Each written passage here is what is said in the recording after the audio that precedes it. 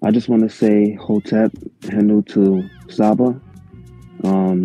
You definitely changed my life in so many ways, and I'm thankful.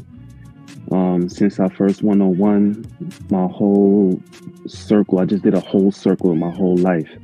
I just feel so different now. My dejed been hurting me. So right now I'm doing good. I'm doing better. Yeah, so I just want to say with the hyperhidrosis thing, all I got to say is no sweat. You know what I mean? And a lot of people saying that, this is a scam and it's definitely not a scam. I could say SABA scammed me in the good way, you know what I mean? So I've been taking, my remedies, my rosemary, my sage, and it's definitely working for me. So I just want to say peace and love and handle to SABA, and I'm forever in your debt. Forever in your debt. Thank you so much. Tua. So peace and love.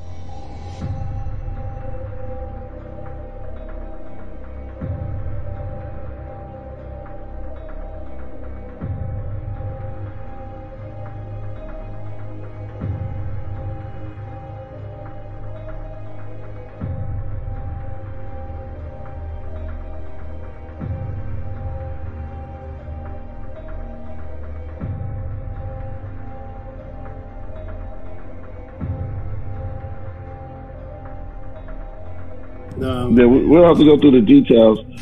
Now, man, I'm just amazed. Man. You're incredible, bro. You stand before us, yo. The Tehuti, the real Tehuti. I truly believe that. Word.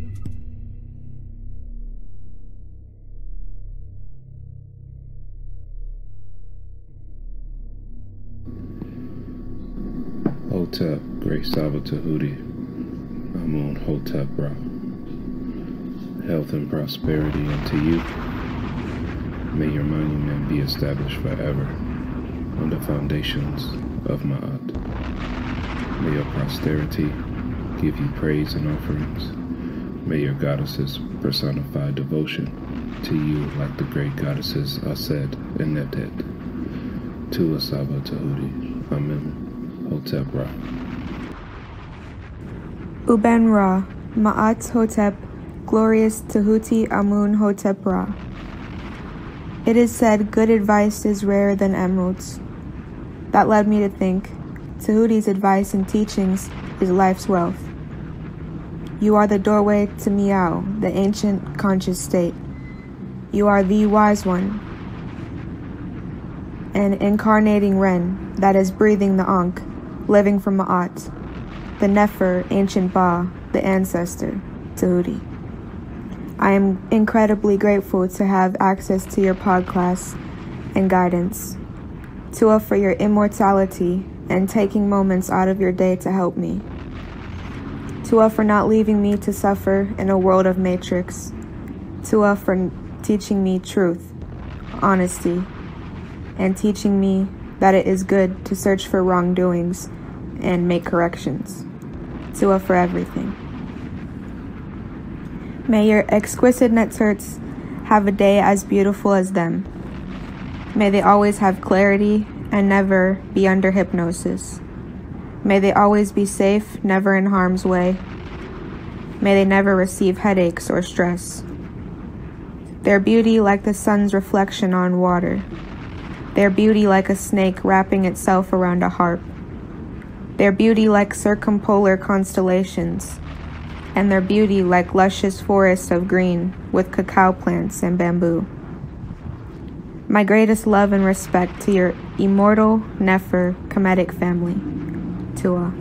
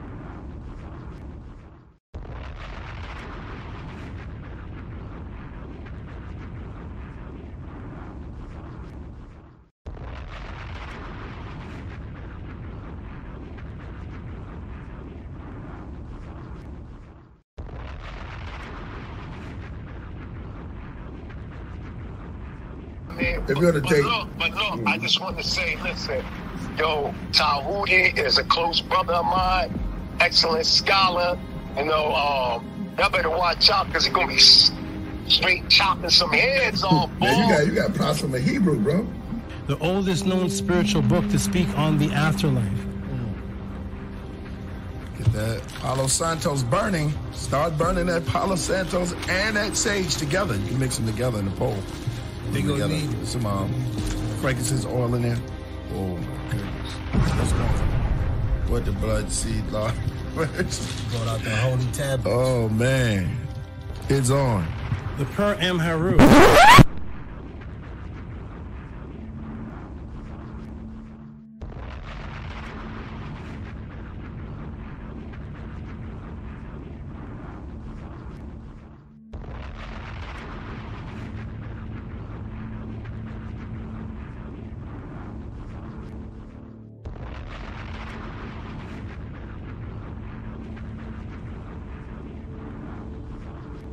Coming to you live. He has been teaching for over 20 years. A 9-0 record in official public recorded debates. You've heard many teachers out there before in the so-called conscious community, but none with the demeanor, calmness, and detail as Tehuti Amun-Hotep Ra on such topics as breaking out of the matrix, truth on religious origins, underground conspiracies, secret societies, mental, physical, and spiritual health, the Anunnaki, the Neteru, Kemet and the origins of Maat, meanings and symbolisms of Meduneter, the only one who will stand in front of question of this wide range of subject matters, answer, question, and debate. Some have podcasts, but Tehuti is the teacher, so he has a Podclass.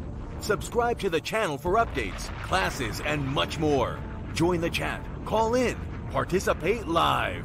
Get your notepads ready. Welcome to the Tehuti Podclass. Open your mind.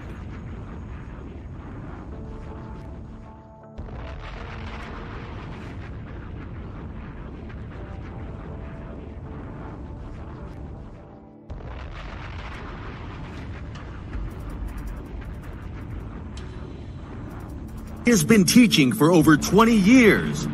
A 9-0 record in official public recorded debates. Correction.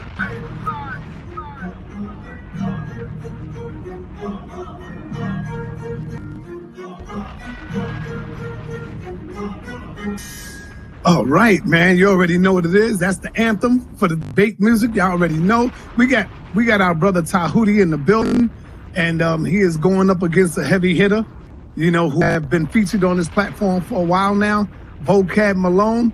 I don't think Vocab, I hope Vocab put in his homework. I hope he knows a little bit about Tehuti and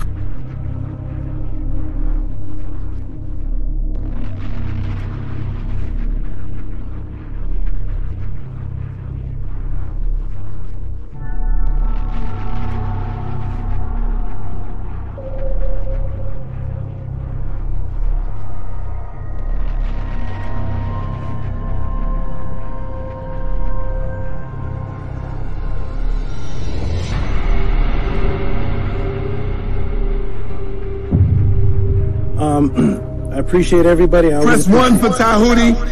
Press 2 for JJ, y'all. Yes, I appreciate always being here. It's fun, it's educational. It's good to hear all these crazy views and just hear where people are coming from. Peace and love, everybody. Check me out every Friday, 7 p.m. Pacific on the Tehuti Podclass on YouTube.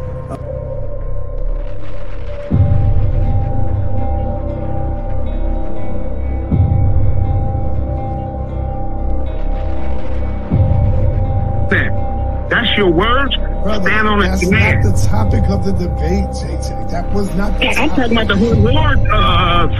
I'm talking about the whole misinformation. I don't give a damn about the topic of the debate. No, if you look at the community wall, I mean, damn, Tehuti is like dusting you on that shit. He killing you, Jay.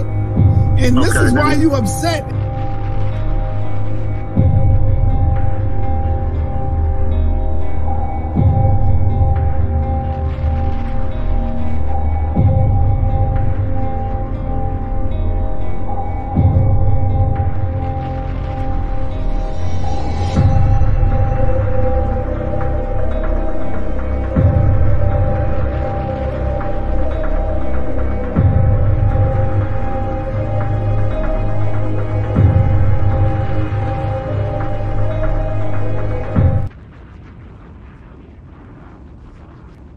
Correlation of her not being a literal person with having the sun on her head. I'm trying to link in why you're bringing up the sun is on her head.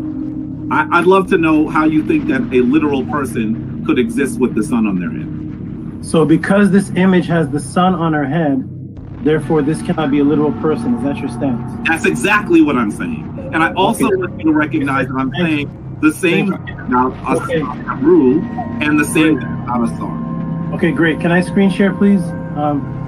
Yes, sir. So it's the brother Jabari. Remove Jabari. Sorry. Okay. The brother Jabari stance is that because this image has a woman with her son on her head, her stance is that that makes this woman not real. When I asked him if that was his stance, he said yes. I'm going to screen share, please.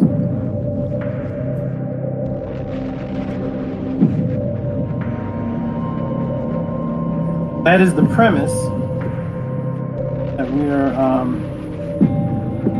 using. And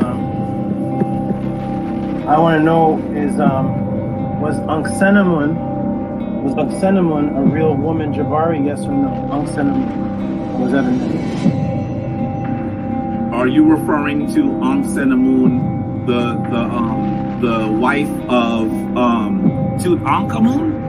Yes. Was that a mythological Netzer, or was that a real person? She was a real person. Everybody see my screen? Yes. Everybody see Anksenamun with the same sun on her head and the same two horns on her head that the statue of Atet has? Everybody, can you see that sun in her? Yes, we see it. Okay, this woman is Anksenamun.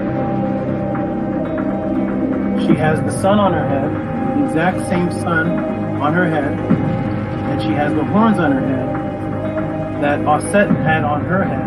And I made sure I asked Jabari clearly, what is the purpose of bringing up the sun? Is it because this woman has the sun on her head? Does that make this woman a myth or untrue? And he said that is his stance. Well, here we have a real person that the brother Jabari just acknowledged as a real person, with the exact same symbol on her head, and nobody's going to ask what's the temperature of the sun. So we need to erase. So wait. Let me see. I got to finish though. I got to finish. Go ahead. We need to remove, Jabbar. You need to remove the statement that you made. The premise that because you said because, and you agreed that because this woman has a sun on her head, then that makes her unreal. When Ankhesenamun is a real woman, and can everybody see the sun on her head? That's a real woman. So yes, real women are depicted with images of symbolic suns on their head. Can I ask you a question, dear brother? As soon as you acknowledge, my good brother, as soon as you acknowledge that having a sun on your head does not make you unreal. And you answered and you agreed with your stance. I think you're not my question. You are not answering my question. You are not, and I know you are. That's because you have a smirk on your face, because you know you're not answering the question. And this is a simple question. In fact, you asked me when we started to go back to the question. I don't know to watch the videotape of being beaten, but let me show you the videotape again. Because we could have started someplace else. But you asked the question. And I started by asking you how hot was the sun.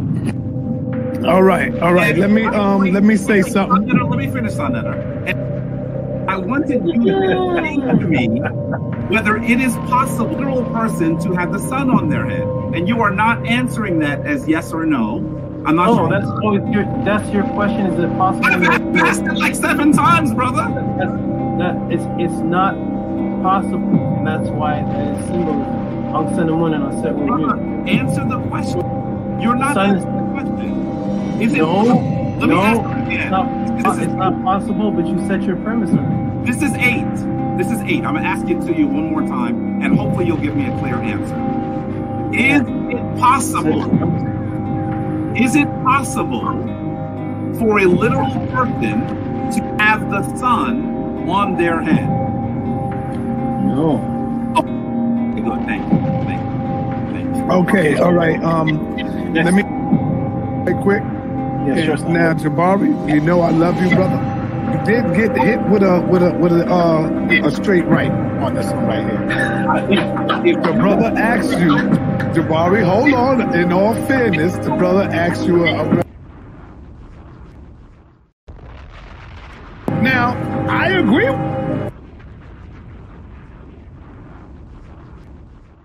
But because of the answer to you when he asked you the question, you definitely said the woman have a sun on her head. She can't be real. Brother then showed you a sun on the head of another who you did say was real. That's all it is. Hey, Jabari, Floyd Mayweather, the best of them gets hit with a jab, brother. That don't mean nothing. Come back and show the brothers and sisters out there why you are the Floyd Mayweather of the House of Consciousness. That's it, brother. It ain't nothing. This is the reason why you have to. All right. Hey, peace and Black Power family. Welcome to another Son of the TV, House of Consciousness, but y'all already know what it is. The brother making his way back to the House of Consciousness. He is now official House of Consciousness member. Welcome to the party, Brother Tehuti. He made his official step through the door a few days ago, taking on the Floyd Mayweather of consciousness, Brother Jabari. Most people in the got Brother Tehuti winning. Now, hey, majority rule. I can't be biased. I got to go with the majority, okay? Because I'm not the referee. So, don't get mad at me, Brother Jabari.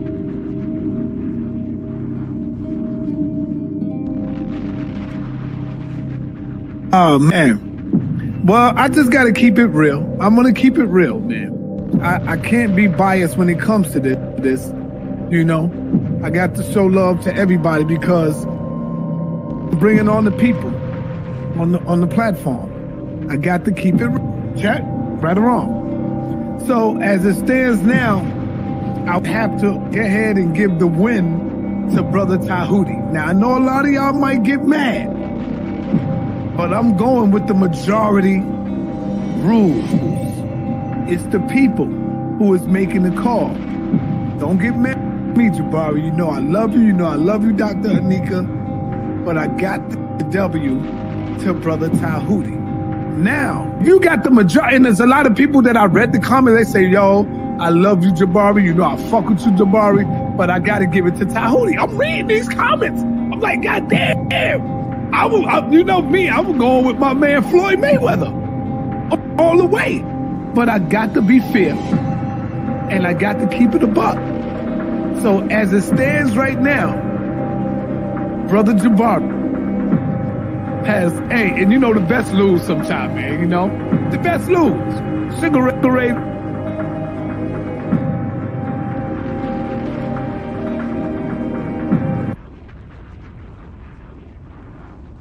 See, when you look at Floyd Mayweather, in order to beat him, you got to knock him out. In Tehuti, you gave Jabari a little knockout hit. You know what I'm saying? Because you caught him.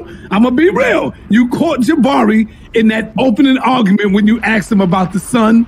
I got to give you that. And then you caught him again later on when you asked him about something else. I'm giving you that. How could I be biased? Everybody know I fuck with Jabari. See, when you look at Floyd Mayweather, in order to beat him, you got to knock him out. In Tehuti, you gave Jabari a little knockout hit. You know what I'm saying? Because you caught him. I'm going to be real. You caught Jabari in that opening argument when you asked him about the sun.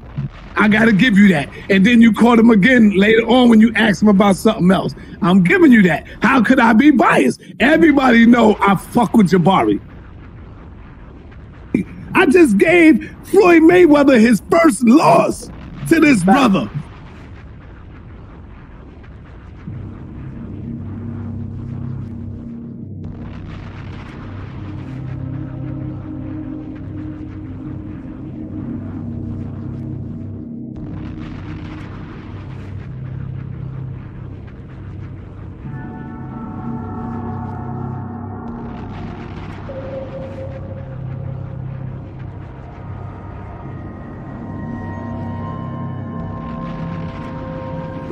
To be very clear, I have never had an official beat with anyone.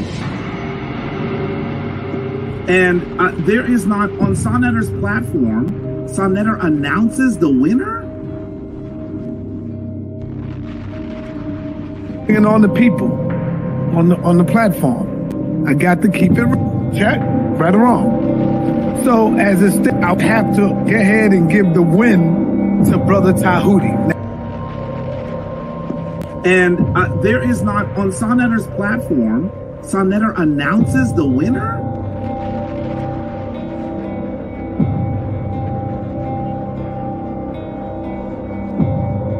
We got Zion the Lion, and of course, we got Tehuti making his debut, coming in the ring with Brother Jabari. It wasn't, I'm not gonna say a TKO. I'll just say a little jabby jab. He won by a couple of jabs, you know, he took some jabs, you know. And well, we got the rematch coming with Brother Tehuti and Brother Jabari coming back this Wednesday, 9:30 p.m. And I know Jabari is not going to take him lightly on this one. I know everybody is looking at Zion, Tehuti. To be very clear, I have never had an official beat with anyone. And there is not, on Sonetter's platform, Sonetter announces the winner?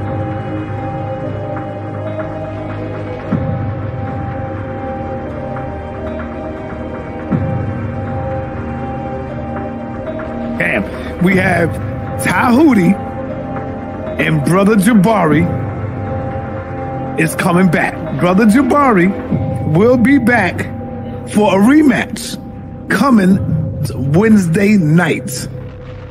I think Jabari was a little unprepared, got caught sleeping with the brother.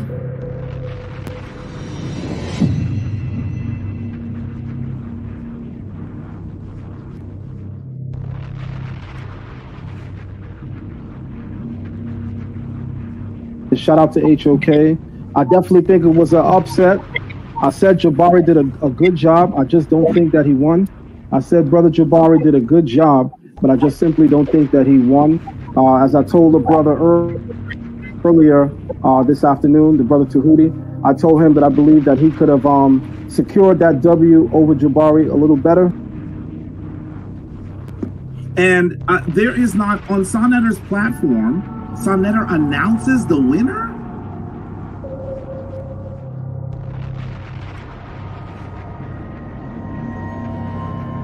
So, I just got to go with that. I just got to go with the win. We're going to be giving out some powerful trophies coming up soon. So now.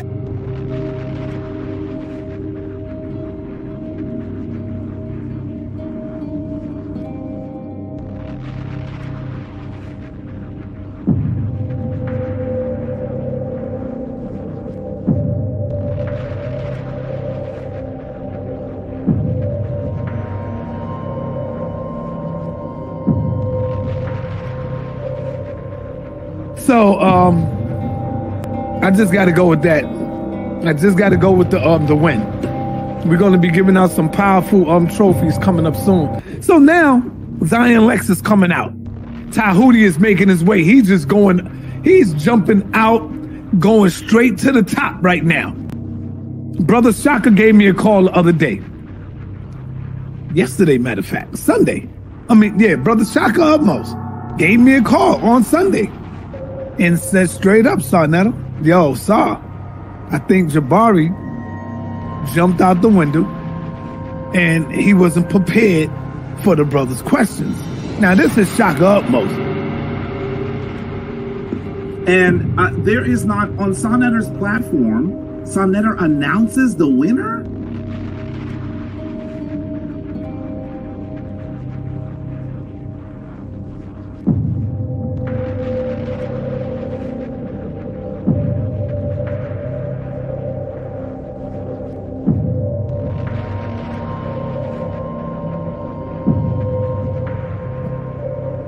Yeah, we got Zion Lex. We got Zion Lex tonight going up against Tehuti. Could this be 2 for 2 for Tehuti? That remains to be seen.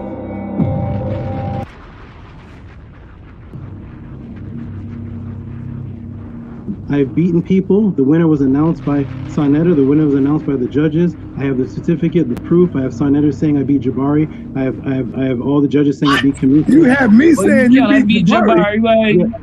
Yes. You got me saying you beat Jabari. If I said you beat Jabari, he can't be Floyd Mayweather, bro. That is exactly the point. So shall I screen share again? I mean, I have to keep doing this to people. I must have been half asleep or some shit. I don't know. Go ahead, show it, bro.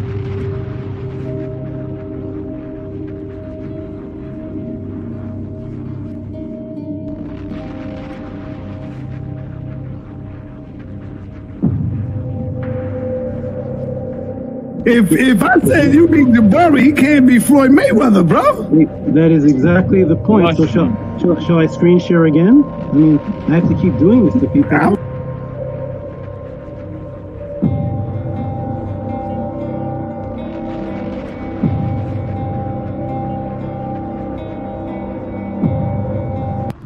And I took out the Floyd Mayweather, so I guess I'm the House of Consciousness champion. I just came here for an interview. That's my you can't be the House of Consciousness champion yet. You got to go through some. You can't be the champion from one battle. You got to go through some scholars, brother. And now you face right now with Zion. So I'm sorry. When you beat Floyd, you don't get his title. I'm sorry. Go ahead, brother. I just gave Floyd Mayweather his first loss to this brother.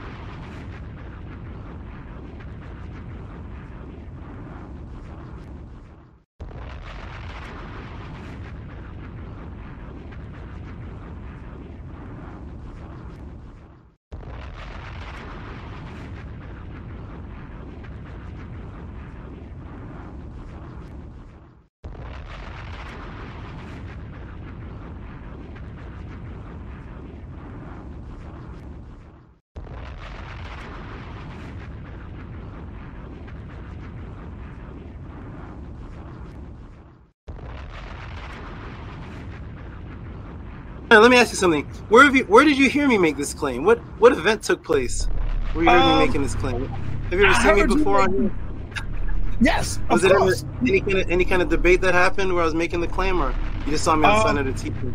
I think you was going at it with Jabari. Is that one?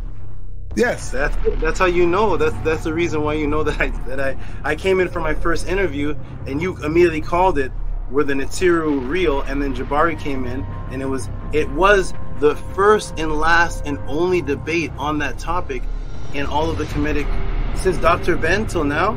That's never been debated. Me and Jabari. So thank you for hosting, making history. That was the very first debate ever took place on that topic, right here on Sign of the TV. Okay, well, in the intro of my podcast, I have sections of me and Jabari's debate, and you announcing me as the winner, and then you and Shaka Akmo saying that he wasn't prepared for me. Right.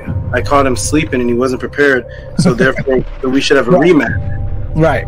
I've never heard you say that about Jabari before in any kind of debate. Well, you know, sometimes we got to be honest. That don't mean Jabari is not the champ. You know, you can lose one bout and still be the champ. You can. What sport is that? No, you can lose one and still be the champ. Like your record is now like 75-1.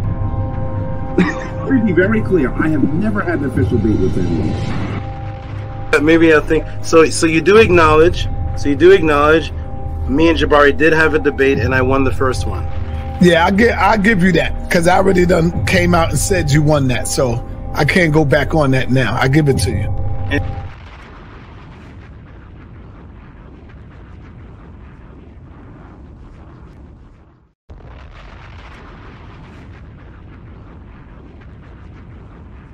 I discovered Tehuti on Sanetta TV.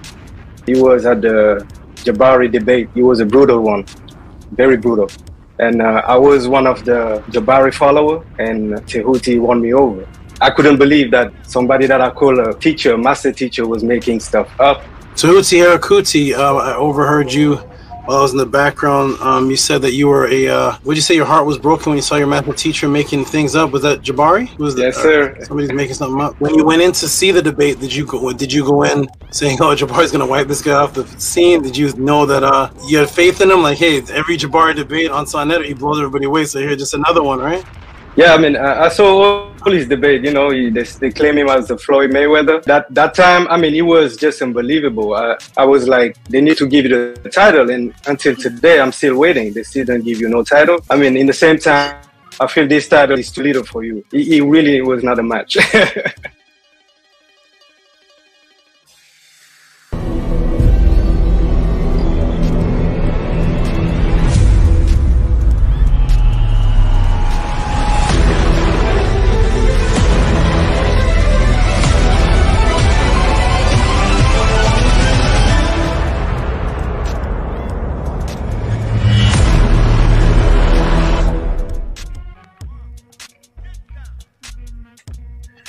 Mic check, mic check. Let me fix something here.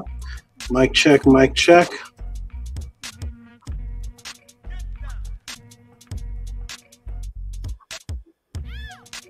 Mic check, mic check. One moment, everybody. Hold on. Let me fix something here. One moment.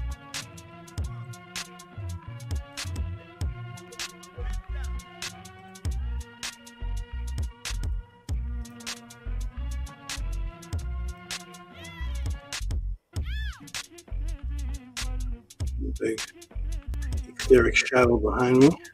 If you can see me, press A1. Let's see if I can fix something quickly here. If you can see and hear me, press A1.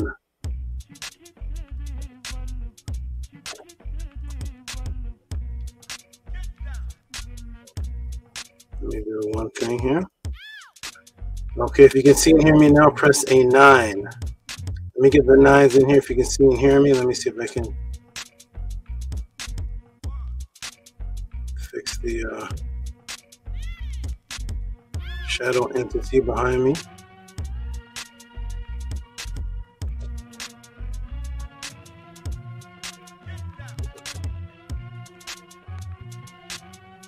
Okay, I guess that's what it will be for right now.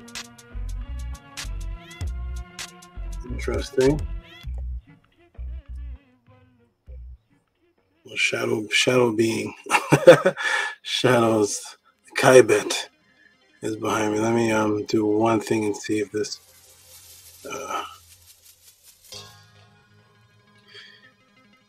my hand disappear, my hand appear, and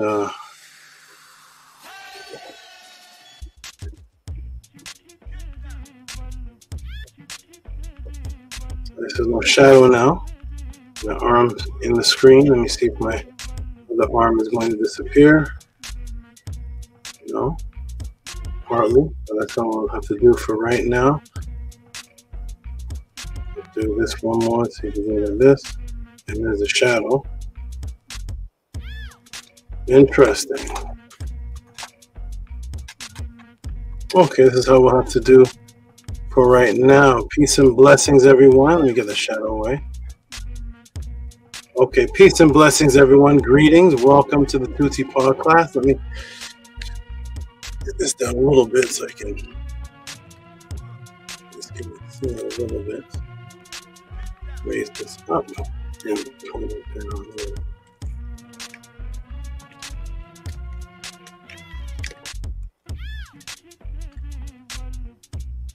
Okay, let me check the room. Let me see who can see and hear me clearly.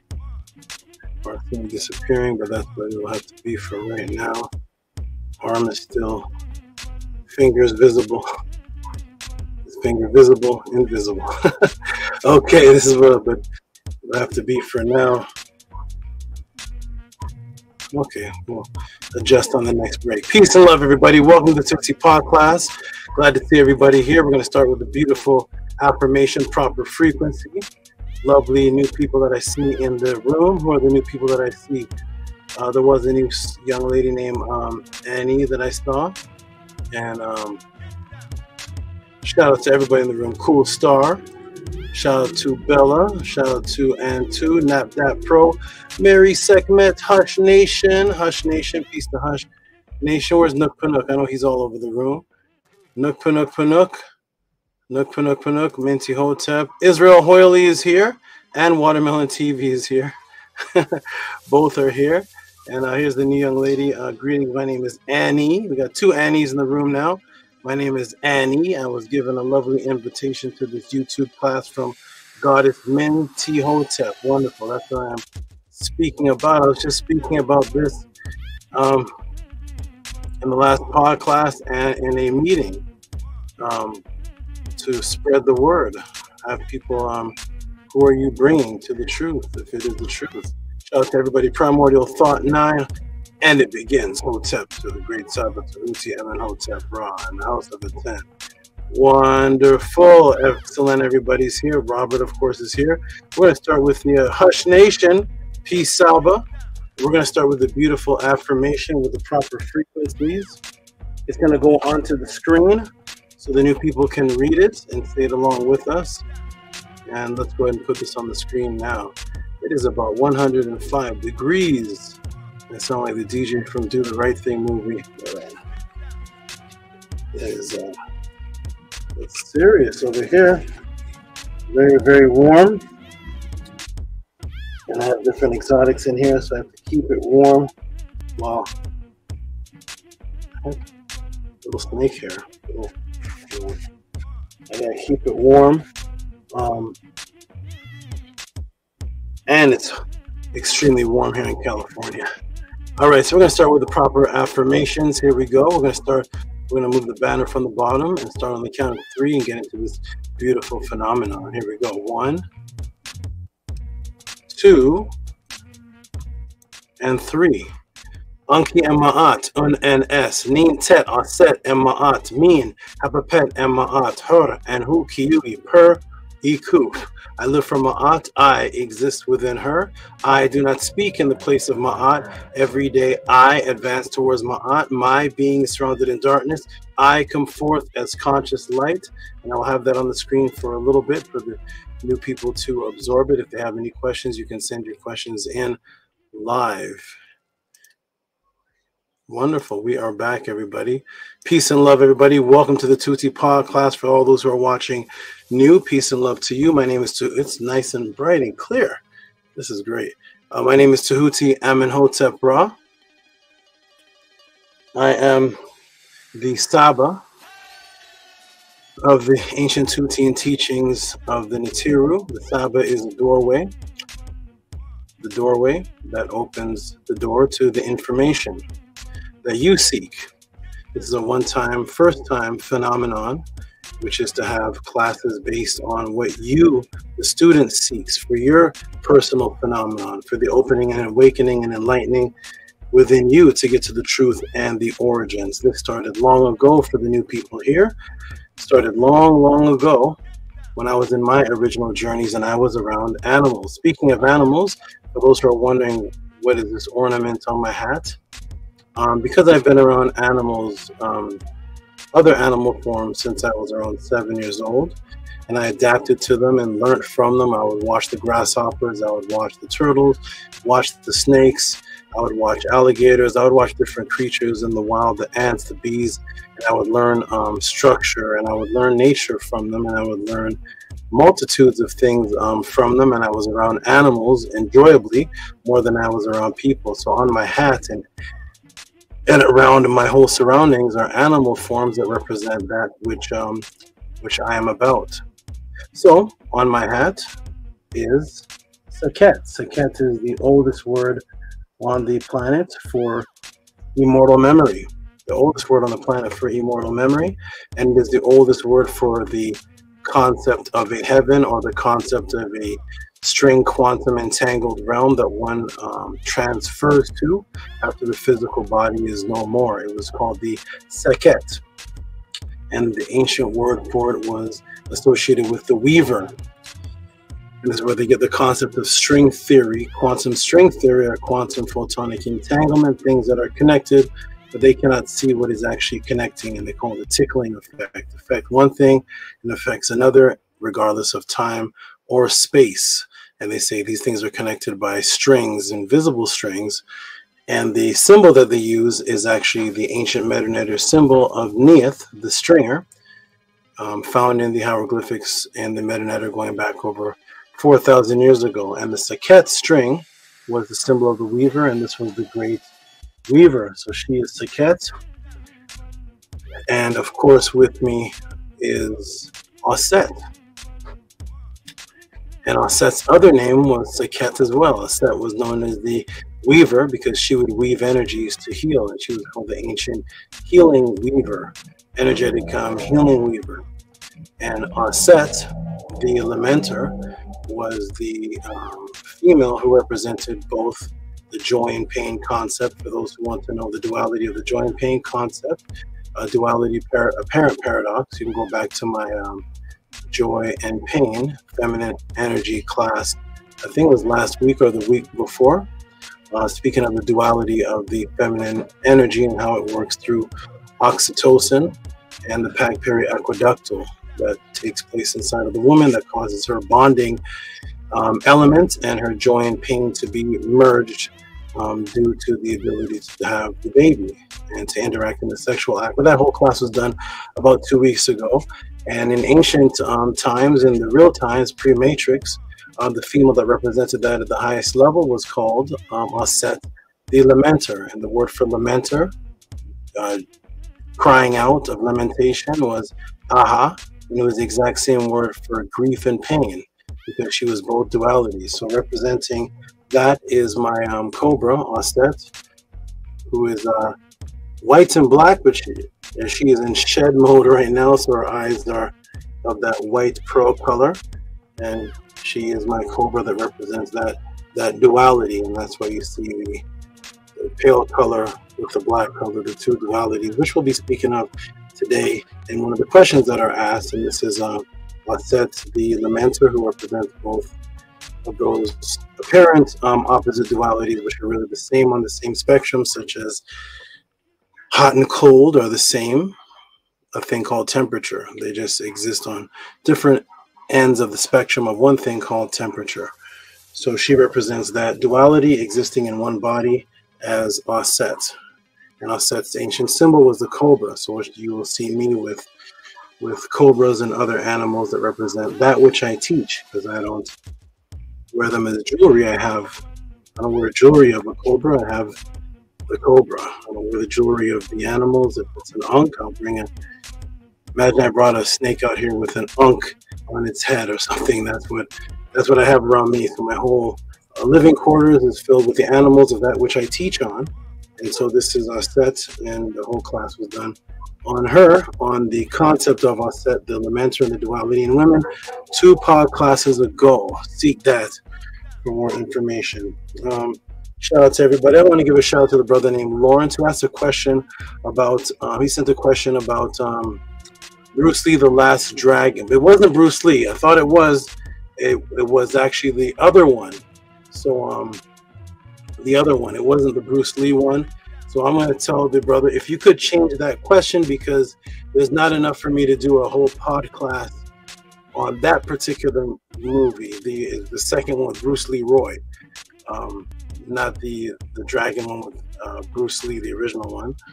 So there's not enough about it for me to do an entire pod class. It is not one of those movies that have several subliminal messages like several movies that I've done before.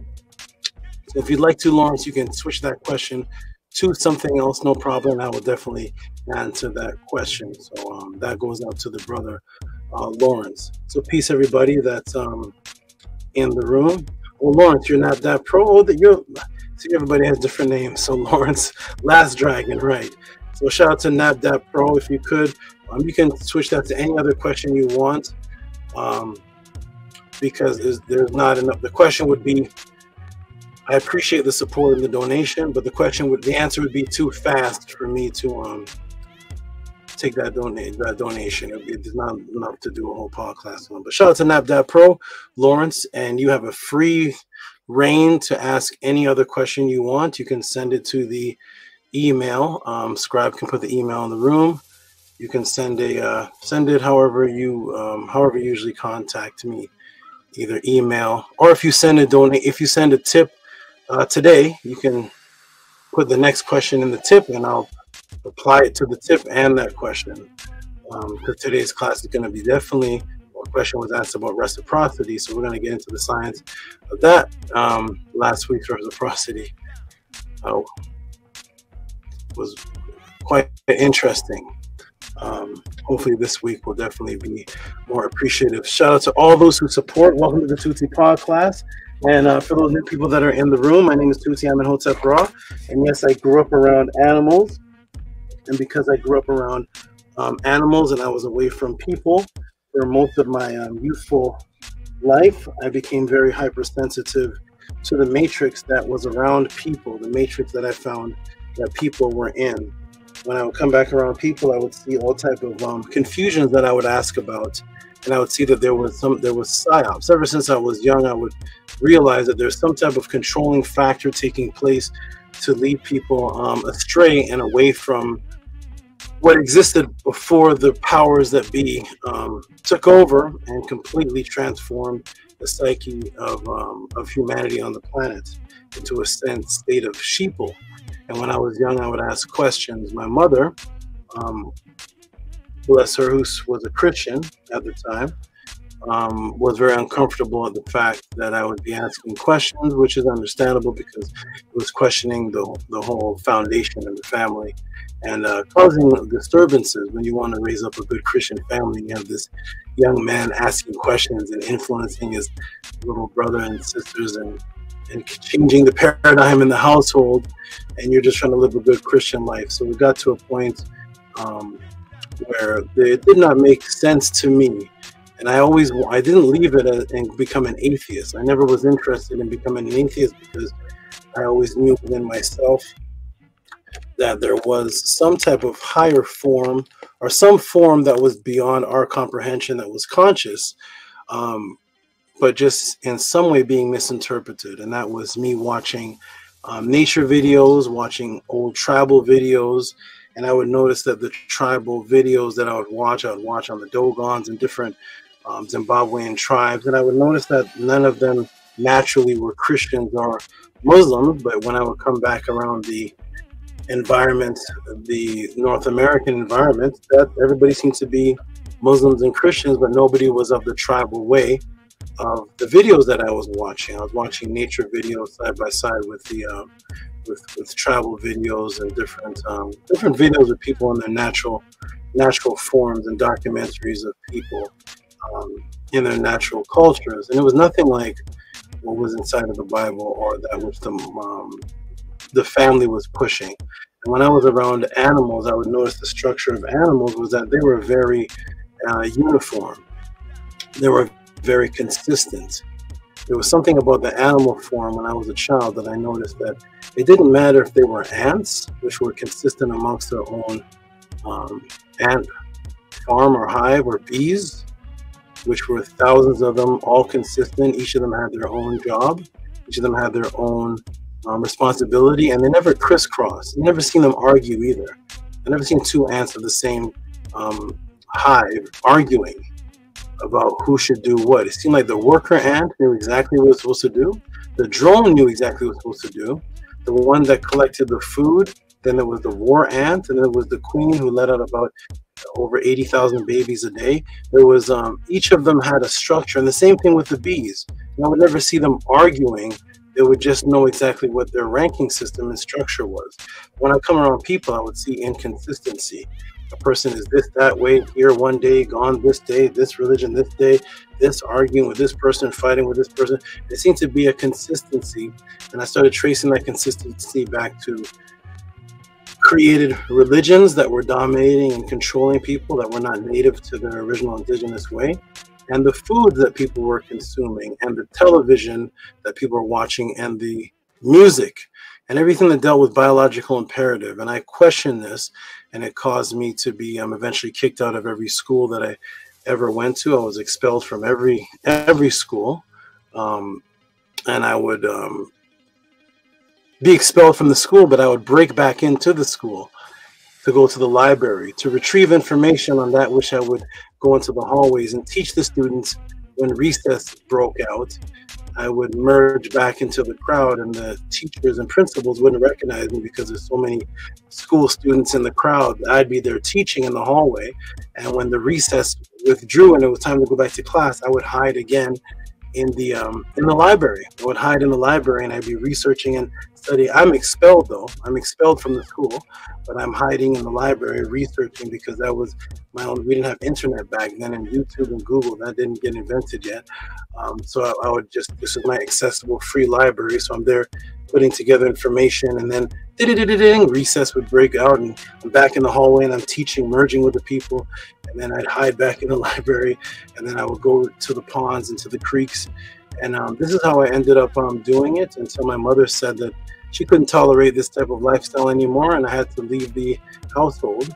And I had no way of making money because I was an expelled student, never had a job in my life, and I needed to have a roof over my head. So I had a wager with my mother that, is there any way that I could stay? And we made an agreement that if I could debate her pastor in front of her, I would earn a living under her roof. And so this was the very first biological imperative of survival that I ever experienced in my life, that the only way I knew how to earn a living was to prove to my mother of what my consciousness was. So it wasn't working a job. It wasn't doing anything the regular school students were doing. It wasn't getting good grades. It was to prove to my mother, prove my intellect, intelligence, and dedication to that which I am about. And I had the debate. The debate ensued. It went on for about 5 hours. My mother kicked him out of the household. He was thrown out of the household, and the next day I had a notice from the courthouse, and it was a restraining order.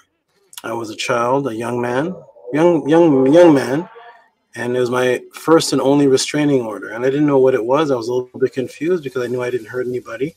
I had no girlfriends I was beating up. I had no children I was abusing. So I was wondering, who is this restraining order? And when I read closely, it was a restraining order against churches. So I was legally stamped, notarized from the courthouse, legally notarization, that I was no longer allowed around churches. So I'm expelled from every school. and I am legally not around any churches. And I'm this young man I'm expelled from the schools, I'm still breaking in, and I'm expelled from the churches. So now, at this point, I had to switch completely off the grid and off of the matrix. And this is what pushed me completely away from having any connection to the matrix, because I'm not allowed in any school. I'm expelled from 3 schools, and I'm expelled legally with a criminal punishment from the courthouse if I go near the churches, because this pastor was so embarrassed. He had me had a restraining order. So to my knowledge, I'm the first and only person who was raised like that, who was expelled from school while simultaneously banned from churches legally. So what I do, I would break back into the school, like I said, and I would teach the students. And what I would do, I would go back into the churches, but this time not into the church where it was Sunday service or Saturday service. I would go when it was Bible study, and I would put my head down, and I would go before the Bible study, and I would question the people that were churchgoers, but not in a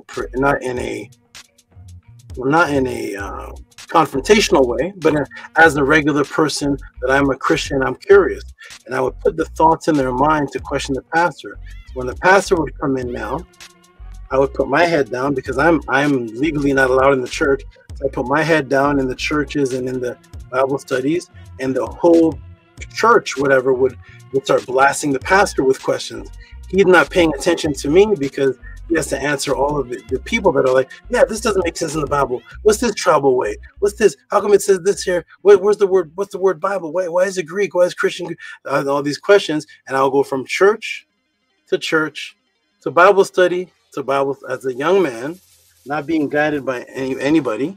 Nobody's telling me to do such a thing, but I'm going from church to church and from school to school, breaking into schools and teaching students during recess hours, breaking into the library, obtaining information, going to church, and causing people to ask questions. And I would do this until I started converting almost an entire city that I was in. And this caused a ruckus in the environment. Who is this young man doing this? I changed my name to The Word. At that time, I was called The Word because I was very... we got a visitor. Oh my goodness, he's big. Hold on 1 second. I don't want to get stung or bit. One moment, please. One moment. What is this in here? Hold on.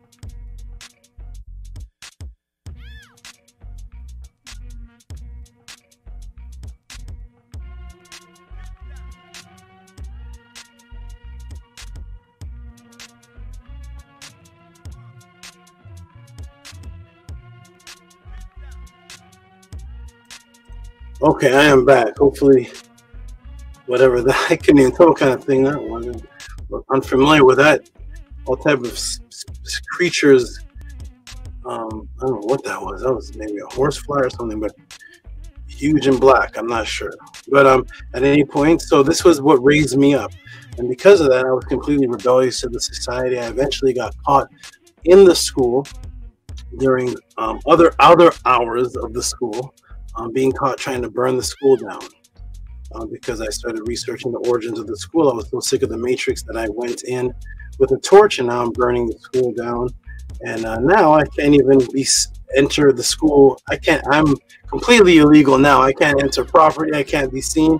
So I'm forced to just be completely separate from surviving off of the matrix. I end up seeing an organization that looks similar to what I was about. I realized that some of the books I was reading was by this particular organization. Joined that organization and ended up accelerating directly to the top because I was teaching using animals, using animal examples and nature examples. And I was ordained made the top teacher. They said, the owner of the whole organization said, if anybody in this entire organization wants to know how to teach, go to Amenhotep Ra. And this continued until jealousy pursued, and the members of the organization said that I wasn't teaching what was within the books. Where is this coming from that you're teaching? And I know I'm teaching through nature. I'm teaching with natural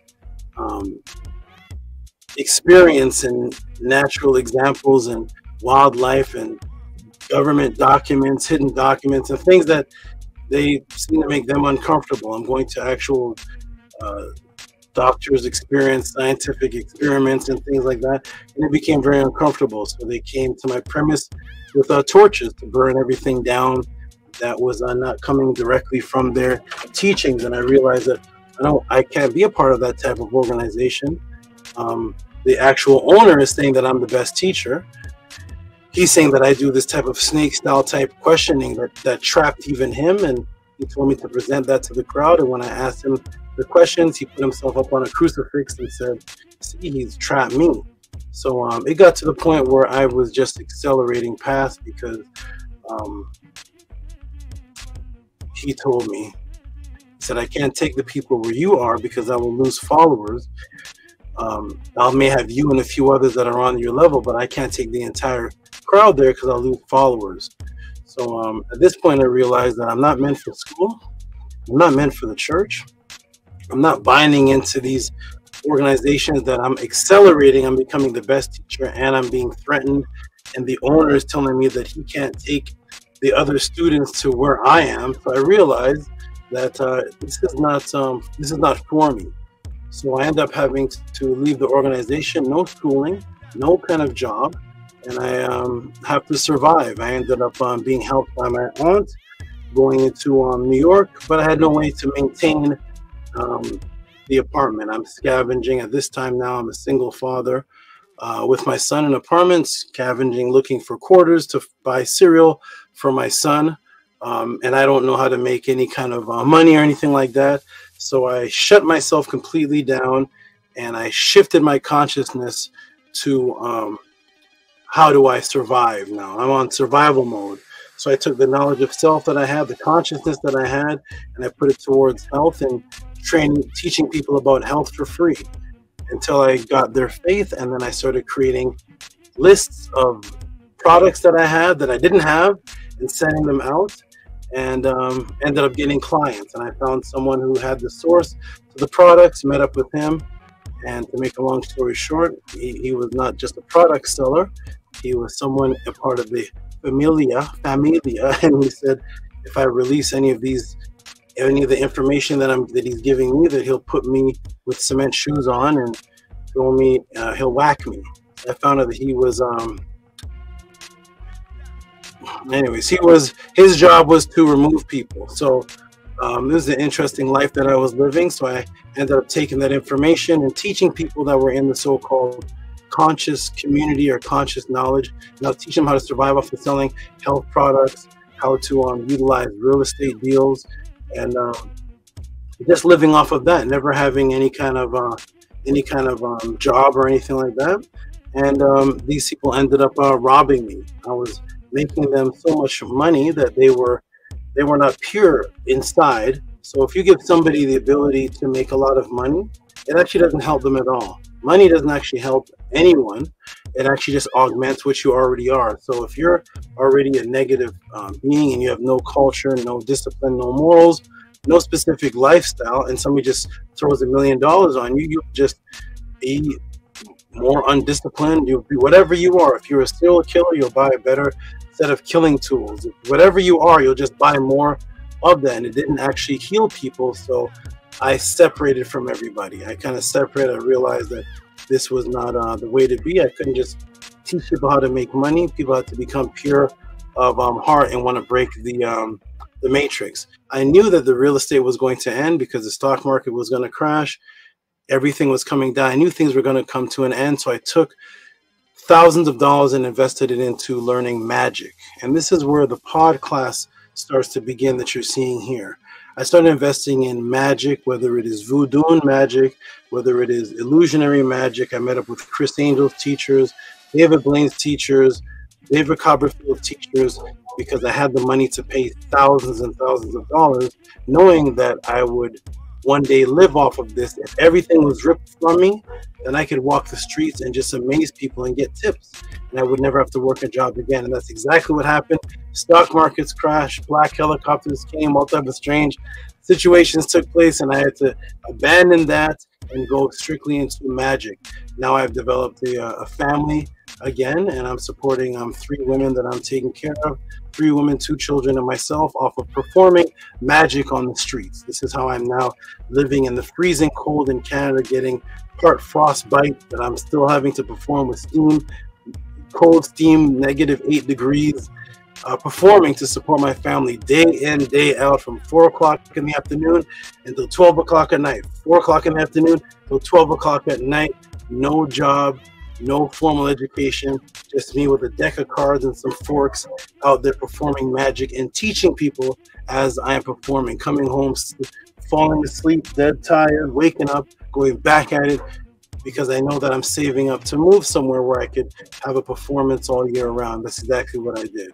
Ended up coming to California, started teaching individual people, never taught the masses again, because I didn't believe that the masses wanted to be disciplined enough to get the type of level of what I was teaching and to actually form any kind of movement from it.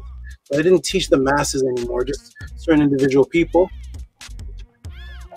And then my students, my mate, my netter in the back, Nana,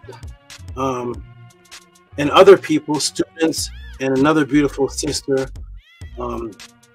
people were saying to me that I should go check out the other teachers, because it sounds like they're teaching what I'm teaching, but it's not as thorough, and there's something missing. So I went on to YouTube, checked it out, and lo and behold, I saw there was cassette tape, there was audio tapes being spread.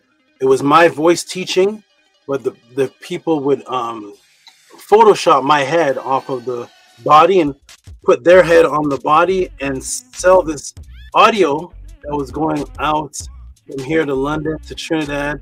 And I'm listening to it, and it's me teaching. I'm like, that's me teaching. Why is this other person's head on there? Why didn't they keep my head on the body? And I saw a lot of strange things. I saw people that I raised up from 1993. They're now YouTube personalities, pastors who left Christianity, and now they're teaching that Christianity came from Kemet, and they're coming popularized. And I was like, oh, I converted that person in 94 when I had a debate with him, and he was an upcoming pastor, and oh, now he's a YouTuber, a YouTube person. And I'm looking at this person and that person saying, oh, that's the child of my students. And I'm finding all these people, and I'm saying, oh, this is cool. I didn't know that I affected so many people, but I wasn't hearing much people say my name. I wasn't hearing much people say. It was very strange. So I decided to come back out and do some interviews and let people know who I was on the YouTube scene. I did some interviews. Interviews led to debates. I've never debated professionally. I'm not a debater. I am not a debater. I just come on to do interviews, and when I do interviews, I got challenged to professional debates with time stamps and screen. I've never done a screen share. I'm like, what is this screen share? I'm coming from a world where there wasn't even computers at that time, wasn't internet at that time. I'm teaching live, 2,000 people at a time, live and on a podium. I'm never on computers. I don't know about this thing. So they introduced me to this debating world, and I said, oh, maybe it's a way I can teach by debating the person that's against what I'm teaching, and their students will see, and maybe they'll convert over to the truth. So one by one, I kept beating people according to the audience, never according to me. I never call myself the winner. According to the rules we set in the audience, one by one, I'm beating people and beating people. They send this person, that person, and it's an easy thing. I don't care about it, winning or losing. I just wanted to get the truth out. But they kept declaring me the winner of all these debates. You won this, you won this. And then I go on to Sonetta, and I get challenged by the top guy there and end up beating him, and another person beats him. And they say it's the toughest environment. And I said, it's cool. I respect it very much. And nothing seemed too tough to me. It didn't seem tough. I'm just teaching, and I keep declared the winner at the end. Eventually, I have a conversation with Killer Priest. I'm told about Killer Priest. I have a conversation with Killer Priest. He already knows about me. He was watching me on on these different debates, and he said to me that he wanted somebody to come on his show that knew the teacher that I've been talking about personally and lived with him. And I said, yeah, I've done that. That's me. I've always wanted somebody like that on my show. Come on the show. I said, I'll do an interview. He said, okay, come on the show and do an interview. I never went on the show to get students. I never went on the show to get followers. I never went on the show to get any type of reciprocity, money. I had no YouTube views to get YouTube. I wasn't into any of that. I just respected Killah Priest as an artist that I had listened to back in the early 90s, and I would love to have do an interview with him. So this is a mutual thing. He respects who I was, and I want to do an interview, talk to him and shed some light on him, because from what I knew, he was a Hebrew Israelite that was coming into like extraterrestrial type knowledge. I wanted to give him. So I did a interview masterclass on extraterrestrials. It was for Killah Priest. It was just for him. It wasn't for anybody viewing. It was just for him because I knew he was into that, and I wanted to give him more information. And I did a master class for Killah Priest. He was so amazed that he let me do the next Killah Priest show by myself, where I was the host. And then the next show, he said, I can do I became the host, the co-host every single show. And he said, I can have it every Monday. We'll have Maat Mondays where people can come and ask me questions. And we started doing that. And Killah Priest said, how are you doing this? And I said, what? He said, how are you answering the questions with screen shares and references to everybody's question and they don't know you? He said, like as if it's set up. He said, these are my people. They don't know you. I said, no, I don't know any of them. He said, how are you answering every question like this? And I said, this is just the gift I developed.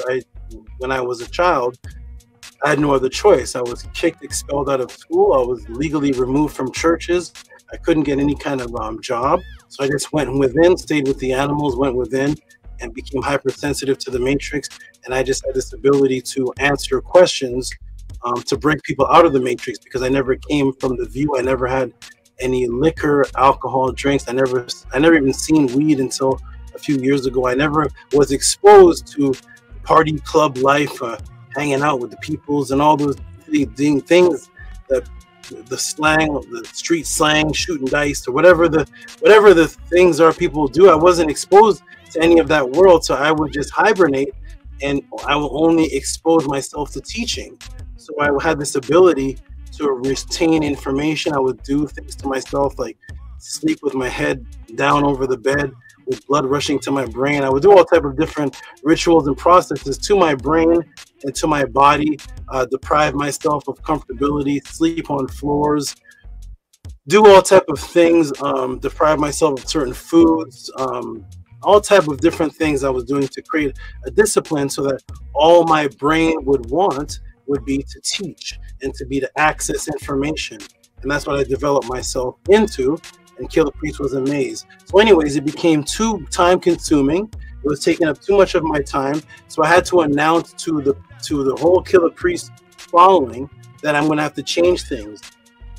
Now at this time, I have not collected a penny. I'm earning super chats of $500, $350, $200. AD said him and Killah Priest have never seen anything like this before. AD said he never seen anything like me before. AD took his wallet and he started shaking it over my hand. He said, take whatever falls out. And I said, how much? He said, I don't know. Whatever falls out, you deserve it. And we need to pay you for every single Killah Priest show that you come to. You need to get paid for this. And I said, interesting. My aunt asked me one time, how much am I getting paid for this gift that I have of being able to present information like this and answer questions? And I said, $0. She said, no, that's not right. I said, what do you mean? She said, no, the people that do lectures that are nowhere on your level, and you have to pay $125 to sit in a front row seat, and they're nowhere near your level, you don't get, this is your time and effort. You don't get paid for this. And we were talking about even a janitor, a person cleaning up poop, gets paid $20 an hour, $15 an hour. You don't get paid when you're raising people up. And I said, no. So I announced on Killah Priest that I'm gonna have to change things up, because it started taking up, it's 7 hours of my day went to Killah Priest from 6 o'clock in the evening, and I would be there till 10 when the show stopped. 11, and we have a little after party build after the show. About 6 hours Killer Priest show took from me every single day, and it was taking too much. So I decided to invent something because I never knew anybody who worked for 6 hours for free before. And people were telling me on the Killer Priest show, they were sending me messages, you've saved my life, you've changed my perspective, you've changed my diet, you've changed my mentality, I'm a whole new person because of you.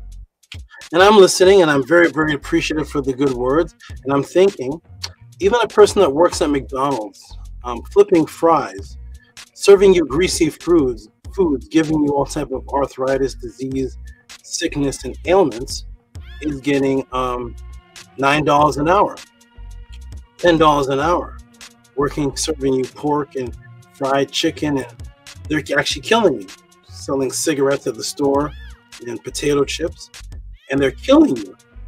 And I said to myself, wait a minute, I see people buying potato chips, I see people buying donuts, I see people buying fireworks for a day of freedom when their race was in slavery.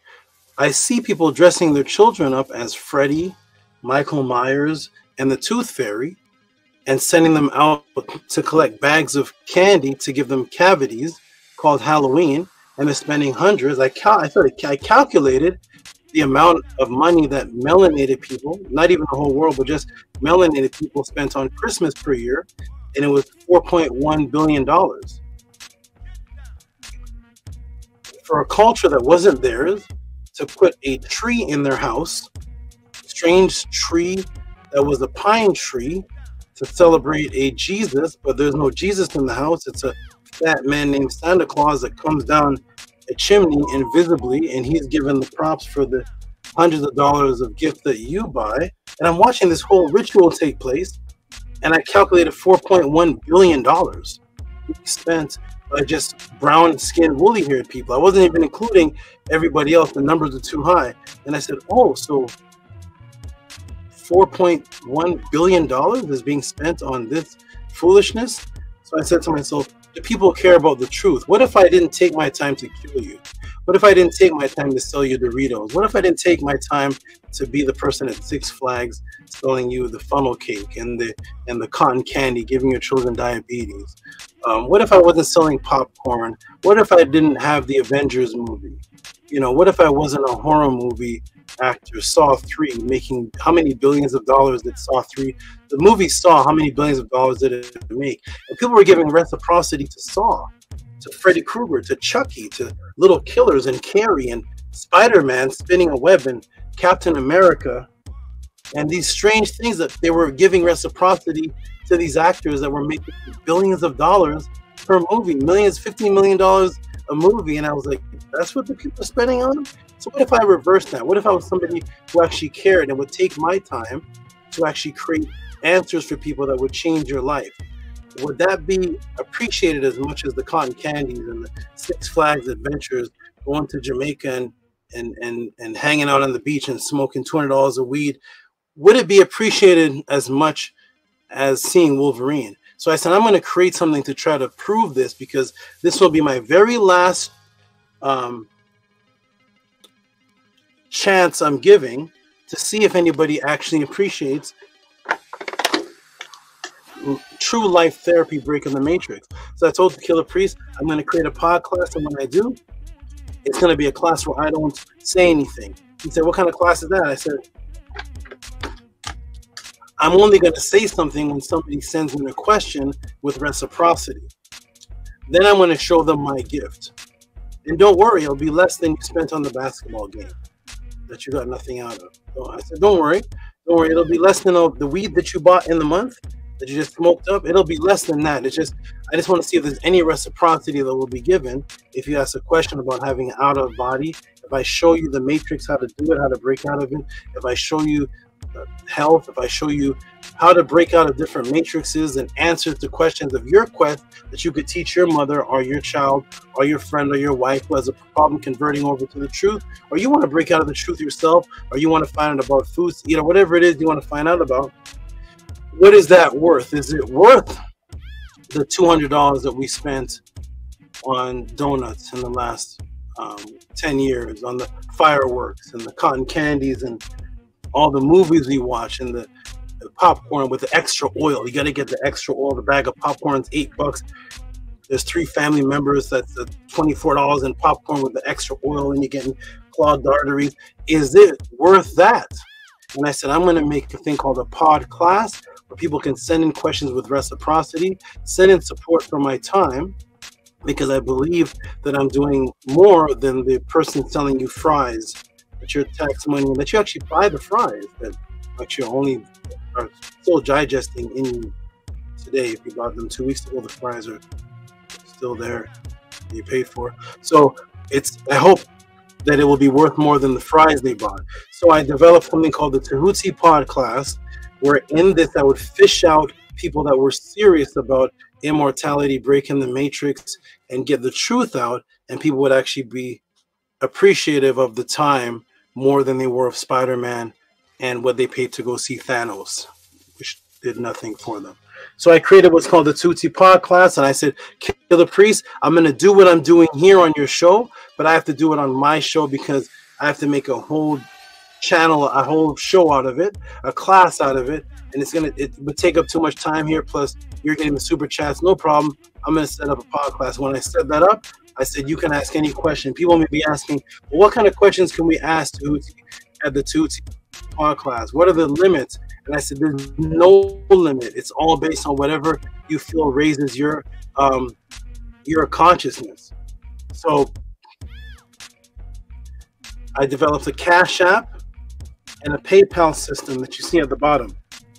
I started to realize that Cash App and PayPal allows you to write down little notes and comments when you send somebody, whatever you send somebody. So I said, I'm going to turn that into my own personal super chat, and I'm going to let people give support, for appreciation, for whatever they want to ask, or just for the show, the class being done. So for example, here's one asked by Pico. It was Cash App, TT Moon, PayPal at Rocky SV. This brother here sent in $40 support, and it was support, and he asked a question, breakdown class on libations. When you see the answers that are given here at the Tehuti Podclass, you will begin to realize what's actually taking place. These are not just questions that are being answered. This is a phenomenon that's taking place. So we asked that question. Now that question was on libation, which has nothing to do with this question here, which is Dr. MD DR.LAROCHE said, algebra, information on algebra, the origin from the Nile Valley. The answers are anywhere from 45 minutes, sometimes they're 2 hours long. I created a system where I said, I will write an ebook. I'm going to do something for the first time in the entire history of the world. What I'm going to do for you is you send a question, and I'm going to create an ebook with visual pictures, neon writings, video attached, links, videos on the screen, government documents, hidden videos, breaking the matrix for you, all personalized for you, and do an entire class based on you, not based on what I came to teach, not based on a teacher can easily come and create a lecture on what he decides to teach. That's easy. That's easy work, because it's his passion, it's his love. I said, I'm going to teach what you want with your passion and my passion, as if I'm the one that asked the question, and this is my quest. And when I teach it, I will teach it with an enthusiasm, with the zeal, as if I'm the one receiving the answer, and that was my question, and give you a whole documentary answer. This is the first time that this phenomenon has ever been done in history.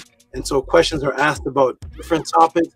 The Ark of the Covenant, Dr. DR.LAROCHE about the Ark of the Covenant again, which has nothing to do with gingivitis. This person asked about gingivitis and creating a fluoride. I created fluoride live on the Podclass for all the students watching, and this brother, not a fluoride, a toothpaste, a fluoride-free toothpaste. I gave the recipe and how to design a fluoride-free toothpaste, and the breakdown of gingivitis, root canal, all type of information and guidance. And people left here utilizing the information that this person donated to. So the symbiotic system that I have is one person asks a question and the entire pod class benefits from it. And that's why when I look at the viewers at the beginning of the answer and the people named in the chat, it's 80% the same one from the beginning to the end. That means everybody's absorbing. That means everybody's feeding. So we have a reciprocity system because this is how it was done in all cultures. This is what you do. You spend hours working for your boss, and your boss gives you reciprocity by writing you a check. Your worth may be $8 an hour. It may be $20 an hour. Whatever it may be, that is between you and the company that you work for. And you give your time. And if you give over hours, you say, I want time and a half. Because it's my time. It's over hours. And so I wanted to know, would people appreciate the hours that are spent giving you your own personalized YouTube show? That means the show is about you, and that can be played for your children, your family, and it will be on air live forever.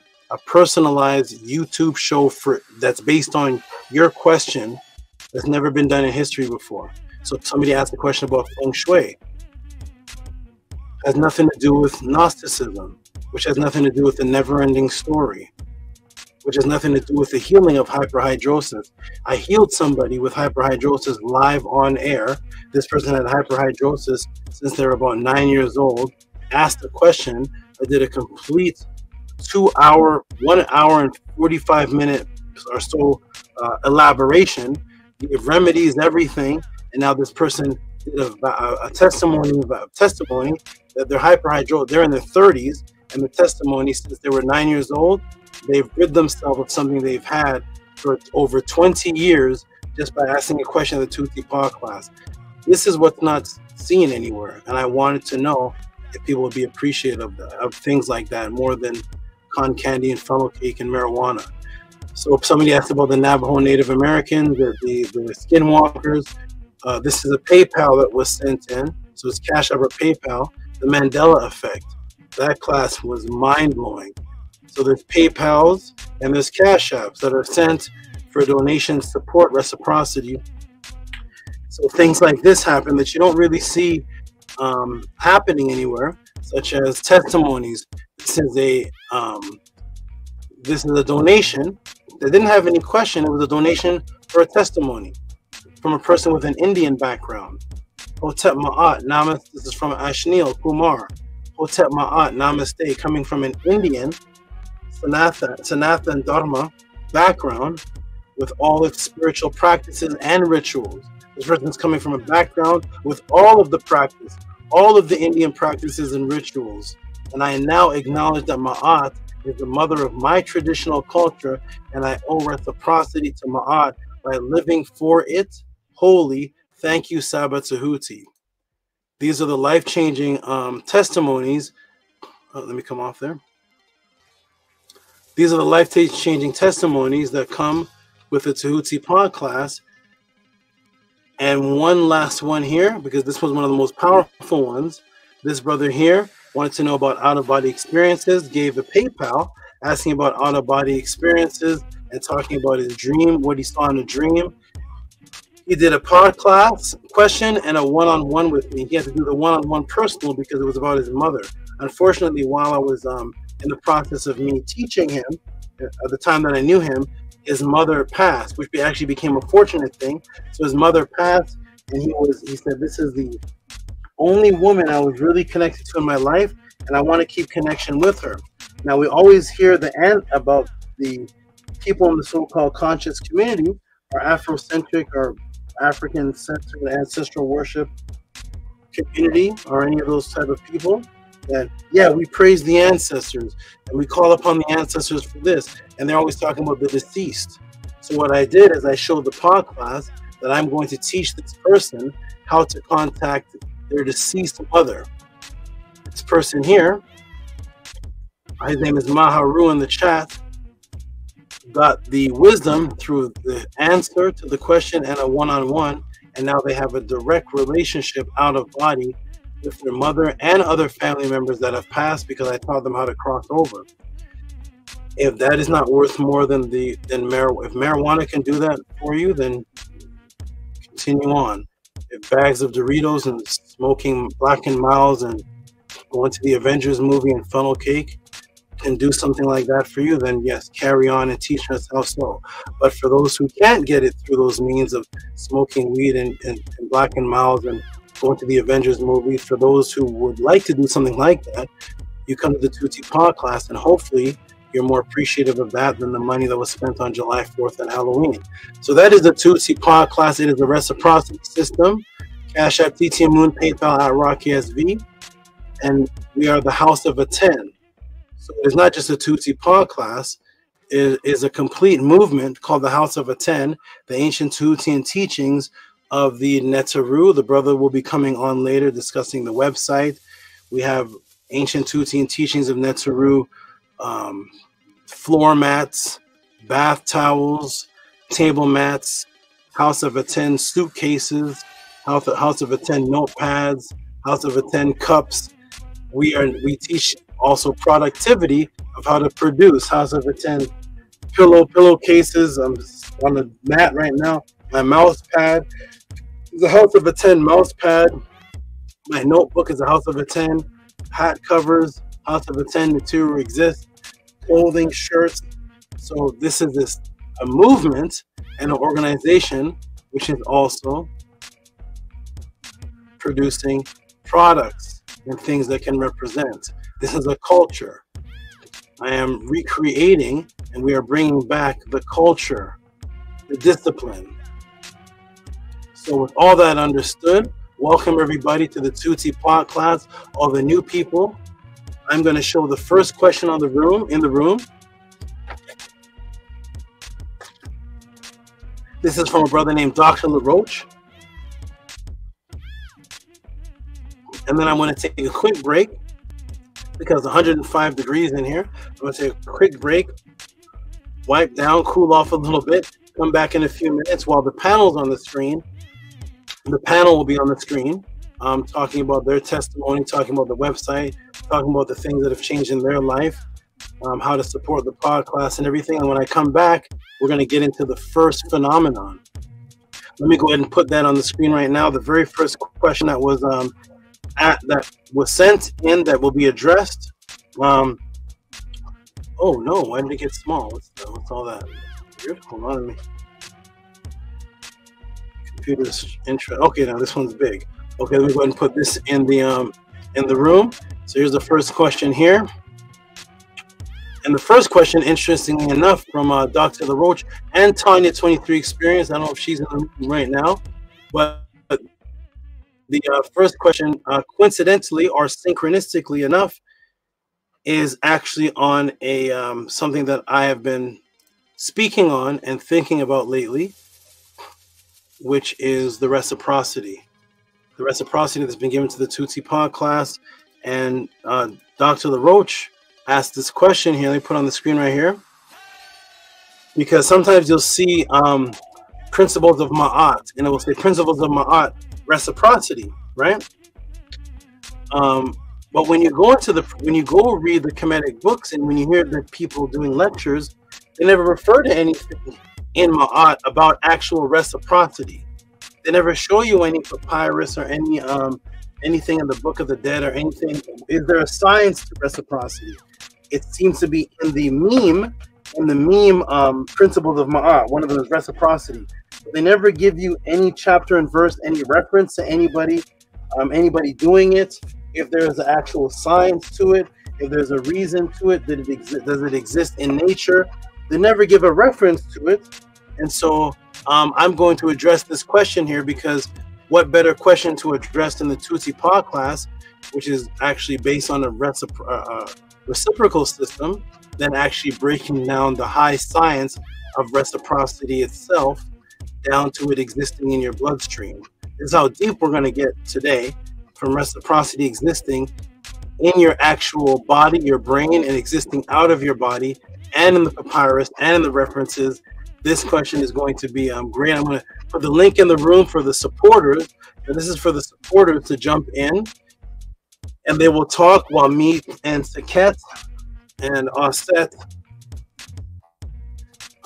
take a short break, and we shall be right back. So let me put the link in the room. and I'm going to hydrate myself and get ready, because once I start the answer in the Tehuti Podclass, I try to go all the way to the end. Sometimes I don't take a break, even if the answer, I don't know if you've ever seen anybody answer one question for 1 hour and there's no break. Sometimes an hour and a half. So I want to go straight with it. So therefore, I'm going to go get hydrated now, do everything I have to do for myself now. When I come back, we're just on blast. Okay? So we're going to get the people in the room, jump on. There's Tehuti Harakuti. Let me see what he says. Hotep Maat, great Sabatuti, Hanu to the HOA, and all the great supporters. Go ahead and jump on. Nicholas Noatic, jump on. I already see, of course, Anu and Antu, I see them in the bottom. They're always the first to jump on. Go ahead and jump in the room. Jump on the panel if you are a supporter. If the House of Atten has changed your life in any way, jump on the panel and discuss it, because people are around people every day. People are around people every day. People are around different types of people, but they're usually people in the matrix. That's where, unless you sit in the closet all day, just trembling, usually there's no day or no week where you're not around people. It may be for survival, a job, it may be on a whatever you're on. So we're saying, oh, here comes the people here, that we are inviting you to come to the panel, show forth, talk about the House of Atten. Has it changed you? Does it affect you in any way? Was there a question that was answered? Why do you support? What does this do for you? Anything like that, because I have a lot of people that say, and this is a part of a PSYOPs in the matrix taking place, I don't come to the panel because I'm kind of shy. And I always say, no, you are actually not shy. And I want to actually elaborate on this right now. You're not shy. You're just subconsciously uncomfortable with being around people who have broken the matrix and who are breaking the matrix, because you're around other people. So when you go to work and you're in the office, you're not in the cubicle like this, trembling. I hope nobody talks to. You're not in the corner trembling. You're not driving on the highway with windows tinted and ducked down. I hope nobody's looking at me when you're walking. When you're in the grocery store, and you're grocery shopping, I hope the cashier doesn't talk to me. There's a lady. You're not in there like that. You're around your friends. You're around your people. You're around your job. You're talking. You're communicating with everybody. So you're not shy, actually. Because if I put a little drone over your head for your whole day, I would see you talking and communicating with people. But it's just subconscious that you're more comfortable around people in the matrix. So you're not actually shy because you're in argument. The person said, I'm shy. I'm like, hey, your man says he's shy. Your lady says he's shy, right? She doesn't come to the panel. He doesn't come to the, yeah, she's kind of shy. Do you two ever get into an argument? Yeah, man. And she blasts my head off. Yo, man, we argued for like 20 minutes straight. She's screaming at me, yelling down the hallway. We're in the kitchen chasing me. She got a bat broom in her hand. She's chasing me. The kids are screaming. Kids. I was like, what kind of shy person is that? I said, did she raise her voice? I never heard of a shy person raising their voice. So they're arguing with their family, arguing with their boyfriend, arguing with their husband, arguing with their son, at work, at the job, at the baseball game, at the park, at Six Flags, going out, seeing family reunions, family barbecues, smoking a weed in the living room with friends. But they're shy to come to the podcast panel. No, you're not shy. It's just that you're not used to being accountable, showing your face around others who are breaking the matrix. With that understood, everybody, peace and love to everybody. Shout out to those who are supporting the Tehuti Podclass. Shout out to those who sent questions. Shout out to those who are consistent. Consistency is the only thing that is important. It is the only thing that is important. How so, Tehuti? Well, stop breathing. Consistency is the only thing that's important in life, because all of your body, the reason why you are alive is because your heart is consistently pumping. Your breath is consistently breathing. Your eyes are consistently seeing. Your nerves are consistently working. So your whole body and your happiness and everything about your existence is based on consistency. And if you were to cut your breathing off, cut your taste buds off, you'd have a miserable life. Cut your eyesight off. The reason why you're happy is because you can see every day. hear every day, breathe every day, smile every day, talk every day, taste every day, touch every day. So nature is actually based on consistency. So when you're inconsistent, it's you going against nature, because nature is consistent and it will consistently kill you too. If you don't brush your teeth, you're going to consistently have bad breath. Shout out to everybody. How you doing, Anu and Sue? How you feeling today? I'm doing excellent and wealthy, Saba, to all for being here. I appreciate you very much. I'm happy that you are alive, teaching us consistency. I appreciate the class you just gave already. Oh no, did I? Yeah. And to all for your intro, your introduction. When there are documentaries made about you, I hope that one is called The Phenomena. That's definitely, that's definitely you. Your life is a phenomenon. So I'm doing well. How are you? I'm doing very, very well. I was gonna. It's good that I'm here. I'll say that it's good that I'm here because the support last podcast, I was like, okay, so I need to go back and do magic on the beaches again and train the bodybuilders. So I'm glad that I'm here. I was remotivated to be here, and I'm giving a class today that is going to shake realities. It's going to shake realities, and I did something special for Gabriela Lopez and the sisters for the last 3 weeks to warm everybody up for the womb circle. The womb circle was done, and I continued one more class after that, all based on the feminine principles. And then today I was motivated again to do something special for two things special for Gabriela Lopez, who I hope comes to the panel today, because she asked a question on something as simple as the color purple. She always sends me purple hearts in emails openly, not any kind of secret purple heart, but in emails openly on the Podclass. She's always puts a little purple heart at every payment, every donation, every email, and I don't know if she understands why, but she just says she's attracted to the color purple.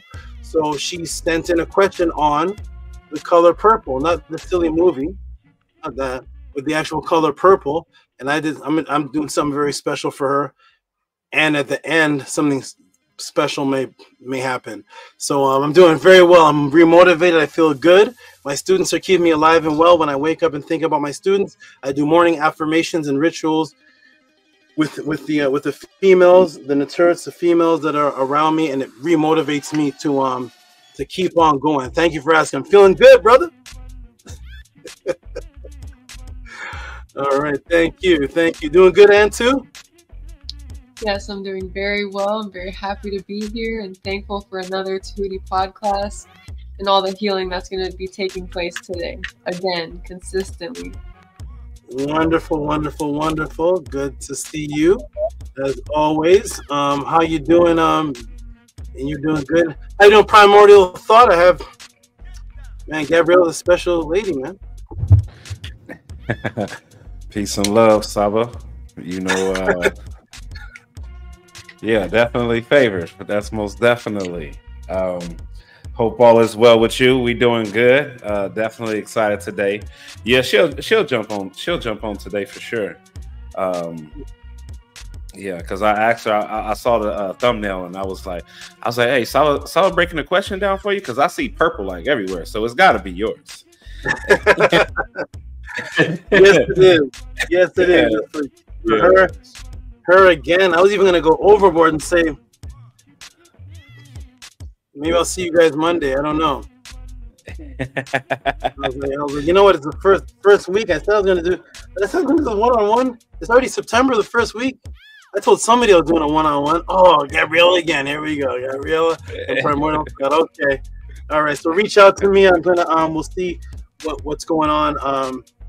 I know this is like 3.5 months in the waiting or something, but I'm after maybe one more one-on-one, I'm not gonna be really doing them anymore. I don't have the time is just the time constraint is really pressed for me, and this is something really, really special.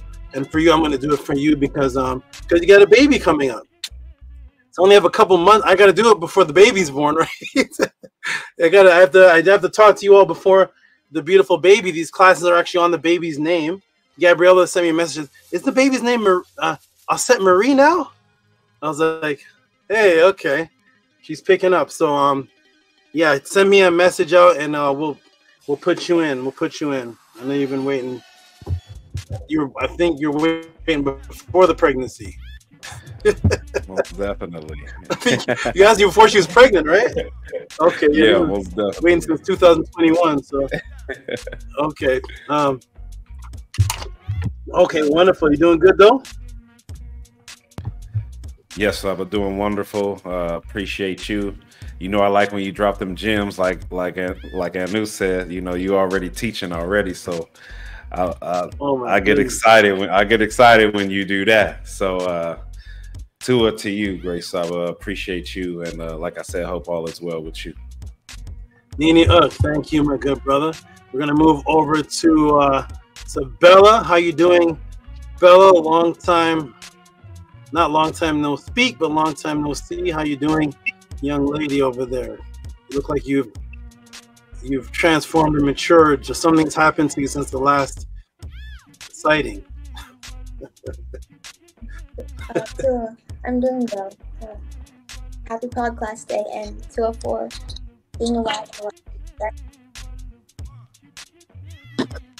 You're half mute, half say that one more time, Bella. I heard Tua and Happy Podclass Day. The rest was muted out.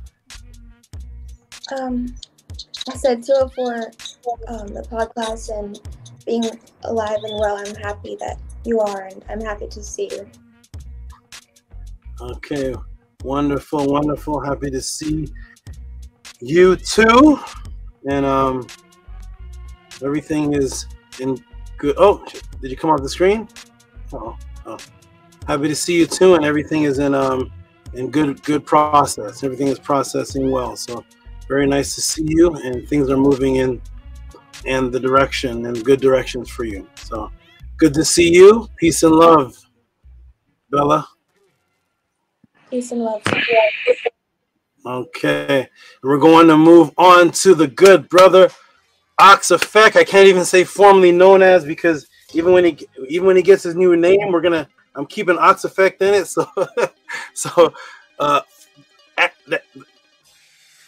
he will still be known as and added to Ox Effect. How you doing, good brother? What's up, Saba? I'm doing well. I'm glad to be here in class once again. I'm definitely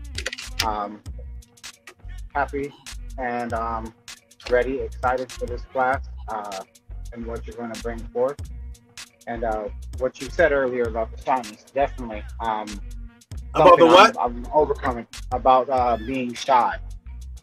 Yeah. Something I'm overcoming and everything, and purring, coming forth, because I remember you said before about shy is a fear or cowardice and whatnot. Something that definitely doesn't belong within my my coup and my cop. So definitely I'm working on that. But yes, I'm very glad to be here and to see everyone on the panel, and look forward to the class.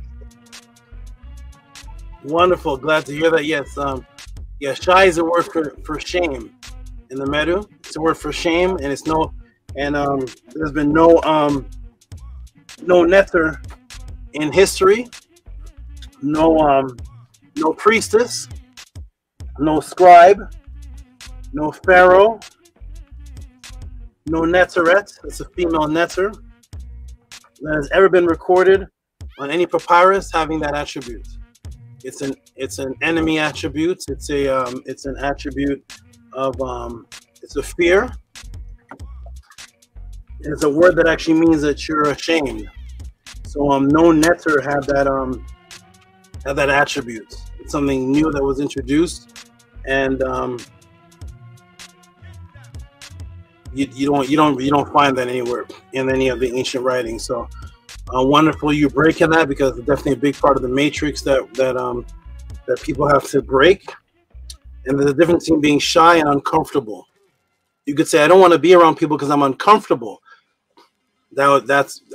Which is me. I don't like going outside into the world and doing all these different things with people, because as soon as I leave my domain, I feel the matrix pressing on my face and I feel uncomfortable. But once I'm around the people who are the students in breaking the matrix, I'm back comfortable again. So if I left my household and this whole city was a bunch of Anus and Bellas and primordial thought, and everybody was like Maat Hotep, and everybody was like, is there a podcast going on? The whole city's like, podcast going on this Saturday? Yeah, okay. I'd be outside I'd be doing skip rope all day. I'd be outside. I'd be hanging out. I'd be at the Maat club, but I'm uncomfortable. This is where I'm comfortable. So it's actually an uncomfortability being around people that are not like you. Once you get around people that are like you, the comfort level should be should boost. So I'm glad you've come to that reality. I'm going to step off for a moment. I'm going to step off with Saket.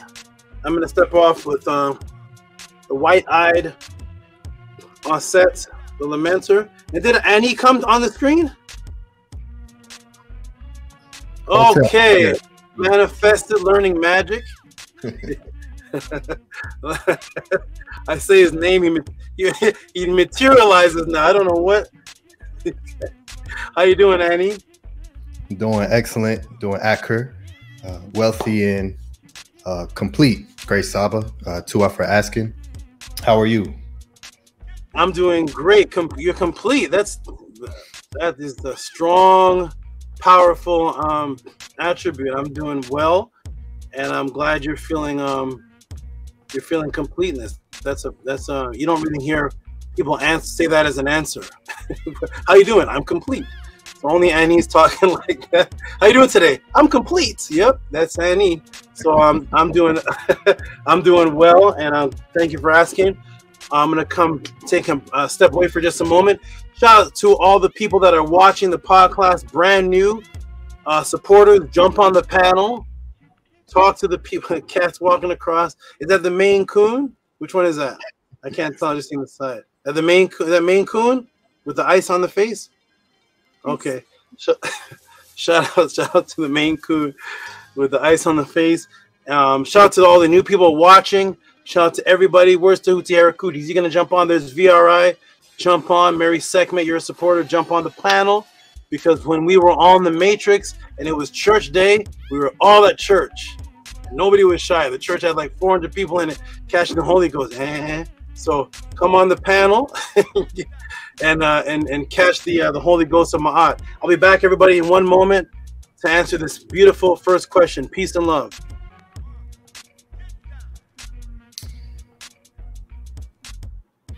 All right, Hotep. Peace and love.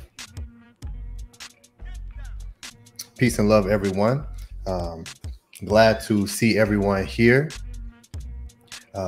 Make sure you all have hit the like button. Hit the like button and share this to your social media platforms. Every comment helps as well. So for everyone who's keeping the chat active, all of that assist in creating an algorithm upon this class so more people can reach it, right? We're not here to hoard the podcast to ourselves. This is just us. So we definitely want this pushed out to as many people as possible. So Tua for everyone who assists in that process and getting more eyes to the podcast. So peace and love. Hotep Henu, houseofatton.org. The links are pinned. Is it pinned? No. So let me pin the links here to the top of the chat so everyone can have easy access to the support link. So for anyone who is new and for all of the new people who are coming in, this podcast here is built around the students, the ones who come to support and ask questions. So there is the links, House of Atton, support Tehuti. And so, yes, this is the House of Aton, ancient Tehutian teachings of Natiru. So, Dua Hinu to the great Saba, and to his Nefra A'ut, and all that are around him who help to keep his Djed strong. As we continue to bring forth all of what you see the House of Aton is bringing forth, it is you all who support, who really allow this to exist at the quality that it does. There's nothing like this, and this is something that will only be here. For everyone who is a part of the Podclass, who's watching and listening, I know many, even most of you who watch and listen don't comment. I know some people are anonymous supporters, so Tua to those, because you can still support, and Saba Tehuti will keep it anonymous. Yeah, we appreciate you. So, and the least thing you can do is just hit the like button. I'm looking forward to this podcast here today. Mic check, mic check. Mary Segment, I think you have an echo, so if you can mute your mic. Tua, thank you. So yes, and Tua Hinu to the great brothers, Minku Ara Mary Maat, Tefrim Kim Maat, and Primordial Thought 9, for leading by example, and all of the works that is taking place outside of what you see here in the Podclass or on our Sunday study guide class. It's consistent work every day in the House of Aton. So there are no days off. Every day is putting in RE to create a foundation for Ma'at. So Tua and Hinu to everyone who also applies this in your daily life to come forward as a netter or netteret. So we'll go around the panel and let everyone produce some tones from the Ebe. Want to hear everyone's voice. And we'll start with you, great Anu, and Antu, peace and love. Hotep. Hotep Mary, peace and love to you, Sen Ali. Hotep Uncle Justin Ebb, to the wonderful Saba Tudi, and Hotep Ra, to his netturds, to all his animals, to all of his children, to all the people on the panel, the leaders of the HOA. I appreciate all of you, everybody in the chat, all the supporters. Happy to be here today. Happy you're all alive. Happy that I'm alive. Happy that we're all growing together. Happy that we are all learning consistency and continuing to stay dedicated and consistent, even though we live in a world of the matrix. We are creating our own community here, our own world here, because of the Netaru and the ancestors. Looking forward to today's class. Everybody support our wonderful Saba Tudi. Support this class. Support any other class that you have watched. Go support last class if you have not supported it already. It is definitely a fantastic class. Every time I laugh, I can definitely exercise Ma'at. Anytime I feel like I need to cry or see someone else cry, I can exercise that knowledge within Ma'at. So last class was a very deep class, a very fundamental class, a very relatable class because everybody laughs and everybody cries. Looking forward to the answers we're going to receive today.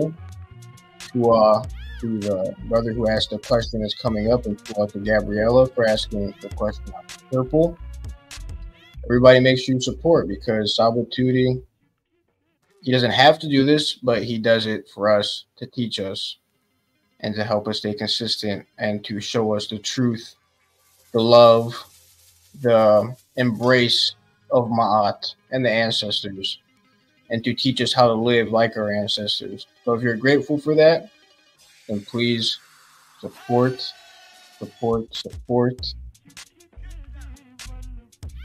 Happy that I'm here. I'm happy you're all here. Happy everybody is advancing. Hope you're all doing fantastic, excellent. Hotep, Uncle Justin. Hotep, Mary, Tua'anu, for all of your wonderful words and adoration that you give to all the beautiful people on the panel and in the chats, and our great SABA Tehuti and his outs and his animals. I appreciate all of you who are listening and who are here today, alive and healthy, and to all those who are consistent and dedicate your life to Maat and benefiting yourself and your family and just lifting yourself up and advancing every day to the best version of yourself. I appreciate all of the hidden workings that you do behind the screen when the screen shuts down, all the workings that you do on your own and with Tehuti and on the podcast, off the podcast. So to us so much for all that you all do. I appreciate all of you very much. The womb circle was absolutely nefer. There was a lot of healing that took place within me while it happened and afterwards. A lot of purging and getting rid of his sweat and just a lot of healing taking place that there's a lot to say. But yeah, it was very, very nefer. I'm very thankful for it and I'm feeling great and light. I'm happy to be alive and healthy and to be within this great podcast with a beautiful family that is being created every single day. You all are my true family and you all are great and wonderful and all have a unique aspect that you bring out to the people, and it is very, I admire it very much, each and every single one of you. To our very much. And Houseofatton has a variety of different social media that you can support. You can comment, like, and share on Instagram, TikTok, YouTube Shorts, Twitter, and Spotify, which is a very nefer thing that the Nefer Sinet sister, Nefertatan, created. She has the classes on there in audio form that you can listen to on the go. So please support and go listen to it if you haven't yet. Tua, Hotep, and Mary. Thank you, Justin.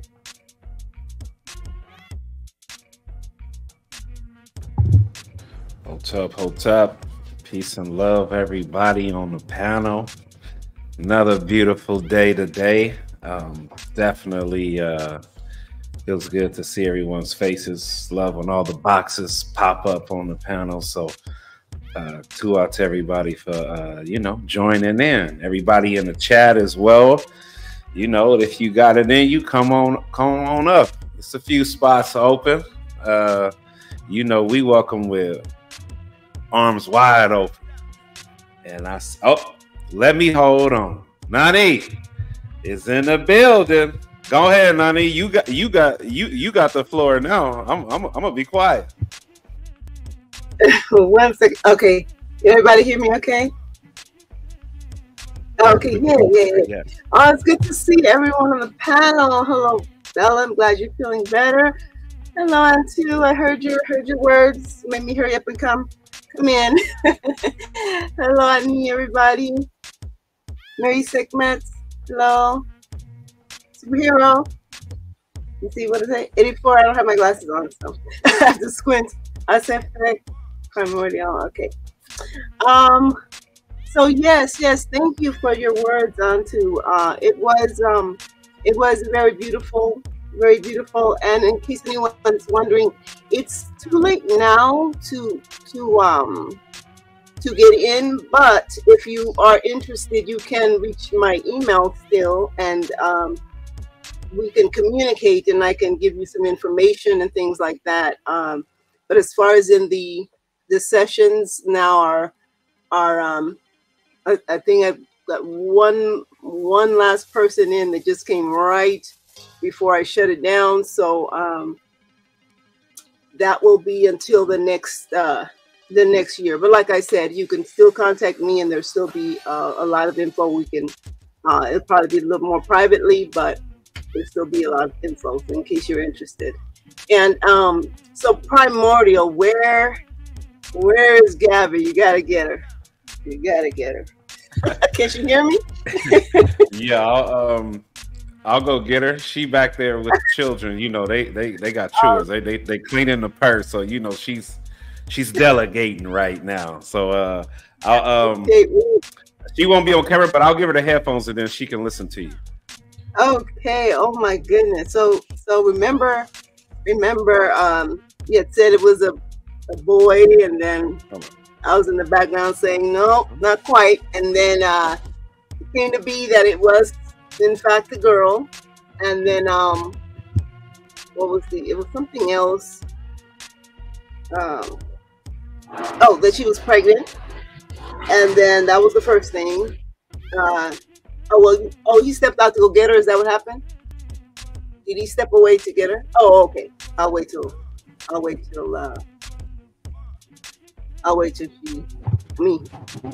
till I come back. Nani. But okay, yes. So, oh my goodness, I heard you mentioning to him about a name. Very interesting. So I was just reminding everybody that like the things like the connection that I have with baby Aset, and that I knew that you were pregnant before it was mentioned. I knew it was a girl, and then I also knew when I heard Primordial reveal the name, about maybe 3 days after that, another name came to me that she was going to be that name as well. But also, instead of me telling you, something said, no, she has to say it on her own. And then you come on and say, what's the name you said? What's the name? I can't. I'm sorry. I've got pregnancy brain, so I don't remember. Okay. I think we said Aset Marie. Was it that one? Yes. The Marie part. That popped in my head as to be her other part of her name. But I wrote it down, but I didn't say anything because something also said not to say anything to you, that you have to, you're the one that comes up with it. So she's talking to me already. Yeah. I'm the representative. You're her union rep. You're her union rep. She's speaking to you, through you to us, and it's interesting because I did mention. I thought you meant Primordial, but I mentioned that name to SABA in an email, and I said Aset Marie. Oh, so that is so funny that you said that. It's interesting, but yes, clearly, baby Aset is. I heard. Happening I was in you. the background. Oh, yeah, and it was very good. It was very good to see you. To see you that day. Yes, you guys finally saw the belly. The belly finally popped out because it took 5 months for my belly to pop out, and it's funny and interesting because people at work lately have been like, I didn't even know you were pregnant. Like, you're not even showing. Even right now, it doesn't even look like you're pregnant. So she's maybe that's funny because she clearly hides very well. So yeah, that day she was pretty active being in that in the home with you guys. She was active. She was moving a lot. Okay, yeah, she was doing all of them too. She was doing all the practices, all the activities. She was part of that too. Okay, well, it was a pleasure. It was a pleasure having you all there. I was how did you want to share with how was it for you, Gabby? Well, the whole experience was truly phenomenal, to say the least. What we practiced was a whole different feeling as well. Something I've never experienced. That was my first time doing something like that with a group. So it was definitely something very new, and but it was very healing. So it was magical, to say the least. So it was really a beautiful experience to, you know, be able to be in a group with nutters who are like-minded, who are looking for the same thing, and who's on the same, or not the same path. We're not on the same path, but we're in a similar path. And so it was really beautiful to share that space. And you know, you and TT were just so welcoming and so loving. Like I don't know, I was a little speechless because you know, we had never met before. Well, we have, but it's been a while. So you know, it was such a beautiful experience to just be in your presence and TT's presence and just everybody else's energy. It was a moving experience. So I highly recommend it for those who are looking to heal not just yourself, but I would say also your soul, your spirit. This is something that is definitely in that direction, that you'll see those benefits in this physical world and within your family as well. So I definitely recommend it, and I'm excited for the next couple of classes and just to continue this and you know, grow stronger with all the nutters and show everyone what we've been doing, what we're building, because the House of Attend is not just the nutters, it's the nutters too. So it's a beautiful thing to see our circle come together and then project that so that everybody can see it and want to join as well, because this isn't just you know, House of Attend isn't just Podclass Day. It's about learning with each other and growing, and how I said on that day, you know, it's about watering each other and growing. So this is just another realm to House of Attend, and I recommend that everybody gives it a shot and just come and experience the beautiful energy that's within our circle, and you won't regret it, and you won't look back. You'll continue forward. So that's what I have to say about that. Okay, thank you so much. Beautiful, beautiful words. Yes, of course. Okay, so I have to actually go back on what I was doing, but thank you. I wanted to share that with everyone, and thank you so much, and thank you, Annie. Thank you so much also for all the preparation, and Minkle Ra as well. I'm seeing him on the panel, but Minkle Ra as well for the pathway to awakenings. So okay, peace, everyone. Peace.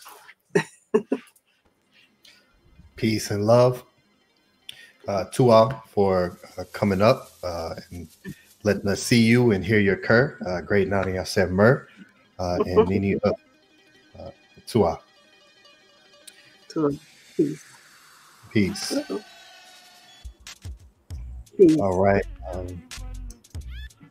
Yes, I'm very happy to hear about the womb circle and what's taking place and all the hekau and the oracle magic. That's, oh man, it's amazing. So Tua for sharing that publicly with everyone. So it's being documented, and I love how the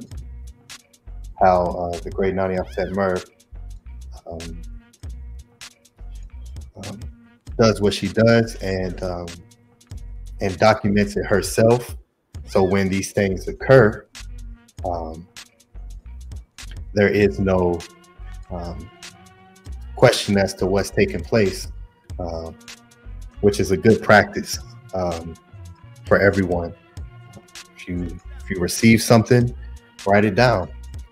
So when it comes forward, you have a reference. So Tua and Hinu to the great Nani Asemmer. Primordial Thought 9. You were speaking, great brother. If you want to pick back up where you left off, if you're here. Hotep. Yeah, no, we're good. It was good to just, you know, let the ladies talk, let they do their thing. No, we're good. But yeah, it's good to see everybody. Definitely, you know, happy to be here. And I'll just pass the mic to Oxafat.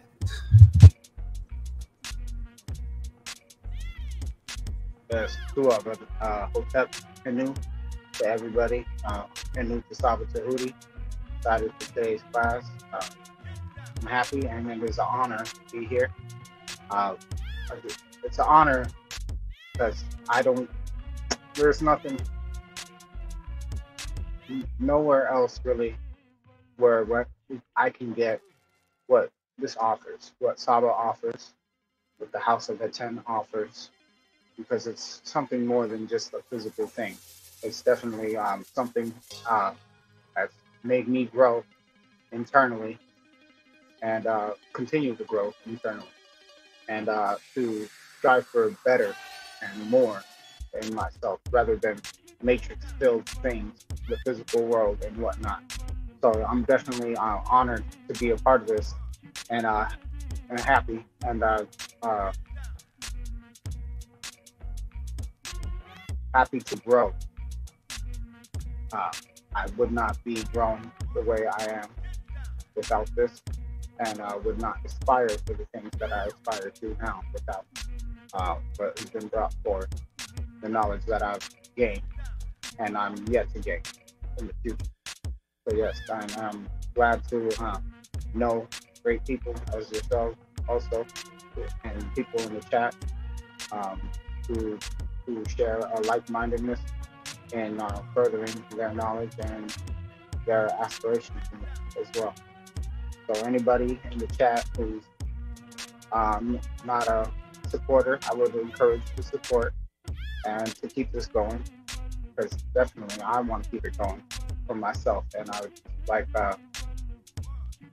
everyone else to share the same support and love for SABA and the knowledge of the ancestors that I have. So yes, and both that peace and love.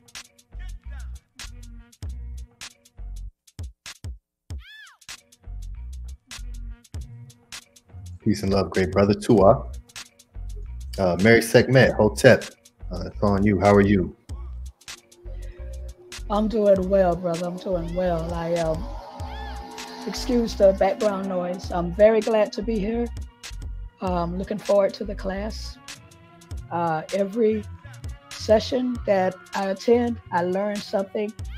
It always blows my mind, and my perception of the world and life is totally altered each time that I attend to SABA Tehuti's lessons. So I really don't have anything more to say. I hit the link because SABA asked me to, and I wanted to be obedient. So here I am, and I'm going to shut up now. No, we want to hear your curve. We want to hear that powerful voice. So we definitely appreciate you for coming up to the panel and supporting the way that you do. And yeah, very thankful to Mary Sekhmet. All right, let's go to Superhero 84. Give us some great words, and then we'll get Hush Nation. Peace, good brother. Glad to see you on the panel with us. My brother, you gotta get you another mic, brother. Yes, I do. Give us a few quick words. Sounds like you're underwater, beneath a submersion, behind a wall, speaking through a phone. I did my mic pretty good. It couldn't handle it. Keep editor on some of the technology. Yes, give us a few quick good words. Great brother. I just want to say dua to everyone on the panel, dua to everyone on the chat, dua to Danny, dua to Judy, and I, and dua for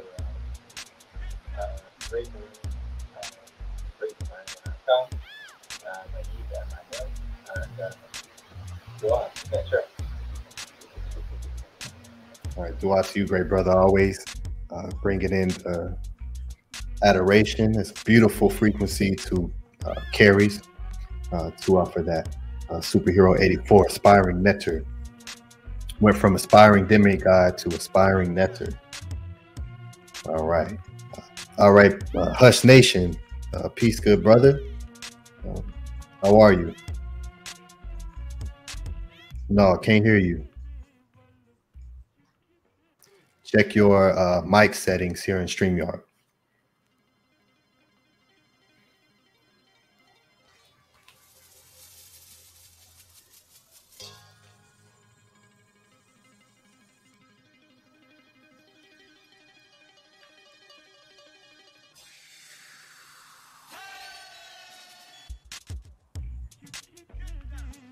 You hear me? Yes, we can hear you. Okay then. Hotep Marie, big up everybody. Big salute. Big thanks, big tour. Big Maat. You don't know. Enough appreciation. Hotep SABA. Hotep Nani Marie. Hotep Antu. I know this is the first time I get to talk to all you know, so I get to show your appreciation for all the like, all the akut, all of my art, you know what I mean? Big appreciation, big love, big Marie, big salute, respect.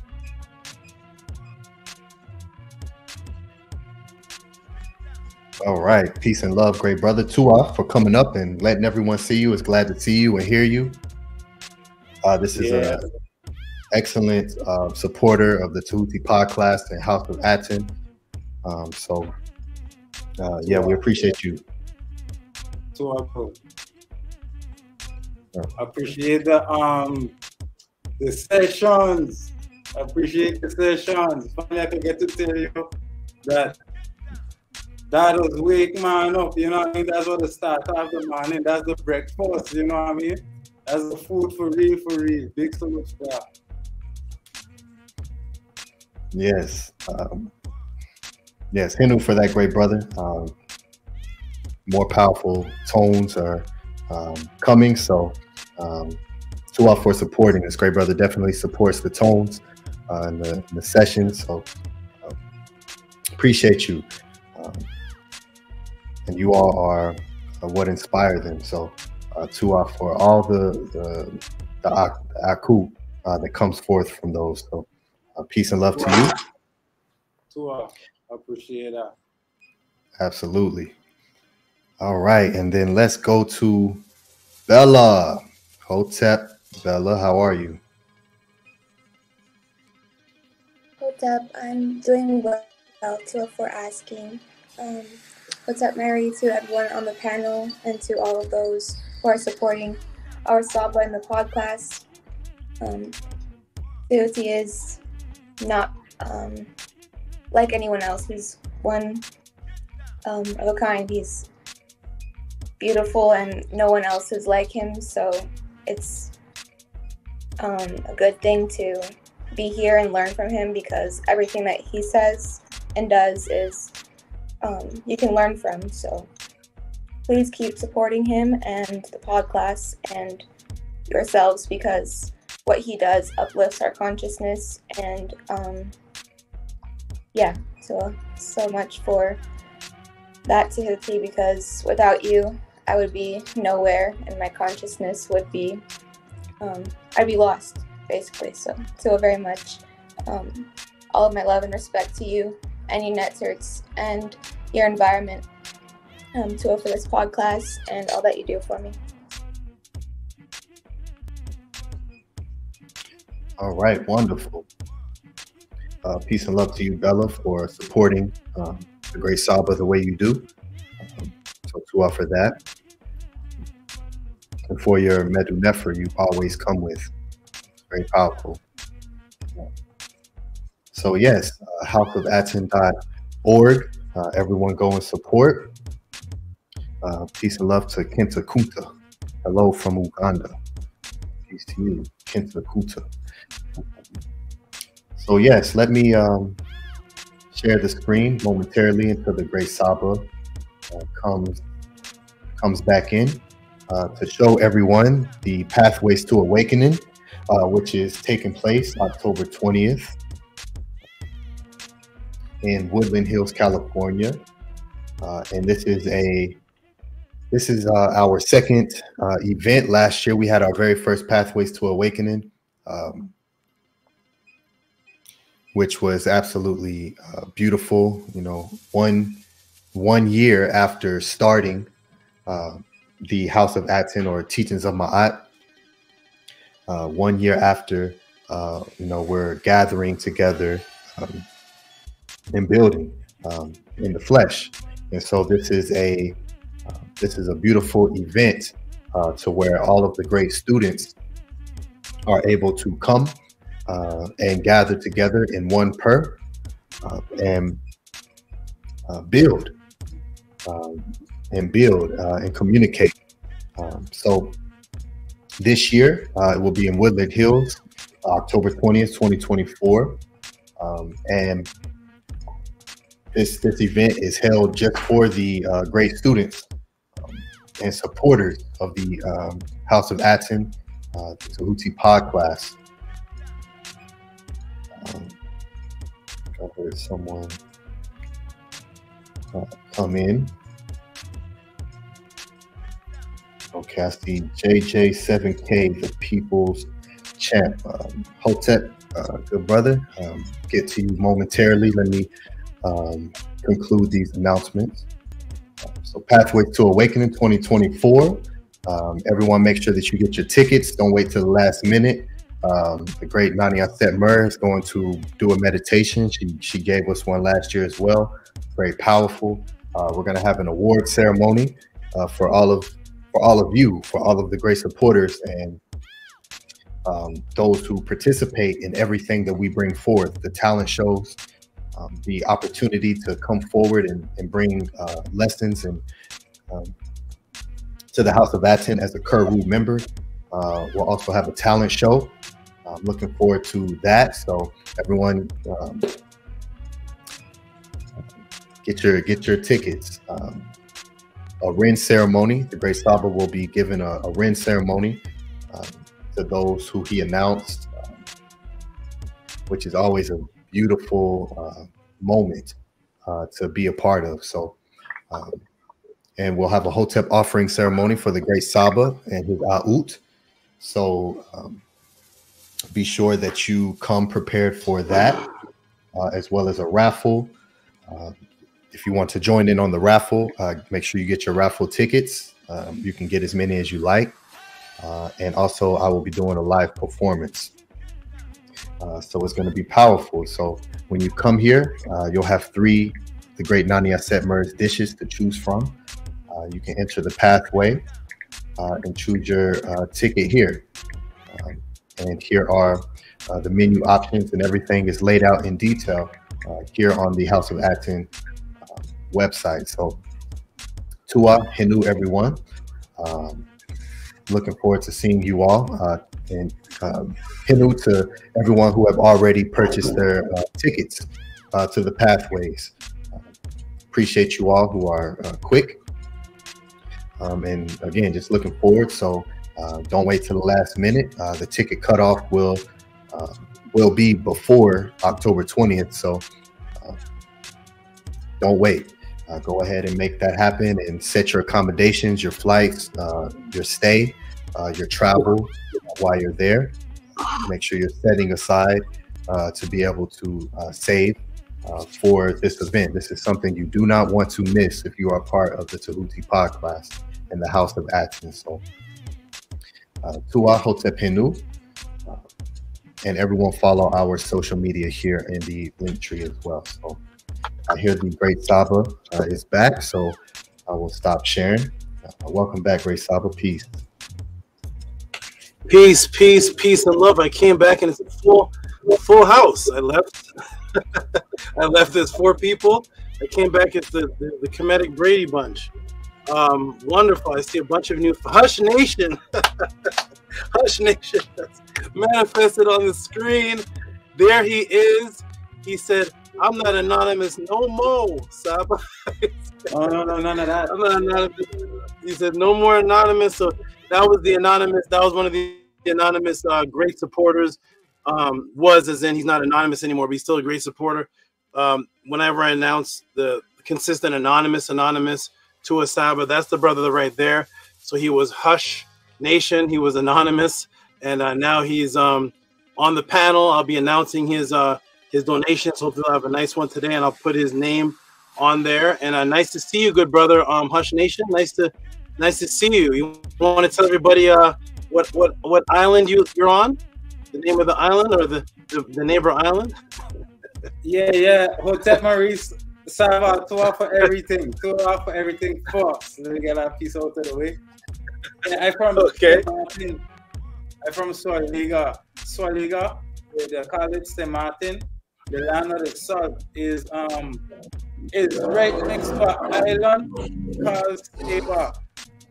Right What's it called? Tell me what the island's called. Tell them what the island's called again. Loud. Say loud. Swaliga. I'm from Swaliga. And not that part. St. Martin. In Google is St. Martin. In Google is St. Martin. Yes. And it's right next to another island named SABA. So it's by SABA, Anguilla, St. Kitts, Nevis. Yeah, around those islands there. SABA Island. All right. Yeah. We'll do the next pathways. Next pathways on SABA Island. Sound like a plan, or even Swaliga. Yeah. Nice to see you, brother. Nice to see you. And I'm glad you start off with a thank you. Appreciate that. Everybody's a superhero. I gotta acknowledge it. JJ 7000 on the screen. Everybody's popped up today. It's gonna be a great podcast. Superhero, how you doing, good brother? You doing well? He's like, okay, doing well. Is that Mary Sekhmet has manifested on the screen, shining up the panel? How you doing, Mary Sekhmet? How are you? I'm doing well, Saba. I couldn't ignore your summons. I had to show up. Okay, wonderful. Nice to see you. You have beautiful skin. Your skin is your skin is absolutely beautiful. Oh, one moment, JJ. We're not at you yet. One moment, please. Oh, okay. You look beautiful. Your energy is great. Nice to see you, and hope to see you even more. And we're about to start the podcast. I'm gonna say what's up to JJ. Stepped on the screen for a moment. JJ, how you doing, good brother? You doing well? Hey, how you doing, Hotep, brother? This is JJ 7000 from the Mandinka Hage clan from Mali. You know what I'm saying? Tehuti, I did my roots. Yeah, I found out my people from Mali, from the Mandinka tribe. Hey, check it out. Nice. There's a Hage clan. You know, I found out that they took my family from Mali to Charleston, South Carolina, and they was on the Hage plantation. Yeah, I went deep, man. But I want to join the House of ATTON, man. So I'm just here to learn. Peace. Okay, well, peace, JJ. That's wonderful. That's good. You trace your ancestry back to the You said to Mali. Did you say Mali? M-A-L-I? Yeah, Mali. Yep. Whoa. Okay. That's a big change. Congratulations for doing that. A lot of people don't do their ancestry. If it means something to you, do it. And a lot of people don't do it because they don't want to know. It kind of sometimes the ancestry questions their religious position. But I'm glad you you did that. You're the first person I ever heard trace themselves back to Mali, to that tribe. That's wonderful. All right. Peace. Okay, well, peace. We're about to get started, everybody. I'm glad to see everybody on the panel. Glad you were summoned, Marie Sekhmet. Glad you came to this panel. Hush Nation, JJ, Superhero, Ani PTAH, Anu, Antu, Bella, the Maine Coon, JJ 7000, all the cats, all the animals. You have cats too, right, Anu? Yes. All the cats, all the bearded dragons, all the kittens, everybody on the snakes, everybody, the big snakes, the little snakes, everybody, all the animals, and wonderful. We're gonna get started. I'm gonna put the question one more time on the screen. We're gonna give a shout out to the person who asked and supported, and to is Tanya 23 Experience in the room. We got somebody from Uganda. Peace. Oh, hello from Uganda. We're reaching Uganda. Shout out to Kunta Kente Reversed. Is that what that is? Kunta Kente Kenta Kunta. Shout out to Kunta Kente Reversed. Kenta Kunta. Okay. Shout out to you. And we're gonna go ahead and put the question on the screen that was asked by Dr. LaRoche. Let me ask the question while I put it on the screen here. Anybody raise your hand if you've heard of the concept of reciprocity being associated with Maat? Have you ever seen the principles of reciprocity? And one of them says Maat, not the 42 laws of Maat, but when people talk about the virtues of Maat, if you ever heard reciprocity in there. Anybody at all? Shout out to the supporters. We got Minty Hotep. We got Octavia Sly. Oh, shout out. People are starting to send support already before the class even starts. Shout out to Minty, Octavia. Okay, good. We're going to announce those soon. Anybody ever heard of it? Raise your hand. Okay, Ani PTAH, you've heard of reciprocity associated with Maat? Annie? Yep. Yes. Yes. Okay, good.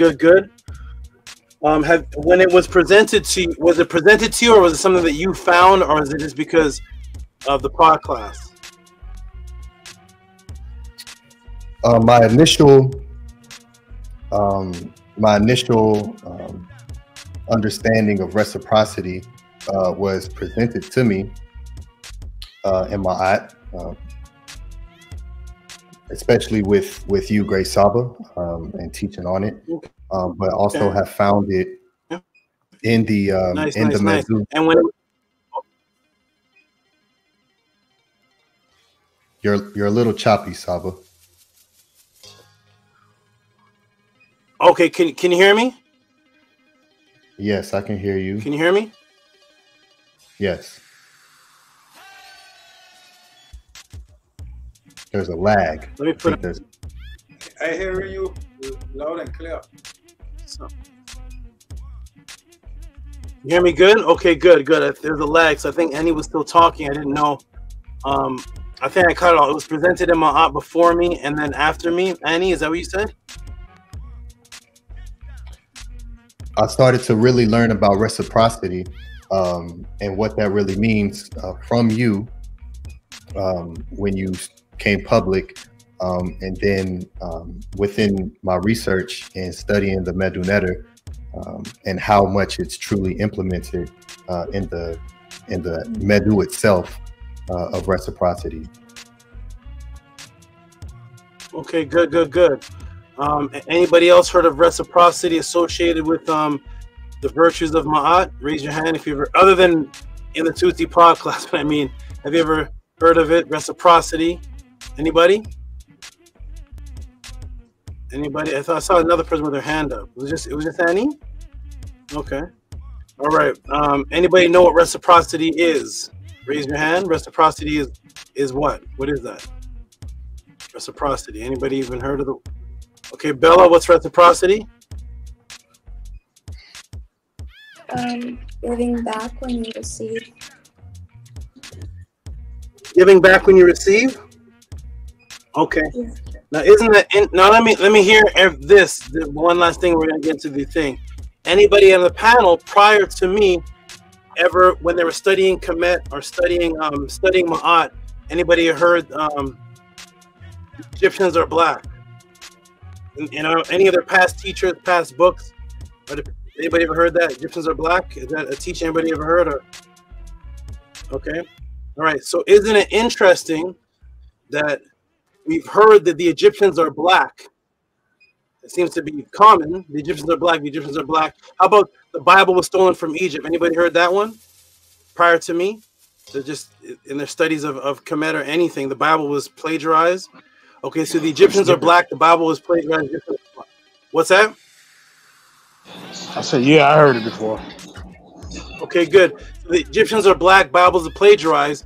But when it comes to reciprocity, Bella said, is when you're giving something, you give back, right?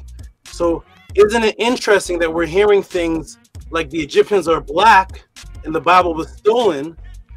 And when I asked anybody if they heard of reciprocity in their studies of Kemet and Ma'at, only scribe raised his hand. But what does this do? That consciousness raises up a bunch of superficial, proud people that have no virtues of a give back system. So that means that in their system, it's usually fighting or arguing over somebody, whether the Bible was stolen, Egyptians are black, Bible was stolen, Egyptians are black. But in their daily life, there was no teachings of enforcement or influence that if you're given something, you give back, which to me is more important than any of the other two topics. A reciprocity system is a two-way flowing system that takes place in all of nature, and it takes place in your breathing. What did you just do? You just stole. You took, but it's symbiotic. So you went, and you just grabbed a piece of oxygen. You grabbed it to keep you alive. Then you went, and what did you do? You just gave back. You gave back carbon. Now the tree's gonna live now. So the tree goes and gives you out oxygen. You go, you take, and then you naturally, whether you're a serial killer, a pedophile, a deacon, a Mormon, a Jew, a person in Ma'at, a Hebrew Israelite, a Chinese Kung Fu artist, everybody lives like this. So if we just cut off that aspect of reciprocity, everybody would die.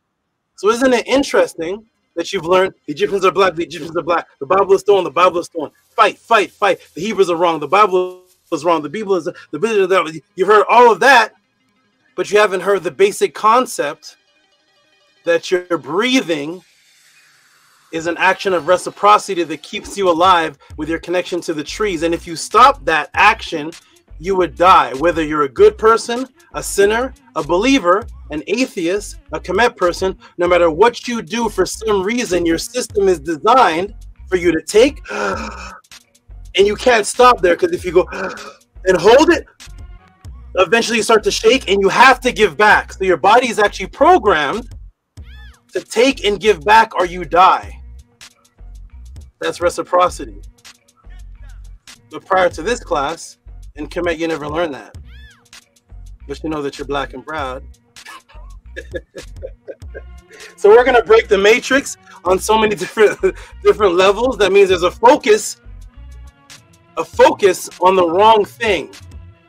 Because you can be black and proud, yellow and proud, Indian proud, and die shamelessly with no morals. And you're still going to die like the next man. Because you never knew that reciprocity was a part of your ever existence. Whatever God created you, He programmed you to go take, and you must. You can't. You have to go. You have to. Because if you don't go, the trees die. So whatever God created you, before you could speak, before you could say Yahweh, hallelujah, before you could say Amen Ra, before you could say Ra is my God, Buddha is my God, whatever, before you could say anything, He programmed you, or she, or it, or evolution said you must, and please give back or you will die, before you can even learn to talk. That wasn't even a part of the class. We're going to get started, everybody. That was just a little bonus there. That reciprocity is a part of your life. And if you're a part of any spiritual system that doesn't teach reciprocity, and that just as you live that to keep you alive, you don't echo it in everything you do and receive.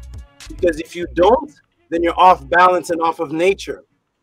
That means if you're programmed to take and give back, and if you take and don't give back, you're going against the very nature that keeps you alive. Now let's begin the class on reciprocity. Thank you, everybody. We're about to get started. Right into it. So shout out to Annie Patel. We're going to go ahead and put the question on the screen sent by a doctor. Dr. LaRoche sent in this beautiful question on reciprocity. Let me see if it's still on the screen. We're going to give him a big round of applause. So give him some noise for that. $40 sent in. Can you do a class on reciprocity? I just did it, but we're going to get into it. You know, of course, we're usually good noise. Wonderful, wonderful, wonderful.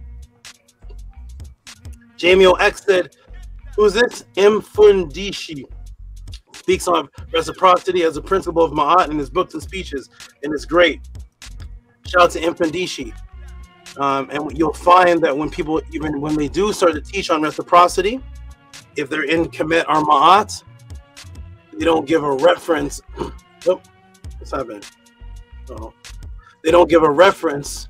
There's no reference to where it's practiced, like a reference point. Shout out to all the Hebrew Israelites. Before I start anything right now, I want to shout out to all the Hebrew Israelites on the planet that openly watch, sneak watch the Podclass, sneak watch my debates, watch them openly.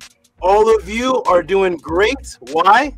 Because 4 years ago, I brought 4 to 5 years ago, or 4 years ago or so, I brought a new paradigm to the debate community and the conscious community, and that is, what did the indigenous people say themselves? Prior to 4 years ago, I can't find one debate based on that. I can't find anything on what was the indigenous people saying themselves. So now what I see is the Hebrew Israelites. I flip through all the channels.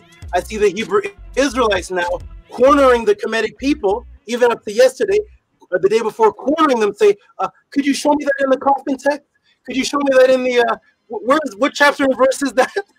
And the people are going to commentary. They're going to a speech, a lecture of somebody. They're going to this, they're going that. And the Hebrew Israelites like, when you ask us a question, we go to chapter and verse. Could you go to show me where it says that? And now what's happening to the people is it's starting to be revealed that all the so-called Kemetic, all them so-called people are really just atheists. They don't believe in nothing. They don't study any chapter and verse from any scripture. They don't believe in it. They don't follow it. They don't. All they're doing is in it for debating, controversy, barber talk, conversation. Nobody's teaching from the coffin text, the pyramid text, any of the papyruses. And now the Hebrew Israelites got them on the wall like this, and all they're doing is reading commentary. The Hebrew Israelites like, hey, what is this? This over here says something about, what's this over here in this chapter? And they got to make up an answer on the spot, because the only reason they know that verse is because the Hebrews are now bringing it to them. So they got to make up the answer right there, because they never pre-studied it, because it wasn't a part of their life. So shout out to all the people. All it's going to do is make everybody get better or get exposed. So shout out to them. We're going to get started now, everybody. Welcome to Tehuti Podclass. That's too funny. What do you say, JJ? I said that is too funny, but it's true. That is true. Shout out to shout out to Corey. Shout out to Corey and everybody said, hey, over here in the chapter and verse, what is this over here? How do you explain this? And it's funny me watching it, because I'd like to one day be on the panel and I won't say a word. I know where the chapter and verse are, when they're asking, but I want everybody to sharpen up, prove that you're truly into this culture. because a Christian knows their chapter and verse, a Hindu knows the Bhagavad Gita chapter and verse, a Muslim knows the Quran chapter and verse, Hebrew Israelites know the Torah chapter and verse. But when it comes to the Kemetic people, it's all, you see, what it is the principle and the symbolism of what's happening on the left side of the aorta is really the staff of Maat going through the left nostril. No. So let's get into it, everybody. We're about to get into it. Shout out to everyone. Let's get into this answer. So I'm going to say peace to Annie Patah. Jump in the chat. Peace to Anu. Antu, jump in the chat. Peace to Primordial Thought. Peace to Hush Nation. Peace to the superhero transforming. Peace to Mary Sekhmet looking like she just jumped off of the walls of Sudan. Peace to, or switch. Peace to JJ7000 looking very comfortable. Found out what tribe he's from and now he's laying back. He knows where he's from. Now he's laying back on the pillow, comfy. Can't tell him nothing. He knows where he's from. I'm from Mali. That's right. So shout out to you, JJ. Shout out to the beautiful Bella. You will achieve your manifestation very soon. All right, everybody, we're going to get started. Unke Ma'at Un and S. Let's get started. I'm going to, if anybody has a problem knowing how to click off, I'm going to click off for you. Because sometimes it's hard to come out. So I'm going to go remove, box effect. Rush Nation, I'm going to help you out too. Remove. Okay, good. All right, everybody, you ready? Get your pens, your pads out. We're about to get started. Shout out to Tehuti Harakuti for the snake style. Menti said, this is perfect for me because I struggle with receiving. Yep, let's get into it, everybody. All right, everybody, here we go. Are you ready? Woo, it's hot in here. It's hot. It's hot. It's about, this shirt is plastic now. It's rubber shirt. Shout out to everybody. Let me get Hush Nation. I'm going to put you in the thing. Okay, there it is. All right, boom. All right, everybody ready? Here we go. Press 9 if you can hear me. Let's get right into it. Let's go, Nicholas Noatic. Let's go. You got another 82 years to live. Let's go. All right. Here we go. Let's get started, everybody. Lisa, who's that? It's like a new image. It is Lisa. Yes, it is. Yep, Lisa. Shout out to Lisa. 99. Nicholas Noatic. Boots. Let's go, Great Saba. I'm saying his voice. Let's go with Great Saba. Shout out to Boots. Nicholas Noatic. Okay, VRI is here. Nefer Keperet is here. Nefer Keperet. All right, shout out to Mincy Hotep. All right, everybody's here. Maharu. How you doing, Maharu? Maharu, represent. Bella.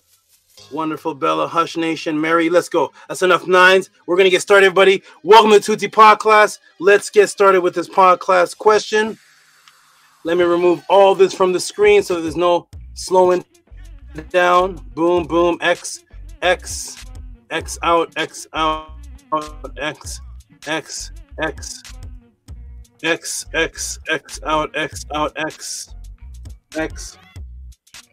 Okay. We're Xing out all of these so there's no X. I have my X. I'm Xing all these things up.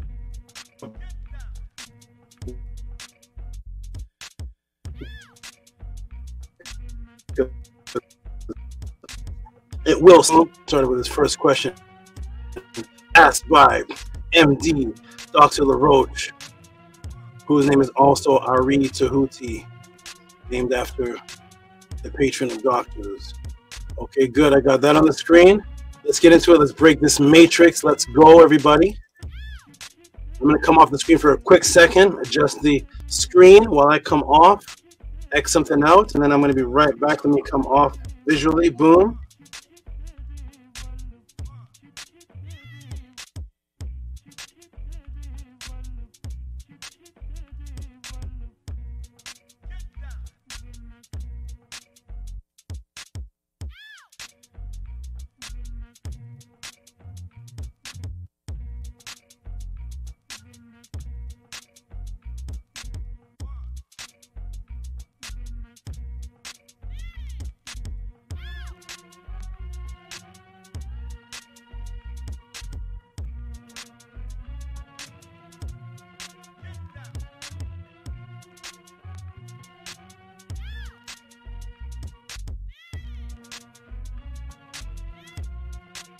Okay, I am back. Here we go, everybody. Ready? Let's go, everybody. Let's go. Ready? Here we go. Boom. Share screen. And let's get into it. Shout out to all the people, new and old, watching. I hope the new young lady, Golden Eye, has manifested. Shout out to Golden Eye has oh, just when I said, I hope the new sister's here. There she is. She pops up psychic as soon as I say I hope she's here. There she is. Annie. Let me see this name. I want to say her name right. Annie Bob Annie. That is one of the most unique names. Annie is a Annie Bob Annie. Shout out to Annie Bob Annie. She says her eye is open. She's looking. Okay, everybody, let's go. Let's break this matrix. Here we go. Boom, boom. Get all the system sounds right. This is going to be, let's break this matrix. Everybody ready? Okay, here we go. Boom, screen share. I feel happy today. I hope the reciprocity is great today. I see you, Mentee, with the reciprocity. I see you, Octavia Slide. See everybody. Let's get into it, everybody. Boom. Boom. And boom. Here we go. Welcome, welcome, welcome, welcome to the Tehuti Podclass, the question and answer class of the House of ATTON. Due to the kidnapping of history and your spiritual identity stolen, millions of people have questions about who they are, where they came from, if immortality exists. What is the original religion? How about original languages? What is the origin of spirituality? Which one is true? Who are the Natiru? What about my physical health? What about my mental health and purity? What about mental detoxification? I've been having out-of-body experiences. Are there ancient sources to out-of-body experiences? What about the government psyops and controversies and conspiracies that are taking place? Government control. What about telepathy, quantum entangled consciousness? Unfortunately, in the agenda of atheists now hiding in disguise in the form of black consciousness, the atheistic so-called Kemetic teachers who will not have classes on the actual teachings, disciplines of the ancient writings of the indigenous people themselves and their spiritual beliefs, but they'd rather teach from memes. Literally, they're teaching from memes. They'd rather teach from memes, commentary, or they only do debate, debunk. I expose you, I challenge you, challenge videos to others. Spiritual beliefs such as the Hebrew is wrong, the Hebrew is wrong, the Bible is stolen, the Egyptians are black, the Egyptians are Arabs, the Egyptians are white. The pyramids here in America are older than the ones in Egypt. We are the Abos. We're American Indian. We're not African. Everything's based on controversy and contention, attacking everyone, but never giving you any indigenous spiritual discipline in its place of what they adhere to on a daily discipline that they and their family practice, never showing what they actually believe in, because in truth, those conscious quote-unquote teachers actually don't believe in anything. But they just have the urge to argue and have discussions based on contention. Thus, to hide the fact that they can't answer these actual questions, they've made you feel uncomfortable to even ask any of these questions, and then you're laughed off the stage, or kicked off the panel, or you're ad hominem insulted, or your question's called, that's a stupid question. That's an ignorant question. For all the above inquiries, that's the only platform class that exists on the planet where you can send in these questions with reciprocity, of course. You get an ebook, personalized, documentary type answer, customized, and on top of that, taught live with each answer. Gets subliminal, subconscious matrices broken within you and for you is here at the Tehuti Podclass. What are the questions for this section that Tehuti will answer today? And as we went over, Dr. LaRoche, can you do a class on reciprocity in the Nile Valley? And then Tiny23 added and came to the panel live and said she would like to also learn more about the reciprocity principle. And there's Tiny23 adding $5 for why give to those who don't support your channel. Another reciprocity question. So it's another beautiful question here. Two beautiful questions, but another beautiful question asked here at the Tehuti Podclass. This is a very practical question pertaining to us and the phenomenon that you are a part of, because every single class that you have participated in at the Tehuti Podclass, you hear the word reciprocity in every single class. See? All these classes, reciprocity at the bottom, support, Cash App, Teaching Moon, reciprocity. It's at the bottom of every class. It's mentioned in every class, and it's actually what keeps the Tehuti Podclass and the House of ATTON functioning, is reciprocity. what is reciprocity? If we go into the actual English version, reciprocity is the practice of exchanging, like the breathing, exchanging things with others for mutual benefit. I'll read it again. The practice of exchanging things with others for mutual benefit. The practice of exchanging things with others for mutual benefit. So first, it is a practice. A practice is an action. An action, a practice, can be a one-time event or a constant, such as Maat is a cultural practice. He or she is a practicing doctor. It is an exchange where one gives, the other receives the benefit, and then gives back to create a circle of energy of appreciation, such as you going to work, or you going to YouTube, or wherever you go each morning. You give your time and your effort. In the end, your company gives you a check or cash for your services, and both parties are happy, and it begins again the next morning. Thus, this becomes a practice. And let me ask the question: what is the average pay? Go ahead and type it in the room, because I've never had an hourly paying job, so I don't know what the rates are. But I want to ask the question: what is the average pay in America for an adult to support a family per hour? Let me come to class. I want to interact with you a moment, because I don't know, because I've never paid the tax or had the chicken hourly rate, those things. I kind of left the system early. But what's the hourly? What's the regular hourly pay for a person to support a family in America right now? If you let me go into the chat and see, because I don't know what it is. I have no idea. So what's the hourly pay? Would you say? Go ahead and type it in the room. $17.50. Okay, $17.50. Does everybody agree with that? So $17.50. Okay, is that true? Angela Gates, is that true?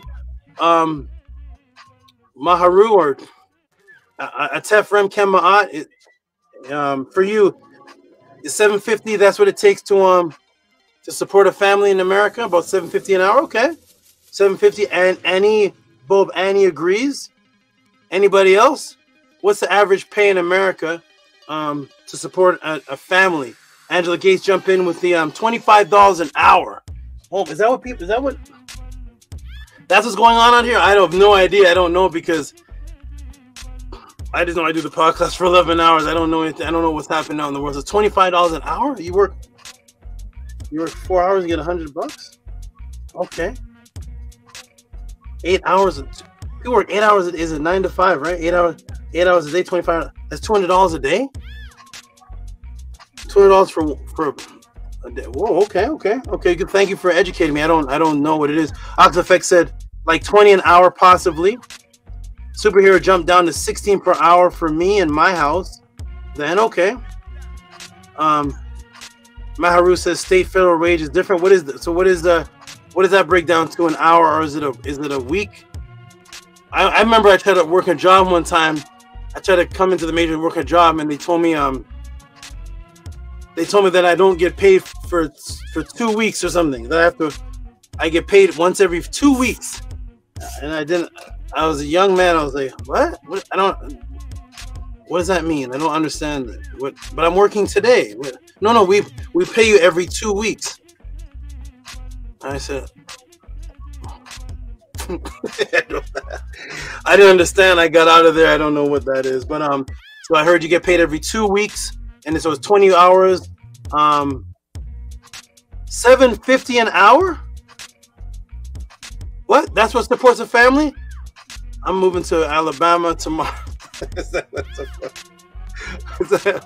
really? So rent must be like what, $80 for a 2-bedroom or something? I'm gone. Okay, so $20. Okay, so we got an average. The average is about $20 an hour. Oh, he says barely can sustain it individual. we got a bunch of different answers. Okay, I guess people have different families, right? So Nook Panuk is like 25 hours I can't even sustain me alone. Forget a family. I can't.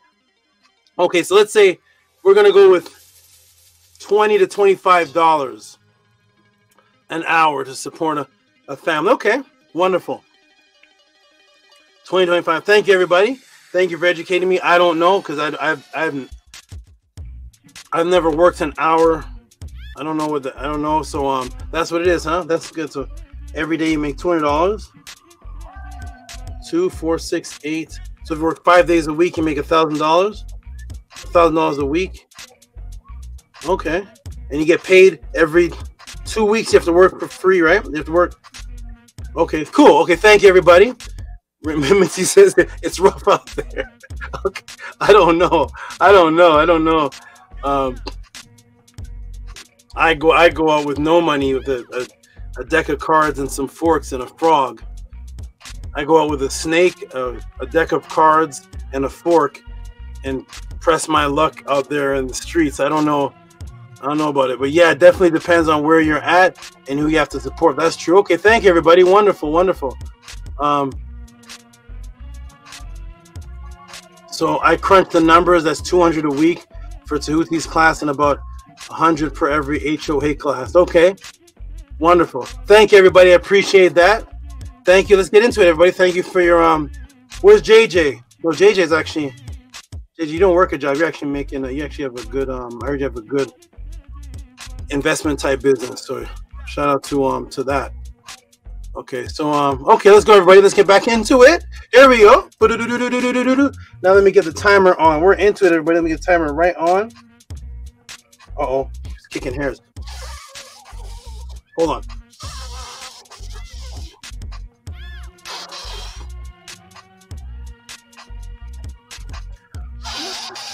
Okay, woo.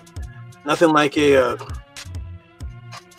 8-inch tarantula kicking spiky hairs in your eyes. And no, one moment, everybody, hold on.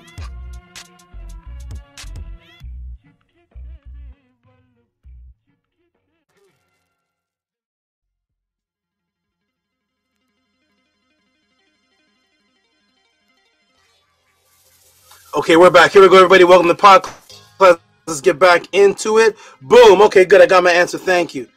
Okay, good. So here is the average time Tehuti puts in, not including the hours pre-pod class, to actually put a customized answer or guidance together. So here's the average Tehuti pod class: 11 hours and 39 minutes, 11 hours and 47 minutes. Okay, wonderful. And if your boss requested for you to put in 11 to 26 hours, would you deserve reciprocity? Okay, let's begin. The question is asked about reciprocity, and if it was a practice in the oldest spiritual teachings on the planet along the Nile called Maat. Was this actually a part of the spiritual practice, and does it begin the very last laws of Ma'at left by the Netter for mankind? So does the principle of reciprocity actually begin the very last laws of Ma'at left by the Netter for mankind? Let's go. Let's find out. Are you ready, everybody? Let's go. Boom. Scroll down. What do we have here? Yes. What if I were to tell you that the very last laws of Ma'at left in history begins with the principle of cause and effect, frequency of the laws of reciprocity? Let me take you to the last laws of Ma'at, the instructions of the scribe Unshesh Unki, who was a political prisoner by the Ptolemies, 100 to 30 BC. And how does the last laws begin? Serve. So this, let me shrink this down so we can see the whole thing. Here we go. Boom. Oh, here it is. So here is the papyrus of the instructions of Unshesh Unki, political prisoner in the late period of Egypt. Now let's go ahead and see this. Here we go. How does it begin? Line in 1. Serve your netter that he may guard you. Serve your brothers that you may have good repute, a reputation. Serve a wise man that he may serve you. Serve him who serves you. Serve any man that you may find profit. Serve your father and mother that you may go and prosper.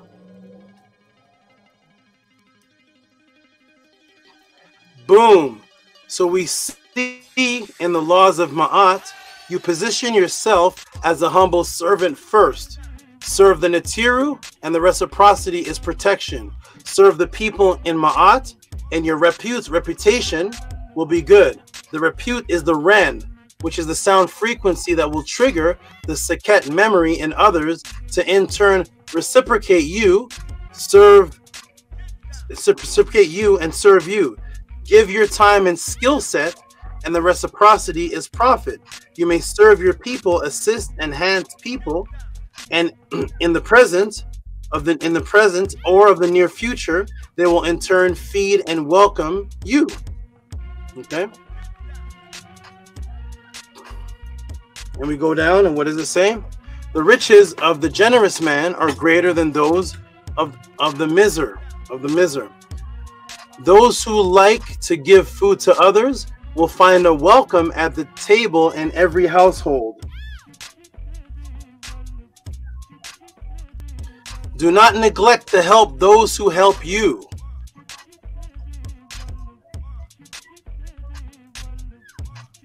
This is how the laws of Ma'at begin, which were the last instructions that were given, which were left for us, which were completely based on reciprocity. This is actually an activity that scientifically takes place within the brain for social activity and construct that took place before there was even a brain. There was what was called symbiosis, which I will get into in the Tehuti overdrive section. So this reciprocity that is implemented in the give and get back flow system is actually a system that takes place in the brain, and it takes place before we even had a brain, called symbiosis, and it took place necessarily in parts of the brain for social activity construct. And we're going to get to that when we get to the Tehuti overdrive section. Let us continue. Here we go. Ready? Boom. We understood that the frequency of reciprocity superseded the immortal peripheral. Sorry, let me start again.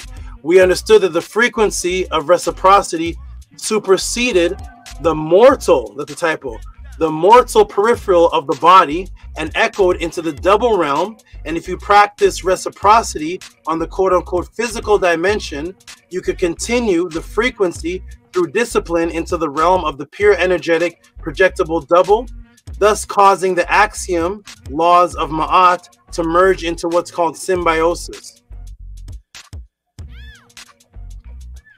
Which are these two, for example, the laws of Ma'at from Ankh Shesh Ankh 100 BC, and the laws of Ma'at for Mary Carré of 2150 BC on the pure energetic projectable double called the Ba. So here's the ones from Ankh Shesh Ankh, which I have the arrows pointed to. The riches of the generous man are greater than those of the miser. Those who like to give food to others will find a welcome at the table in every house. Do not neglect to help those who help you. But the ones we're focusing on are those who like to give food to others will find a welcome at the table in every house. Okay? That is on the physical. And now your family members, loved ones, and those who you have fed that practice in reciprocity, they will continue the reciprocity after the physical life as found in the teachings of Mary Carré.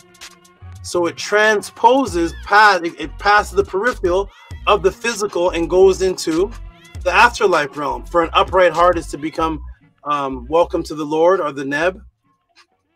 It is the front of the house, which creates respect for the back.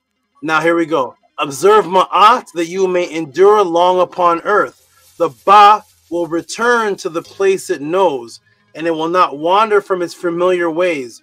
All magic ritual will be unable to stop it, and it will make its way to those who offer it water. And it continues on water and food. So those who offer it food and water, the Ba will return back to that place. The ones offering food and water are the ones that are still here in the physical realm, giving adoration to their ancestors. And this is caused by the effect of having the electron removed from the visual appearance of just seeing the double. Let me get some water. And this is caused by the effect of having the electron removed from the visual appearance of just seeing the double echo shadow of the electron realm. The Ka can only make out similar familiarity and not quite the detailed view of things seen on this side. Thus, the reciprocity to the other side is done through partitioning devices, and though the intention entanglements those intention entanglements called hoteps are also the Hes have tones and recitations, as seen here in the Hetep stela of Pepi, chief of the potters, 8th century BC. Here we go. Let's see. Okay, now we're going to go back 8th century BC, and we see this writing at the top, and we see the Nesu right here, the Hetep, the Techa right here, which is to give, the Asar. You see this? So right here, so the Hetep, Techa, Nesu, Wasar, Neb, Dedau, or Tetau, which is this, the Tetau, Neter, Neb, Ibidu, right, which is this. And what's happening here in the translation, in the English, Hetep, which is a Techet given by the Nesu to Osiris, the Neb of the Tetu. Tetu is the echoed realm. That is the Tetu. That's this right here, the Tetu. The echoed realm, the great Neter, Neb of the Abdi. That he may give an invocation of offering. Here's the food part. Bread, beer, oxen, birds, which equal food, alabaster, clothing, and every good, pure thing, upon which a Neter lives on.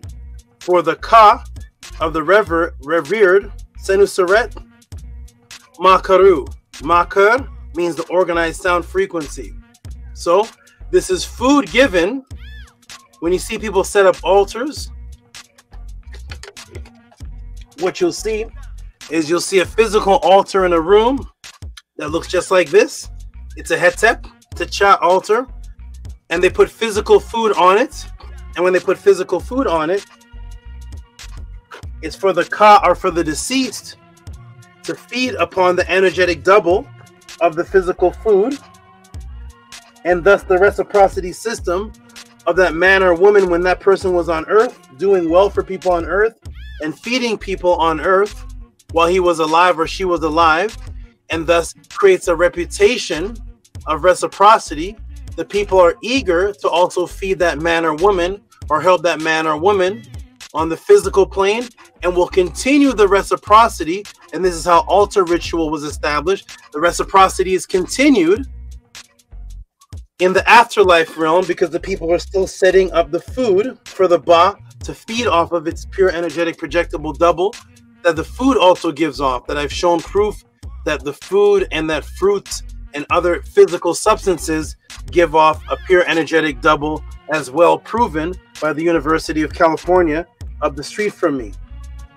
And I've shown that several times. Okay, so it's feeding off that light energy, so the reciprocity continues even into the afterlife transition.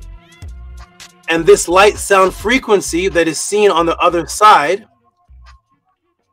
that I've elaborated on many times before, looks like this, as seen in the study done by the University of California. So the University of California, like I've stated for years, they cut a part of the leaf off, and they saw that they labeled it as the phantom effect. The shape of the leaf's Ka was still there after the physical was removed. So here is the leaf, here's the cut off part right here, and the shape of it is still there, even though they cut off the physical part, because it's still emanating the echo. And the pure energetic projectable double is vibrating on this frequency, thus able to feed off of the echo nutrients that is on this frequency and not the physical matter of the fruit itself. And that's where altar feedings come from. So the reciprocity continues, and that's why you see people still giving to the ancestors, even though the ancestors have passed, and they're still giving the same food that they would have given that person if they came over to eat with them at their table, because of the good reputation and repute they develop. So because the conscious light energy permeates all things and actually creates all doubles in the physical realm, scientists have found that even if you cut off the physical, for the Ka energy that's created is still there, and you can cut a part of it and they call it the phantom effect. And I showed you in a few pod classes, but a few pod classes ago, that if you look at the word phantom, the etymology of the word phantom is from the word Ba, and Ba is the exact word of the pure energetic projectable double that exists outside of the physical body that we wrote about over 5,000 years ago. We called it the Ba. They call this the phantom effect, which is the Ba energetic projectable double of leaves and other life forms. And they say it's called the phantom. And when you look at the word phantom, the root word of phantom is Ba, spelled B-H-A. They say it comes from the P-E-I, Proto-Indo-European, which is the Ba. The same thing that our ancestors said they were giving the food to some 5,000 years ago. Here it is. All right, boom. So thus, even though the clear physical appearance is unseen on that side, what did the pure energetic doubles receive? They receive the reciprocity, because it still looks like something familiar.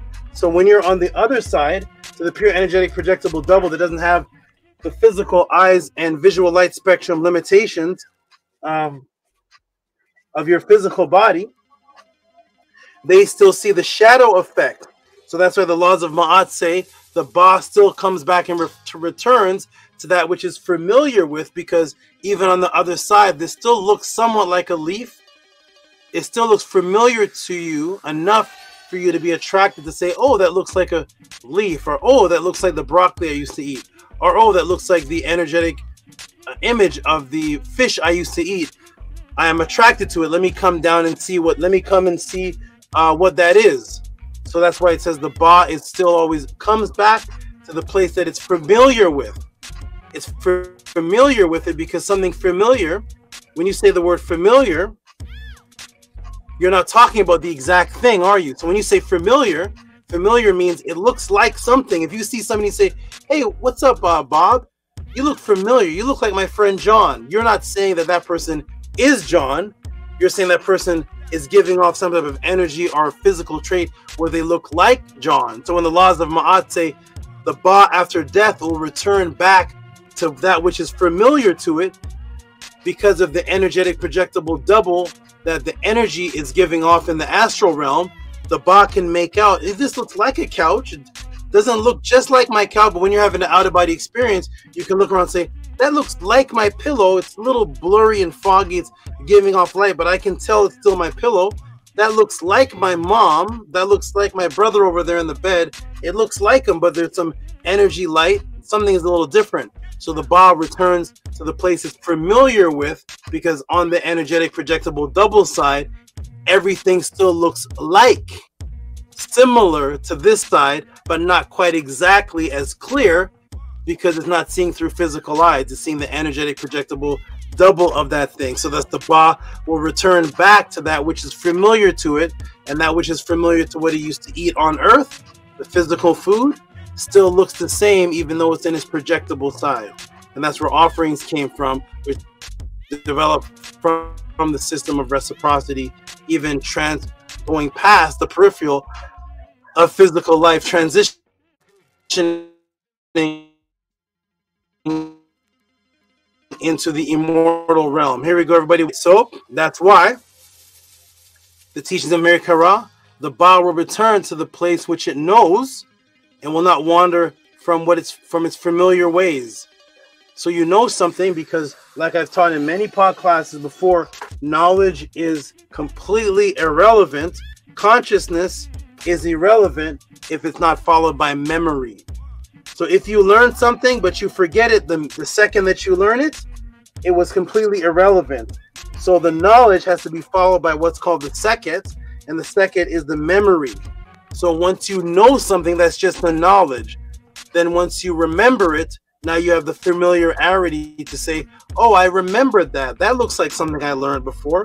Oh, that looks like a street. Oh, that lion, that's not the lion that attacked the man at the zoo. But if I see a lion escaped at a zoo, even though it's not the same lion, it looks familiar. It doesn't look like a goldfish.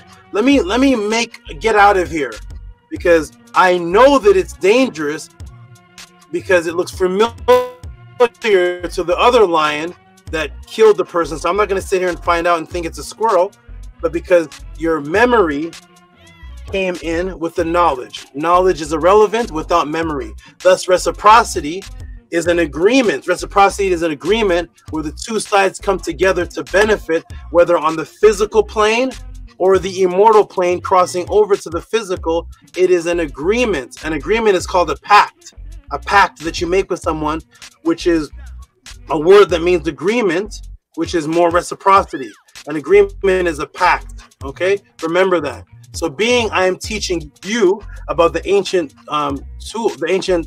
ways, typo there, of reciprocity, or the ancient tool. It is a tool, sorry.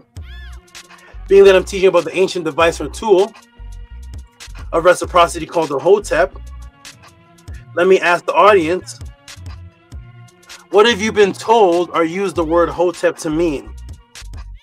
When you greet people, usually you say, who study Maat? Or even in conscious world, or whatever world that is, who study Kemet, usually they say, hotep brother, hotep sister.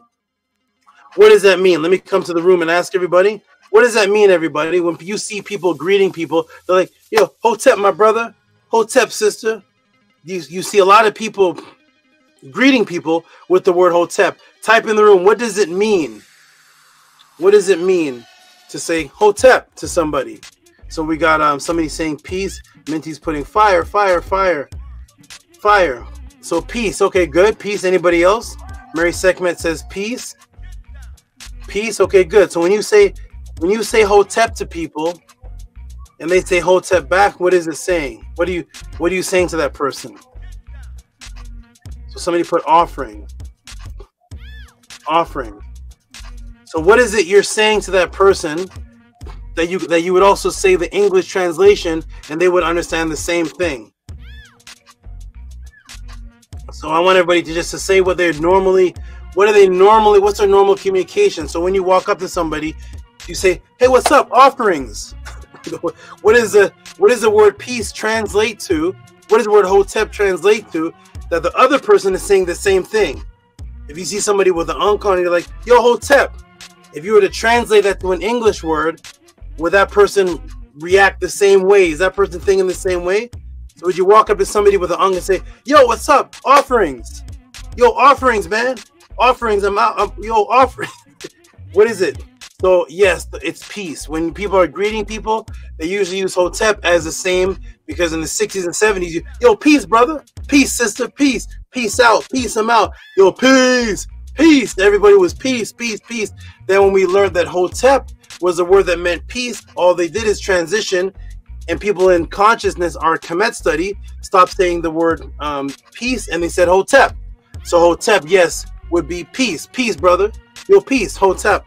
That's what it would translate to, as the other person would understand. It means peace. That's right. So peace.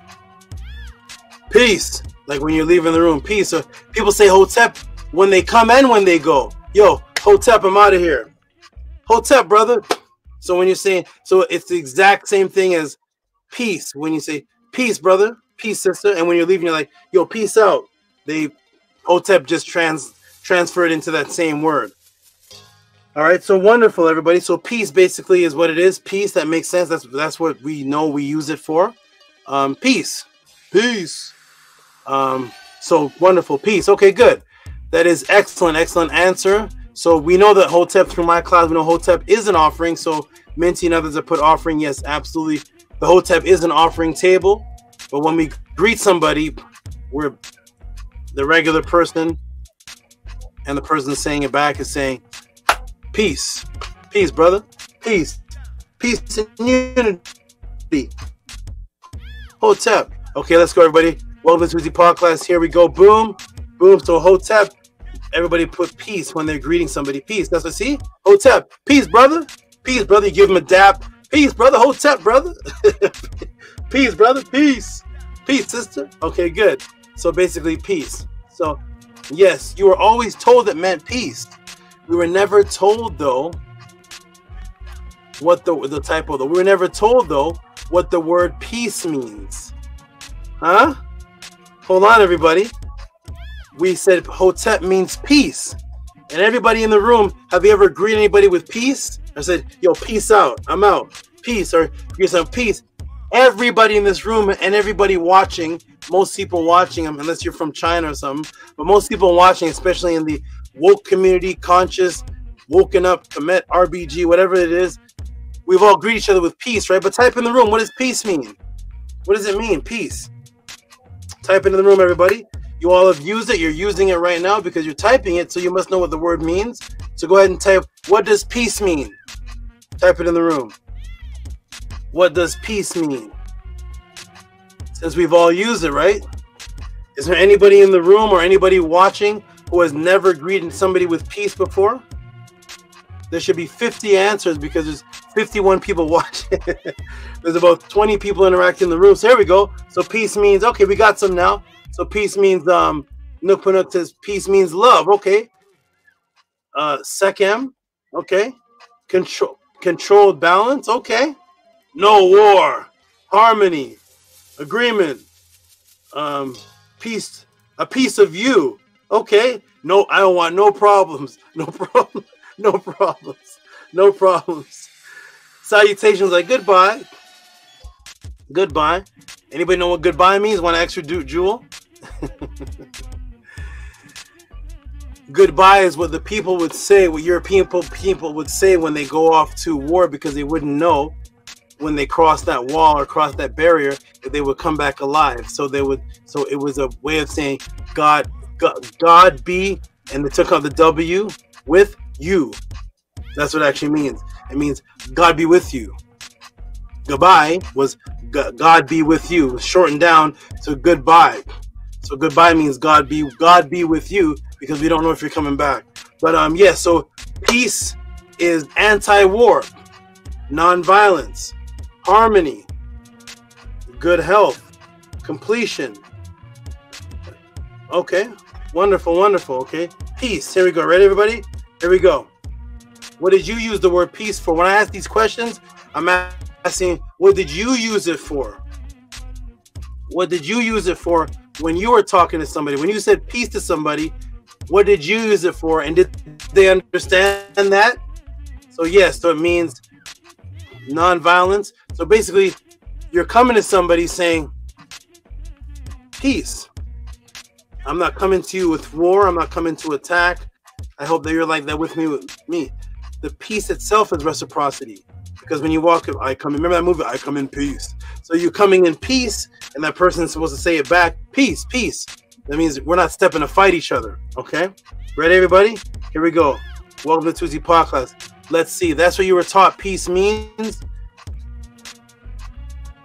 Now let's break the matrix. And let me show you what actually it means. Boom. So as I said over here, being I'm teaching you about the ancient tool of reciprocity called Hotep, let me ask the audience, what have you been told Hotep to mean? Okay, so over here, thus reciprocity is an agreement where two sides come together to benefit, whether on the physical plane or the immortal plane, crossing over to the physical. It is an agreement called a pact, which is a word that means agreement, more reciprocity. So everybody was told the word Hotep means peace. And what does peace mean? Non-war. Let's see what it means. Here it is. Peace. Etymological dictionary. Peace, right? Freedom from disorder. Peace of a nation. Let's see where it comes from. Nominative. Pax. Hey, look at this. Pag. Let me shrink this down. Look where it comes from. Pact. Pact. Pag. Which is what? A covenant. To agree. Binding together like a treaty. An agreement between two persons or parties. Agreement, treaty, compact. From pactum, agreement. Contract, covenant. to agree. Pag. So boom, peace, which is what they translate Hotep to, means a pact or an agreement. It just means an agreement. Reciprocity, peace, being in a satisfied state after both sides have done and given to each other, and each of them have benefited. Thus, if you ask someone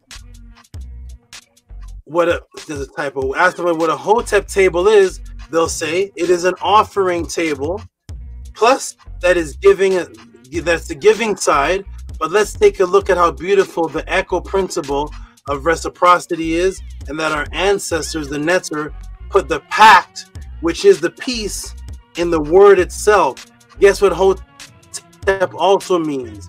Deriving from, go to the top, here it is, Hotep, to come, arrive, to do good to someone, peace, joy, satisfaction. Hotep, to come, to arrive, to do good to someone, peace, joy, satisfaction. Boom. To do good to someone, an offering table equals giving, and something coming, arriving, to offer back equals reciprocity, which is the definition of peace and satisfaction, as two sides are given, reciprocity, Hotep, all within the same word. Our ancestors were the best. So the Ba returns to that which is familiar with, because you're giving an offering with the Hotep and the offering table. For what purpose? Why do people call upon their ancestors? What do they ask for from the ancestors? Oh, ancestors, protect us, guide us, give us wisdom. What are some of the things said in the prayers to the ancestors? What are the requests? So the ancestors were so beautiful that in the word, very tool itself, Hotep, that meant peace, the word peace was a pact and agreement. And the word Hotep was to do good to someone, which was the laws of Maat and reciprocity, that someone can be alive or past. And by doing good, the reciprocity is the Ba will return back. So that's the word Hotep, and Hotep is to come, to arrive, because that's what the Ba is doing. You're the one giving the offering and doing good for that someone, because they created a good repute when they were here. They gave food, they gave help, and now they've passed, and now you give back to the ancestors the food, and you're asking for something in return. But in order for that to happen, the Ba has to return and come and arrive back to the place that it's familiar with, because it sees an echo on the pure energetic projectable double realm that looks like something it was familiar with and knows on the physical plane. So thus it comes back, and it's a two-way communication. So thus it's all intertwined in the word Hotep, to give, to do something good to someone. That thing comes back and arrives, and then you have a peace, a pact, an agreement of both-way reciprocation. Now you're in joy, you're content, and now there's a satisfaction. Why? Because both sides did their part. How did I begin the class? How did I begin the class? What did I say reciprocity was? That you can't stop. You can't stop. Reciprocity, before you meet anyone, before you do anything, you go, you have to breathe in the air, the oxygen, the wind, and breathe back out. That's taking from the plants that are giving you the oxygen, and then you can't hold it forever. You have to go and give it back in form of carbon back to the plants. That was symbiosis before you had any religion, before you had Maat written about, before you had anything taking place. When you were just in your evolutionary state, you came out of the womb and you didn't stop. They had to go. So that's our ancestors were so awesome that they wrapped all of that in to the Hotep table. The word Hotep, to do something good for someone. which is giving the food offering because they gave you food while they were alive. Now they have passed and you give the food back, and now you're making a request from the ancestor because they can see in a realm that's beyond your limitations. So now you're asking, ancestor, I'm calling you, help us, protect us, do this. Can you do this for me? And you're calling upon the, and then it's a two-way reciprocity system, and thus it's a pact, and thus that is why the word Hotep translates to as peace, not just saying peace to somebody when you're greeting them, but it's a pact, it's an agreement. It's an agreement between that which what you're giving on the Hotep table. And then what happens? You go back to the original form of symbiosis that you came out of the womb with, which was to take in the air and to give it back. So guess what else the word Hotep means?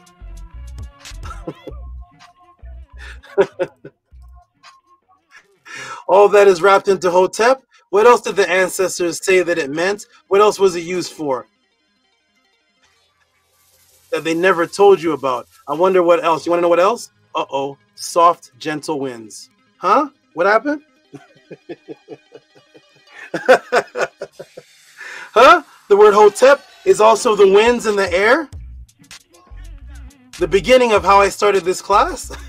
That is what the word Hotep means, because that was the original reciprocity before you had any ritual, any language, any morals, anything. In order for you to exist, you have to go and breathe in the oxygen that comes in the form of air, wind, gust. However the earth and the plants give it to you, you breathe it in, and then you breathe it back and give it back to the plants in a form of symbiosis. You reenact it by giving to the ancestors, thus causing them to come to arrive to the Hotep table because you're doing good for someone and they're bringing back to you from that other realm. Now you're at a state of peace because there's an agreement, a pact. You're joyful. Now you're satisfied. How satisfied are you? You're satisfied as you were when you took your first breath. You're satisfied as you are when you feel relieved about something. What's the first thing you do? Oh, I let that off my shoulder. Woo! What's the first thing you do? What's the first thing you do when you're completely satisfied? Oh, man. When you did a hard day's work, or you finally got what you wanted, or you finally got what you wanted off your chest, or you're finally relieved, you're like, oh, I'm done. I'm laying back now. Woo! Why do you do? What's woo? Is that a word? Woo! What is that you're doing? You're going, woo! Oh, we're done. Woo! Whoa! What are you doing all that for? The first thing naturally that comes back to you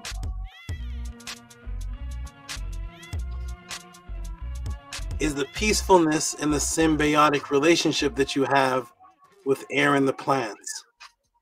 Thus, the first thing they taught you when you're about to go make your offering, when you're about to go into meditation, is what? Breathe. Breathe in. Woosah. Breathe in. Get into a calm state if you want to get into that alpha wave frequency. What does every meditation begin? Every altar begin? Every communication with the ancestors, every slowing down your vibration, relax. How does it begin? It begins by them telling you to breathe, which triggers and signifies to the brain the most relaxed, satisfied, secure thing you have ever done, because there is no feeling like not breathing. If anyone here has ever been choked, underwater, drowning, a hand over your mouth, or have a piece of rice grain and you can't breathe, there is nothing, there's no way to write down what that feels like. You know death is coming. You can feel death coming. Somebody can grab your arm, rip your arm. Somebody can break your arm. Somebody can punch you in the chest, bust your jaw, punch your nose, smack you in the eye. You got a black eye, smack your ear, slice you down here. You're in pain. The feeling that you have when you can't breathe has nothing to do with any of that. You could stub your toe. You could have a turtle, snapping turtle, bite your toe off. You could, any of that, get smacked around, beat up, punched, hit, chopped, snapped. That feeling when you can't breathe. If anybody here has ever experienced underwater drowning, choking on some food, any type of thing like that, that is an indescribable feeling in the human English language. Everything else is described as a pain, isn't it? Everything else is painful. Choking isn't painful, is it? No, there's no pain there. No. No, when you're underwater drowning, there's no pain. That's what makes it so scary. Every other thing that happens to you that could harm you, your body warns you. There's a nervous system warning you. Hit, ow! Stump your toe, ah! Chop with a knife, ah! You're getting your hair pulled, ah! Punch the jaw, oh, ooh, ping, pow! Like the Batman comic books, bam, boo, ping, ah, ooh! When you're drowning, there's no ah, ooh. There's no pain. There's no ouch. No. There's just, I'm going to die. That's the difference. So thus the most secure feeling you could ever have is when your breathing is in order. Before you go into meditation, breathe. That reminds the body that you're alive, because the very first thing you did when you came out, you took the first breath of air. Now you can live in this realm. So that's the word hotep. It's also the word for breathing. It's also the word for air. The symbiotic relationship that you have with nature. Your very first reciprocity before you could even speak. Welcome to Tehuti Podclass. If you are getting this anywhere else, you can put the book, timestamp, YouTube channel, chapter, verse, or whatever, wherever else this teaching is happening, where you're receiving this. If you're not, please support with Cash App, TT Moon, PayPal, at RockESV for the time that this is, that you're getting. If you're getting anything out of it, if it's not, just say I'll buy French fries. Here we go, everybody. Welcome to Podclass. Here we go. Let's continue. Boom, boom, and boom, and let's go. Here we go. Boom, and there it is. Boom. So the word hotep means soft, gentle winds. Soft, gentle winds. There it is. The original form of reciprocity. None of that definition exists in the English language, or any other, or Hebrew, or Japanese, or Spanish, or any other languages. Only in the Meta Netter. Only in the ancient language of first spirituality would the word come, arrive, do good to somebody, joy, satisfaction, and gentle winds be all the same word. Only in the Meta Netter. Not in habla español, not in the French qu'est-ce, not in any of that, not in English. Now, are you ready to see how deep the nature of the biological imperative echoed the importance of reciprocity was to imitate nature for survival while simultaneously learning? Reciprocity is a part of an activity necessary for evolution, social survival, and the human brain's ventromedial frontal lobe health.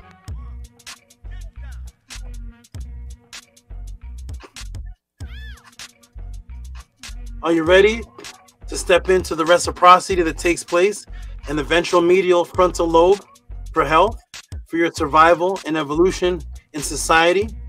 Reciprocity was a natural part of the evolution that actually took place in the brain, causing you to differ from some of the other animals. But of course, you know, in order to get to that level, you have to go into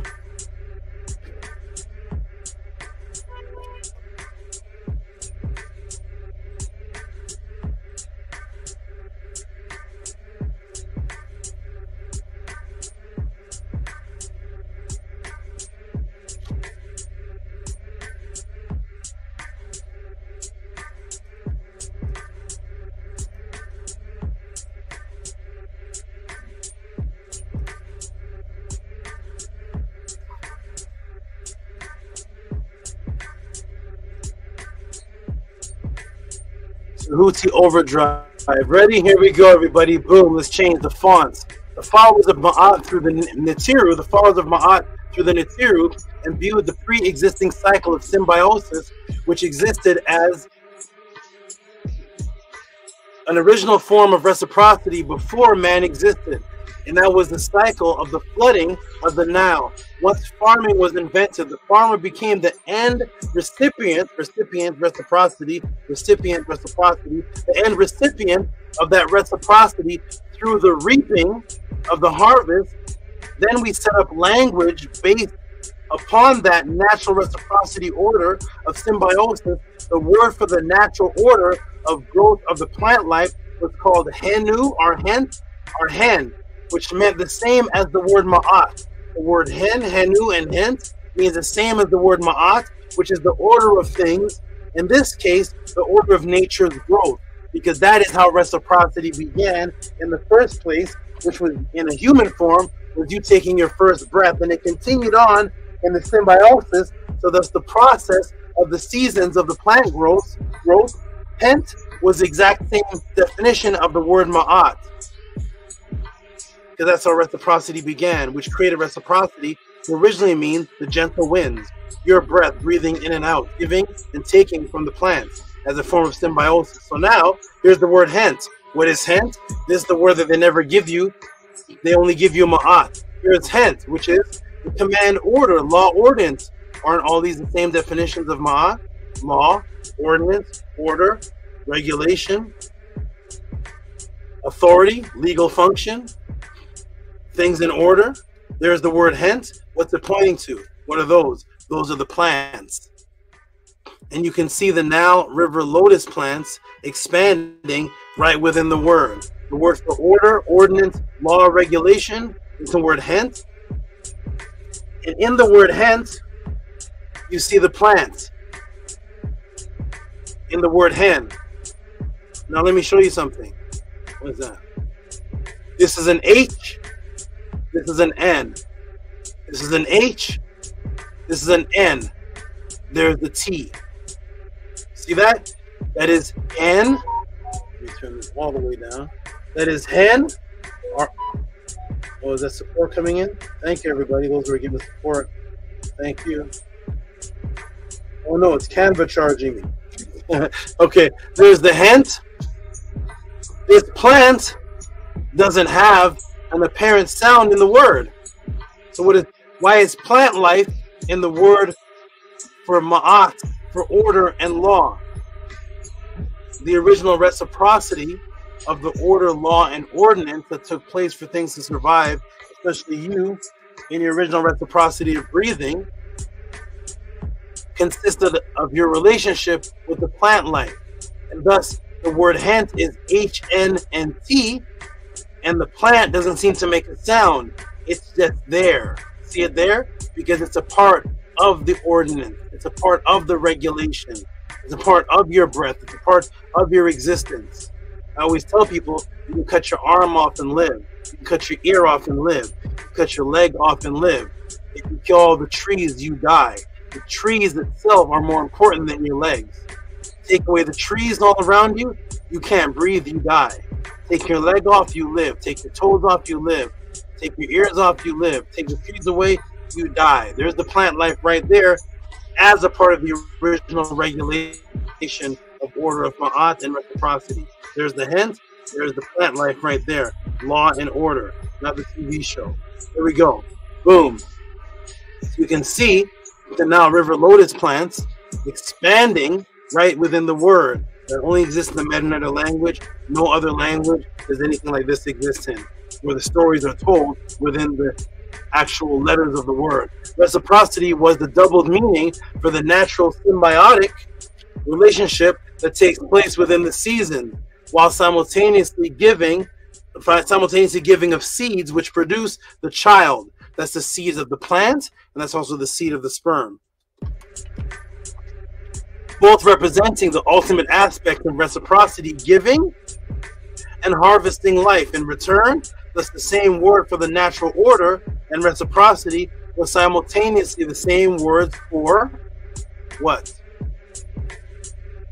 the plow, the hoe of the farmer, the plowman, farmer, and the grain of seed itself. The word hen exists at both sides of the reciprocity.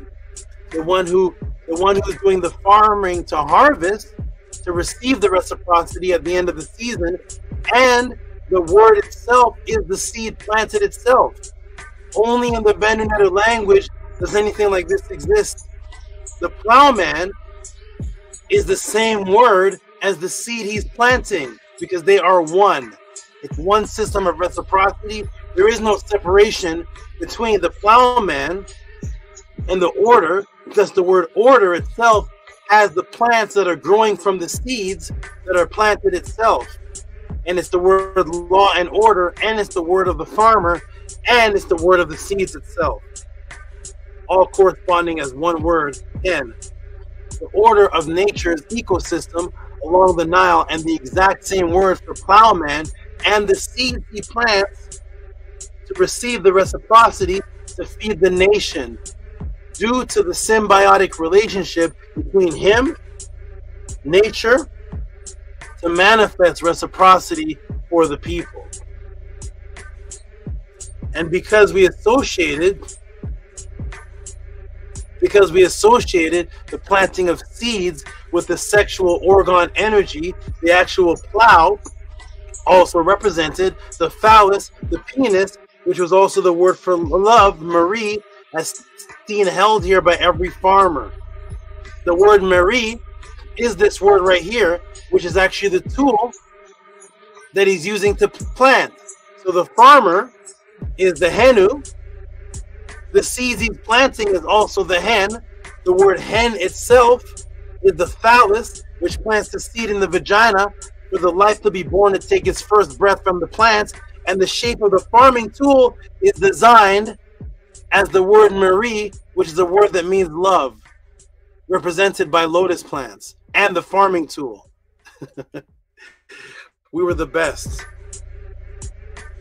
And what is the most important aspect of biological imperative pertaining to the reproduction?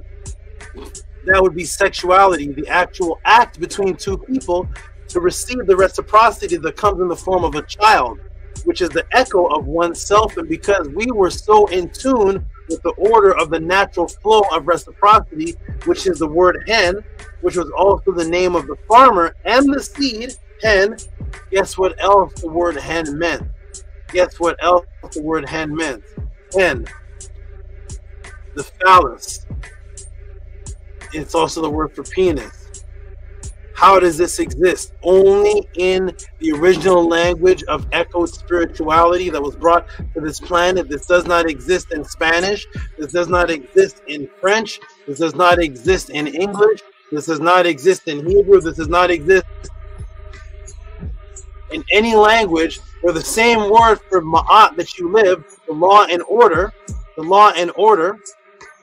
and regulation, hen, has the lotus, the plants in it, is the law and order, is the same word for the plowman that plants the seeds and the grains in the trees, which allow you to breathe, is the same word hen, which is shaped, is the Ma'at symbol, which is the plow itself that he's putting the seeds in, is the same word for his own penis that he plants in the woman so that she can grow the hen, which is the child, her seed. So that's when we look in the word hen, which is the word for penis, we see an erect penis. And what is that? Two young plants growing. See the penis there? You see it stiff and straight, and there's sperm coming out. There is no Medu image of a limp penis. There's no Medu limp penis. Every phallus drawn is erected because that's the only one that can go inside of a female to plant the seed. The limp penis can. I mean, you could probably shove it in with two hands or something, but the limp penis cannot enter. Only the erect one can. So the word hen, that is the same word from Ma'at, which is the regulation of nature shown by the plants, which is the same word for the seed that grows into the plant for you to breathe. Otep, which is the back and forth giving to something and it gives back, coming and receiving. The same word hen is the word for the phallus, only when it's erect and there's sperm coming out of it from the testes, causing it to be erect so that the child can be born. And that's why men and women, especially men, call children their seed. Why is the child called your seed? It's not a seed anymore, is it? What happened? Huh? Now you know. We're breaking matrix by matrix, and I'm showing you how things take place in the language. You don't call your flower a seed, do you? Huh? Let me ask Angela Gates. Let me ask everybody in the chat. Minty, everybody, your flowers. Do you tell people, come and look at these seeds? You tell people, come and look at you give it the name of the flower that it is. Huh? You don't ever look at an oak tree and say, yo, man, there's a 20-foot seed outside my house. What is this big seed growing? No. It's an oak tree or a pine tree. When it's Christmas time, you don't say, yo, man, let's put some ornaments on the Christmas seed. Yeah, it's a Christmas seed. No, it's a Christmas tree. You never call your plant your seed. It's not called the seed. Come and look at this dandelion seed. It's a dandelion plant. You call the name of the plant. It's a hibiscus flower plant. When it's in that form, you call it a seed, and you plant the seed. Huh? And the seed changes and it grows into the plant that it's in. Then you call the name of the plant. You call the seed that it is. You don't call the seed the plant that it's going to be, do you? You don't say, I got a handful of dandelion. It's the seed. Then when it grows the plant, right? But in ancient Maat, we were so in tune. We are the ones that created the concept that the seed is still you. That concept trickles into today's reality, and thus you don't even call the plant, the tree, a seed, but you call your child that's 15 years old your seed. Huh? What happened? He's still your seed with 2 legs and 2 arms. He's going to work every day. That's my seed, man. Don't talk about my seed. And he's a full-grown man and woman. Huh? What happened? But the seed that you planted outside, it grew into a pine tree, is not a seed anymore. You still call your full-grown child my seed. That concept came from what you're seeing right here. The seed was still the man, was still the farmer. The seed is still the name of the full-grown farmer who's planting the seed. That's where that comes from. Show me that in your language. Show me that in Hebrew. Show me that in Habla Español. Show me that in French. Qu'est-ce que c'est? Bonjour, au revoir. Show me that. Huh? Show me that in any other language where that concept came from. It came from this right here. The seed was the adult farmer and was the penis, and there was no separation. You're still the seed. Unless you call your children today your seed and don't even call the plants outside the seeds.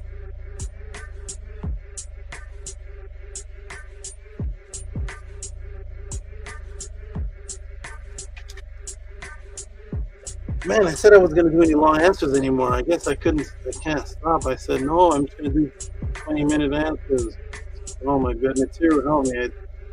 How do I shorten these down? You're not allowed to.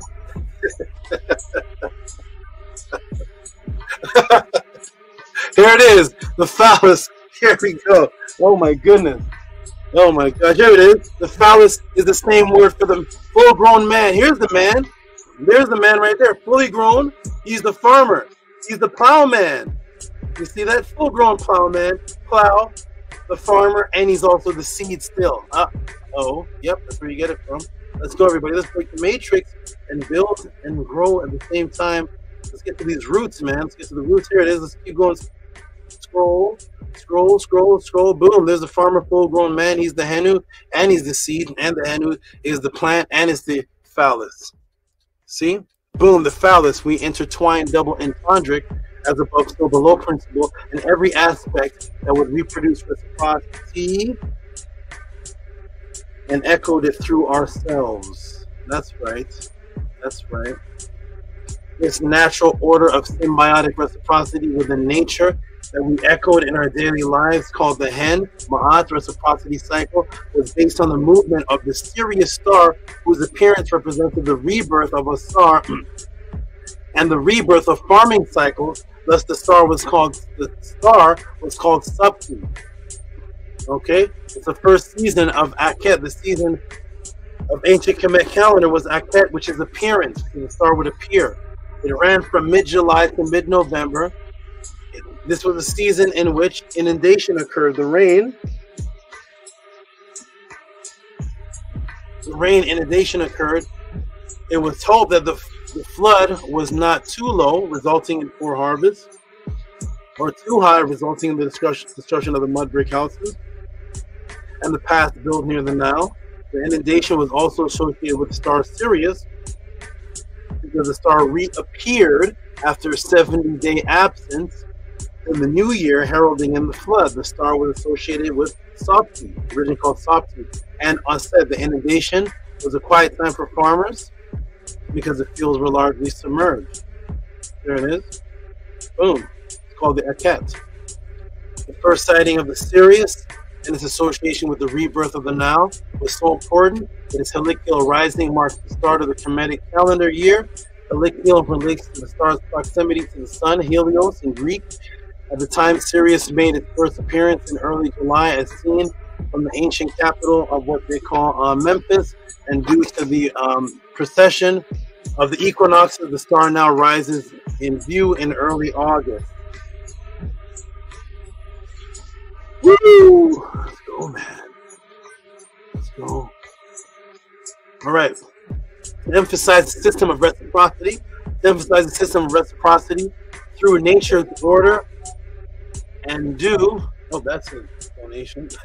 They emphasize the system of reciprocity through nature's order and due to the fact that the sightings of the star that caused the flood and the symbiotic relationship of reciprocity with the farmer of Maat. Guess what the name of the star was called that brought the rain? So the Greeks called the Sirius star. They take away the meaning. What's the real name of it? What is it here? What's the real name of it? So the star that marked the preparation for fertility, the brightest star in the Canis Minor, found on page 664 of the Egyptian Hieroglyphic Dictionary. The rising of the softest star marked the beginning of the Egyptian year. What is it called? Septet. Here's the real name of it. Septet. Septi. Septi has a completely different meaning from the Sirius star. So the Sirius star, it's a septet. What is it? Because remember, what have we covered in this reciprocity natural flow? We covered the farmer. We covered the word hen, which means ma'at. Ma'at is feminine. We covered the word hen, which is ma'at. Hen is the farmer, the male farmer. He's the man. He's also the hen, the plough, which is what goes in to plant the seed. And the hen is also the phallus, which is also the plough that goes into the woman. And then the hen is the seed, which is the child. But where's the woman? Where'd the woman go? Hold on, what's going on? Where's the woman in this? We got the hen, which is the man, the phallus, the farmer, who's the male, the seed, the phallus that goes into the woman, the plow that goes into the ground, the seed, which is the child. Where'd the female go? Because none of this would happen without the Sapti star. That's what the farmer's waited for. This Sapti star has to come in with a symbiotic relationship of nature to create the whole reciprocal system. And what is Sapti? Let's see. We're gonna find out where the female is, because you have to have the female in the reciprocity. You have to have the female in this creation. Got to. This isn't real. This isn't the Bible, where God is doing something strange to make things without a woman. I don't know what that is. I don't want to know. But here we go. Boom. So what is it? Sapti, a form of Het Heru. There's the female right there, and there's the egg of the woman. The male seed goes into the female seed egg and produces child, and there's the woman right there. The female form of Het, the form of Het Heru, the female. Because what is all this? What's reciprocity? It's a whole situation that takes place in the symbiosis of nature, and the farmers are doing all this. And that's why the word sapti, look, it means ready, prepared. Prepared and ready. Boom. Not serious as the Greeks needed to say. Not serious. The Greeks said with no apparent meaning that it had anything to do with this. That ties into the symbiotic reciprocity relationship, but stopped, which represented the star's position in this the star's position in this relationship to the farmer. By the star coming and causing the rain, the farmer would have to be ready and prepared, while the rain is also preparing the seed, the symbiotic relationship of reciprocity between nature and man that we echo in the laws of Maat, from man to man, man to woman, woman to woman, woman to man, and both to child, to create the entire nation that lived off of reciprocity, which is what? The practice of exchanging things with others for mutual benefit. This was how the entire nation lived. And remember the Medu way of writing Sapti, the great star, which appeared only during the vernal heliacal equinox rising, the alignment simultaneous rising with the sun and the three stars of what they call Orion, with the star Sapti itself. That's why it's called vernal heliacal equinox rising. To cause the flood was written with the glyph, which means preparation. Its role in the symbiotic reciprocity cycle. What's the glyph? Boom, what's that? There's the star. Okay, that's Sapti. There's the egg. That's the seed in the woman. There's the bread loaf making a family. What's this? That's how you write Sapti. What is this? This symbol here, which is what? It's the acute isosceles golden mean triangle, which now I'm going to teach that another day. We'll pause on that. There's the golden mean, the golden mean isosceles, acute isosceles golden mean triangle, which is what? The doubled of 72 at the bottom, the base, double 72, 72, half of that, which is what? 36, which creates the pi, 5 plus 1 over 2, which is the pi, which is the mathematical equation of the isosceles golden mean triangle, which I'll teach another day.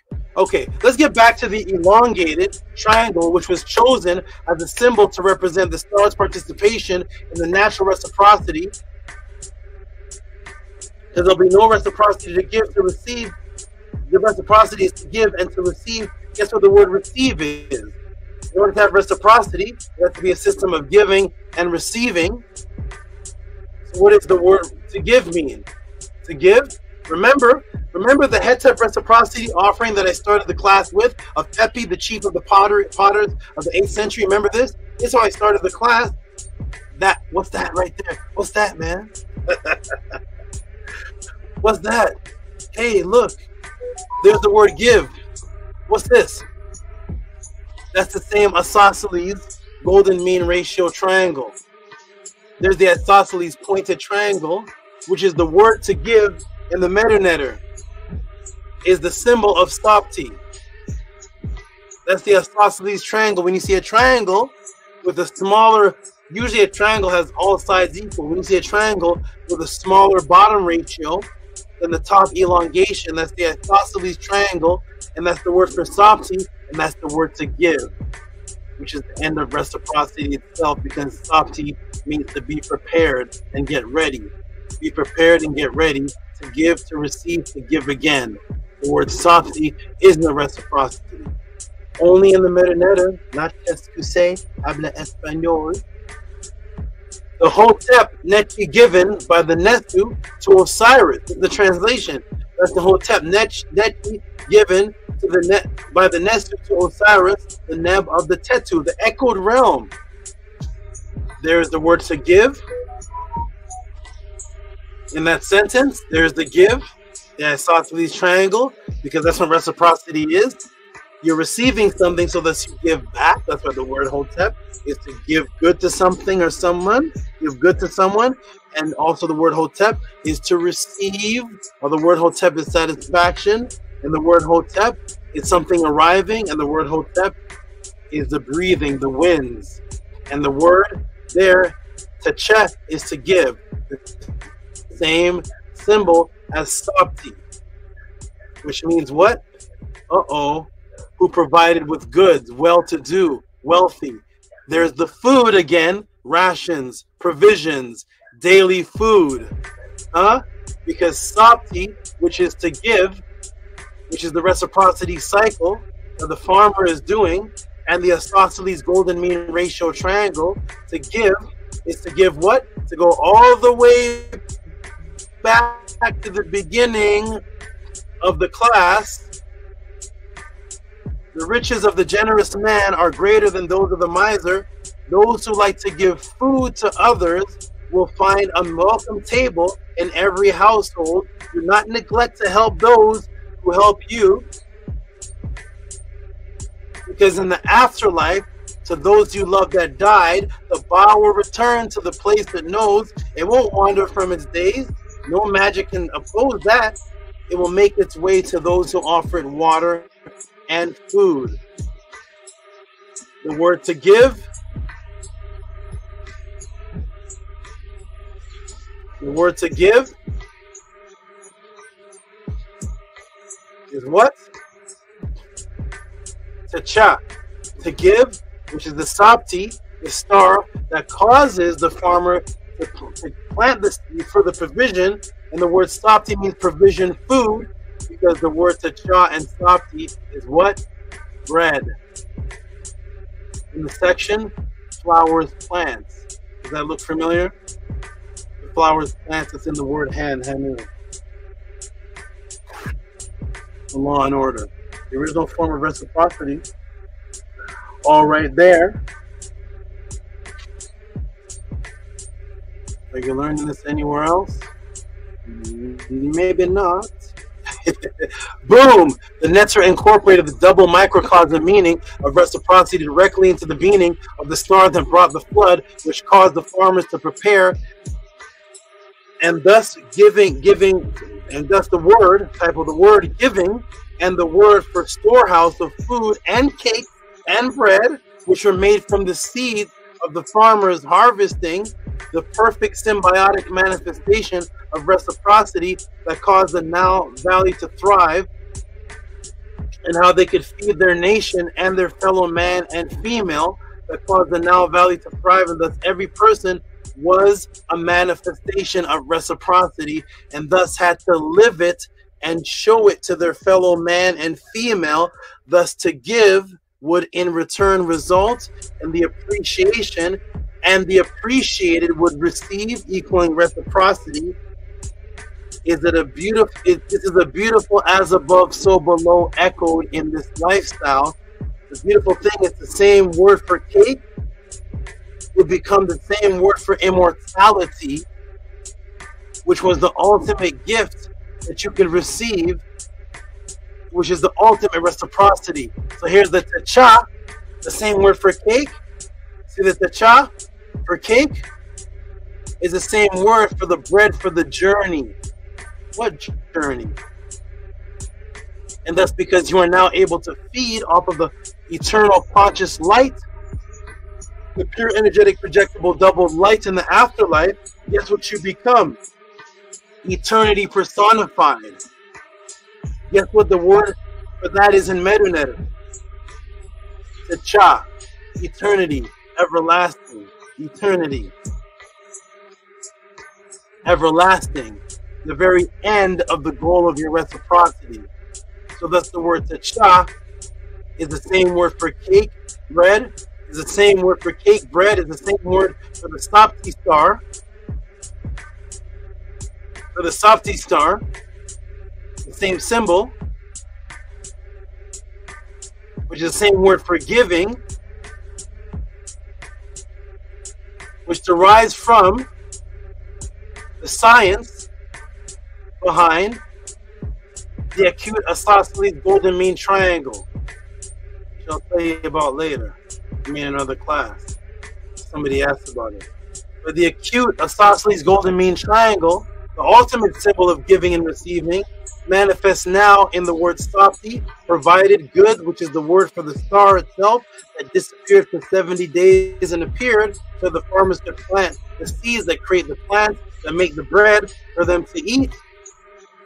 And thus techa is the cake, but it is also the end of that which feeds you to receive the final goal, which is the bread for your journey. What journey? The journey for you to become an immortal being. So that's the same word for bread, is the same word for eternity, and it is techa, eternity personified, which is the goal.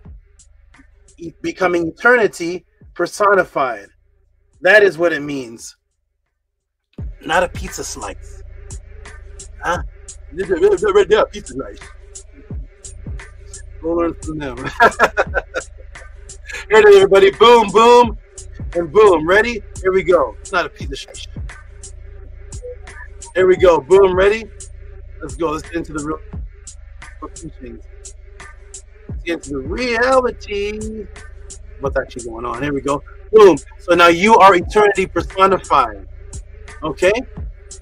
And guess what modern day scientists have found? What have they found, everybody? Are you ready? Hold on, I'm going to come off the screen for just a moment. Hold on. Hold on. What do they find, man?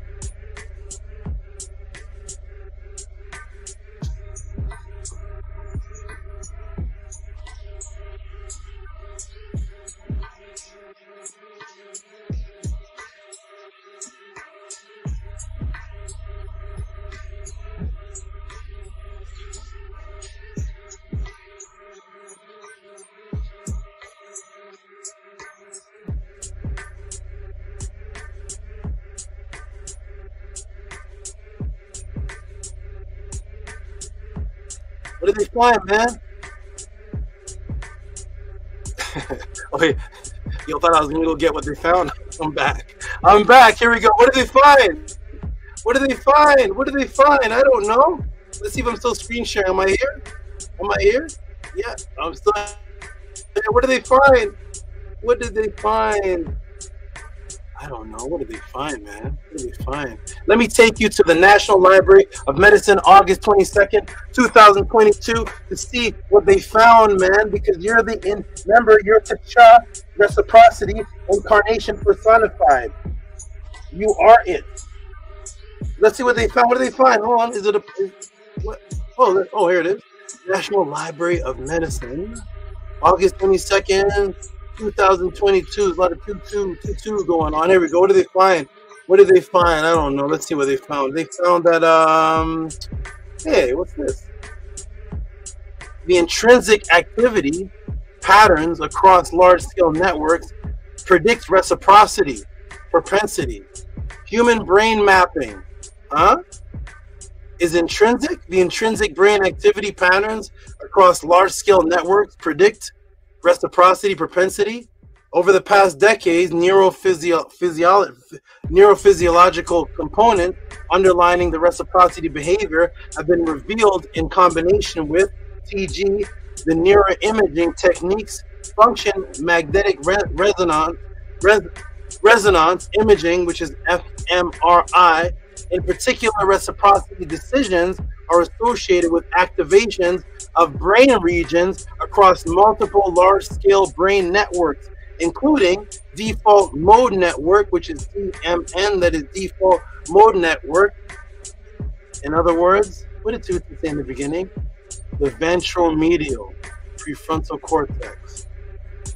That's where the reciprocity activates and exists. The ventral medial prefrontal cortex, salience network, ventral lateral prefrontal cortex, the VPFC, and frontal Peritial network, FPN, dorsolateral prefrontal cortex, DPFC. This was discovered scientific research by de Klerk, Berlucci, Negansugi, Van den Bos. 2017, 2019, 2013, 2015, 2009. For instance, reciprocity may be evoked by inferred good intentions of trusters engaging mentalizing processes of associated activation, DMN regions, that's Berlucci. In 2019, de Klerk, neurophysiological dispositions to reciprocate is a product of human evolution and plays a crucial role in the emergence of social networks. Network ties emerge and exist in form of episodes of social exchange, beginning with the initiation of an exchange, its progression over time to its end. It's part of your brain function and it's a crucial role in social networks. Reciprocity is a part of your very existence that makes up your anatomy. Boom! Reciprocity stimulates the area in the brain necessary for natural human evolution and sociality, which calms down violence. In the cortical basal ganglia, in the class I taught, I think last week. So in the cortical basal ganglia circuit reward system, that's the dopamine system. The cortical basal ganglia circuit reward system, part of the brain, but simultaneously stimulate endorphins, which are activated by what? Back to the ventral medial cortex, prefrontal cortex. Remember this? Remember this from the laughing and crying class? There's a dorsolateral, boom. Ventrolateral, boom. Orbitofrontolateral, boom. The same area responsible for reducing cortisol, calming you down through the process of laughter and regulating your emotional system is the same area that's activated and stimulated and functions your reciprocity, all needed for you to exist as the being that you are today. Thus, when you go against and break reciprocity, you're going into the natural system, and that is the function of the matrix. The function of the matrix is to have you invest and participate in things that go against your reciprocity. So you may be saying, I'm spending my hard-earned money on this, and thus I'm getting this. It appears as the illusion of reciprocity, except for the thing that you're indulging in is killing you, which is the opposite of the Hanu, which is the opposite of the order of the Hen, the opposite of the order of the original reciprocity, the opposite of the order of you and the trees, you and the leaves, keeping you alive. So when you go and you buy that hamburger pizza slice, watching the Avengers, I'm gonna buy the new funnel cake, man. We're at Six Flags, give me that. I'm doing this while I'm watching the movie, the popcorn and eating it. Put some extra butter on that. Where's that apple glaze? What's it called? Apple candy. Give it to the kids. You're apparently satisfying the reward system. That's why all of those things are actually designed as drugs, because drugs reciprocates the reward system in the basal cortical area. That's what drugs do. It's the same feeling. So that the matrix created something that imitates natural reciprocity, which is you going out doing your hard work and you're spending money every week on something. And then when you receive it, it happens to stimulate the same area of dopamine in the reward system that stimulates the original area of the cortex that keeps you alive and stimulates reciprocity. It gives you that high that I got it. but designed to kill you. And that's why more people that are watching this have actually spent more money over the last 2 years on things that actually are damaging to them than supporting the Podclass. Shall I put a drone over your family? Shall I go with you from place to place? Ah, man, over the years, how much money has been spent? I'm going out. It's a family. We're going out. We're doing this. We're doing this. And what are you eating? What are you doing? Where's it going? I saw that you know exactly who Wolverine is. You know exactly who Hulk Hogan is. You know exactly what everything is. But it's all the things that actually kill you. Is there anyone in the room who doesn't know what funnel cake is? I could name 5 healthy dishes right now that nobody would know what I'm talking about. Is there anybody that doesn't know what cotton candy is?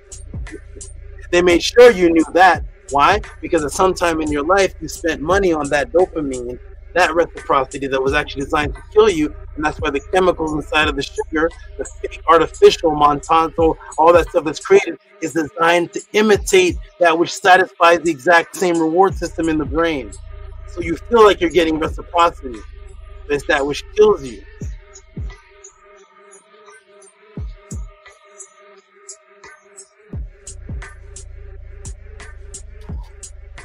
And that's why the Tehuti Podclass, reciprocity has to be requested, but no donut shop ever came to your door.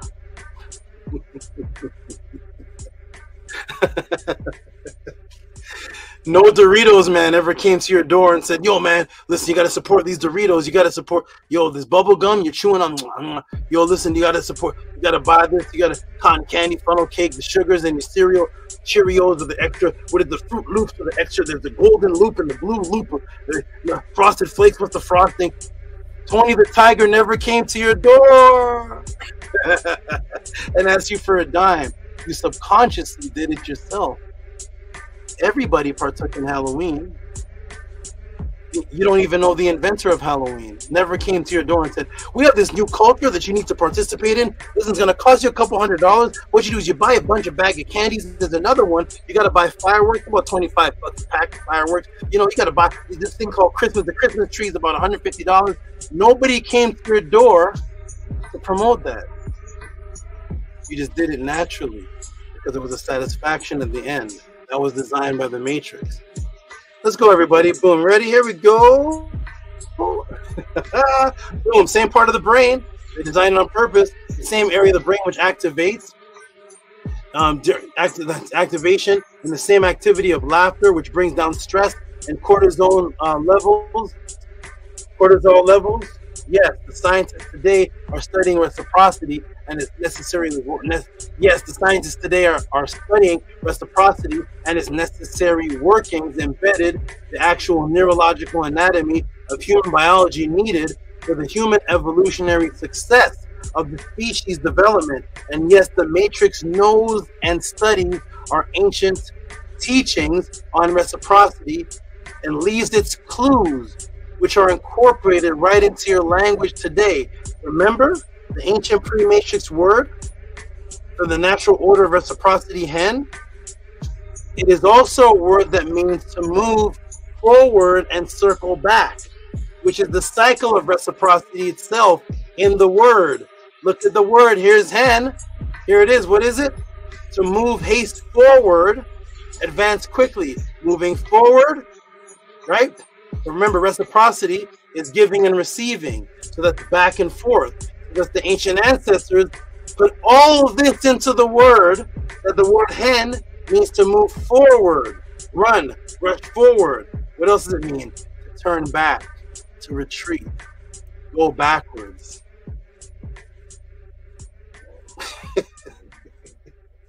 The word for order itself, which is the word for the plowman who plants the seed and the seed itself and the phallus that plants the seed, your biological imperative for you to even exist. The word hen, which is all that same word, also means to move forward and to retreat backwards. Because every hand that gives, there should be another hand there that receives. It's a backwards and forward relationship. What else goes backwards and forwards?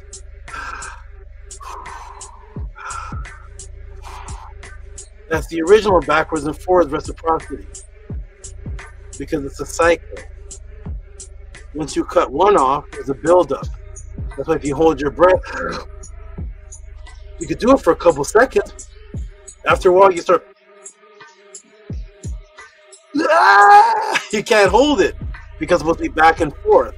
So that's the word hen, which is the same word as Maat, or order, is the same word for back and forth, because that was a symbiotic system of the Sapti star, which was the star of the female, which meant to give.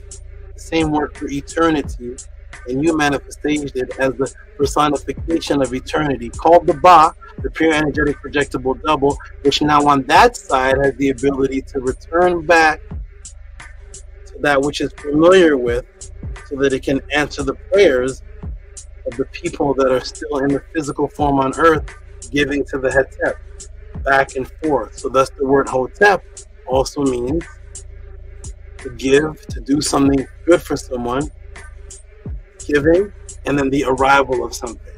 All of these words are the word for reciprocity. If you go type in the word reciprocity in the dictionary, it says zero. In the Egyptian dictionary, it says 0 results. That's why I have to come to the Podclass.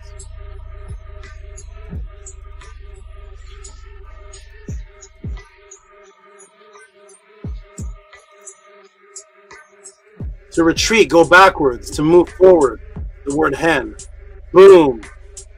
Well, I feel like I'm in church now. Well, the hen, the natural symbiotic cycle of reciprocity through season, was completed through the cycle of the sun and its visual appearance over the horizon, recycle, called Herokuti. This gave the name to one of the most powerful netters, which was Ra, which was also a word that meant sun, Ra Herokuti, the sun face over the horizon.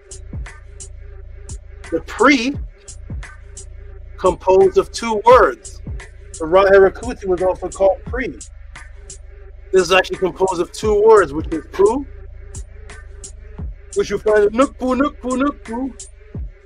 Pu and Ra together create the word pronounced in English, translation as Pi-Re, for Ra, as seen in the records of the contendings of Heru and Set. And here it is right there. Pri became exceedingly furious. There's Pri. Where does it come from? Pu-Ra.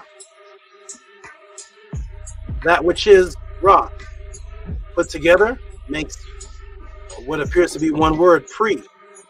The name Pri, Re, became incorporated. The name Pri from Re became incorporated into the modern day Freemasonic language to mean to do again. That's why we have words such as repeat, rewind, replay, because Re was the sun and the earth made its cycle repeatedly around it to experience the Sapti reciprocity process. That's why you have the word re, which is what? The same definition as the last definition of hen, which is to bring back. Rewind, because re was the apparent sun cycle. When you're on the planet Earth, it looks like the sun is making a cycle. This is called Kepara, a cycle. It's the Earth making a cycle to repeat. To do what?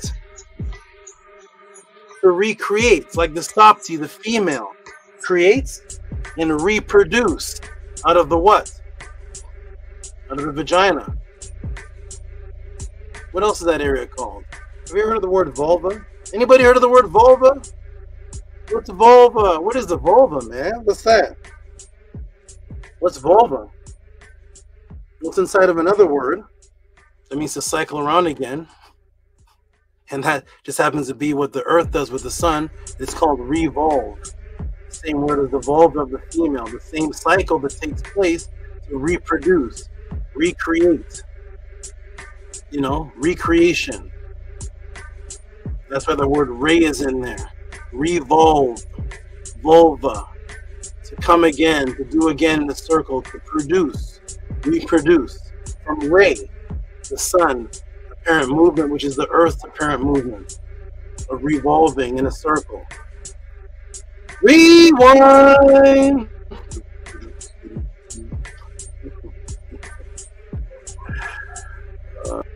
Man, I'm getting. I thought I wasn't doing long classes. Am I doing long classes? Yes, I am. That's her. I'm not. I thought I was. Okay. I have no choice. Here we go. Boom. Boom. You ready? So here we go. Boom. Boom. So there it is. That is in the word reciprocity. Reciprocate. Repeatedly, which means to go back and forth. The same definition as the hand. To run, haste, move forward, travel, turn back, withdraw. The same apparent motion of what the sun looks like is actually what the earth is doing. Here we go. Oh. Where were we? Yep, let's go down here. Boom. This was also called the purr. The purr, which meant to go forward. Purr, which is a word that meant to go forward out of the body as the sun, because now you were an embodiment of Ray and the embodiment of the rain that burst forth from the sky clouds by Thopti. Both bursting forth out of the body. Thus the book is called the Per Em Haru from the first word that appears to be Pre-Ray or Pre, which is Per. See the Pre? What does it mean? To come out of, to go out, to birth forth like what? The storm. To birth forth like a storm of motion. Process. To ascend. That's the Pre. The Per. To go back and forth. To burst out of the body because you're doing your cycle. Your cycle. Live to die and I die to live again. 360 degrees. Comprehend. A man gets stronger till he's man no longer. Unearthly presence makes the time seem shorter. And Brother Jay, right? So here it is. You're coming out of the body as what? As the sun, a new light, called Per Em Haru. Ask anybody what the word Haru means. It means light of day. You become a Ku. What does Ku mean? Ku means light. The body is placed in what appears to be the pyramid, which is called the Aku. What does Aku mean? Light. You're coming forth as the sun, simultaneously bursting forth as rain, and that's why the word Per and Per Em Haru and Pre, P-Ray, is in the section of the dictionary called what? The sky. It's in the sky section. Huh? Oh, guess what the word reciprocity meant in its roots? Typo there, not put what? Oh, guess what the word reciprocity means in its roots in the dictionary? What does it mean, Tehuti? Uh-oh, reciprocal, existing on both sides.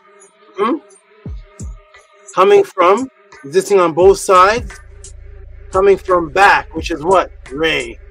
Ray. Ray and what? Pre. Pro. P-R-O. Pre, which is forward. The pre-ray. Back and forth. Ray, back, and what? Forward from what? Pro, pre. Pro. From what? Uh-oh. Per. Per. To move forward. Huh? To move forward. Where did that concept come from? What do you mean? Oh, just per, you know, to move forward, to come forth, you know, to ascend. Per. Moving forward, ray, go back and forth like the sun, ray, to go back, you know, pen, to go back, move forward, from ray, pre, ray, pro, or ray, per, to move forward from per. Yes, sir. Boom, from re equals to cycle back, and forward, and per, to go forward, as in the Per Em Haru, coming forth as an eternal being, the true reciprocity. manifested in your physical form of reciprocity to give that which gives to you. Hotep, I am done. Here is the average time Tehuti puts in, not including the 16 plus hours pre-Podclass, to actually put the customized answer guidance together in a systematic, disciplined, visual format. Have you benefited? Have you? I hope so. Boom. Matrix broken. For those of you who appreciated this more than the waiter you have tipped or the past reciprocity that you have spent over the past years on the July 4th ritual, and if you have learned or if this has had any type of impact or has advanced your recently current understanding of this subject matter in any way, please send your tip of reciprocity appreciation called Reciprocity in Maat or Reciprocation, Symbiosis of Softy, or you can call it I Do Benefit. Or any creative style you can come up with. PayPal at Rocky SB, Cash App at TT Moon. Hotep, I am done.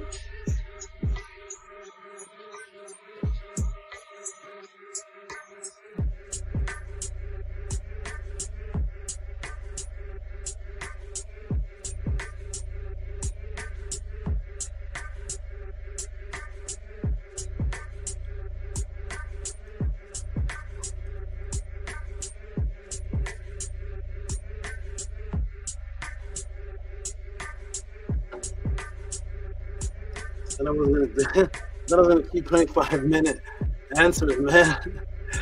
Tehuti was caught in a lie. Tehuti lied.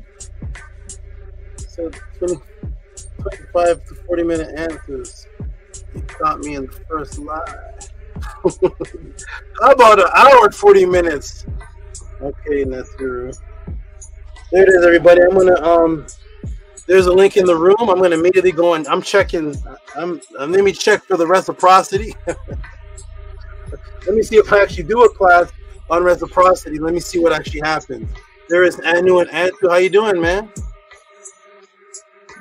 Doing wonderful, fantastic, feeling even more wealthy. To all very much Sabatudi for this wonderful class. It's beyond a master class at this point.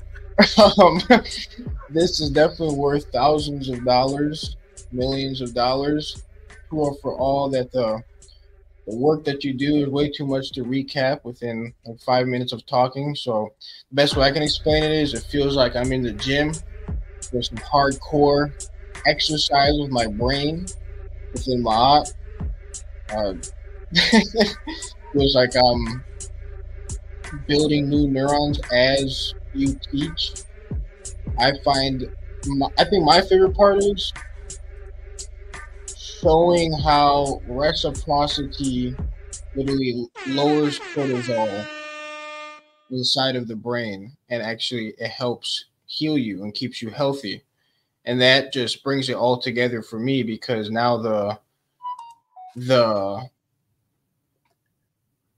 giving and receiving throughout the whole people, you can see the giving and receiving throughout the entire culture has a effect on us as biological beings and as Bas and Kas. That that's not me. That's Angela Gates. I don't know what's going on. Angela Gates on the soundboard.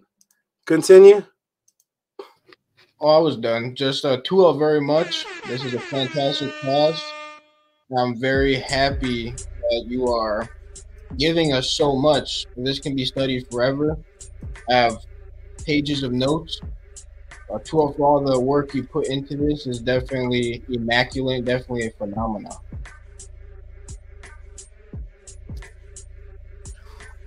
Nini glad you appreciate it. Glad you appreciate it. How you doing, everybody? I'm gonna let you all build after. I am gonna go right into the support. I'm gonna right into the support right now, and then I'm gonna jump off. I'm gonna let you all build. I'm gonna listen in the background for what you all thought of this class, and I need to go recuperate myself before my something happens to my temple, so I gotta go. I'm gonna read off the support system. I appreciate everybody, and then you all build on what you thought of the answer and such. After I step off, because I only have about 4 minutes or so. I gotta go recuperate. So let me go right into the thing, and I'm gonna listen to you all build afterwards on what you thought. Let's go into the support system to see what people actually. Let's see the reciprocity. I did a class on reciprocity. Let me see what. Thank you, Nanny. Right on time. I'll be out there in 5 minutes. Oh my gosh. Oh man, hold on, let me open up the Rios. Get the Rios some air. Rios. Want some air, man? More air. Oh, okay. Rio air. Okay, boom, boom, boom. Okay, who's this? We have reciprocity given for this answer. I hear the do. Maybe that's reciprocity being said. I don't know. We'll see when I go through. So here we go. This is 80 Thieves, who is VRI. Oh, let me get off this. Oh, I'm in purple crown. I'm already in the purple answer. Why am I in the purple answer? Hold on, Gabriela. You're in the purple. Wait a minute. Wait a minute. Reci. Okay, I'm right in the right section again. Okay, here we go. Boom, Reci. Let's see. Okay, here we go. Yeah, I gotta go recuperate. I feel interesting. Okay, boom, reciprocity. 80 feet. Is Annie on the screen? I can't. Who's the sound man? Is Annie here? Yes, Annie is here. Okay. 80 Thieves, are you in the room? You can jump on the panel. If not, I'll get who's here? Antu, read it for me, Antu, please. 3650 for Tua Henu Saba Tehuti Amun Hotep Ra. Give them some big noise, Annie. Give them some noise.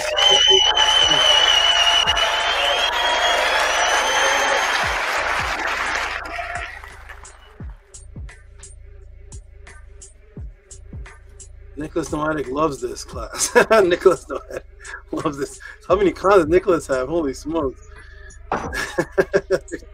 He said, oh, thank you, Antu, for reading that. Thank you, 80 Thieves. I will send reciprocity when I get funds of course, or for a couple other classes. Okay, to a SABA. Thank you, and thank you, Antu, for reading. I appreciate that. All right, boom, boom, boom.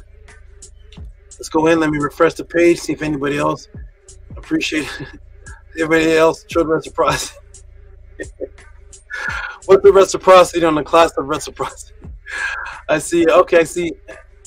Oh, of course. And two. Ready. Set. Go. What does this say? I'm going to get one of them to read. Oh, my goodness. Oh, man. Okay. Let me go.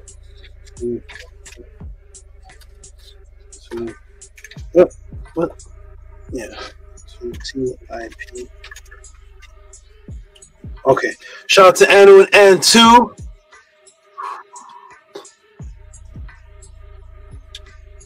On the screen here. Oh, here we go. Shout out to Anu and N2. Boom. Give them some noise. Anu and N2. And one of you can read that. It's from you.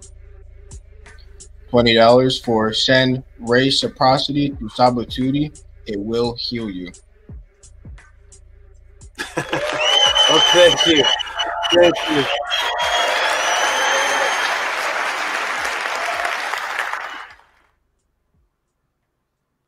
Thank you. Nicholas Noatic says, love the hooray breakdown as well in their snake style. And I don't even remember. I don't even know. I don't know. The hooray breakdown. Okay, nice. I'm gonna look for it. Thank you, Nicholas. Thank you for reading that. Anu and Antu, thank you, Anu and Antu, for that very creative. You're very creative. Reciprocity, and it will heal you. Thank you for that. Appreciate that. Okay. Oh, what'd you say?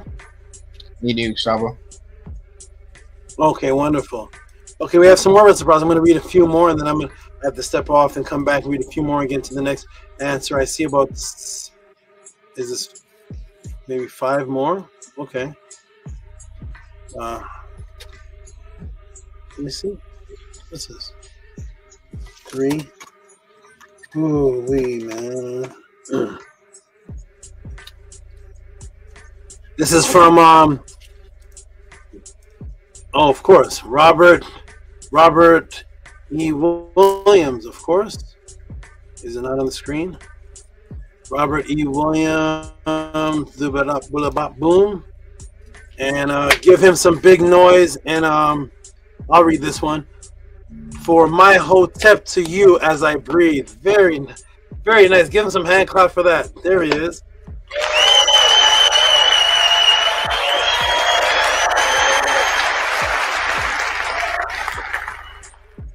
All right, so you all know now, September 7th, 2024. If you hear anybody talking about, yeah, you see the ancient word hotep, it means to breathe because you breathe. If you hear that, just say, hey, man, you're a supporter or a sneak learner? All right, because you've never heard in your life hotep means breathe. Anybody, Menkura, you heard before hotep means to breathe? Air? No, Saba.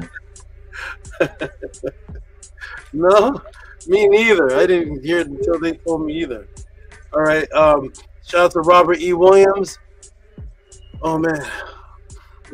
Appreciate you. Who else is here? Hotep means breathe. So when you greet people from now on, so just breathe, brother. Breathe, sister. That's what it is now. All right, here we go. Next. Breathe. Gabriela with the purple heart. Oh, she put the purple. How'd you do that? She put the purple. How's the purple? Wait a minute. Hold on. Upgrade. Oh, I see. Oh, this is different. They're putting the Cash App is putting the message on the top of my email that she typed. I've never seen that before. The message of that's on the Cash App is at the top of the email with the purple heart, and it's in the Cash App. That's something different. Okay, all right. I've never seen that before.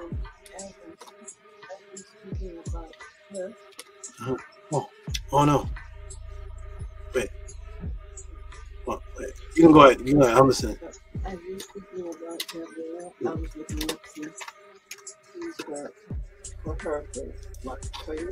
Oh, really? What came up? Reciprocity tea or something?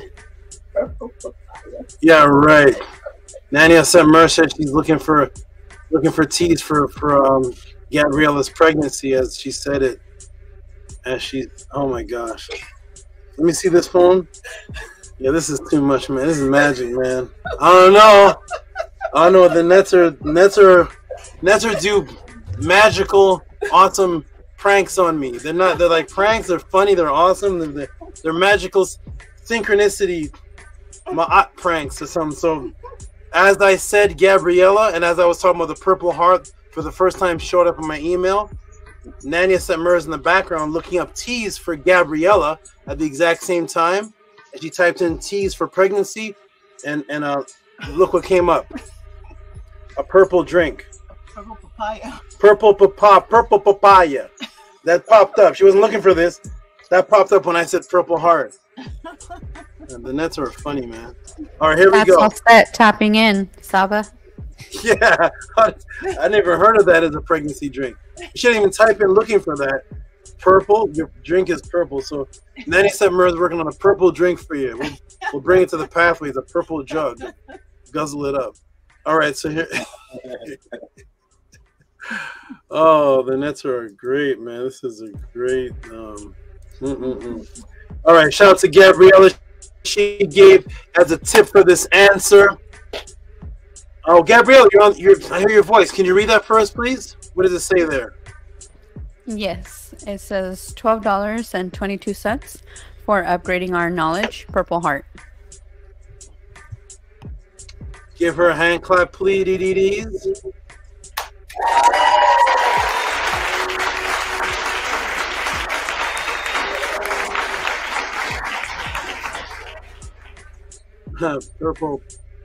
Purple pregnancy tea comes up. I've never seen a purple drink. Is grape juice even purple? I've never seen a purple drink in my life. Purple juice? Is that a fruit? Purple juice? I've never seen a purple juice. What's that? What fruit is purple? Is there purple fruit? Well, that's right. Purple is not here yet. We'll get into that next class. Purple hasn't gone here yet. Okay. Here we go. Next up here. And we got Primordial Thought 9, the mate of Miss Purple, who gave, what is this?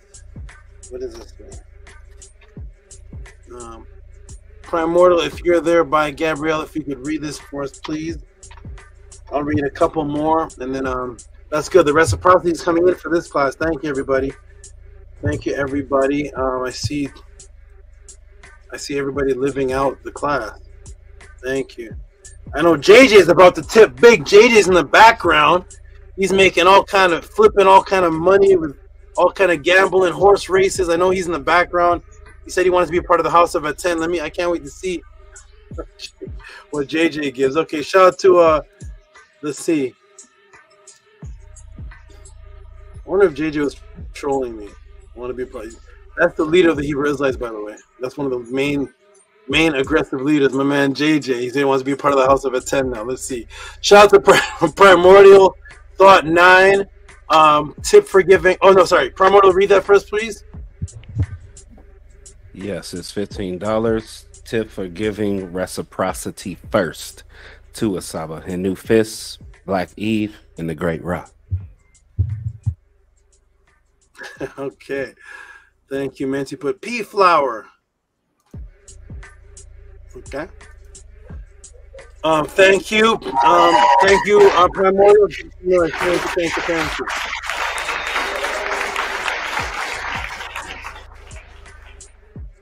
Oh man. Okay. What do we see here? I see one Hythe here. Okay, I can finally read. This is for the first time. I can finally read out in the open. It's been years. And Mr. Anonymous Man says, I'm not anonymous no more, Saba. And now I finally can read the whole thing. And guess what? Now that he's not anonymous and I can finally read it, I'm actually not going to read it. Why? Because he's on the screen. So he's going to read it. There we go. Shout out to the man who says he's not anonymous. Go ahead, my brother, read it. To a SABA for reciprocity breakdown for Tet Marie. Give him some big noise, please.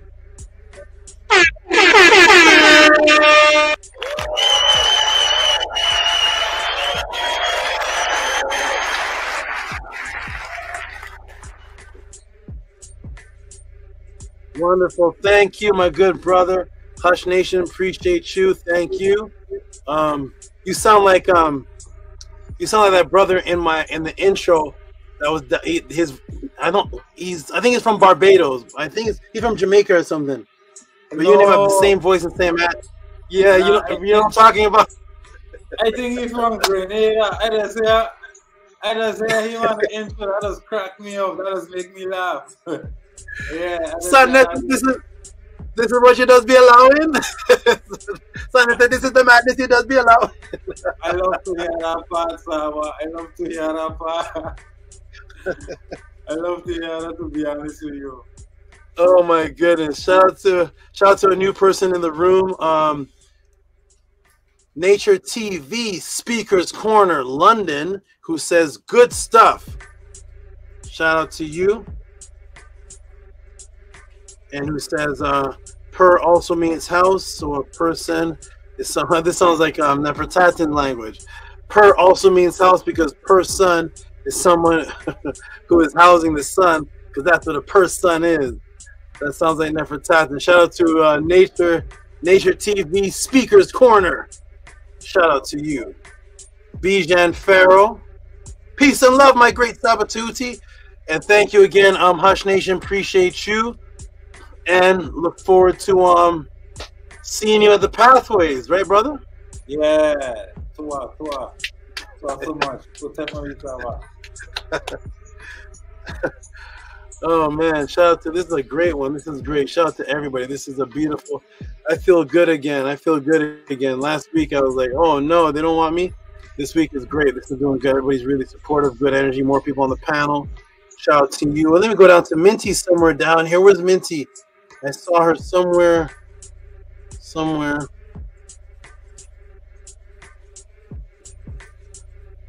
Okay. Oh, sorry. We got Minty. We're going to give Minty a clap, even though it's under $20, but we're going to give her a clap for bringing somebody to the Podclass. Let me go ahead and put this on the screen. I'm going to read two more and step out. I know there's more reciprocity. You all have given more tips for this answer, but I'm just going to read two more. Then I have to go recover myself, so I can be strong for the next answer. Shout out to Minty. Oh, I see you.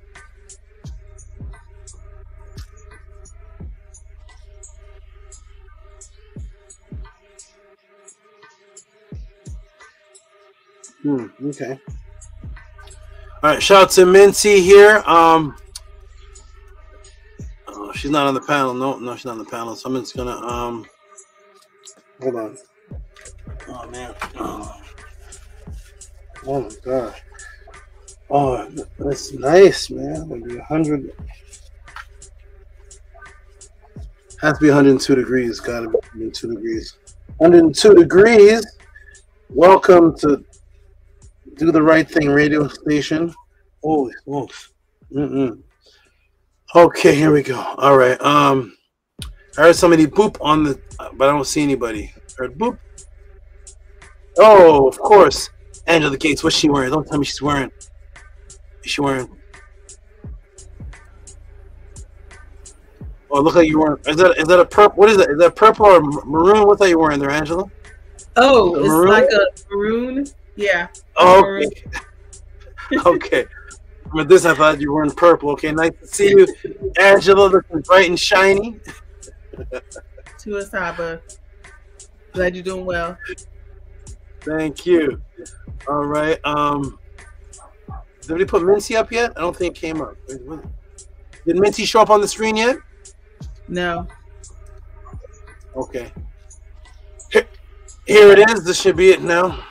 It's hot. Nice. Okay, so Minty Hotep. Angela, could you read that for me, please? Yes. It says for supreme gratitude to Aneb Marie is $10.10.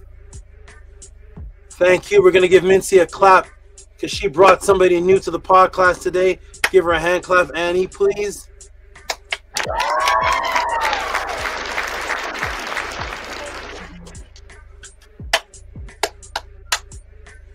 Minty Hotep comes back with donations and somebody new to the podcast. Wonderful. All right, let me read. I see. Oh, more has come in, or is that who's this? I see your own Hythe. Vortex Ninja donating early. Oh, Anu and Antu again. Let me get some water. Hold on. Sorry, everybody. Oh, my goodness. We're still back in F3. Where are you? Still back. Okay.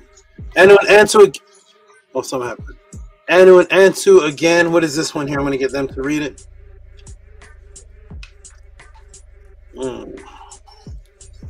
It's a beautiful day. Okay. Is this what is this? What is this? From what's the date today? From is it September 7th, right? Yes. September 7th. Okay. Shout out to Anu and Antu. Let me put this on the screen. I'm gonna address you, Bijan, in a minute. Hold on, I gotta. What an elder? What's that Hebrew guy's name? Elder apostle. Let me clarify. I'm gonna clarify something in a minute. Hold on. Shout out to Anu and Antu. Go ahead and read that first, please. Anu and Antu. $40 for can you please do a master class on Amun? Otet Mary Saba. Okay.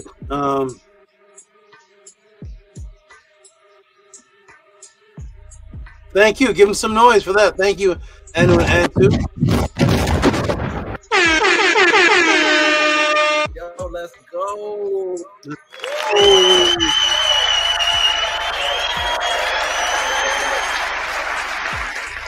Let's go. All right, beautiful.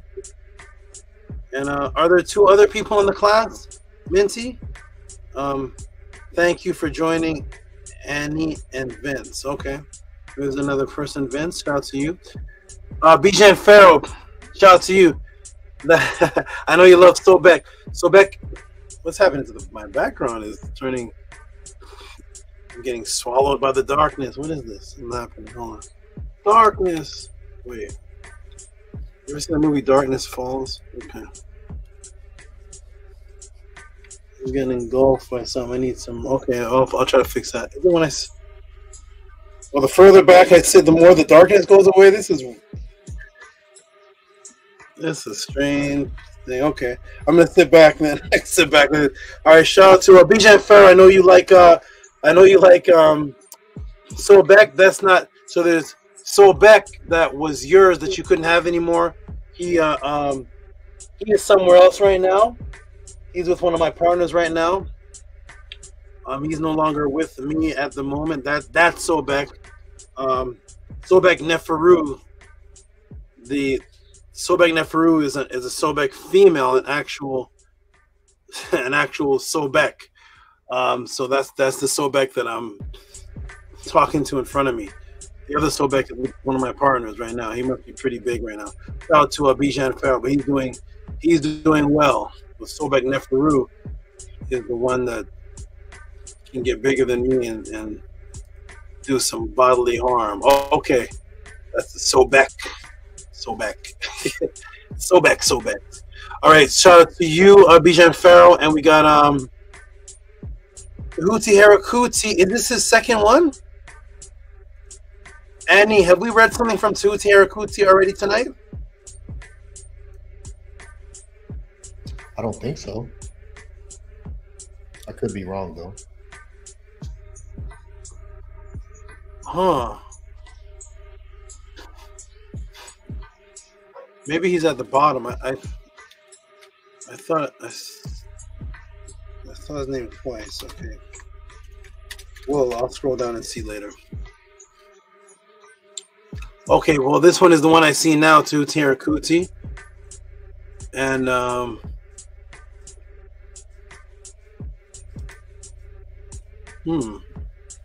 okay, I'll see what happened there. But we'll go with this one for now. Shout out to Harakuti. What does this say? It says oh, there's a lot of writing here with some symbols and everything. Who can I get? Menkora, can you read that for me, please? Yes. Tehuti Harakuti sent 3172. for Reciprocity and Maat. And because it's only happening here on the Tehuti Podclass, nowhere else on this planet, Hail Great Saba Tehuti, Amen Hotep Ra, Hotep Mary. Snakes, axes, hands together prayer. I don't know what these symbols at the top. Oh, they look like netters. And it looks like, yeah, it looks like Maat. And a 360 arrows and 360 degrees. Oh, and then there's the planet Earth. Wow. Give him some big noise for this artwork. Give him some big noise, Annie. Big noise, please. Thank you. Tehuti Harakuti. Oh, where's Annie? Annie, you're on mute.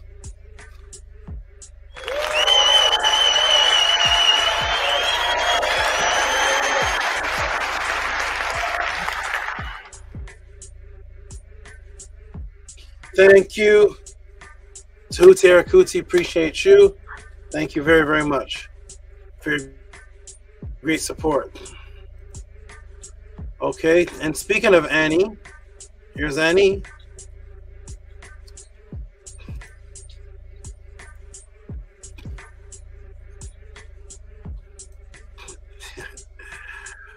What's that scratching out?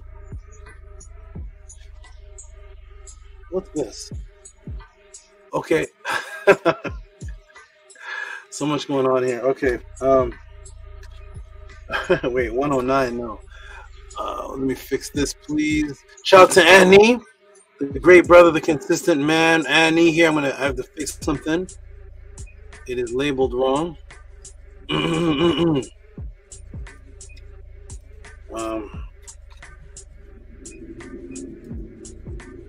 What is that? Oh man, it fell to the ground. Okay. Shout out to Annie. Appreciate you, good brother. Let me go ahead and put that on the screen here. Things are falling from the sky here. Hold on. Okay, Annie. Go ahead and read that, good brother, for me, please. What is this?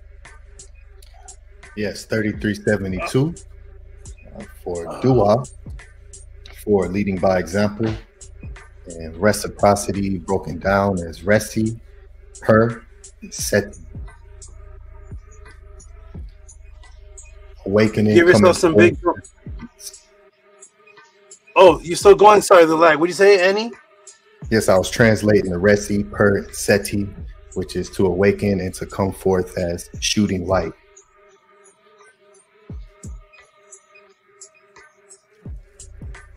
All right, give yourself some big noise, please.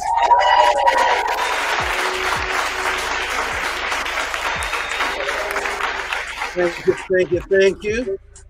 All right. Oh my goodness, what's that?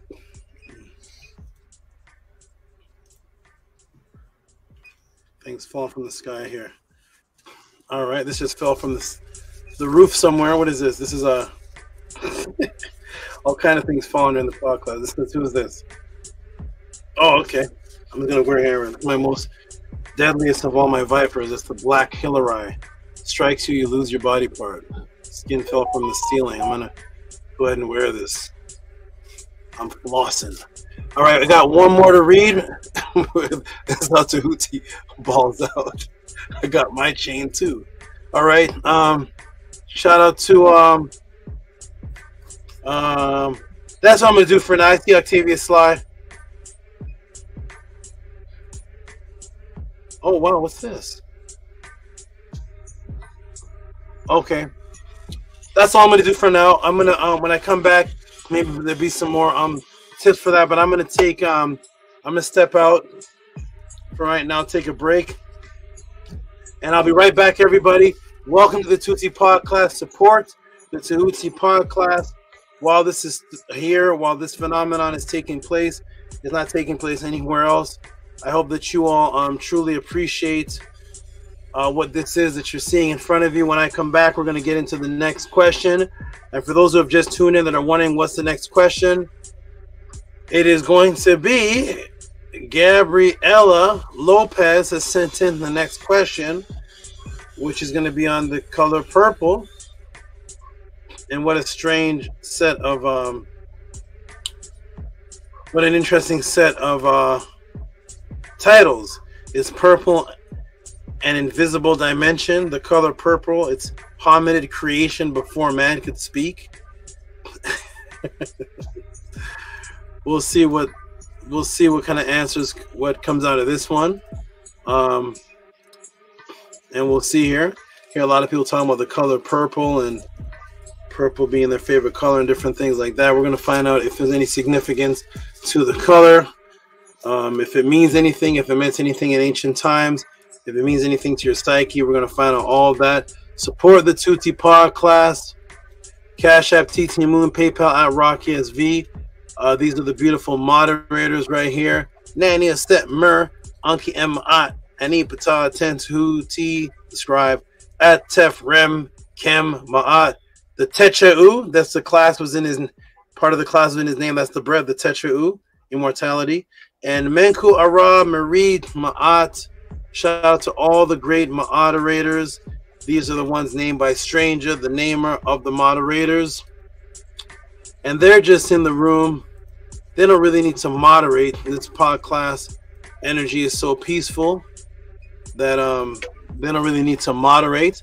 They're just there to look over everything, send information, send the links, put positive words, guide people on questions of where the email is. They're not really moderating any chaos. There's really no chaos taking place here in the Tehuti Podclass. So shout out to the moderators. Peace and love, everybody. When we come back, we're going to get into this next question here, the color purple, and support the Tehuti Podclass. Support what this is that you're seeing if you want to keep it around as much as popcorn. I'll be back. Peace.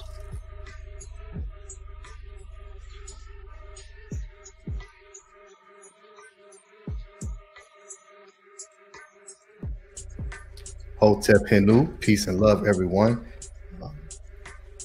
Yes, to everyone for supporting the great SABA and the Podclass. I'm gonna go to you, Menku Ara Mary Ma'at, since we didn't hear from you in the first break. Hotep Henu to you, great brother. How are you doing? Peace, Hotep Henu, everybody on the panel. Peace and love to everybody in the chat. Supreme gratitude to our master teacher, SABA Tehuti. I am doing very well. I really love the timing of this. Of course, the master teacher would be in tune of why the timing to teach this class would be in order. But what I really love about this class, when SABA was really going in on like Tuchetu or the Tuchet. And so the word to give, Tuchet, septi, is bread / flower plants, which is Hin and Hinu, law and order, reciprocity. Tuchet, a kind of cake. Thus we are able to feed off the eternal conscious light, the Tuchet cake. We become eternity personified. The Tuchet is bread for the journey to become an immortal being. Tuchet, eternity, everlasting, forever. And if you pronounce the word a different way, it's teacher. Teacher, he is the teacher. Reminds me of KRS-One. A lot of people call KRS-One the teacher. The teacher, the teacher, the teacher. So I really love how the meta-netter is, it's like, it's the perfect language. And it's so life-giving and it's so beautiful. And there's, the meanings are, the meta-netter is infinity entendres. It's so intertwined into perfection and excellence and beauty and love. Tamari, it's just, so it was very perfect for Saba to teach this class because he is the teacher. And so for that to be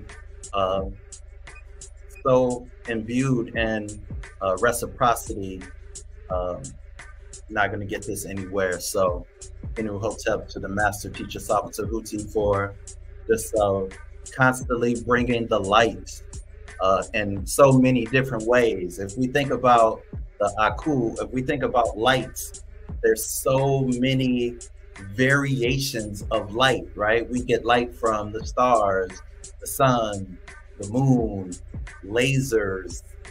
Light is just infinite. Light can come from so many different sources. And so for Saba to return us back to the source, which is ATTON, it's just a beautiful, it's the perfect frequency of teaching, sound like vibration, and Saba is that. He is the Saba, he is the portal, and so the light is infinite. So Inu Hotep to our teacher, he is phenomenal.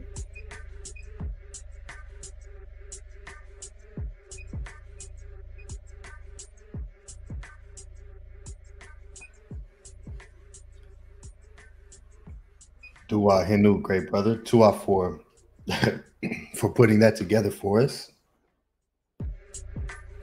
And I love wordplay. So anytime we start to play with words, it becomes fun. So Tua for that. And for all that you're doing, great brother. There we go. So yes, Hotep Hinu. Peace and love to Nook Poo. You know what? It's hilarious. Chet and Beard. Nook Poo is coming to the pathways loaded. Heading to this great brother. So yes, yeah, this was a very deep class that is very important, and I love how Saba Tehuti took it directly to every moment of everyone's waking life, which is breath. And when we are able to consciously connect that with the Medu, it can only expand your gratitude and understanding of how important reciprocity is. It's that important. So where if you take in and you hold it and you don't give anything in return,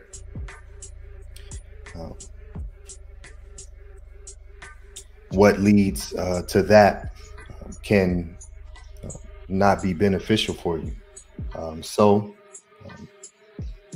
Which is absolutely in my eye, and it's a beautiful thing.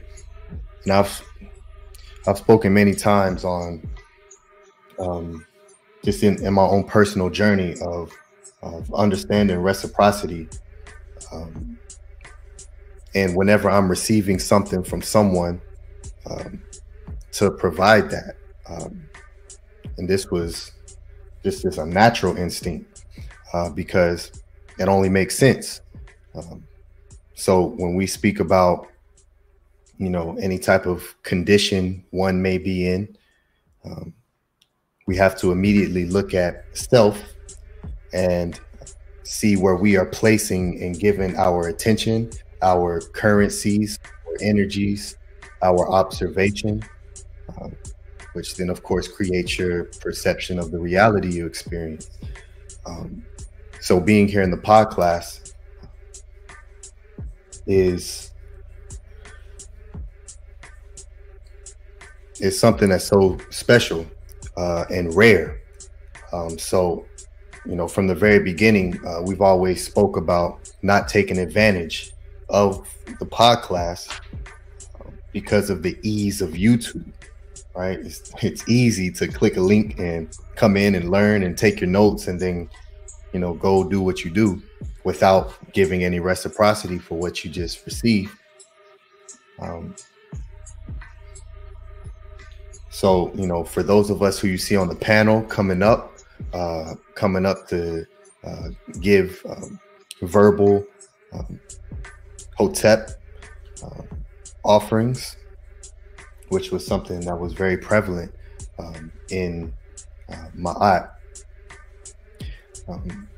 It's just a beautiful thing to see people appreciate this and apply, you know, the teachings, apply the teachings by giving reciprocity in whatever way that may look like, because there's no one way, but in the system that the great SABA Tehuti has set up,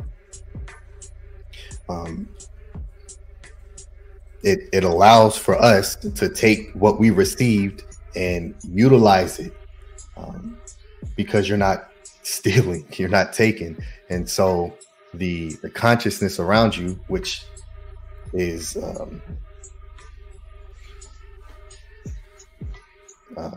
absolutely a fact and can be proven now in today's science through what people today know as biocentrism, and the collapsing of waves and particles by observing shows that it's conscious, knows of your every decisions. So when you take and you don't give back, you cannot truly expect to receive the full benefit of that what you received. So those of us who understand the heka'u, the magic that's associated with the giving and receiving, is who you will see in front of you, and who you will see showing the reciprocity and the magic that occurs in everyone's life. In a class that I give for the Karu, called Maat Fundamental Fridays, for the past 3 classes, I have been going, right now we're in the teachings of Amenemope. And the very first sentence of the first chapter, that first word is Ama. The sentence goes Ama Ankui, which is to give your ears. And then the very next sentence is Sejem E Dejetu, so you can receive the eternal speech of stability. So in the very first sentence is a reciprocity that's taking place by giving your ears. You're able to receive the chet, what he just went over, the tacha bread, which that word tacha or cha or chet is to speak, and it means eternity. And so Amenemope teaches us by giving, which is also to receive. And in etymology, the word forgive actually goes back to a word gabach, which means to give or receive, because that's the reciprocity. And we overstood this in the Medu, which is why it's so prevalent within it. And so when we choose to begin to live in that way, once again, we will reestablish what wealth is in its proper context, and once again become immortal and eternal beings. So Hinu and Tua to everyone who gave their ears, that the word for ear is Ankh, to be able to receive the light, the words, the teachings, the Seba'it that the great Saba is bringing forth, so we can truly utilize it to expand. So yeah, peace and love, and to and Hotep to all the Karu and all the Meru. So yes, very powerful class. That's my build on it. Great. Hush Nation, Hotep, good brother. Do you have anything you want to add?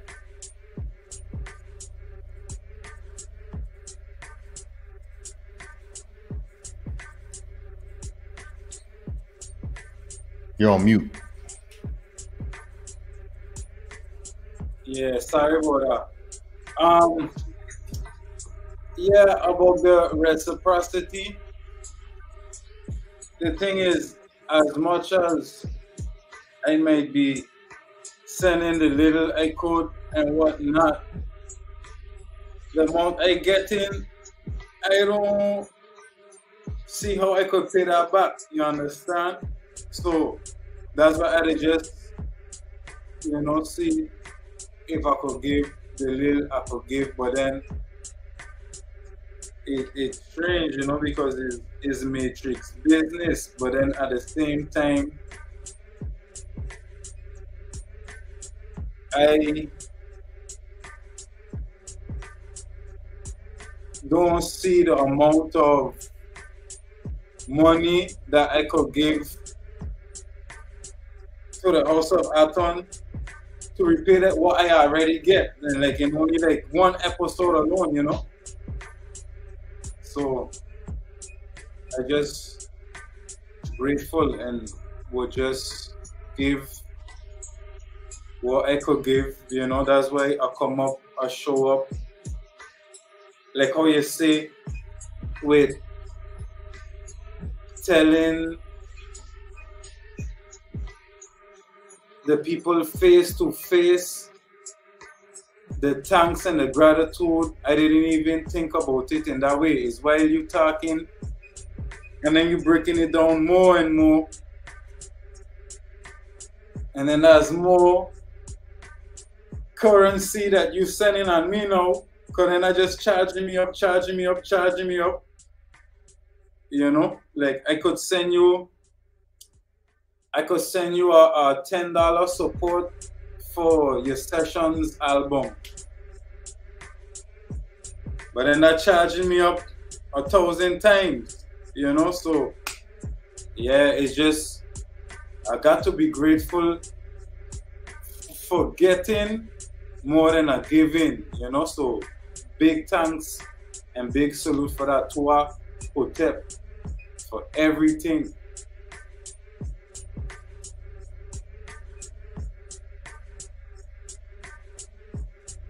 That definitely is a great point, good brother.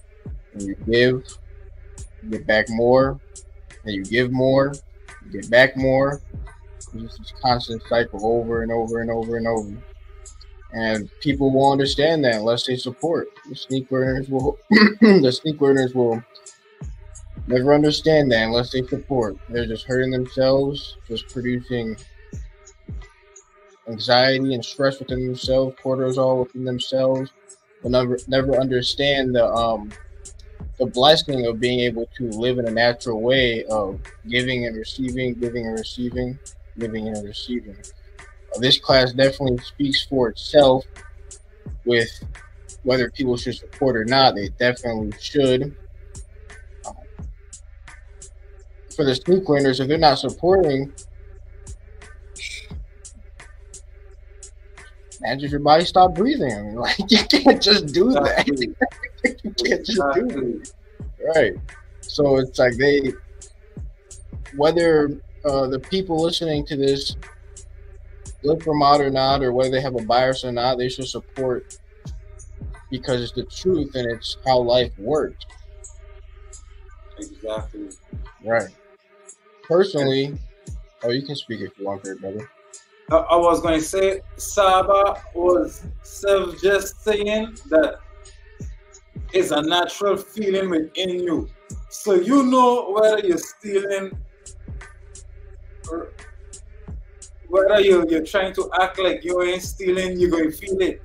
Whether you're trying to ignore that you're stealing, you're going to feel it, you know? And I mean, stealing this is like suicide, you know?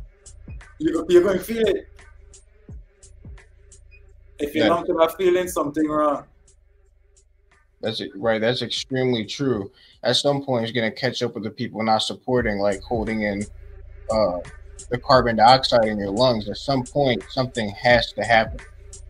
Has to at some point. Exactly.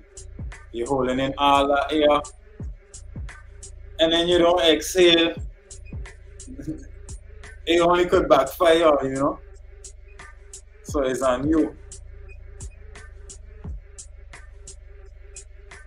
So why everybody should support for their health. Maat is all about your immortal expansion, your growth, your immortality, love, continuous development within yourself and within your community. Everybody listening should definitely support on behalf of themselves and on behalf of what they live for. This is happening only here at the HOA, only at the House of ATTON, only presented here at the HOA. No one else is doing this. Only our SABA is doing this. Only the people that are presenting are doing this. Only the people that are coming to the Podclass know this information and hopefully put it into action. So whether you're nervous or just upset with yourself, overcome it by taking the steps slowly by doing things like sending in reciprocity, commenting in the chat, whether you have it or not, if you're scared, sharing a video, telling somebody, coming to one of the Sunday classes, going to one of our neat classes. There's so many different pathways you can take to show support and to grow yourself and to push against that negative part within yourself and overcome it and live within Maat. But you just have to take that step. You gotta have the courage to do that. If you don't, at the end of the day, it's really just gonna hurt you. Because this is really all about immortality. It's really about staying as healthy as you can here and continuing to live on within the next realm as a Ba, as a bioenergetic double within the next realm, the nectar curse. So it's really gonna be it's something that never stops.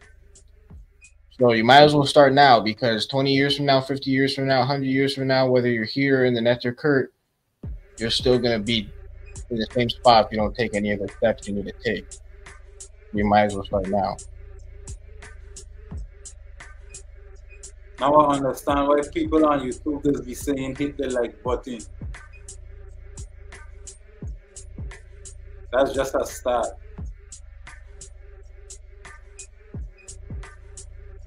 You don't have to send money, you know, you could always show up. You could share the video to 20 people. You don't have to send money, you know. It's just currency, energy. Right, that's definitely true. I feel like a lot of people are stuck in the mindset of being too focused on the numbers or on the paper when it's meant to be spent in places where you value what you are getting. I hope people understand that it's really just numbers and paper that you're receiving from a system that made that up and put value to the numbers and what that gives to us if we pay a certain thing. They're the system is what chooses for I don't know how much like a McDonald's burger is or something like that, but they choose how much that costs, and then you give them that number. It's really just all numbers and paper, and the real value is what you're getting. The whole point is you want to switch around receiving negative things that are hurting you, and receiving instead positive things. So I hope that this conversation we're all having, I hope people send in more support to SABA, because this is information that definitely is healing us. Even if you can't understand it consciously, it's healing your cells, your subconscious mind. It's healing multiple aspects of yourself, your spirit, your soul, and it continues to heal and heal and heal. So to fight against that, like Fascination said, is suicide.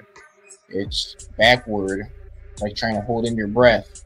Just do something to support. Comment something.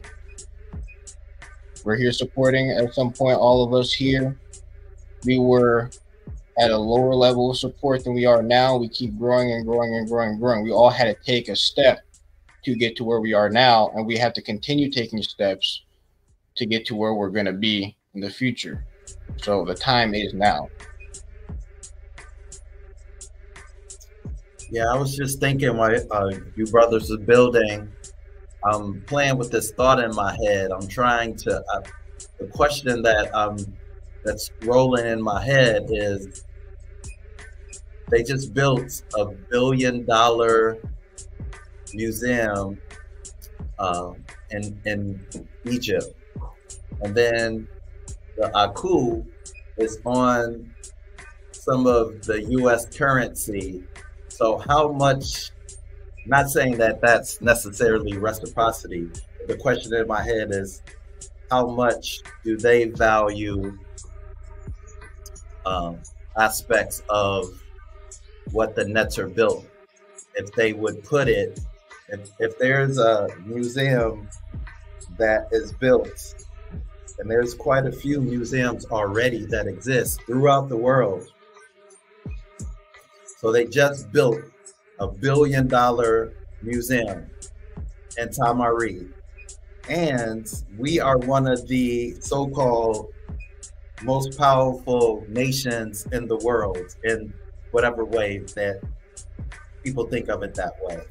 And so for the Aku and symbols of Tamari to be on the currency of this country, how do you, what is the actual value? And you know, it's something to contemplate, right? Because of course, you know, how they see Tamari is very different than how we see it, right? Because we're in Maat. But there has to be something there, right? And there's, I know there isn't a price that you can put on it for us, right? Because we love this for eternity, and it's a part of our immortality, and it's a part of our origin. And so that would be unfathomable if they value Tamari more than we do. So that can't happen. So that's why reciprocity is so important. And SABA has been doing this for like 30 years, honoring the ancestors and giving reciprocity. And so we want to join in that, in honoring and giving reciprocity to the Neteru. And he's given all that, he's given his whole life to this. So it's a beautiful example of how much more we can give and join in the giving that he has done.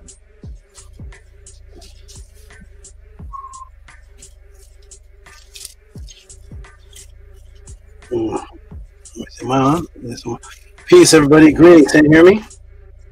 Yes, we can. All right. Yay. All right, everybody. We're back. I'm back. I'm semi-rejuvenated, ready to. Beautiful words I heard from some of you. Not some of what I heard, because I'm going back and forth. Beautiful words. Thank you for your all of your appreciation and this is a great, beautiful thing. Like I said before, when I had started this, I didn't know that anybody wanted this on this level. So that's why I stayed away, because I didn't know anybody wanted this on this type of level. So that's why I was never making myself back known, popular, because it didn't seem like it. It seemed like everybody just wanted the contention of what you see on all the other channels, the fighting and just Egyptians are black, and that's all over for 20 years. So I'm so happy that this small set of people, for now, small for now, it'll expand as time goes on, but this small set of people actually appreciates this. So thank you all for appreciating it, because it is the only thing that's keeping me here doing this. It's there are other things that I was doing before this, but the love of seeing the appreciation for this is what actually keeps me keeps me in this particular pocket at this level. Even when I sit, somebody get bumped off? Did I bump somebody off? What just happened?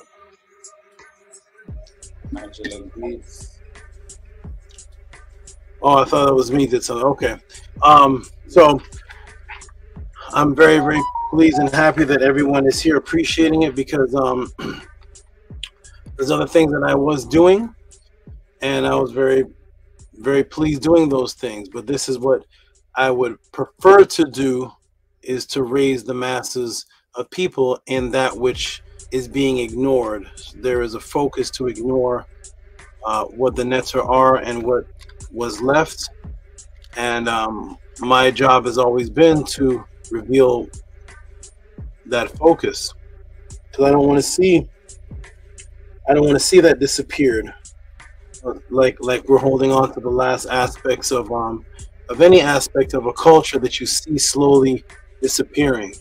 And for the greatest culture on earth that brought the first aspects of immortality, to see it get swallowed alive by another layer of lies on top of it that seems like it's the truth. It seems like it's promoting what the ancestors said, but it's not. And to see that was the highest of all evils to me. I'd rather people go to Christianity, Islam, and Judaism than to do this double layered overlapping of lies on top of the ancestors while they're wearing unks and while they're pretending to be that which this is, and they're really not.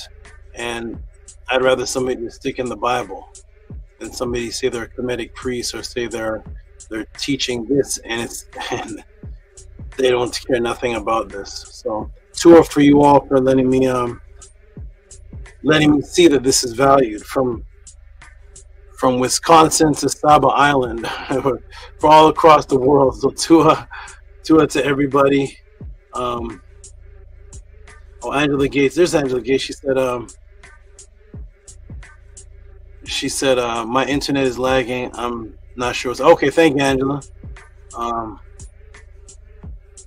Mentihotep said, Sister Annie, I had to step out, but we're going to have a study session. She really liked it. Tua Nebhotep Saba, with the blowing of the wind, black heart and white heart. Wonderful, wonderful. Yeah, Nefertari like a parasite, So tour for everybody. That's the reason this exists, really. There was times while I was doing the Podclass.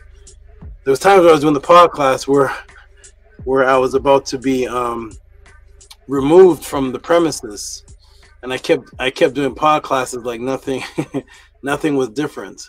And so that was just a love of me doing that. But there was a time where I was about to be removed from here because of the COVID situation. There was no more work for me. So I was doing the Podclass in the beginning strictly on faith, and they were coming to remove me because the COVID shut down everything I did for income.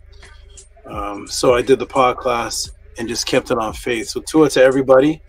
And I see Atef is here. Peace, Atef. You got the watches are looking clearer now. They're looking the graphics are getting better, looking clear. How you doing, good brother? Atef, very solid. Can you hear me? Yeah, I hear you good. Yeah, that was a phenomenal breakdown. Yeah, thanks to the good brother Ani teaching us technology classes as well as different classes on the Metal Netta and the Sebait. So yes, my watches are getting clearer. That was a phenomenal breakdown, and I look forward to more people showing reciprocity and truly understanding what we have here and being grateful for what we have and not taking it for granted, Sab. So Hotep and Hinu to you for all that you do and your family and everything that you give us and teach us. And the good brother Hush Nation, he made a very excellent point when he said that we are definitely receiving more than we give. So I just want to say that to all of us and all of the sneak learners. I saw what was going on earlier. I don't know what to make of that either, but I heard I heard. Hey, listen. You know what? I heard them say. Either way it go, they listening, Saba. So so it definitely requires energy to even to listen, to participate in any way, shape, or form. So it was good to see. It was good to see particular brothers and new people. It's very good, very never to see new people come to the chat, regardless of what their motive is. So Hotep and Hindu to everyone out there. Peace and love. Peace and love. Yes, I definitely want to see what comes out of that. I don't know if the brother was he doesn't seem like he was trolling. I don't know what. I don't know. I'm not sure, but shout out to him. Shout out to the brother. Brother Chris Harris that came on that time, and he contacted me afterwards and said he's going to be my best student. So then JJ comes on. He wants to join the House of a 10. So we'll see after the talking, after the statements are made.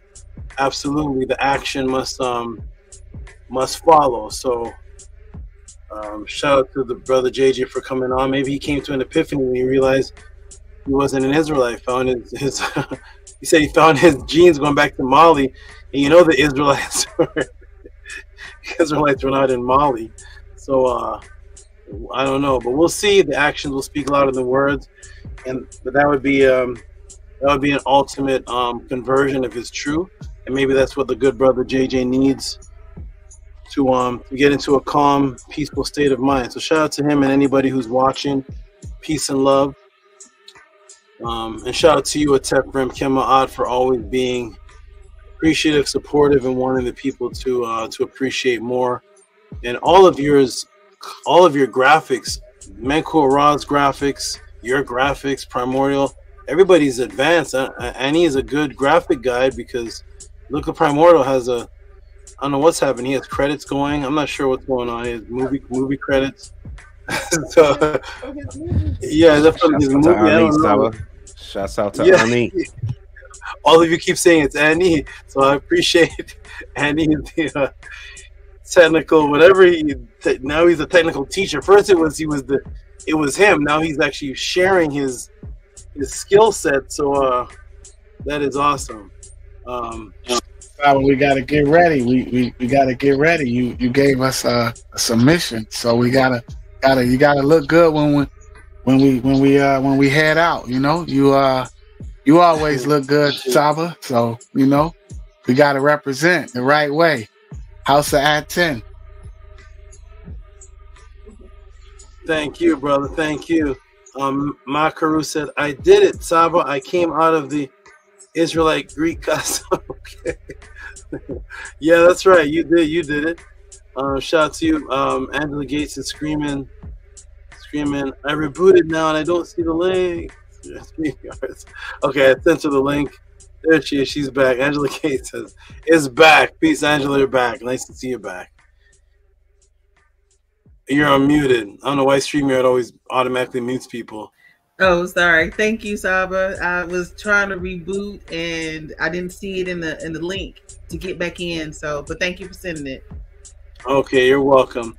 All right, everybody. We're gonna get into the next question. Hey, Atep, are you home or are you on one of those family trips again? Are you like no, I'm home, Saba. No, I'm here, Saba. Yeah, I'm ready to go.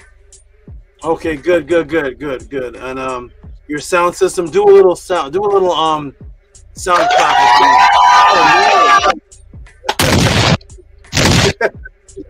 Oh, you're ready. I don't play with pseudo. Okay, good. You're clear. You're here. You're not on the road. You got good internet service, and your sound system works good. So this is gonna be good. Wonderful. I see Superhero came back. Superhero, yes, you're back. You got to you typing some. Is that you typing those great things in the room? People pay thousands of millions or even billions to get what you gave them. I have no excuses or choice left but to use the gifts given. Oh, I'm gonna get you to read. Can you read that for us? Superhero, please. That's you, right? Okay. I haven't used my mic a lot. Pride. Oh, your sound is. Oh man, you need to help your sound. I can't hear. It's a beautiful thing, though, is how this happens. I mentioned that earlier. But yeah, if you'll read the chat here in the StreamYard, that's the reason. So, but yeah, if you can hear me, I said people pay thousands or millions or billions to get what you gave me. I have no more excuses or choice left, but to get given to give equal or more value to everyone here and to our teachers and to our culture.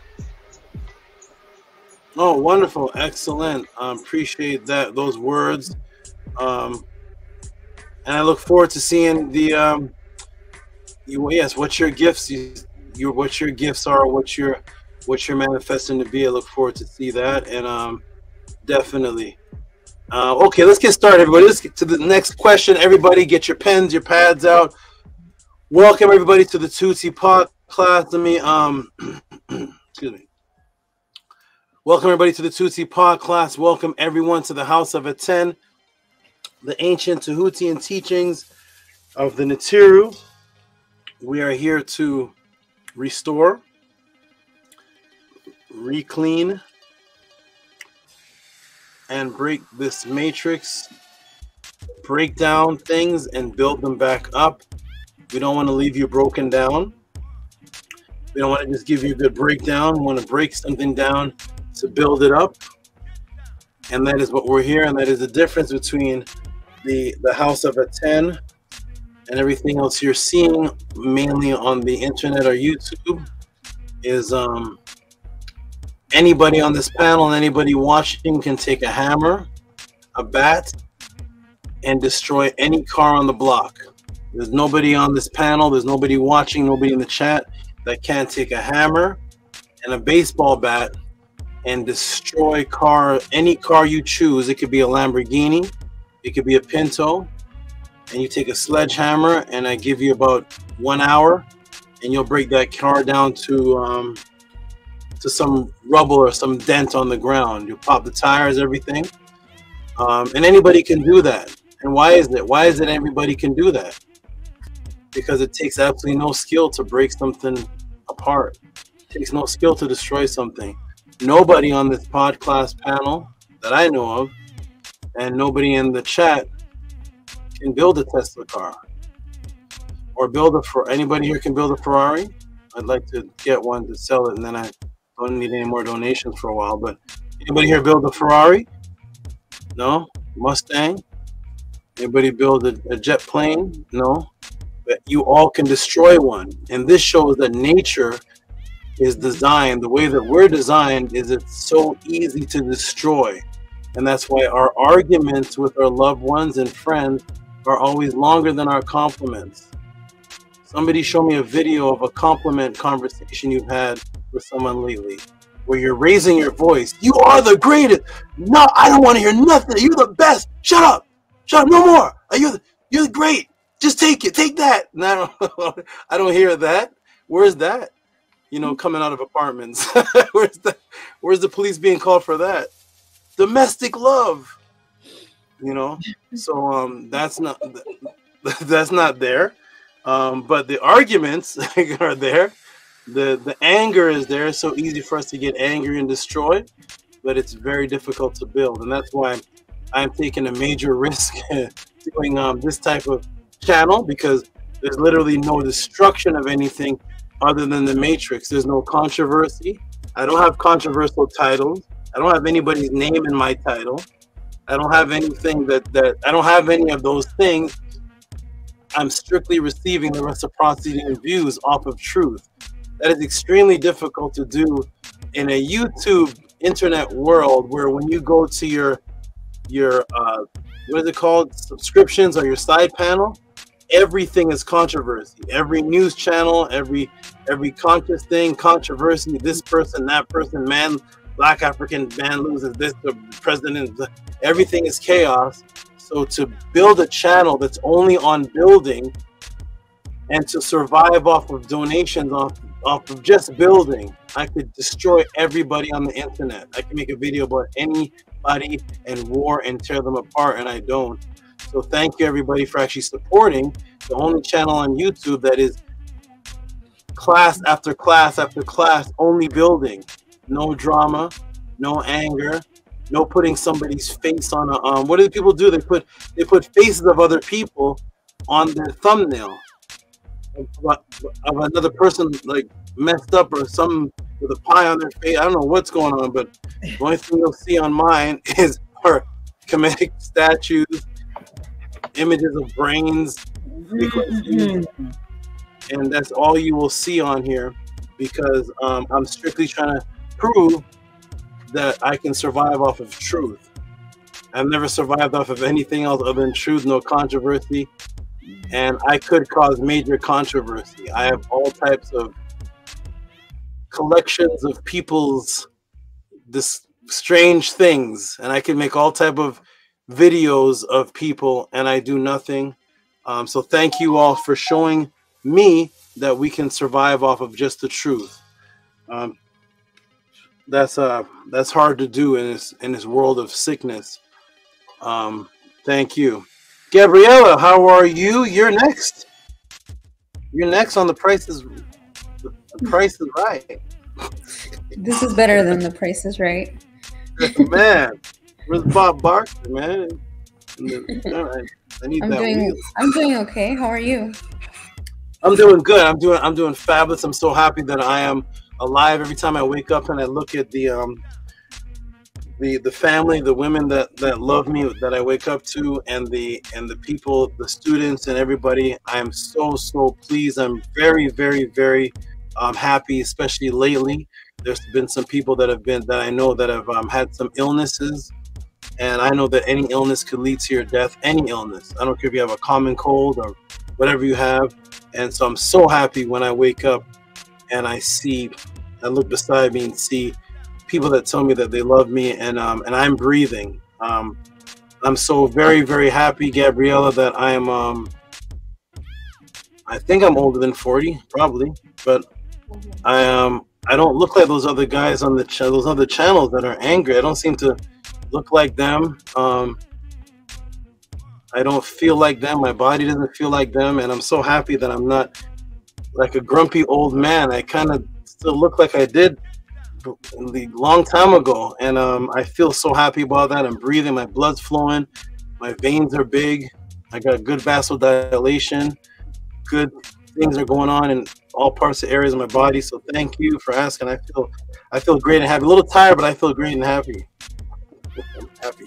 Thank you. To you. So you are next, Gabrielle. The next question is actually you asking about the color purple. Can there actually be a class taught on a color? Is that how can that be interesting? How is it?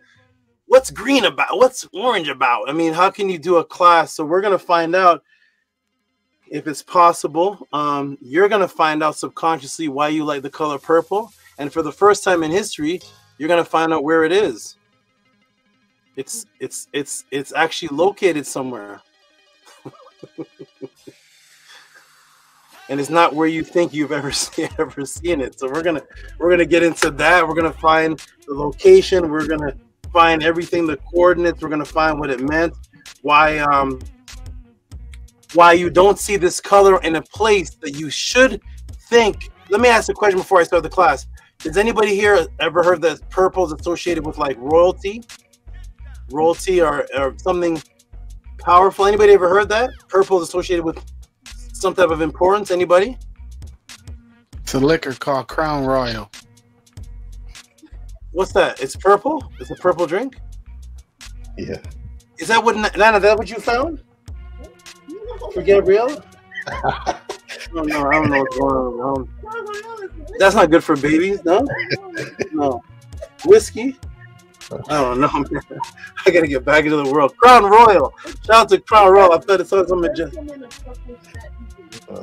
It comes in a purple pouch? It's whiskey? Well, that's not good. Okay, no, it's not. She doesn't have that for you, Gabriella. I don't know. You gotta get Crown Royal. Shout out to whatever that is. Tep, that's what you sip, drink, or what? No, I've seen it before. I don't even know what it is. It's whiskey or rum or bourbon. I don't know. I just know it ain't vodka. Okay. It is not good for you. Yeah, it's not good for you. Okay. It's purple though. Okay, so maybe so that purple is associated with some not good, but it has royal on it, which is interesting. So anybody else heard of purple associated with royalty other than whiskey? I have. Angela Gate.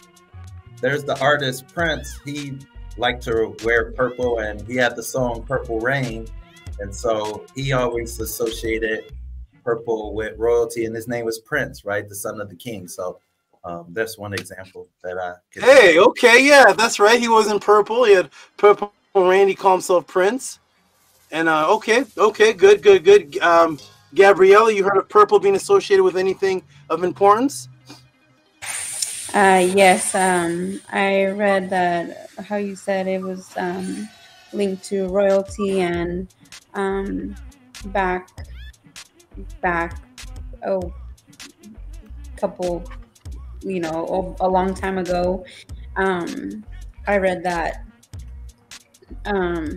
only those who had money, who were wealthy, wore that color. Certain cloths or clothes in that color. Okay. Only if you were wealthy or part of royalty, you could wear that color. Okay. Royalty. Let me see something. This is it here. So this isn't royalty. No, this is not. Okay. Good input. Gabrielle. Oh, what's this? What's happening? Oh, no.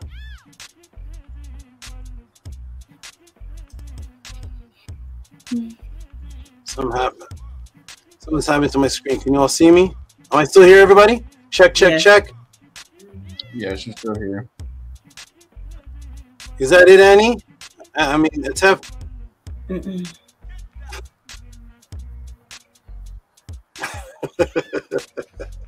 I'm looking it up. Okay, Crown Royal. All right, so you heard it was Royal. Tef heard it was a drink called Royal. Rich people could afford it. How about you, Mankara said Prince.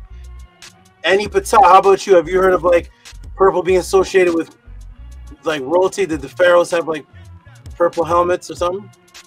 Purple. Purple staffs? No, I'm not familiar with purple being associated with royalty in ancient times. But I know that in the chakra system, the crown chakra is identified as purple. Okay. It's a crown. Okay, good. Angela, how about you? You heard anything about? Did I ask you already? Did you hear anything about purple? Definitely Prince. But I also heard that the celebration that they supposedly do for Prince in New York with the purple lights, I heard that the affiliation is not just him, but it's also Hitler as well. So I don't know where purple comes in effect. The what? Say that again. The what?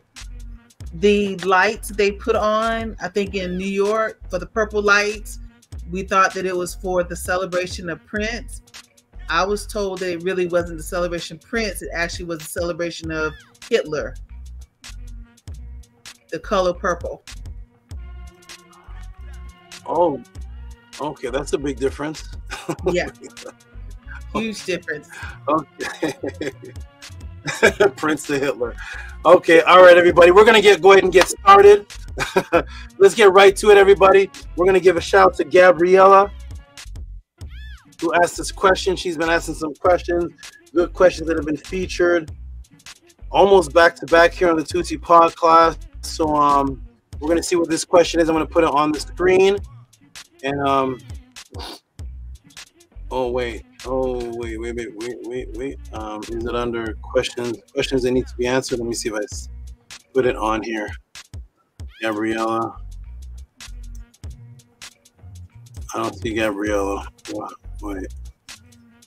Is this her? Purple? 2222? Okay. Okay. Okay, here it is. I think I found it. I have it here, so we're gonna put this on the screen.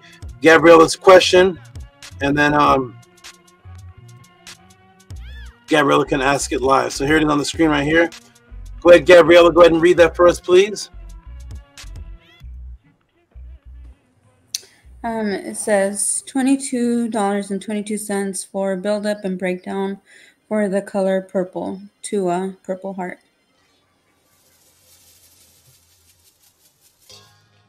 Wonderful. Give her some noise for that. Give her some noise.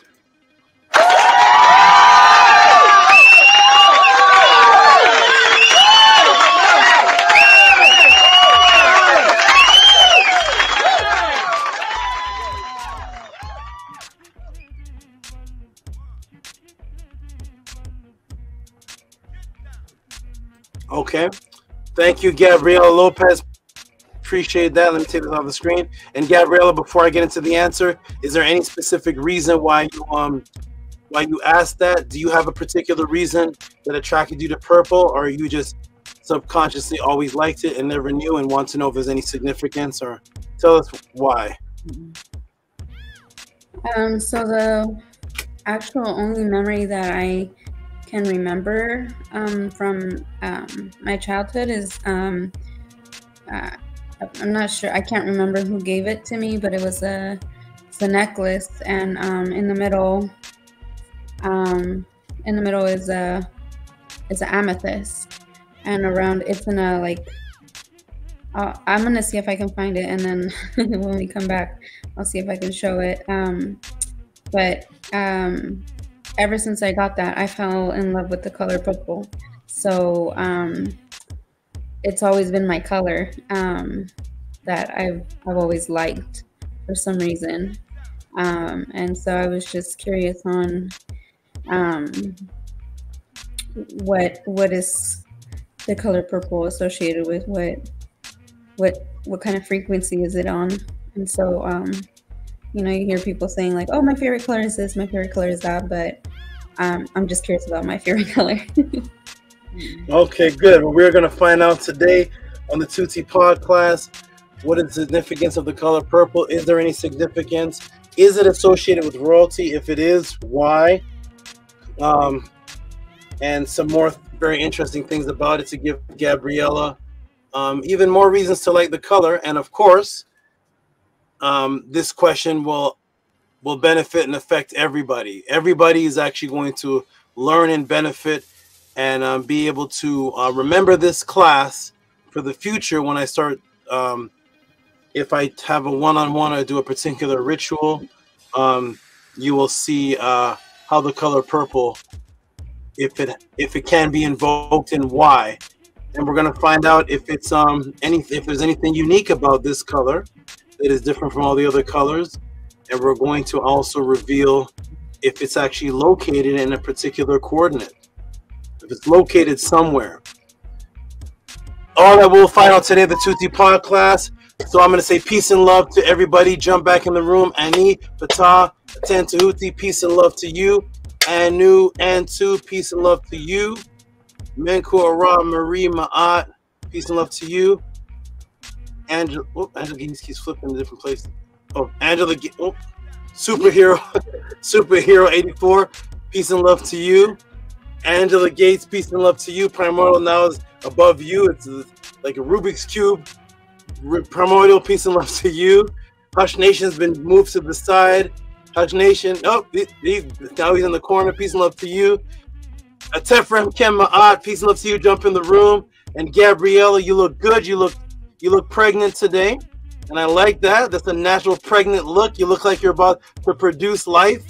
That's a beautiful, that's what a woman should look like right there. You look like you're going to make a baby. Keep it up. Okay, you look great. Okay.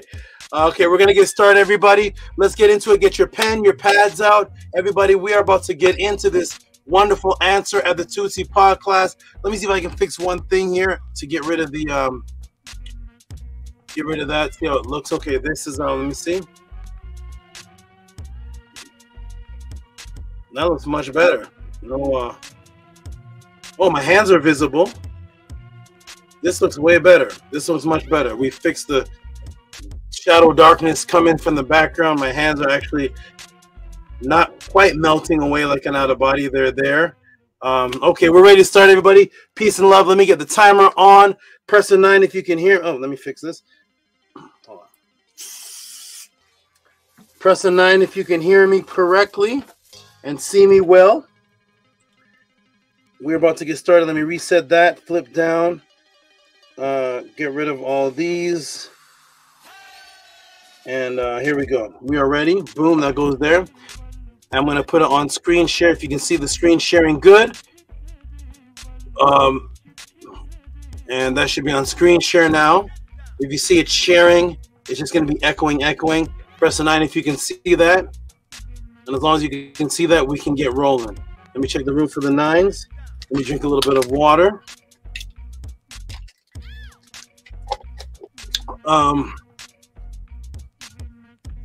Nefertatan says, I see purple energy all the time. Minty said something. Also, Ajna. Yes. Sahasrara. See all this. Okay. Okay. Indigo blue. Okay, good. I've seen some good things. That's interesting. You type that Nook for Nook. Indigo blue, because that actually I took that out of the answer. That was going to be in the answer there. Indigo blue is actually there's an indigo that falls under purple category, but I took it out because the answer was getting too long. Okay, shout out to everybody. Angela sees this amethyst color. Amethyst usually is purple and pinkish. It's purple and purple pink. Amethyst color while she's resting. That's beautiful, actually. We're gonna find out why. And Superhero says, I'm a bit behind. I'm only just now starting to see. And it is the blue for me, just fragment still. Long way of healing to go, but good start. Okay, interesting. But you're just starting to see. That's quite interesting. Okay. Shout out to you. I'm glad you're getting your sight back and going through that healing. That's awesome. Nanny there? Okay, one second. Hold on, let me. Okay, everybody, we're about to get started. Hold on a minute.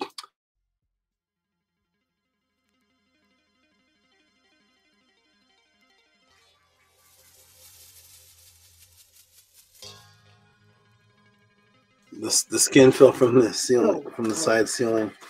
Okay, everybody, we're about to get started. Welcome to Tehuti Podclass. Let's get it on, everybody. You all can see me, hear me, see the screen share. Everything is going to be beautiful. Ox Effect says he sees purple.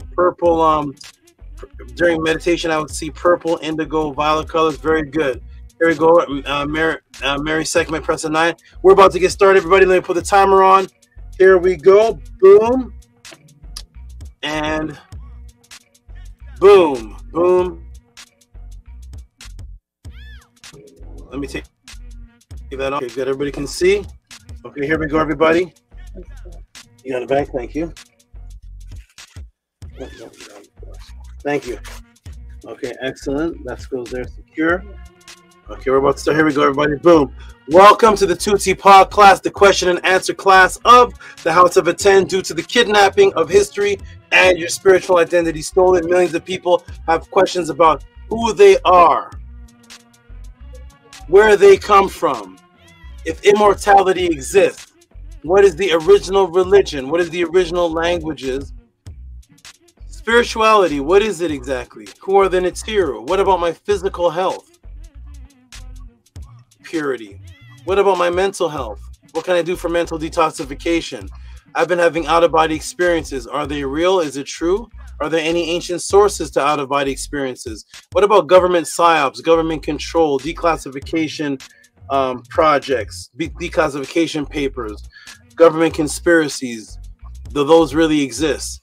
Telepathy, quantum entangled consciousness. Well, unfortunately, in the agenda of atheism, now disguised in the form of the conscious people, black consciousness, or the woke, or whatever they call themselves today, the atheistic so-called comedic or conscious teachers who will not have classes on actual teachings, disciplines of ancient writings of the indigenous people themselves and their spiritual beliefs, but rather they teach from memes or only do debate, debunk. I'm going to expose you. I'm going to expose him. I challenge you, challenge videos to other spiritual beliefs, such as the Hebrews are wrong, the Bible is stolen, the Egyptians are black, the Egyptians are Arab.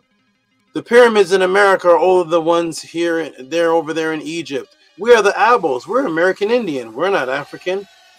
Every topic based on contention and battling, attacking everyone, but never giving you any indigenous written spiritual discipline in its place.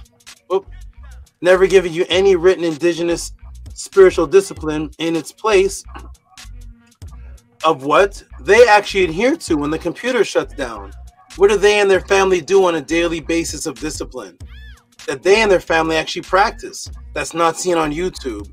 Never showing you what they actually believe in, because in truth, family, the so-called conscious teachers actually don't believe in anything, but they just have the urge to argue and have discussions based on contentions and fights, and thus to hide that they cannot answer any of those questions above, they have made you feel uncomfortable to even ask any of these questions, and you are laughed off of the stage or insulted for the above inquiries, or you're called pseudo, or you're called spooked out, or your name called in some fashion or form.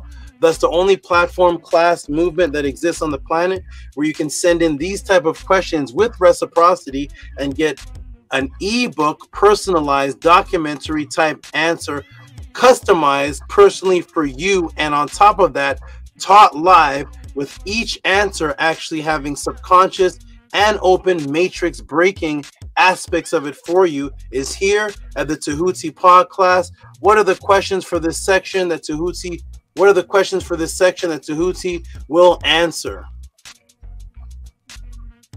And that is Gabriela Lopez for build up and breakdown for the color purple. Tua, her name, her G is actually in purple, and the Tua, the heart, is actually in purple.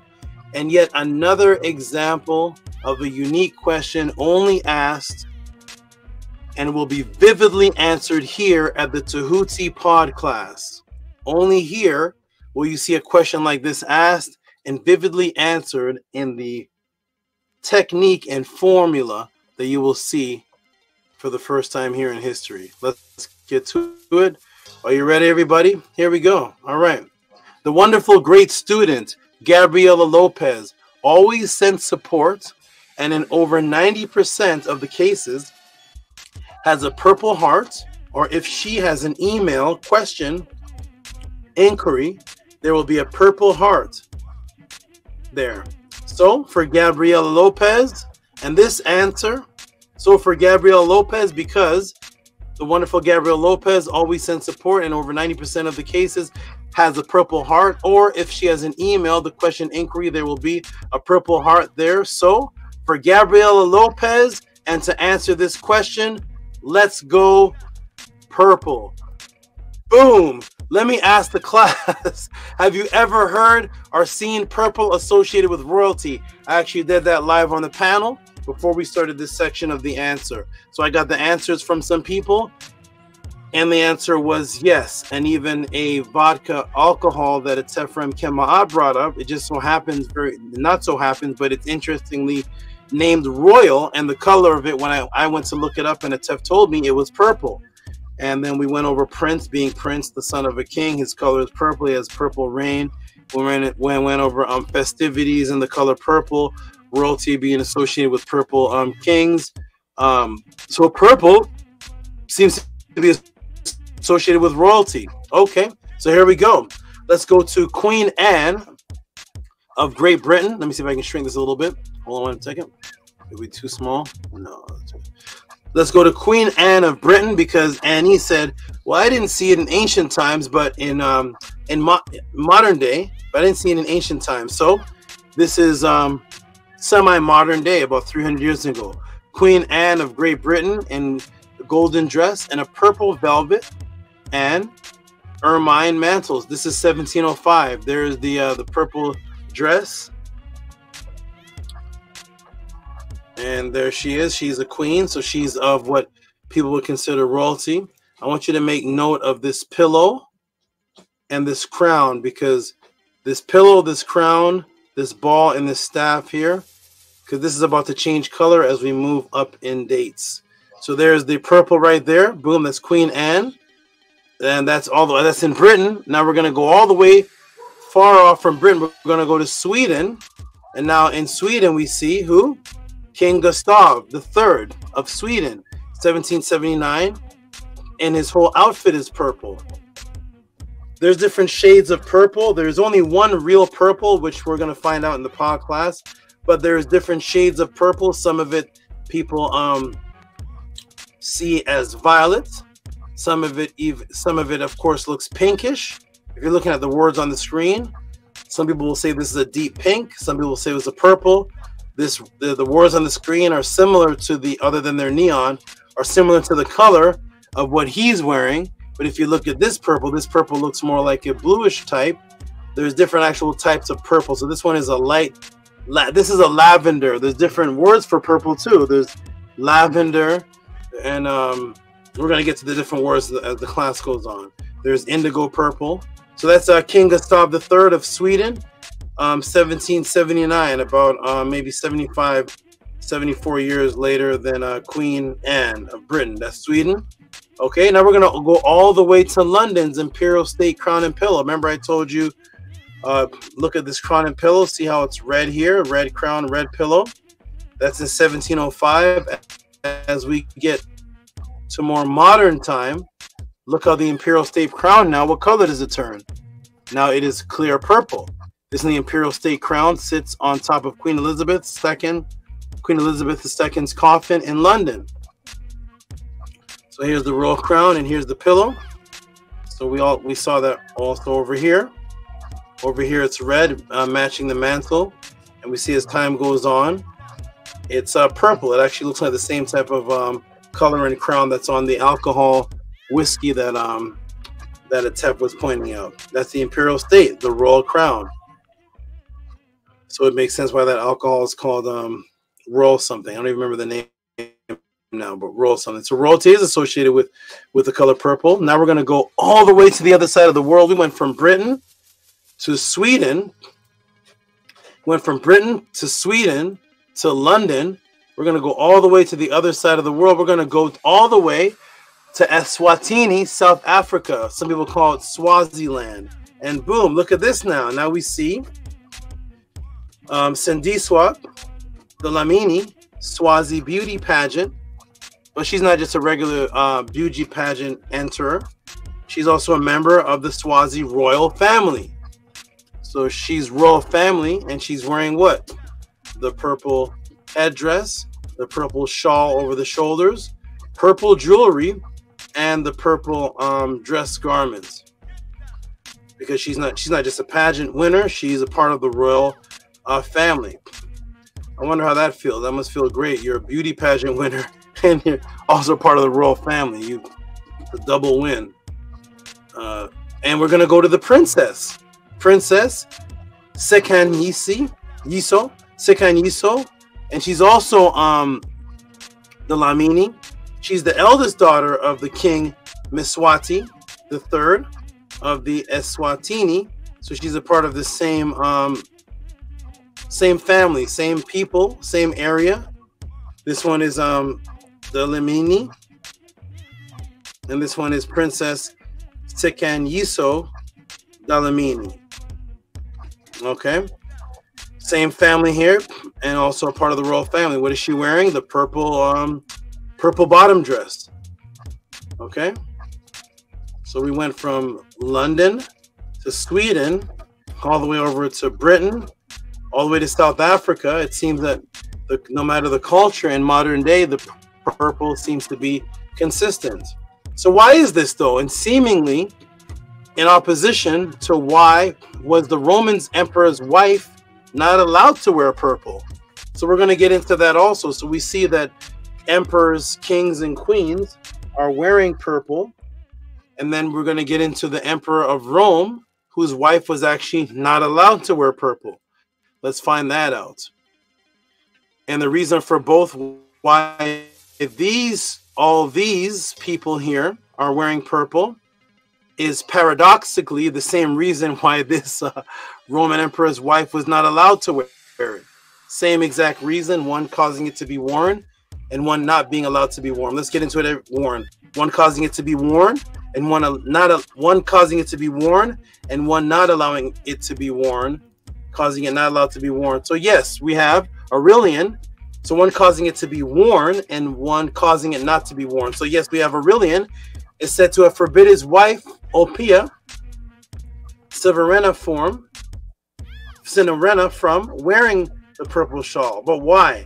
We'll find this out shortly. So now we're going to get into the BCs, 270 to 275 BC. That's Aurelian, and he was said to have stopped his wife from wearing purple. We'll find out that shortly. Okay, and the royalty is the king and the so-called queen that leads and is proud of a nation. They represent the head of a nation, which is represented by flags. Go ahead, class. I want you to name some countries for me. Go ahead and type in the room, and I'm going to take those countries and use them very shortly. So just type in the room, name some countries. That's right. Lavender, lilac. There's another one starts with an M. Different names for the color purple. But go ahead and just type some countries for me. There's no wrong answer for this, so don't worry. You're not being snake styled, and there's no wrong answer. Just type in different countries. We're going to use those countries as an example because remember, royalty seems to be ones who are wearing this color purple. The color purple appears to represent at least modern royalty, at least up into the time from the early BCs into the 1700s, 1600s.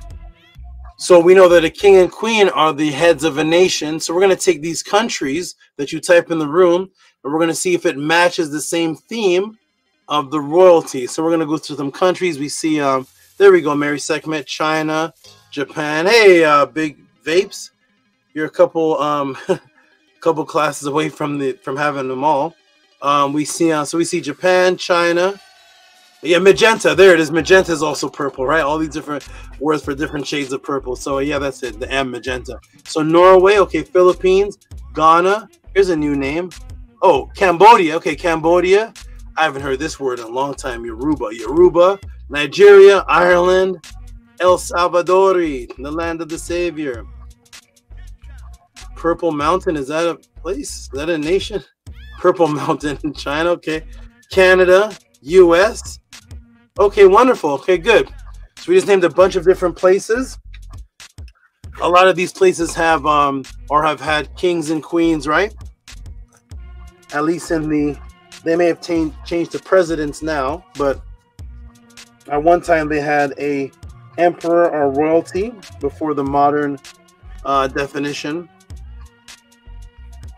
Before there was presidents and such, there was these areas had kings and queens and emperors. Okay, so good. We see Mexico. We see Australia. Okay, good. A lot of different places. Wonderful. Remember these names because we're going to get to them shortly. And I'm going to use these names to show you something very interesting with the color purple. We're going to probably use all of those names right there, more than likely. Here we go. You know how we do things here at the Tehuti Podclass. This is very interactive. The crowd participates, and we break the matrix all together. Everybody breaks the matrix and participates together. So here we go. Everybody ready? Boom and boom. So you name some countries for me. Excellent. Okay. Wonderful. We're still writing in purple. Okay, so we will actually get back to that shortly. Let's get into what made this color so precious and associated with royalty. And for that, we have to get into the origins of the sea creature that came from it. So this is gonna be fun. Okay, we will get back to that shortly. Let's get into what made this color so precious and associated with royalty. And for that, we have to get into the origins of the sea creature that it actually came from. And also, you will find out that purple, in the accessibility of most on the planet, was an artificial color that had to be created in two ways artificially. One, by man's creativity intentionally for wealth, cultural royalty, and civilization. Two, man's creativity unintentionally before there was any civilization, culture, or even the ability to speak. You will get number 2 later in the class as it moves into the next section. Let me take you to Henry, George Liddell, Robert Scott, Greek English Lexicon to show you the origin of the word purple. Its origin actually shows you the physical location of where it originated from, and which will lead into why it's royalty. So we're here now in the Henry George Liddell Robert Scott Greek to English lexicon, and here we see, look at purple comes from the word porphyry, and it's a purple fish, Morex trunculus purpura hemistoma, and purpura hemistoma. So we see that purple comes from the word porphyry and purpura, and it seems to be purple fish. That's interesting. What fish is purple? So they show you the references to the Greek writings. I was feeding porphyrus, and now we see these arrows move, but purple dye obtained from it. What does that mean? So purple fish and purple dye obtained from it, coming from purpura and porphyry. That's where purple came from. Interesting, right? Okay. So the word purple derives from a purple fish called Morex trunculus, and the dye obtained from it, Tehuti? Yes, but it's actually not a fish. It's actually not a fish. Here it is. Is this gorgeous? What is this? What are we looking at here? This is actually not a fish, but this is the Morex trunculus that you're looking at. What are we looking at right here? It looks beautiful, gorgeous. Minty could probably make some nice jewelry or some incense holders from this. This is gorgeous. What is it though? What are we looking at? Is that a fish? What kind of fish is that? Nope. It's actually a set of species of predatorial snails that were fished in an area called Tyre, which today is modern day Lebanon. Here's the area right here. And now when we expand this at the bottom, what do we see? Here's another shade of a certain type of purple, and there's Tyre right there. And look at the access to this area would have to sea creatures. It's literally a landmass that is branched off to be set up like it's like an island. Almost every direction except for the fourth quarter is a sea mass like an island. No matter what section you live on, there's water except for this quarter of it right here. So if they have a lot of access to sea animals. Here's a little dock bay in here, and all this is ocean. Here's some branch off walkways and areas, but they seem to be surrounded by water. So of course, what do they have access to? They have access to this at the bottom. What is this at the bottom? This is the porpa. This is the porpa schneck, another form of the porpa, and this actually is a snail. This is the Trunculus morex right here, but you're just looking at the shell. This one here actually has there's the snail. The snail is actually inside. It's coiled up in there.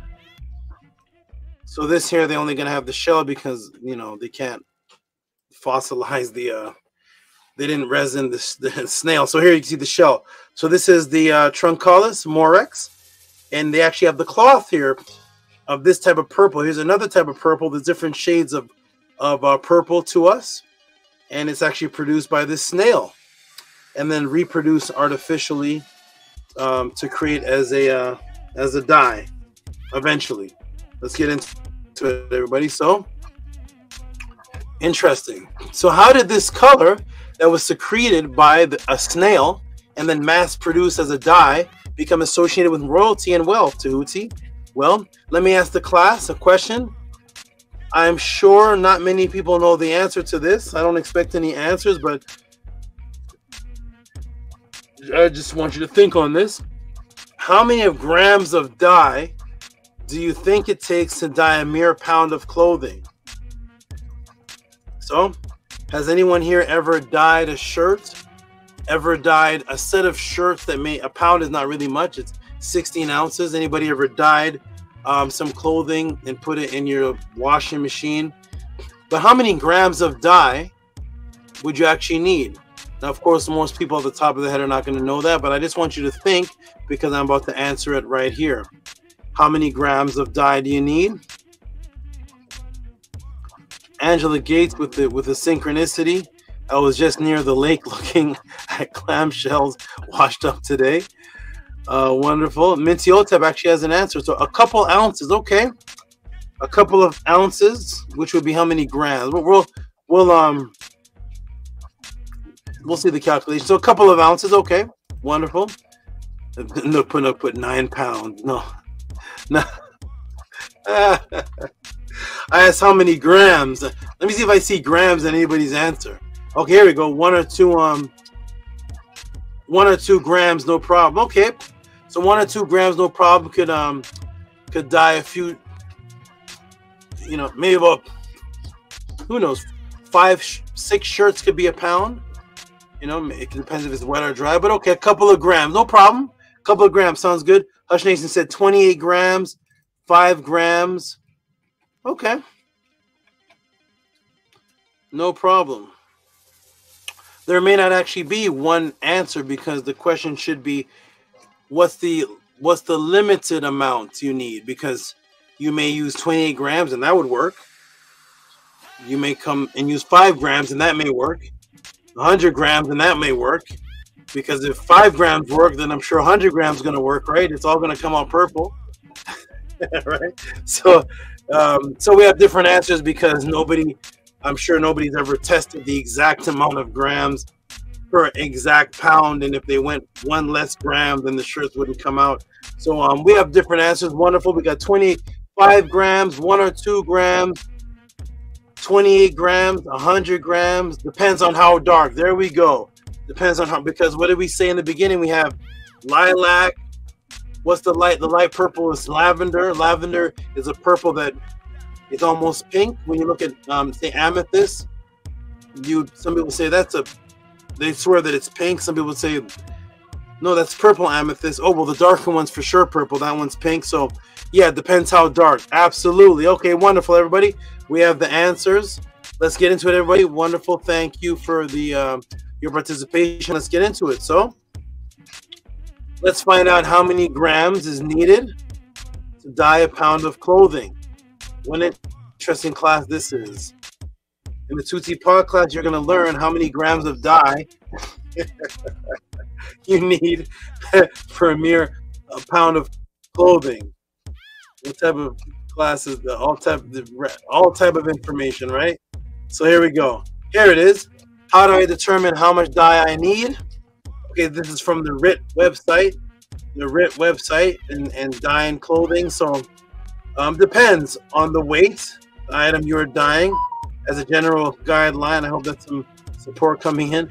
As a general guideline, 1 box of powder dye or 4 ounces. So between Minty and who said 5? Somebody said 5. Minty said 1 or 2. Oh, 5 grams. Sorry, we have to convert it. Got to convert it. Sorry. So we're going to convert it. So 4 ounces of liquid dye will color 1 pound of dry weight fabric.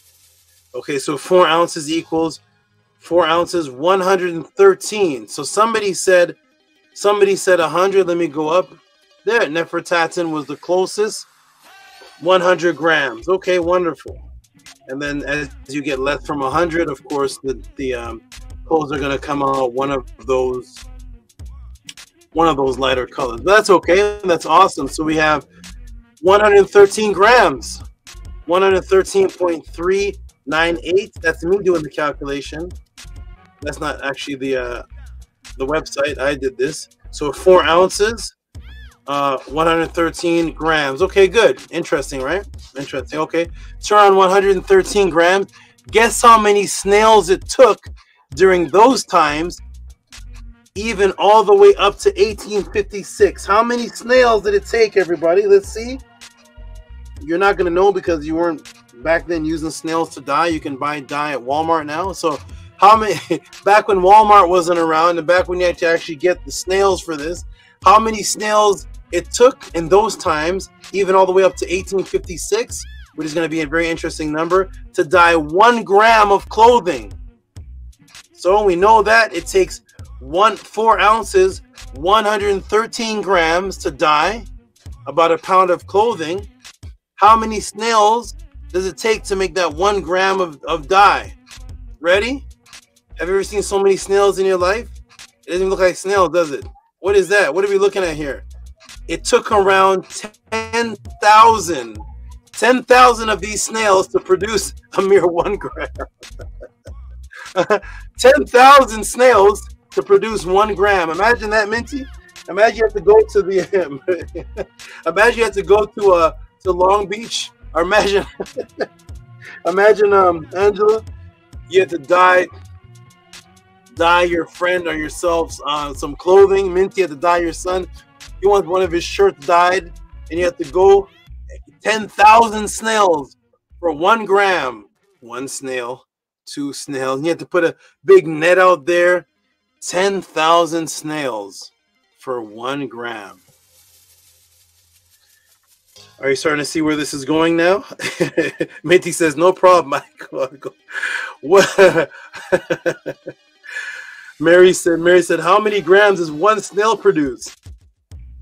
Well, 10,000 produces the 1. Welcome to the Tehuti Podcast. Here we go, everybody. What kind of class is this? What's going on today? This is strange and interesting. 10,000 snails. This shows the diversity of the Tehuti Podcast. Do not be afraid to ask any question. We're breaking down snails tonight. Here we go. 10,000 snails. What kind of questions can you ask at the podcast? Anything. It took around 10,000 of these snails to produce a mere 1 gram of dye. Boom. 1 pound of purple Morex trunculus sea snail dye was worth the weight of 3 pounds or more in gold. What is that worth even today? Let me take you to precious metals info. So if you want 1 pound of the dye, what is it worth its weight? Precious metals info. How much is the pound? We got Troy. Troy, how much is a pound of gold worth? How much is a pound of gold worth? Gold is primarily measured in what's called Troy ounces and Troy pounds in international market. 12 Troy ounces make up 1 Troy pound. The price of 1 Troy pound of gold was $22,372 at the most recent prices, because the price is always fluctuating, even if it's by the pennies. What does this equal, everybody? 1 pound of Morex sea snail dye today would cost you $67,116. Boom. How many purple dresses would you like, ladies? You like to make an order? How many purple dresses do you like? Imagine being back in 200 BC, the 200 ADs, 400 AD, and you're getting your purple from the Morex snail. They calculated what it would cost back then. It was around $56,000 for a pound. 1 pound, $56,000. Are you starting to see where this is going? Oh my. Here we go, everybody. Boom. So it's worth its weight in over 3 pounds of gold back then. Okay. Here we go, everybody. Boom, boom, boom, boom, and boom. Here we go. How many dresses would you like, ladies? All right. Thus, you can see now that even emperors, in the example I gave you of Aurelian, in 270 to 275 BC, even emperors, Aurelian, forbidding his wife, Ulpa Severina, from obtaining the purple shawl, gets to a point where even the emperor was like, okay, honey, let's take care of some priorities first. You do that before we get you this purple cloth. This is going to cost thousands of dollars. Even the emperors at the time had to put their foot down and say, is it really worth it?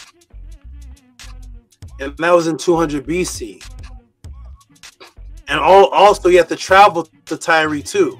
So the emperors that were going to get this, they weren't in Tyre. You had to also travel to take time to travel to Tyre and have it made for you, being given. You have to travel back. All this is major expenses. Okay? Even with Biden's gas prices, it was more than that. For thousands of years, this was the most expensive color due to this process until 1856. 1856, when this man came around, William Henry Perkin. He started fiddling around with chemicals in his home in March in 1856. William Henry Perkin, at that time, he was an 18-year-old student at London's Royal College of Chemistry. He was eager to impress his teacher. His homework assignment was to run experiments at home during the Easter break. So Perkin, he was tasked with finding a cheap way to produce quinine, a substance used to treat malaria, which had to be extracted from the bark of exotic trees and was thus expensive to make artificial quinine. Perkin turned to coal tar because it was getting too expensive. He discarded sludge from Victorian gas lighting. It was believed that the two substances shared a similar chemical structure. So what happened is he got this assignment to do during the Easter break. He had to find a cheap way of a substance to treat malaria, but the source of the substance came from expensive exotic trees. It was too expensive to make artificial quinine. So what he did, he went to coal tar because he heard that the chemicals shared a similar structure.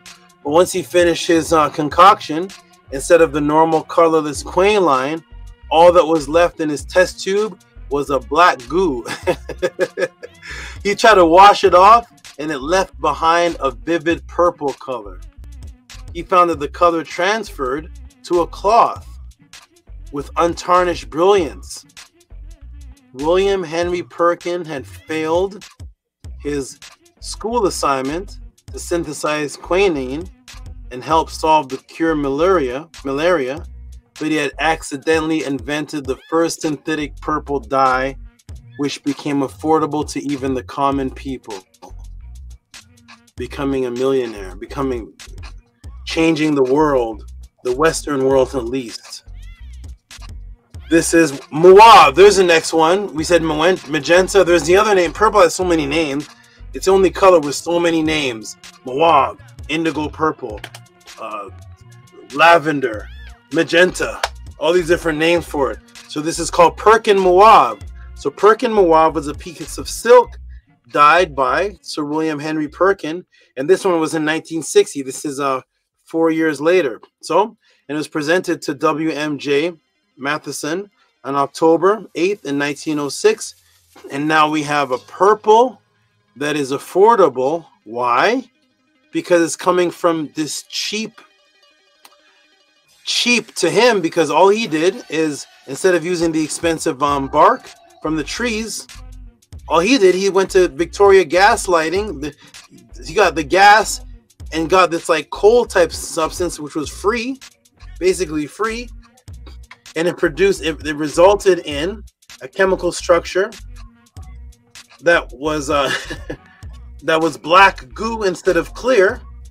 Then when he added water or tried to wash it off, it turned into this purple. And now in 1856, people had access to this purple coming from a dye that is very cheap to make. You don't need 10,000 snails anymore. You don't need to get it shipped from Tyre. You don't need this $56,000 to $56,000 to today $67,116 a pound to make a pound of dye. Now it's being made from this cheap coal. Perkin discovered this accidentally in 1856, changing the entire world, at least the Western world, making for the first time artificial purple. Boom. Everything changes. Now, remember earlier, everybody, I asked the class to name some countries. So that took place, that accident took place in 1856. Now remember earlier in the class I asked you to name some countries? They should be represented here. Now the writing is too small, but if you can recognize the flags, you should be able to see some or most of the countries you've named, right? So I asked you to name some countries who should be represented by their royalty.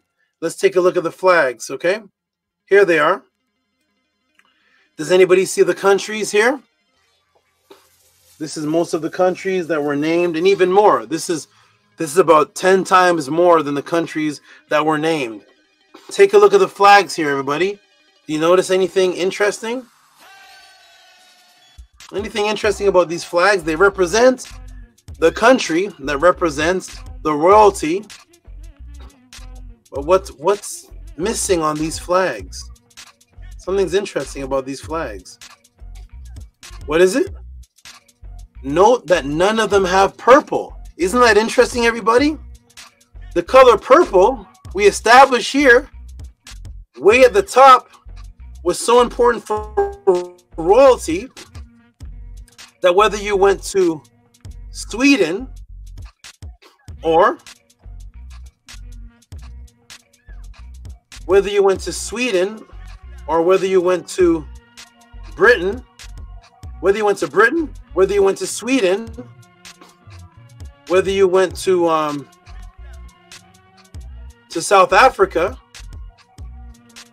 Eswatini, it seems like all throughout these areas, purple is being worn as a cloth, as clothing for these people, whether Britain, whether Sweden, whether London, whether South Africa. These are kings and queens and princesses that represent the country. But what is the material that represents the countries? What material represents countries? What material is that? The material that represents the country is not the clothing that you're wearing.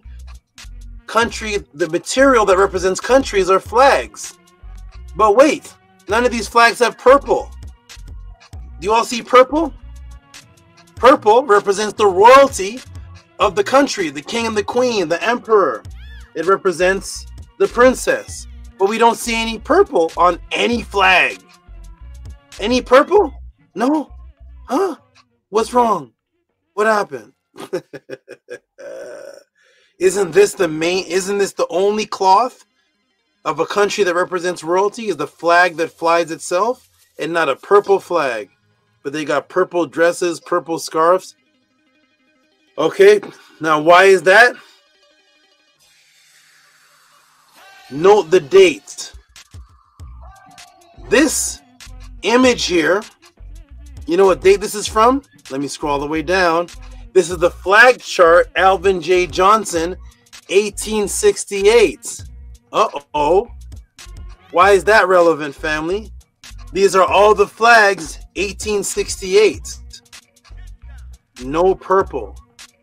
Yet the emperors, the princesses, the kings, and the queens have purple dresses. Note the date, though, 1868. That was because of the expense of the color purple.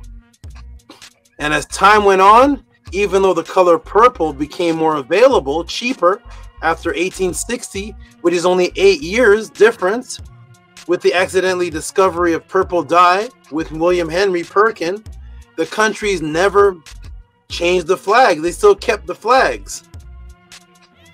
They didn't even think about it, because for hundreds of years, or for decades and hundreds of years, they could not afford to produce all the purple on the flag.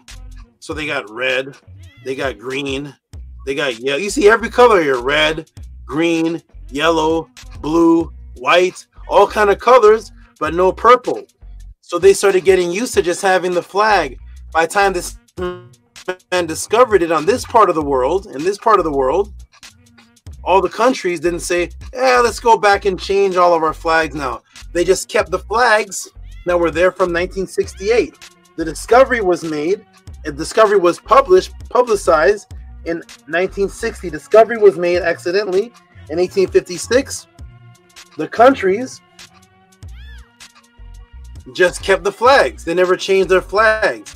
Thus, the flags you see today are based at a time when purple was almost unaffordable, especially in mass quantities, at almost $70,000 a pound, and thus no purple flags today.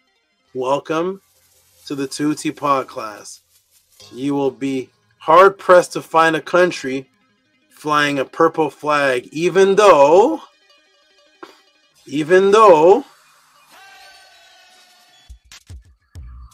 they can have a purple pillow, purple crown today. They just never went back and changed it to a purple flag, which would be the first thing that you would think would represent royalty as a material. But it stayed like that because for decades and hundreds of years, too expensive. So why change it now? And that's why you see no purple flags, or hardly any purple flags today. Okay? Boom! Welcome to the Tehuti Podclass, everybody. You learn something new every week here that you never thought would even be relevant, but now you can look around, and now you can actually, this is what I'm doing is I'm actually giving you the ability to take any topic, any subject matter that you're around your family. You could literally be walking with your family out at a park, or your son or daughter doing a school project, and they'd say, "Daddy, my teacher gave me a school project to do, but they told me to be creative." You could literally tell them, you know what would blow them away? Do a school project and ask them in the class to name countries and why there's no purple flag, what purple represents royalty, and give the history, and watch them get straight A's and impress the whole class and impress the teacher. And then you can use that to get into the rest of this breakdown to actually start converting people into the truth, simply by them learning about a flag. I'm designing the pod classes so that you can take any topic in the world and you're going to see how it's going to merge into higher levels of consciousness. You should be able to raise anybody, talk to anybody. You could be in a conversation, somebody could say, "I'm from Jamaica, I'm from China," and say, "Hey, any purple on those flags?" And turn the whole, that's what I used to do when I was 17, 18, 17. I'm not sure how old I was younger than 20, and I would just go everywhere and take whatever topic people are talking about and turn it to a class at recess, turn it to a class at the church, turn it into a class at the streets. They could be talking about flags, they could be talking about whatever they're talking about. I'm going to turn whatever you're talking about into a class right there and convert you out of the matrix by whatever you say. You could be talking about the Three Musketeers. I'm going to do a class on the Three Musketeers and the number 3 and break it all the way down on what a musket is and a musketeer, and bring it all the way back to the origins and say, holy crap, I never thought of that before. And that's what I'm giving these pod classes for. So hopefully you can do the same and bring 1 or 2 people to the truth. Let's see if we can do that. Like Minty brought 2 people today. Here we go, everybody. Ready? Boom, boom, and boom. Welcome to the Podclass. Here we go. Now, oh my goodness. Woo. Now, are you ready to find out how this color? Now, are you ready to find out how this color's true royalty tied into Kemet's theme? You knew it was going to do it. You know it was going to do it. You know it was going to happen. Are you ready to find out how this color's true royalty tied into Kemet's theme of immortality, biological imperative, and the culture that did not need 10 million snails caught to be surrounded by this color purple, and how it represented literacy, intelligence, speaking, while simultaneously the creativity of intelligence before our species could even read or speak. Let me read that one more time. Now, ladies and gentlemen, are you ready to find out how this true color? Now, ladies and gentlemen, are you ready to find out how this color's true royalty tied into Kemet's theme of immortality, biological imperative, and the culture that did not need to go out and collect 10 million snails to be caught, to be surrounded by this color purple, and how this color purple represented literacy, intelligence, speaking, while simultaneously the creativity of intelligence before our species could even be literate enough to read or speak. Are you ready for that? Is it possible to do that? Is it possible? Can it be done? Yes, and that means that it's time to get into. Let's step it up a notch.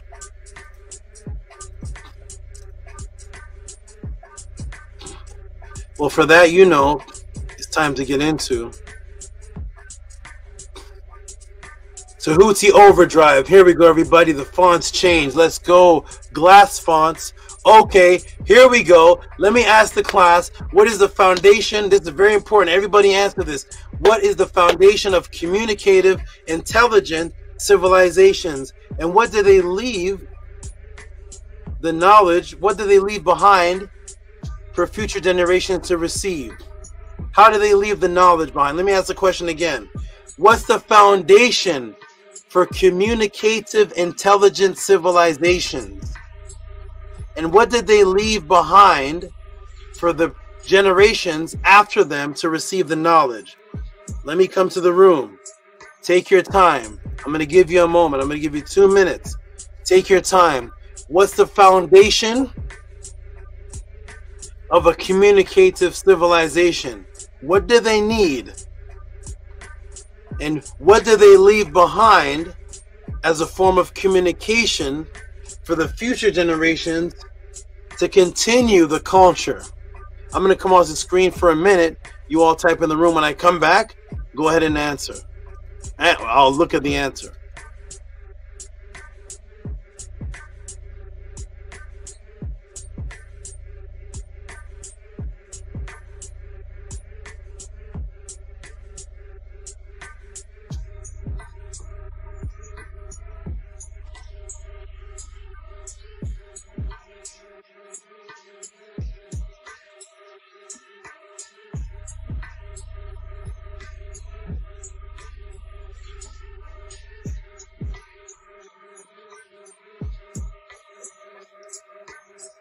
I'm back.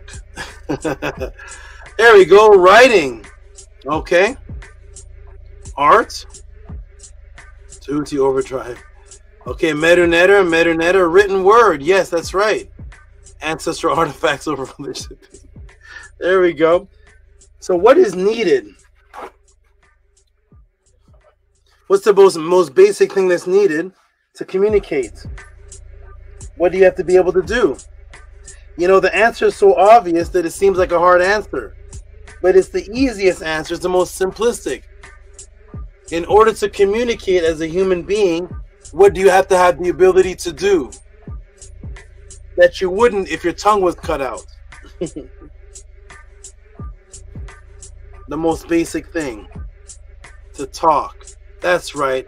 Alondro Ornatis pops in out of nowhere. Brand new name, come boom with the answer at the talk. Absolutely. Can you name for me any ancient culture that didn't talk? Is there an ancient civilization that you look up to that is influential to you and they couldn't talk to each other? The basic foundation of civilization, intelligent communication, will be able to look at your fellow man and woman and talk to them. So there would be no civilization if I looked at Minty Hotep and said, and she looked at me and said, and Robert Williams came in and said, no civilization. if we couldn't talk to each other, can you build a civilization without talking? Can you name one? Is there a civilization that exists anywhere in history that couldn't talk to each other, but they had a civilization? Not at all. Not one. Is there any one? Name it. What's the name of that? What's the name of the civilization? How their schools look?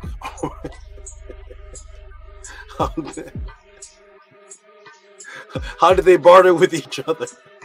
Huh?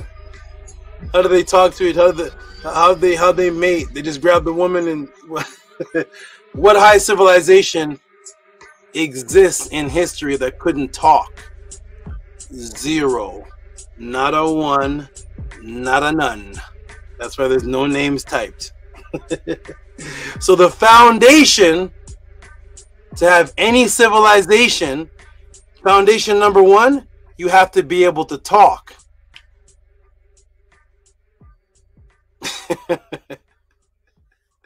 There's no reading without talking.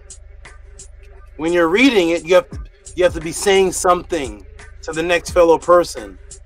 If you're reading it to somebody, if you're writing it, there has to be a sound that goes with it in order for the person to communicate, to say, hey, come here, please. Come here, please could be the same sentence as I want to kill you. If you can't communicate, come here, please is also I want to cut your tongue out. They're the same sentence if you can't talk. So every single civilization that existed on this planet Earth, number one, step one, is they had to be able to talk to each other. That's the first sign of intelligence.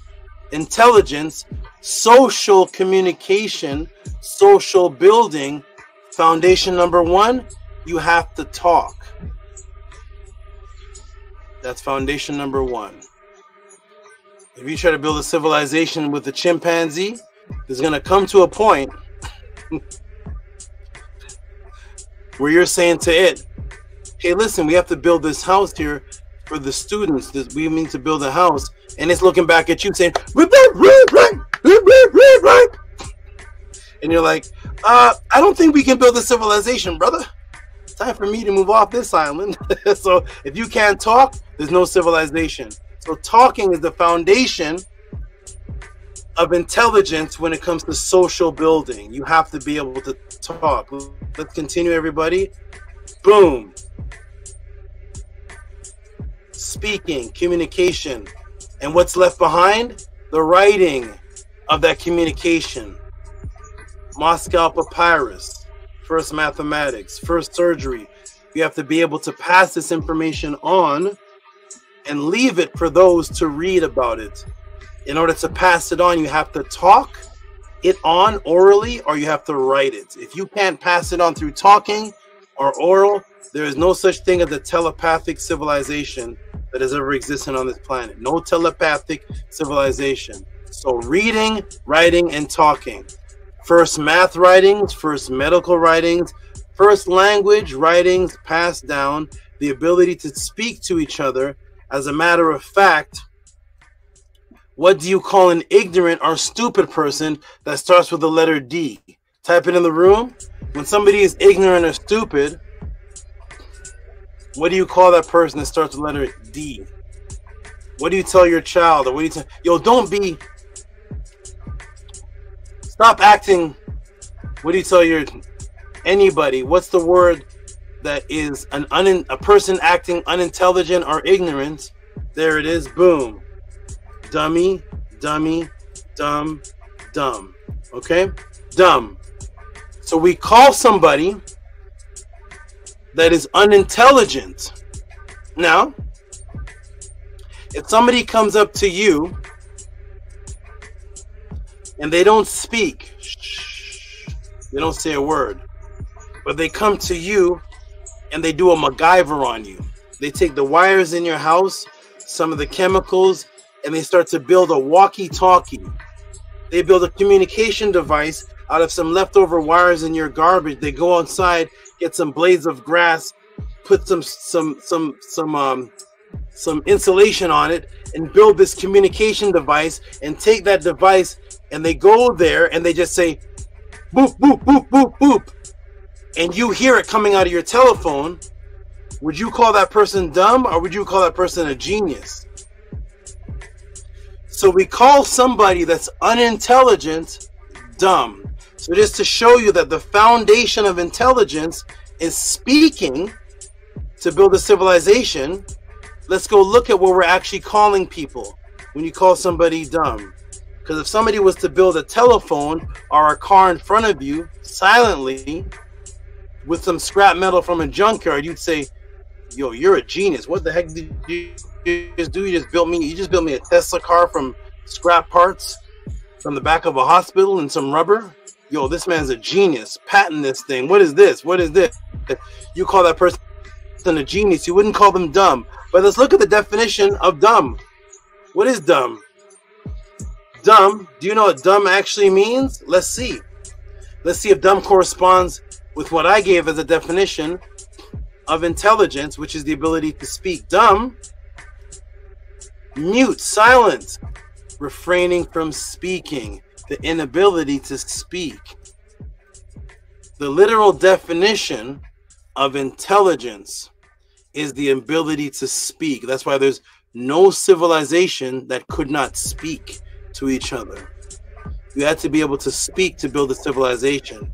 We knew that speech was associated with intelligence, and that subconsciously, when we call somebody unintelligent, we use the word dumb, dummy, dumbbell. What do they say in Sanford and Son? You dumb, dumb, dumb, dumb. We call a person dumb and associate that with unintelligence. But Stephen Hawking could literally take that thing that's connected to him, not speak, and type in a quantum physics mathematical equation of Heisenberg uncertainty, and you're looking on the screen like, what type of genius is this? And he didn't say a word. So thus he's dumb by the definition. He can't speak. If he got that thing completely removed, but he's highly intelligent. But we know that the intelligence we're talking about to build a civilization has to do with speaking and communicating. So thus we call somebody dumb even though they're speaking, even though they're communicating. Even if they don't speak and build a car, we call them a genius. But the person who doesn't speak, that can build a computer in front of you, that's actually the dumb person.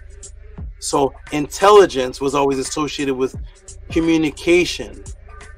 And this is where the word purple and the origin of purple come into play. How does purple associate with speaking and intelligence? Are you ready, everybody? Ready to learn something? September 7th, 2024. How does purple tie into intelligence? Uh-oh. How are you going to do that, Tehuti? The inability to convey language. One who cannot speak, thus why you have never heard any ancient dumb civilizations.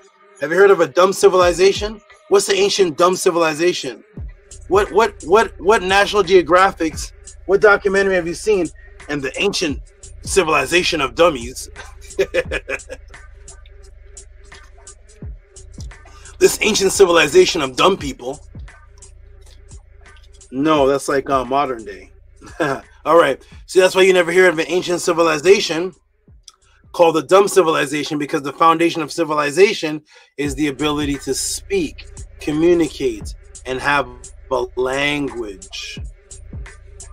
Does everyone remember that old program that would help your children say words better or speak better? It was called Hooked On. Hooked on what? Remember that, everybody?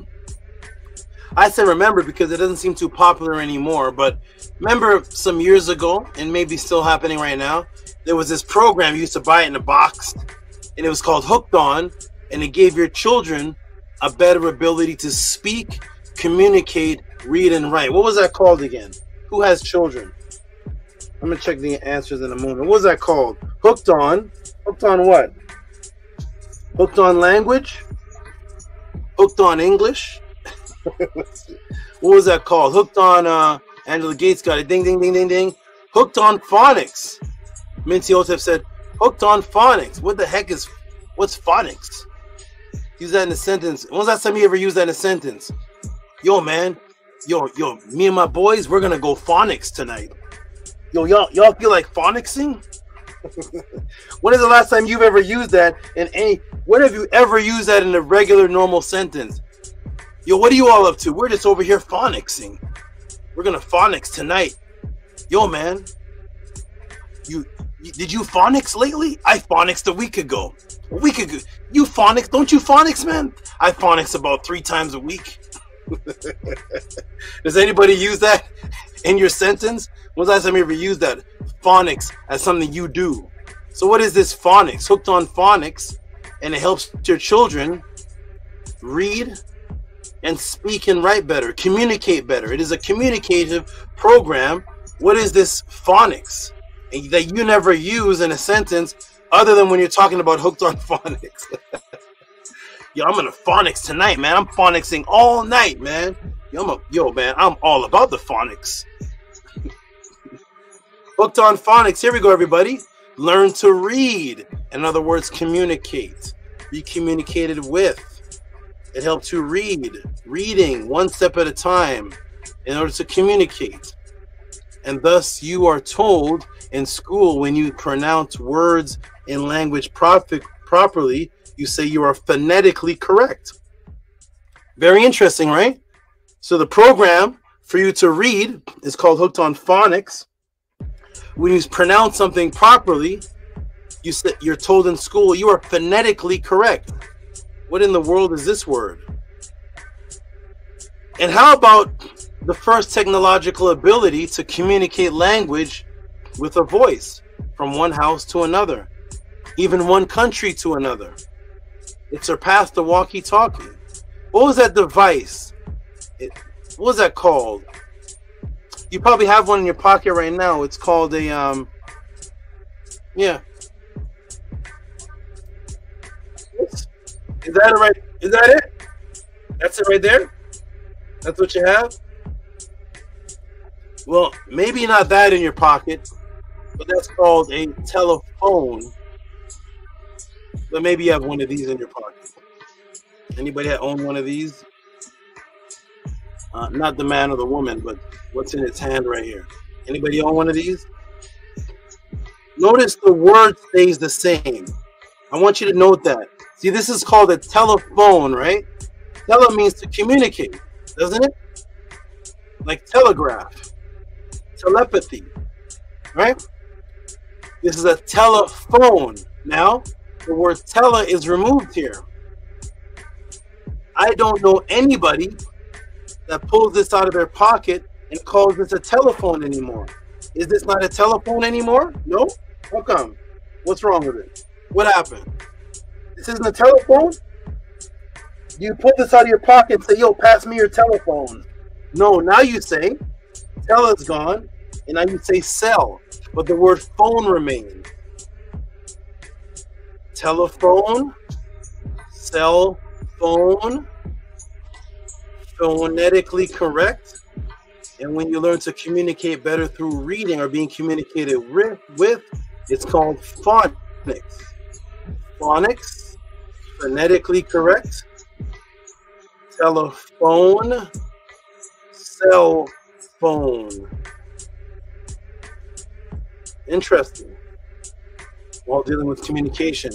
Telephone, cell phone. What sound or word do you hear in common with all of those that pertain to language and communicating properly? What do you hear that's similar? You know what you hear? Yes, the word phone or fawn is in all of them. If you were to research the European Greek history on how they said they learned to speak, they would say it was from a man named Cadmus from Phoenicia. Boom. The history of Europe is based on a rape of Zeus, who took a woman who was not Greek, Let's see, she was from Phoenicia. The history of Greece, the highest of the intellectual scholars and philosophers, the history begins with the sexual attack of a woman who is not of the culture of the Greeks, and she's called Phoenician. That begins the Greek culture in their story. A sexual attack on another type of woman from a white bull named Zeus. Then, the language, they say, came from Cadmos, who was from the same area that the woman was sexually attacked. And Cadmos was from Phoenicia. So thus, boom, the Phoenicians, according to their culture, gave the Greeks the ability to communicate, to speak, to have a language, thus forming an intelligent civilization. And thus the Greeks attributed their ability to form this civilization through speaking to Cadmus, who was from Phoenicia. So thus, the new word for speaking, reading, properly communication, now has to be attributed to the Phoenicians. Thus you have hooked on phonics from Phoenicia. You're Phoenicianly correct phonetically, and if you communicate long distance, it's from a telephonecia, or the little rectangle thing is a cell phonecia, all from Phoenicia, because that's who taught them how to speak and have language according to their own culture. And that's why you have all of these words that have Phoenicia in it. And then the culture began when the white bull raped the Phoenician woman. Their biological imperative based on rape starts with a Phoenician woman. The spread of their seed, the spread of their culture, and their ability to communicate is based on Phoenicia. Reproduction for the penis and the balls, and speaking, spitting. You know, let me spit some bars for you. Or spitting the sperm, the same thing. Both, they made sure both their biological imperative stories, which none of them are historically researchable, but biological imperative through sexual attack, putting the penis in and ejaculating, spitting out, is from Phoenicia, and their ability to speak from Phoenicia, which is the foundation of their history and culture. You know, their truth, their testimony. All I got, man, all I got is my word and my balls. The word, the language, and the balls, which causes the erection, both of which trace back to Phoenicia. Thus, to speak properly and communicate in the start of civilization gets attributed to Phoenicia, phonetics and language.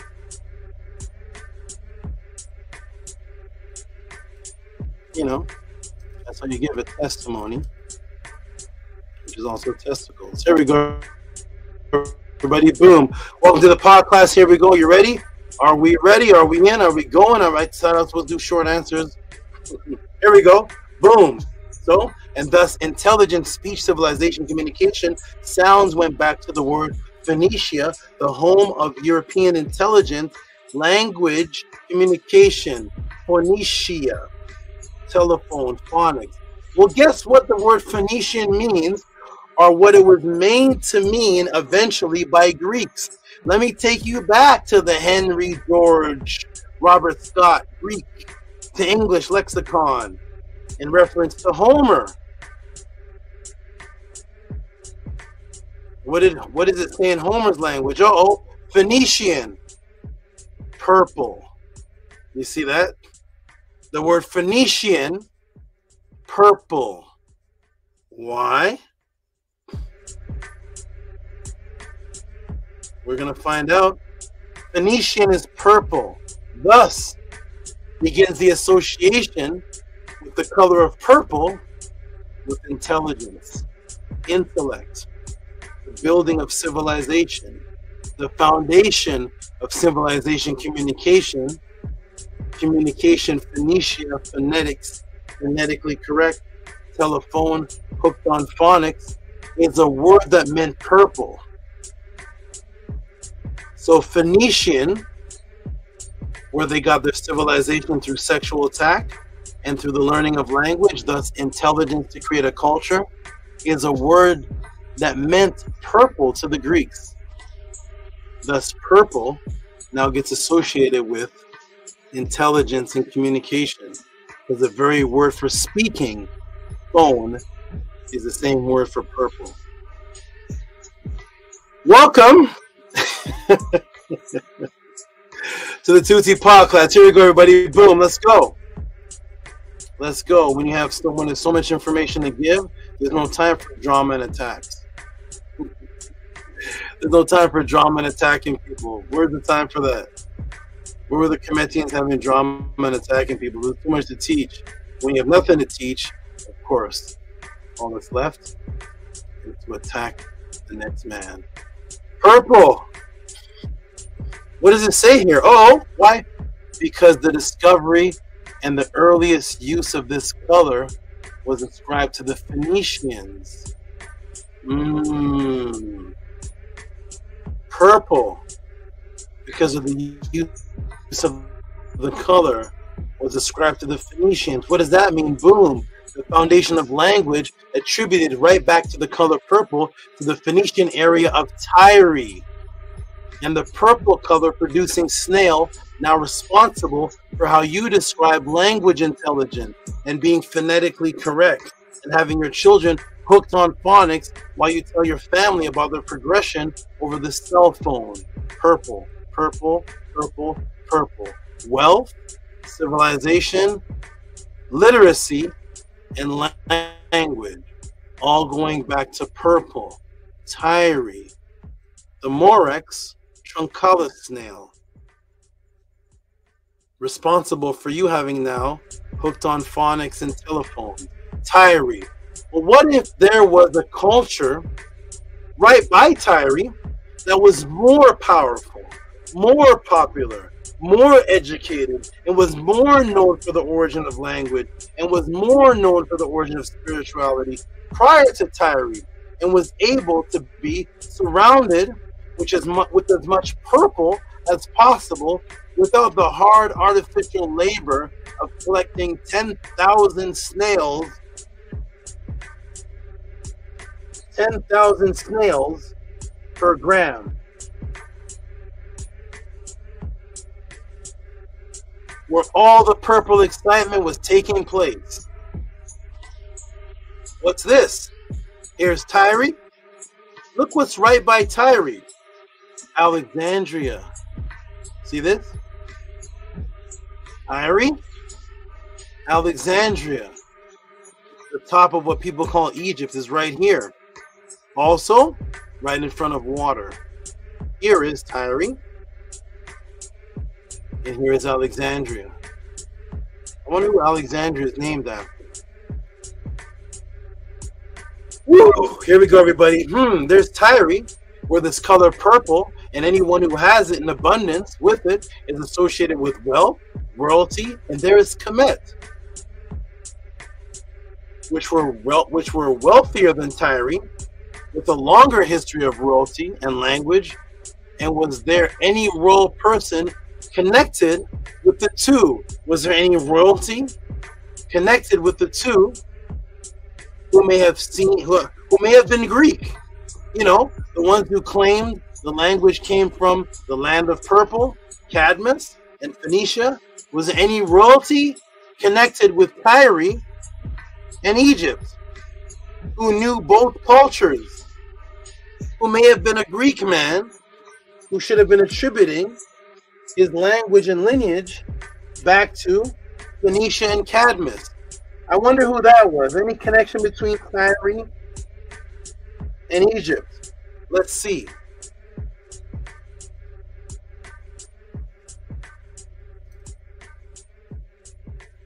Boom, World History Encyclopedia. Alexander's siege of Tyre. In what year? 332 BC. Alexander's siege of Tyre, 332 BC. Boom.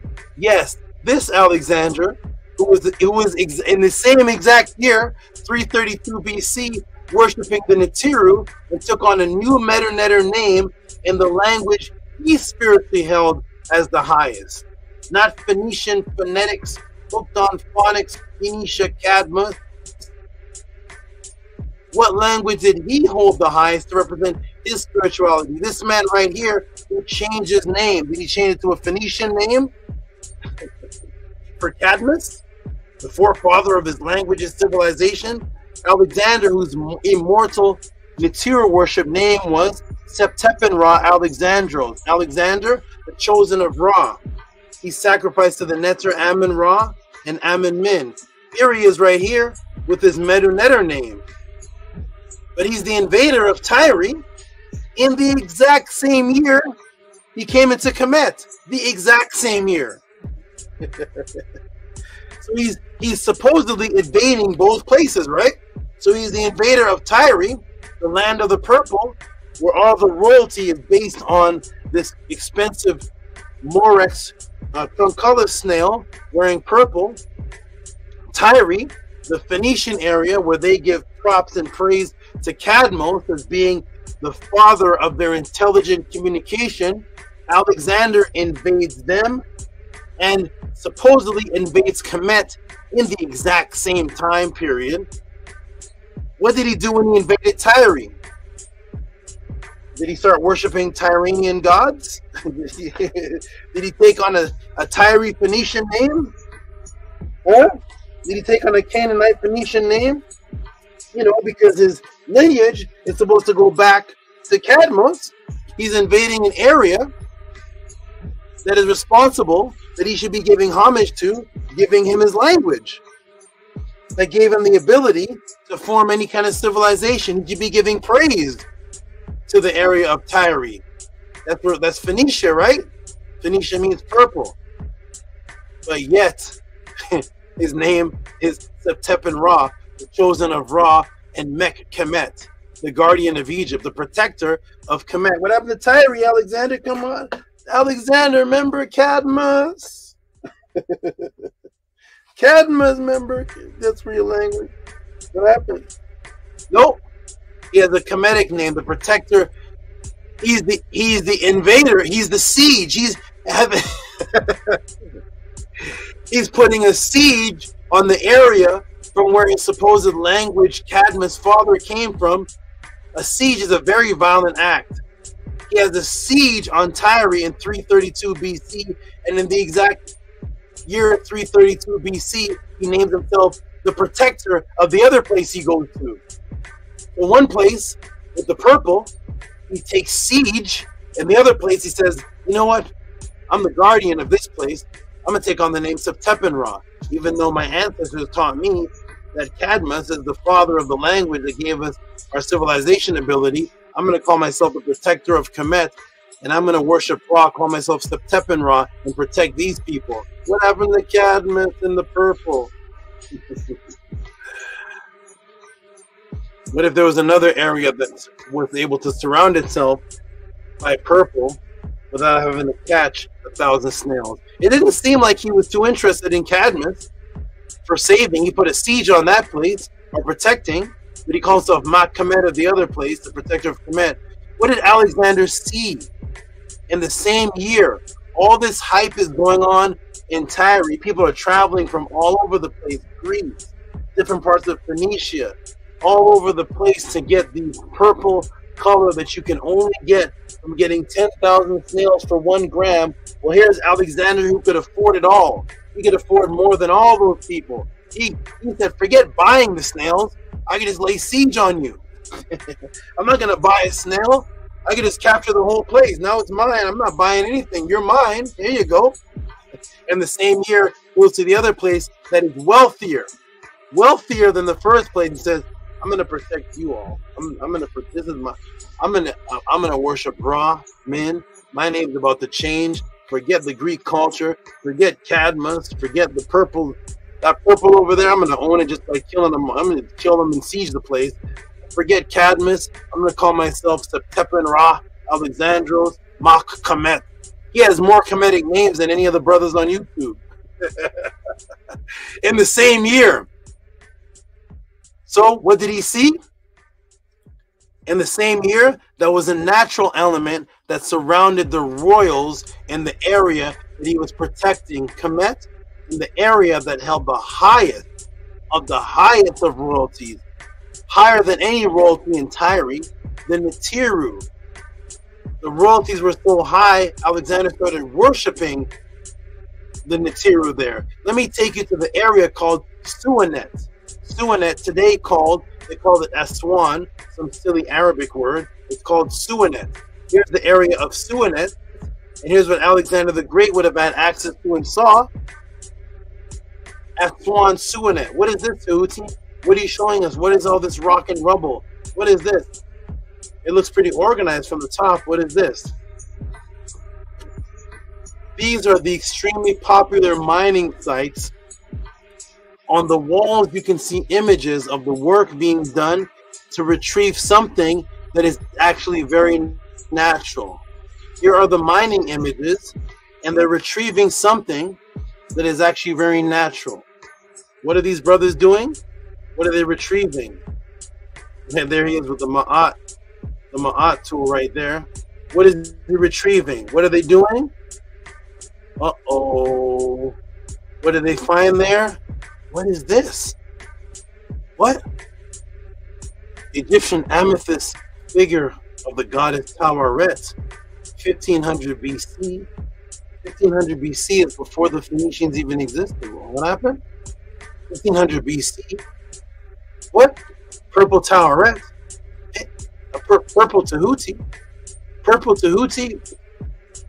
Baboon? Hey, purple Kepara. What's this? Purplish Heru? What's this? Hey, a chapter in the Purim Heru? The chapter of a buckle of the amethyst to be placed on the neck of the Ku? The two lions of Re? Of Mapare? Mehepare? Taweret? Purple necklace? Purple bracelets? What is all this purple? What is all this? No snails? Boom! Tehuti, Heru, Kepara, and Taweret, all netters of biological imperative, transformation, and immortality, all in purple, reproduction and sexuality equaling longevity. I see clearly on the back of the translation of what the people call the scarab, of what is really called Kepara. Let's look at the back of the translation to see why all these are all biological imperative Taweret. This is the baboon. I didn't even get into the class of the baboon. The other reason why the baboon represents sexuality, we didn't get into the bab. That's sexuality. Heru, who was born from the act of what Aset did with the star, the whole story of reviving a star to sexually reproduce Heru. Taweret, the goddess of motherhood, sexuality. Kepara, the definition that I gave the last class on reciprocity, to reproduce. Do all of these have anything in common? Well, let's look at the back of the translation to see if this color and this amethyst and all of these have anything to do with sexuality from the writings of the indigenous people themselves. Here's the translation on the back. Oh my goodness. Here's the translation on the back of the Kepara. Here's the purple Kepara. What does it say? Anything about sexuality? Now here's the coffin text that's translated and placed there. Right? For any man who knows this spell, he shall have sex in his land by night and day. He will have the heart, the eve of the woman beneath him when he has sex. That sounds like sexuality to me. Here's the instructions as followed: to be recited over a bead of carnelian or amethyst to be placed on the right arm of the person.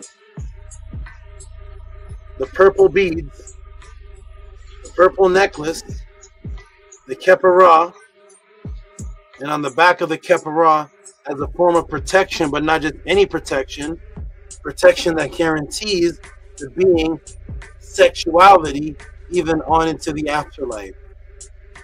Biological imperative on the back of the purple, which is all symbols of creation. And speaking back to intelligence, creation, and creativity, and the color purple, what if I were to tell you that the color purple was the result of man's evolutionary, neuronic, original creative ability, involuntarily? Not only was, not only was this color used with the writings on the back of all the symbols that were found in this area dealing with sexual creation, creativity, reproduction,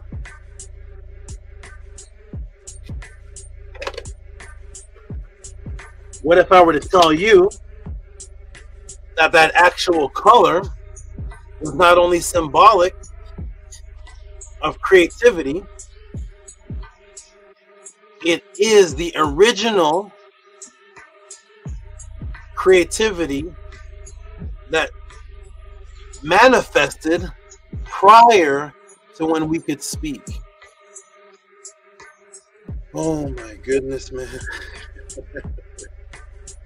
It represented creativity at its highest, creating reality at its highest level when everyone was dumb.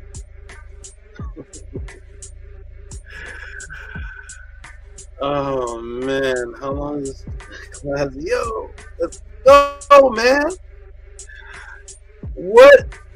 So, all these symbols of creativity, creation, biological imperative, in the color purple, purple, light purple, pinkish purple,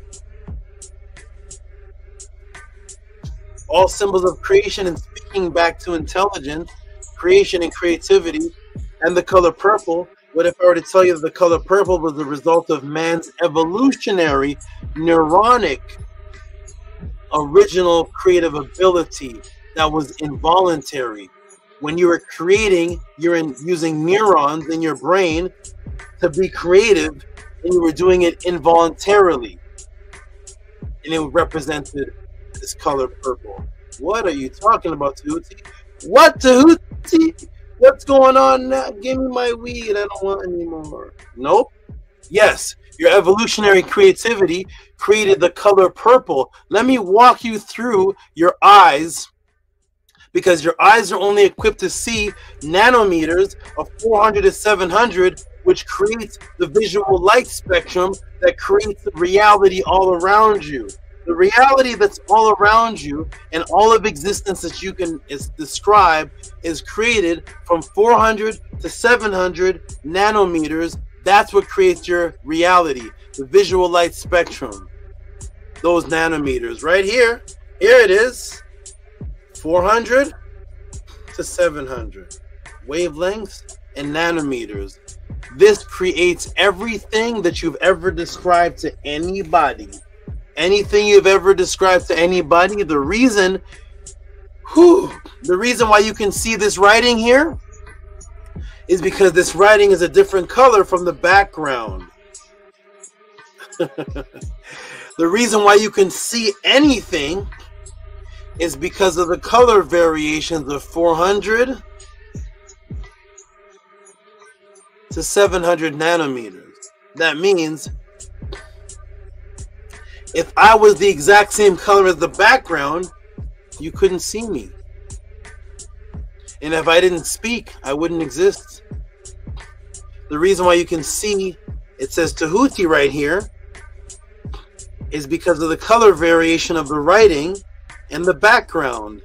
The reason why you can see your favorite plant is because the plant doesn't look exactly like your bed, or it will be camouflaged. it would be cloaked. That's how you cloak. You make something look exactly like its background. But if there's a color variation, you can decipher. And that's what creates all of your reality. That's why you have a favorite plant. That's why you have a favorite dress. That's why you have a favorite this. That's why you like how this looks. That's why you like how the sky looks. That's why you think the water is pretty. That's why you think this water looks dirty. That's why you think this looks like this. It's because of color variations.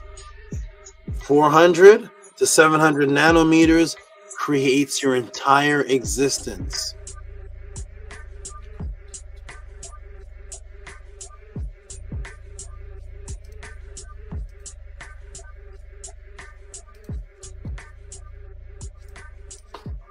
So what existence can you create outside of that? Is there any? You'll find out here at the Tehuti Podclass. Boom, boom, boom, boom. Here we go, everybody. You ready? There's the creativity color. Wait, what? Here we go. More specifically, the eyes are only equipped with 3 kinds of cones. Typo. Cones, not cones. 3 types of cones, which are red, green, and blue. Here's what makes up your eyes right here. The photoreceptor cells, the cones, and then the rod cell. Here's what makes up your whole reality. 3 colors: blue cone, green cone, red cone. And this is how you're able to see, because your eyes see what is not absorbed, and thus forms your reality, and thus you can color separate. And so when you see this color red, you say, that's my favorite color. You have a red cone. Green, blue. You have different colors that you like, and your eyes only have 3. And the rest are variations of these 3, are combinations of these 3 that create your entire reality. That is your involuntary creativity. The receptors then combine and fire together to create colors that you see. When your red and blue receptors fire together, these ones, red and blue, but they leave out this one. Now there's something missing. The red and blue are firing, but this one doesn't fire when it looks at certain objects. It leaves out the green cone. Just red and blue cone. What happened? This happens. The Vesica Pisces. The Vesica Pisces effect, or the circular cone effect that's drawn in Vesica Pisces, starts to do this. What's happening right there? Boom. The color purple is created in your mind, but it does not exist outside of your mind's creativity. This right here, these are colors that exist in the visual light spectrum. These are colors that exist from your cones being able to see what's in the visual light spectrum and combining. This is the absence. When these 2 fire, the red cone and the blue cone fire, but they leave out something. Now there's a missing one. So your mind has to make up for it, so it starts to create something that does not exist in any part of reality. And that creation is this Vesica Pisces shape right here that you are calling purple. The color purple is created and only exists within the coordinates of your mind. It does not exist outside of your mind's creativity, which means, woo, when you see a color, remember I did that class on the black sun? Let me come off the screen. I gotta breathe a minute. Ooh, I have to breathe for just a minute. Let me breathe, man. Let me breathe. Remember I did that class on the black sun? Anybody remember that? I did a class on the black sun. And when I did that class on the black sun, I'm gonna see if I can show it to you. Let me show it to you. Hopefully it doesn't take a while to pull up. Okay. It's pulling up something. So I did a class on the black sun. When I did that class on the black sun, I showed you the colors that you see on the nanometer spectrum from 400 to, let me see if I can pull it up here. Let me go like here. Let me see if I can pull it up here.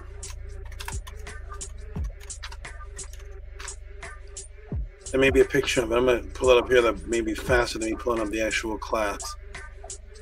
Let me see if I can do it like this now. I'm doing this live. This isn't a part of anything that I have prepared. I'm actually doing something live right now and see if I could pull it up. If not, let's see if the class pulls up. If it doesn't pull up, it's not pulling up. But anyways, I did a class on the black sun. And when I did that class, I showed how the eyes see things. And what you see is you see the light being absorbed by an object. And when the light absorbs the object, you see the rest and it forms a color. But it's actually the result of the absorption of a factual light that exists in the visual light spectrum. It's an actual factual light that exists. The visual light spectrum does not contain the nanometer of real purple. That means it is it is not a light that exists in anything that is the color. That is not what happens with purple. Purple is created.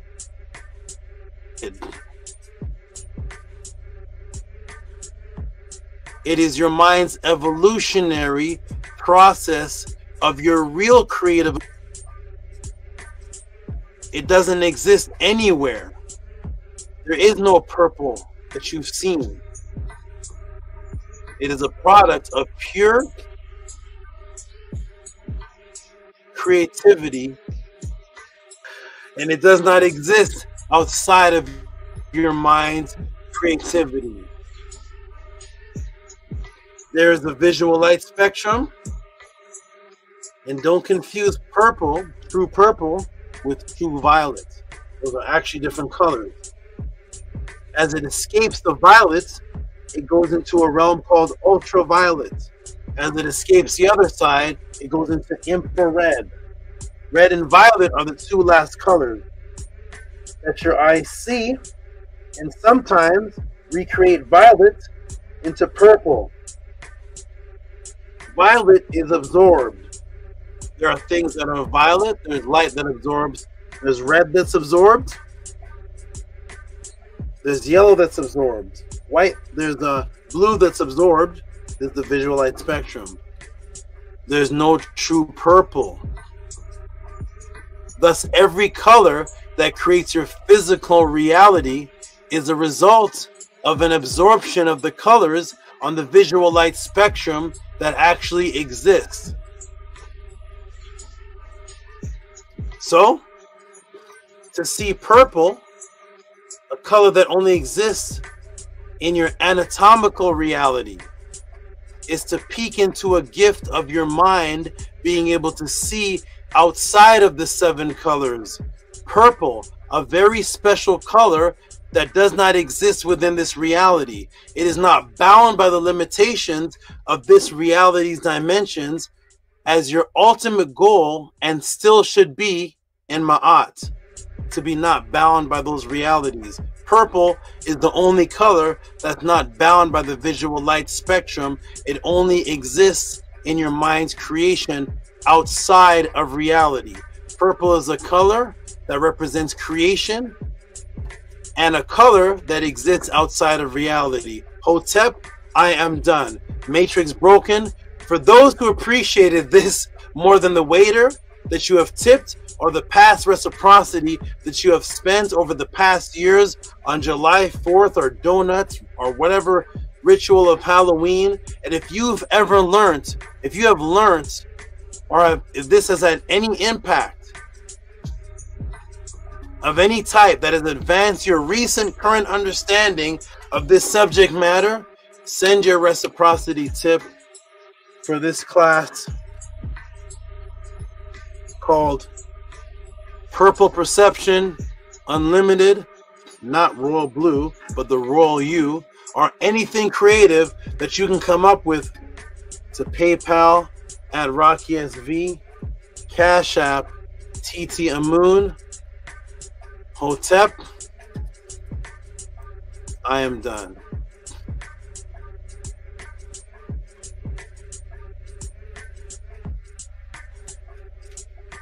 I said I wasn't going to do any more classes over 45 minutes.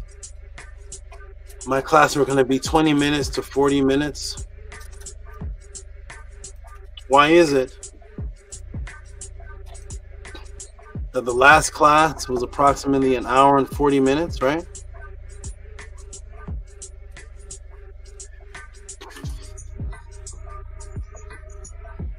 Oh, this one doesn't do that. Hold on, I got to change this. Settings.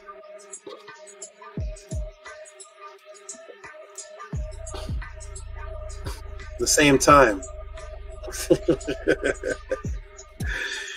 It was an hour and 39 minutes, and I kept the time running.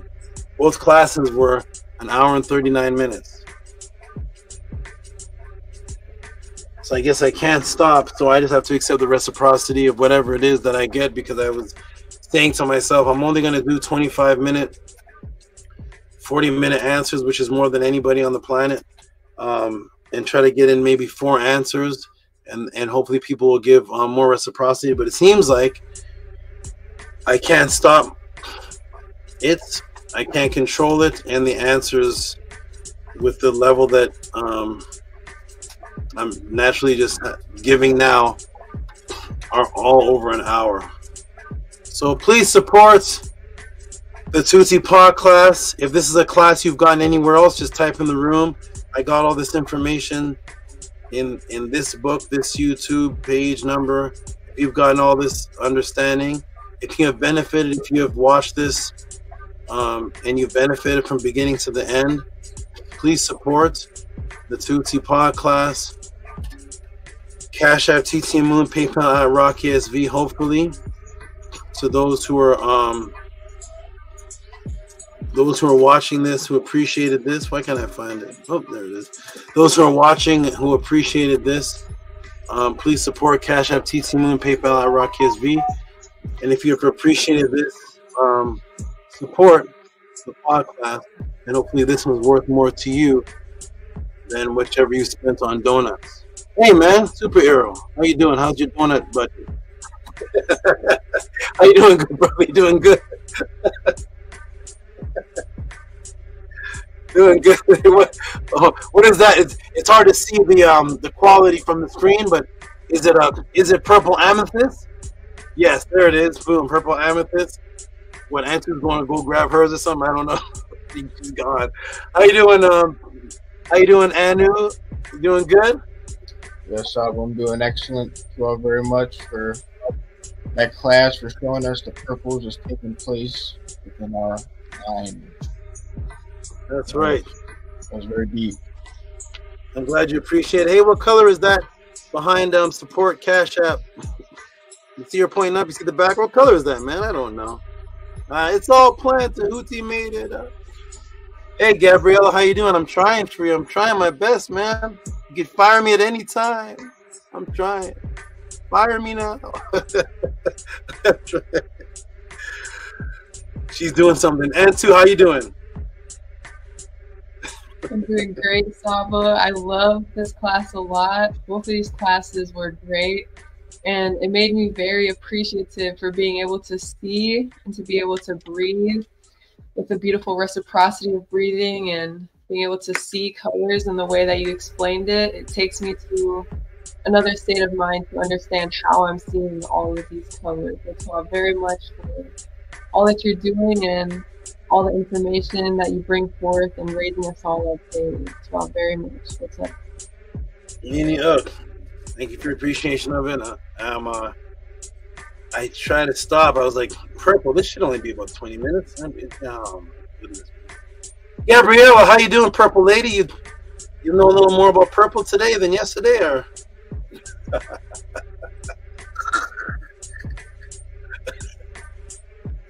She's on mute. She doesn't know what's going on. Sorry. You've left me speechless on this one. So, Tua for this breakdown, and Tua for not giving me just 25 minutes because, you know, yeah, 25 minutes wouldn't have been enough for me. So Tua for that, and just Tua for your time. I truly appreciate it, and I'm grateful for it. And you know, as long as I can, I'll always send that reciprocity. And you just keep upgrading us. I'm just sitting here like, wow, okay, I gotta rewatch this because there was so much information. I don't know how we went from the color purple to royalty to snails to flags to accident, project 101, to just here to purple is only in your mind. All that to say, what was the last thing you said, Gabriella? I said, and just, you know, going from all of that to it's only in your mind. I broke down all that to say, hey, you know what, man, boom, boom, boom, 140 minutes. Purple doesn't even exist. You're like, just kidding. Guess what? all that with purple doesn't even. But I hope you caught the what I was putting in there for you. The reason why I had to build up all of it to that was to show that especially the Alexander part. Alexander didn't have to worry about buying purple. He's like, I'm just gonna siege the whole place. It's mine. How about that? Yeah. And then he immediately goes over to the next place and starts worshiping the Nitiru, and there's all this purple he has access to that means something, and he's just surrounded by it. And now he owns Kemet, owns Tyree, and he has access to all the purple, and it eventually ended up representing. I did all that to show you, brought it back to Kemet, brought it back to the mind to show you that by you seeing the color purple and anybody seeing it, you literally brought a color into existence. You brought something to existence that you think you see, and it doesn't exist out. You can't touch the color purple. No one's ever touched that color. You've touched green.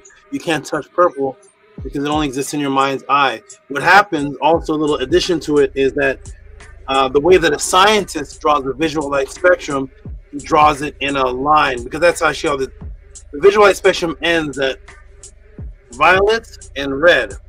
After that, it's not visual light spectrum anymore. Nanometers 40 to 700. It goes ultra. There's ultra and infra. That's why ultraviolet, infrared. Sometimes you'll see an artist who's using his creativity, or artists, they don't draw the visual light spectrum like that. They may draw it in a circle.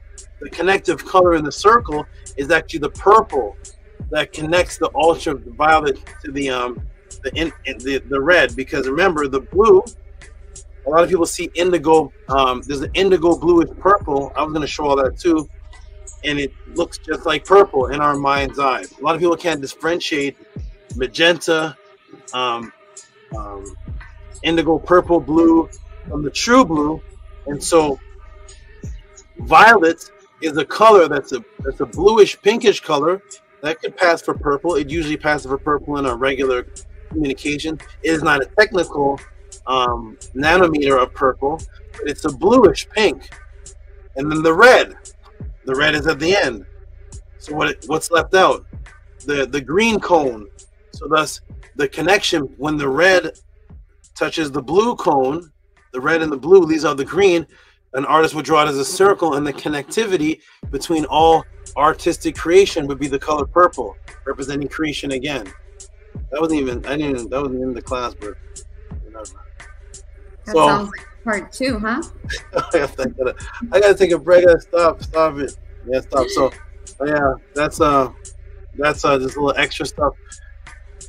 So it's your creativity, And so to see the color purple and to have the color, if you have an amethyst in whatever tone of purple, you don't know true purple, so it doesn't matter. It doesn't, lilac, magenta, pinkish type amethyst purple, it doesn't matter to your brain.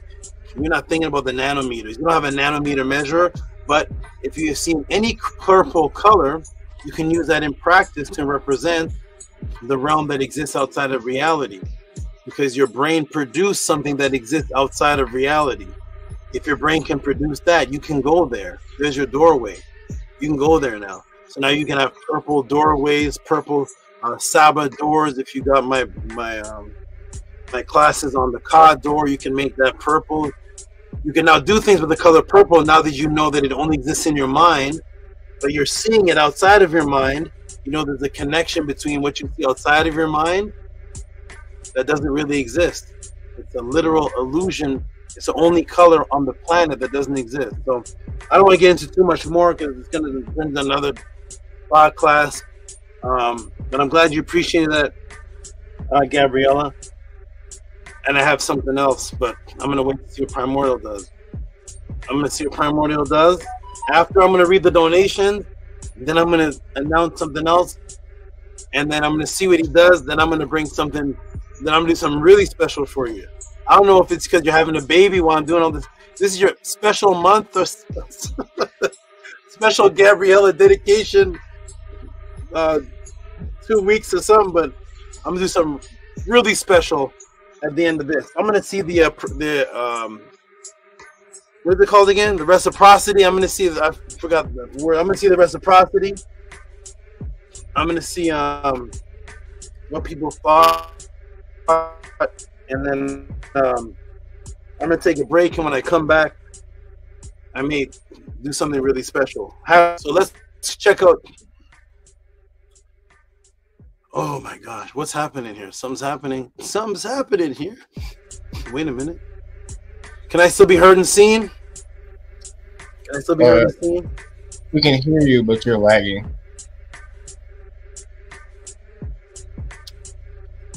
More choppy. And hold on. I tried to send a cash app to TT, and it says that this payment couldn't be completed. It says the recipient is unable to receive payment right now. I don't know if that's just me or other people are having that problem. Oh no. Oh no, wait a minute. Hold on. Anybody else have that problem? TT, I think because she's in mid. Oh, I got a cash up from Gabriella. I hope it's cash up payment failed from who? Primordial. Oh, TT, see if you can fix that problem, please. I'm not getting any I'm only getting a couple people because of the situation. Cash App. So what's happening is Cash App is they started to see that it said MetaNetter classes and different things. Oh, now it's failing, see? So it's trying to turn into a business account. And it's in the process of turning into a business account. And so there's a problem. Hold on a second, everybody. I'm gonna go see if I can fix this. I'll be right back, okay? Hold on a second, hold on.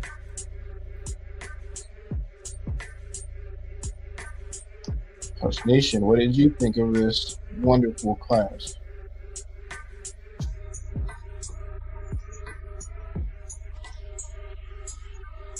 The same thing I was thinking all the other classes. I'd just be blown away. That'll just have me blown away. Up to now, I can't even catch myself from the first class to show you. Saba make me pick up my little purple crystal, my little purple. I always had it, but I never know what I had it for until tonight. You know what I mean? So, yeah, Saba opened another gateway for me. I used to keep this in my papyrus of Annie, and then I take it out probably maybe for the last week, but after tonight I think I should put it back in my book, you know. It had blue. You know, like when you leave something in a book, it is leave it stick to that page, you know. So then the book blew a couple pages because, you know, I'm a rookie student, so I just try to read baby stuff, you know. So I had my little page, and then it keep blowing back on the page, and now the page where it blow back on now, that's the page where I just read all the time now, you know, and I have to do with my little stone, keeping the book print for that page to open right in the middle of the book, you know. So yeah, a little personal connection to Gabriela's situation, you know what I mean? So I am personally connected to the purple circle now.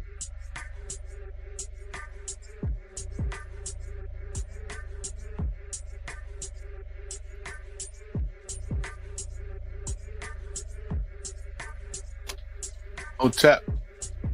You was about to speak, Gabby? Oh, Tep, bro. No, I just wanted to show everyone the necklace that I've had for years now, since I was a child. I want to say my father gave me this, but I know you guys can't see it clearly, but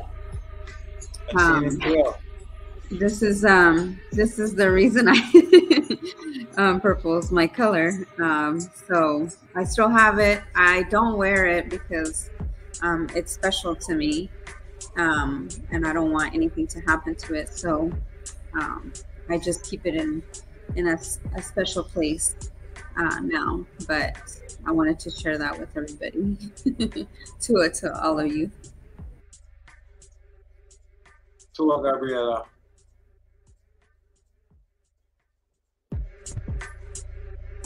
Hold up. Yeah, number one, that was a phenomenal class. I'll definitely, you know, I won't look at the color purple the same way anymore. I'm gonna tell you that. I don't even know how SABA can take a topic just on purple. The question was very vague, so there wasn't no details really much to the question, and SABA could have went so many directions if he wanted to, and this was just phenomenal. I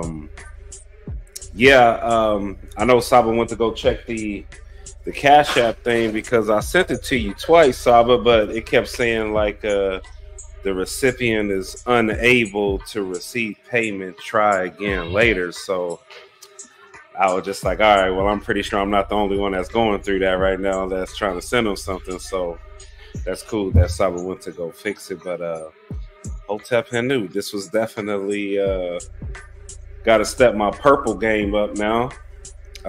You know, just to, you know, rock low something, you know what I mean? No Grape Street, a tough. But we go just you know, gotta step the purple game up. So I'm just happy SABA was able to break that down for Gabby. Check. And, welcome back, SABA. Check. Can I be heard? Yes. Yeah, we can hear you, SABA. Okay. I want everybody right now to there's a lot of Cash App's failing. Cash App is trying to turn my thing into a business account, and it's blocking payments. Here we go. So wait, hold on one second. I'm trying to solve this because now I'm not getting any reciprocity. Hold on.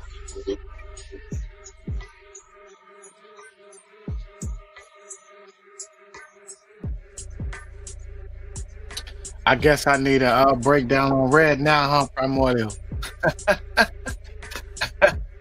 SABA just literally told us purple only exists in our minds. Hey, listen, he traced it back to the Phoenicians, okay? Like, how do you do that? It's like, oh man, that was beautiful. I feel like that was, I feel like it's so much Saba left out because I ain't know where he was going with it. Like, I was a little confused, but I wasn't because it was very clear. It was very plain. But I was very interested in how he started with the colors of the flags and like how there's no flag color, and then he jumped into the language to Phoenician and then Alexander Mac Kemet. Man, listen, I hope everyone out there is supporting the truth, because you have a question that's asked about color and then you get a whole history class. I feel like it's a part 2 to that class, Primordial Thought, because there's so much. There's so many questions that I have now just from that one breakdown, and he wasn't going in those directions. He would give us a little bit and then take us, keep us on track. But yeah, that's a great. That was an absolutely phenomenal breakdown, and this is what I'm talking about. You're not getting this nowhere else. So I really do hope people appreciate, and they are showing reciprocity. I'm gonna I hope the PayPal, and I hope that gets worked out, because these are the types of instances where we should be supporting. I actually have a blue crystal on, Primordial, just so you can see. Can you see, good brother? It's blue that I have on right now. I can see you. You see it? You see the blue, that Patah blue that I got on. But yeah, that was a great breakdown, man. I definitely got to run that one back, because okay, let me. I wasn't expecting it. I wasn't expecting how he broke that down. Check. Have you heard Mike check? Yeah, you back, Saba. We can hear you. Okay, everybody, announcement right now. If you all send right now, just send the PayPal. Send in PayPal. Primordial, do you have PayPal? No, Saba.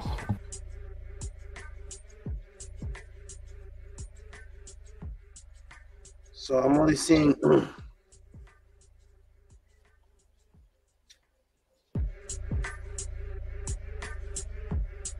Cash App failed to be Primordial. 2 Cash App from Primordial, they failed. Saba, it says Mary Segment Cash App failed too. She put a comment. Yes, and but Primordial, did you try to send me 2 Cash Apps? I see 2 here. I tried it twice, Saba. It's only one. Oh, I see Mary Segment now. Let me. Okay, showing me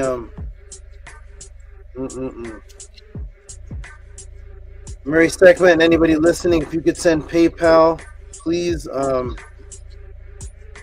Something's happening with the Cash App. They're trying to something's trying to block the reciprocity. Something's happening here.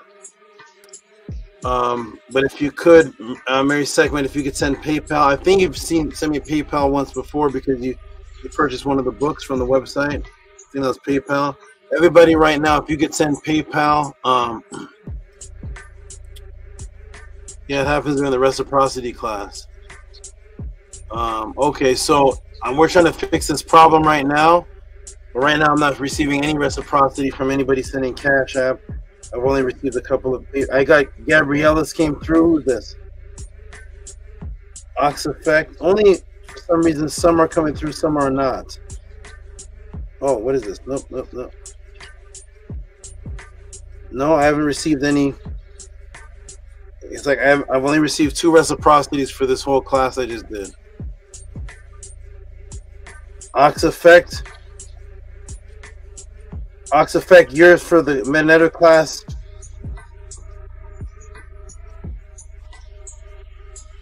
I see Magneto class came through for Ox Effect.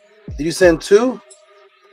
Yes, I got color purple. That's strange. So I'm only receiving a couple, so those who are sending, if you could send PayPal for this time. Like I just did that whole class and only something's being blocked here, so I'm not receiving the reciprocity properly.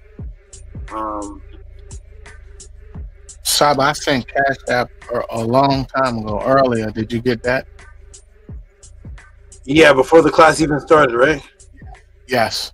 Yeah. Okay. Yeah. I think they did it after that. They did it after that. Okay, everybody. So I'm gonna read a couple that I did receive.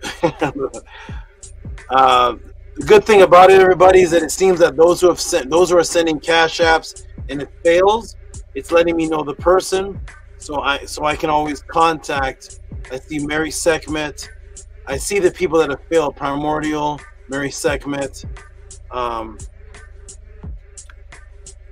and 2 from Primordial. So I'm gonna keep checking on that. So from right now, everybody, if you're sending, just do the PayPal right now. PayPal at Rocky SV. If Annie was here, I would get you to send it to his Cash App, but he's not here. He could forward it PayPal. Wow, what a strange thing. I'm gonna go ahead and read what I have so far. Oh boy, man. Payment failed. Okay, not a lot of support came in for that class, unless the payment fail shows me. So okay, so I'm gonna go Ox Effect. I'm gonna read a few of these, then I'm gonna step off, take a break, see if I can fix this problem and come back. Man, that's not good. This is worse than last week. Then not blocked. Oh no. Oh boy. Okay. What's this? That is strange, but okay. A couple are coming through. So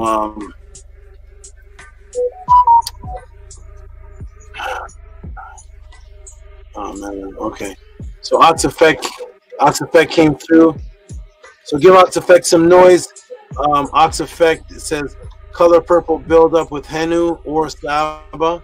Give some big noise, please. Is it any give some noise, please?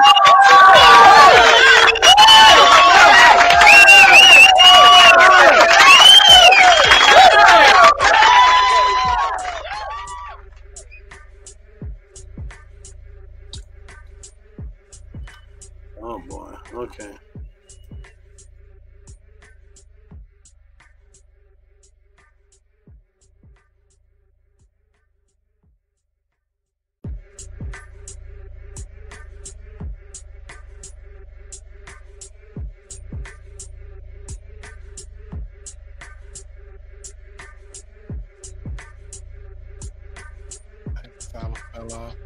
Gabby, you got the nice background over there. I see you. Don't be shy.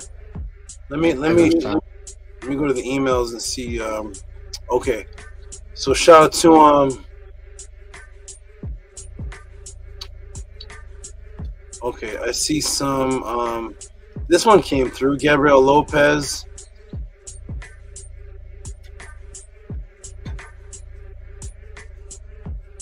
I'm just gonna read what I see so far. Then I'm gonna try to fix this problem. So that's Ox Effect.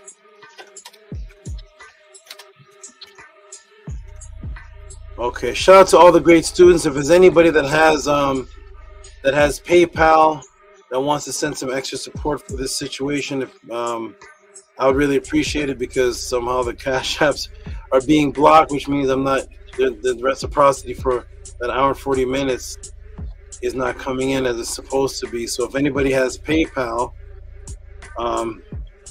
if any monsters want to step up, I don't know if Stranger wants to step up, or what happened to Maharu, We Get Leisure, all the Nana Amun, anybody that has PayPal, if you want to send something extra to make up, to help out for that situation, because my Cash App seems to be blocked after Gabriel Lopez, which is right here. So we're going to give a shout out to Gabriel Lopez, 12 Why can't I read this one? 12.22. 12.22. Okay, I'm gonna let Gabriela read this. Go ahead, Gabriela, read that, please. 12.22. Tua, $12.22 for your creativity and time. Tua, Purple Heart.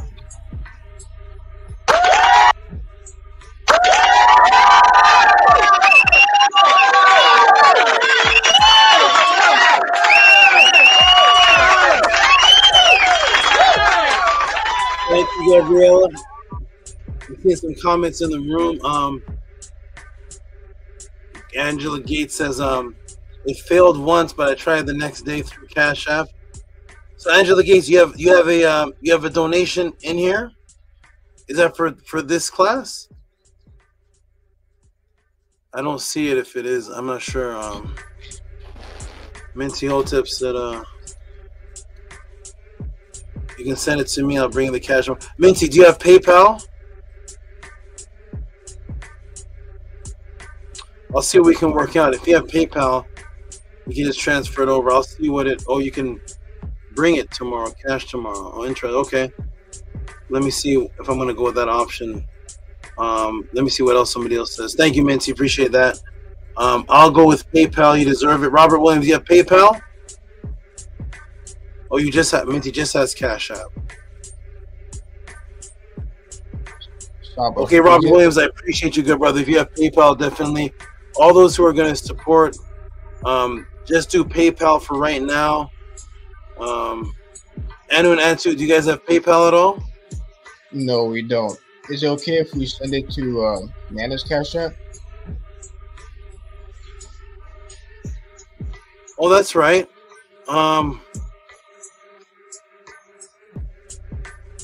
Who has? Okay, that's right.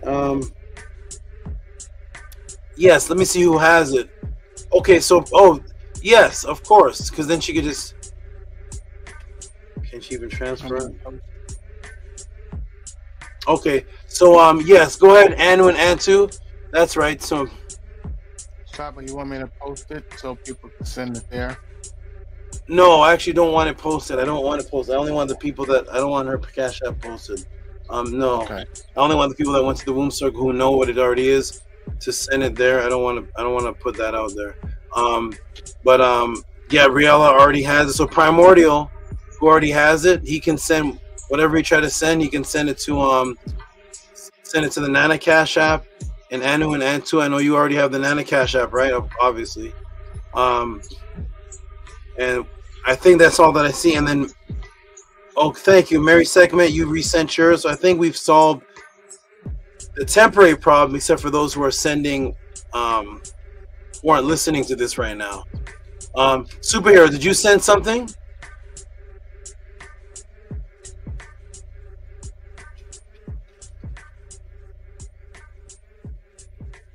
Oh, I can't hear it. Superhero, did you send? Do you send Cash App or PayPal, Superhero? Oh, I can't hear him. What kind of system is that? Saba, he said that he's sending PayPal. You send PayPal? Okay, so you're not affected. Okay, good. Let me check. Okay, I'm gonna keep on going because time is of an essence. So go ahead. Gabrielle, can Primordial hear me right now? Yeah. Okay. Does he? I Does he know to send? Yeah, I'm sending it. I'm sending it right now. Okay, good. So we got that solved temporarily. And Robert E. Williams, let me know you actually have PayPal. He said I'll go with PayPal. Thank you, Robert. You have it. Okay, let me check the rest of these. Read a couple, and then come off try to solve this problem because blocking the reciprocity. Okay, good. It says it's good. Email says that the person who's trying to send will receive more details.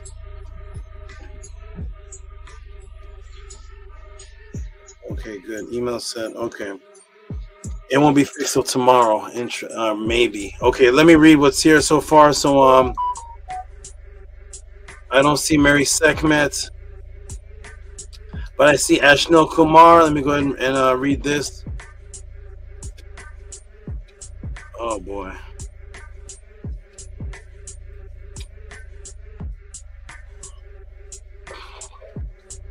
Oh, this is strange. People send cash apps. So some people like Netter, what's it? Not Netter Uncotep, and other people like Dr. LaRoche. They watch the podcast after hours, and they'll try to send without getting to this end, and it's not going to come through. So hope this can get fixed. I don't want to have to. Oh no. Okay, let me. Okay, let's read what's here so far, and I'll just have to swallow this one for tonight if nobody's. That's strange. Okay, we're gonna present. Who's this? Shout out to all the people who are supporting, though. I appreciate you, and if you're doing PayPal, I appreciate you because that's gonna always come through. Shout out to Ashneel Kumar. Nice big letters. I can read this one. Sent you $10.72. Hotep Maat. Namaste. I'm gonna take that as a tip. Give him a hand clap for that. Thank you.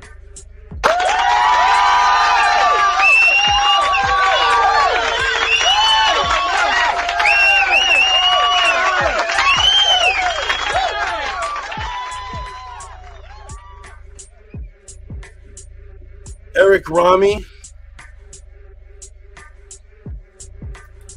Nanny, check your cash apps. They're gonna be coming to you. The ones who already know who you are.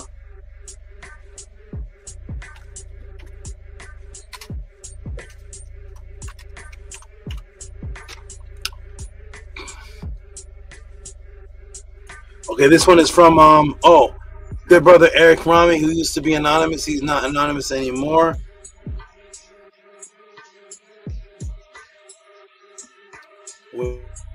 Okay, we have two beautiful people who said they just sent PayPal, so we'll see. Mary Segment and Robert. Shout out to Eric Rami, who said that breakdown was Mo then Purple. Give him a hand clap, Eric Rami. Tua Saba, that breakdown was Mo then Purple. Give him a hand. Oh, you know what? Sorry, Eric is here. Hush Nation, could you read that please for us? No problem, Saba. Tua Saba. That breakdown was more than purple.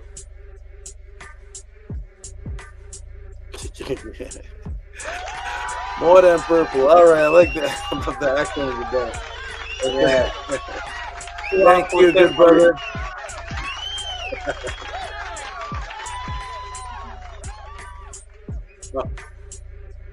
Okay, good. What'd you say, Hush Nation? What'd you say? Tua Saba. Nini Ugg, appreciate you. Okay, now I'm seeing there's Robert Williams. Thank you, Robert. Appreciate you very much. Thank you. They're trying to block it. Oh no, don't send me back to the beach to do magic. I don't want to go back yet. Okay, here we go. Perp. Shout out to Robert Williams, who sent PayPal. Thank you, Robert. I see it here. Here it is. Okay. Boom. Shout out to Robert Williams. Give Robert Williams. Antu, could you read that for me, please? 2072 for support for the HOA Purple Rain. Hope you work out the Cash App so you get all the reciprocity available. Thank you. Give him some big noise, please. Give us a big noise.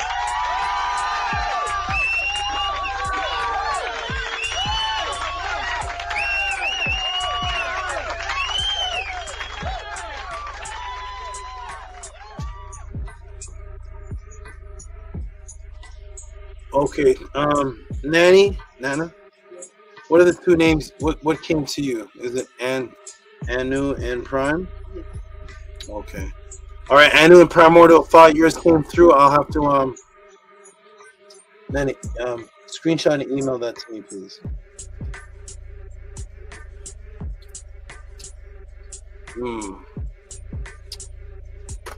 this will be solved. That is it. 11, 12.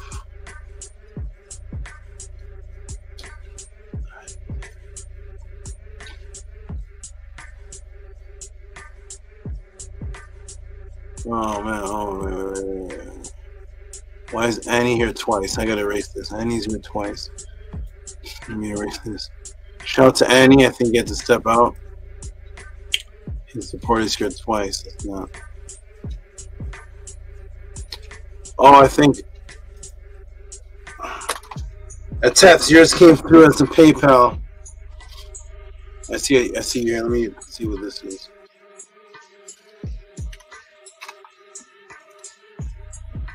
Okay. Shout out to Atef. This is came through as a PayPal. And oh no, Pinnock is here. Shout out to Atef. Atef, go ahead and read that. It says, Hotep Maat tuition, extra support. Hotep Maat tuition. Thank you. Your volume is did I say something again, please? Hotep Maat tuition, extra support. Hotep Maat tuition.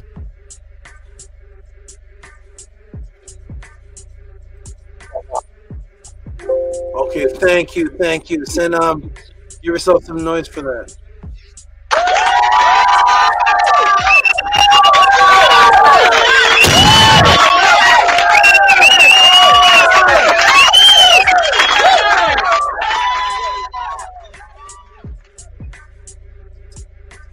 Okay, we're gonna fix this is crazy, man. I'm not getting any more support. It's okay. It's crazy. We're gonna go down to the very bottom here. I see I'm gonna go way back to the bottom here. These were sent in some days ago, but I announced them this pod class. So shout out to Dr. Daniel LaRoche. And I'm gonna take a break after this one because I have to go take a break and fix this problem. So because most of the donations come through Cash App. So this is a tip for the last one, Daniel LaRoche. Oh boy, that's so interesting. Okay, we'll fix this now. Daniel LaRoche, shout out to Daniel LaRoche. This is a Cash App from some days ago, maybe 2 days ago. Shout out to Daniel LaRoche. $40 tip for laughter is good medicine. Give him some noise, please.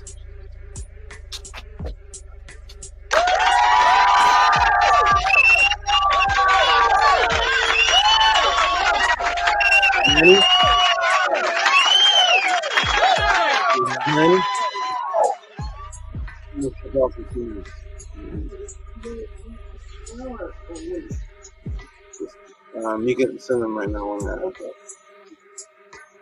Okay. Shout out to Nito Campbell, which was sent before the podcast even began. Shout out to good brother. Thank you. Who sent these? Sent this. Divisibles of 9. Says peace, everyone. Give him a hand clap for that, please. Thank you, Nito. Thank you, Nito Campbell.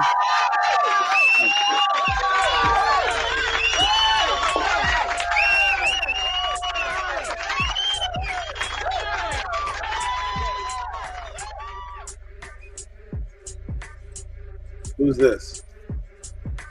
Oh, that's who. Okay, okay, Mary Segment. I see you. You're Israel. Okay, you're Israel. That's why. Like, where's Mary Segment? Oh, it's the other name. Okay. Oh, yours came through through the PayPal. Thank you so much. There's a tip for the class because I see the purple hearts.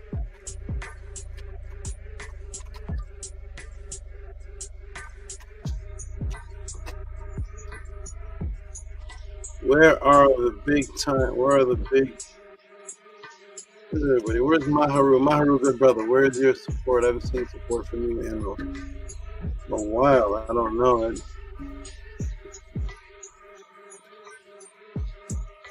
I haven't seen Maharu in a while. Yeah, that's you. I see it. Beautiful too. Everything's purple. I see you. There you go. Shout out to Mary Sekhmet. This is her. Sounds like an Israelite name. Shout out to Mary Sekhmet, now known as Mary Sekhmet, with the purple hearts, purple square, purple circle, purple square, purple heart. Give us a big noise, please. Thank you, Mary, for fixing that problem.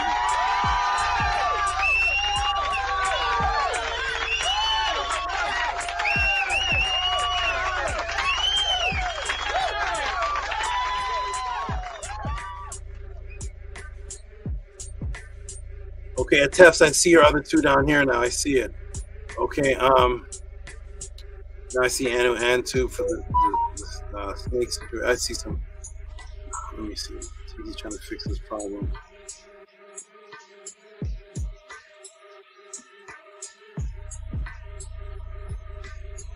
The person who sent the cash out. Okay.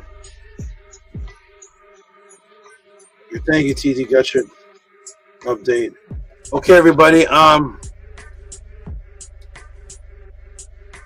boy, we got Vortex Ninja. Hey, Vortex Ninja. Vortex Ninja came through.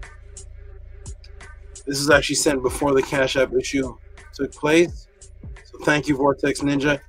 I'm gonna step off for just a moment. You all, please continue to send your support. I'm gonna try to fix this this issue.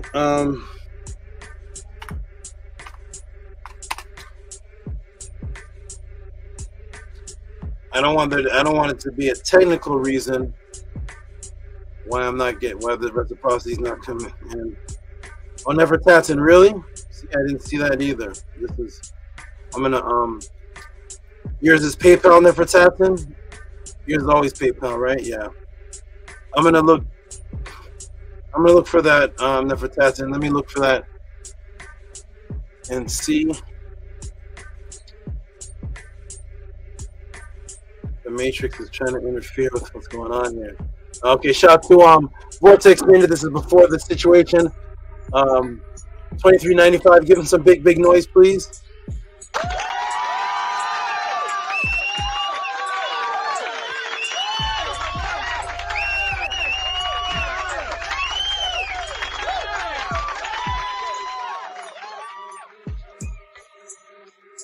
Okay.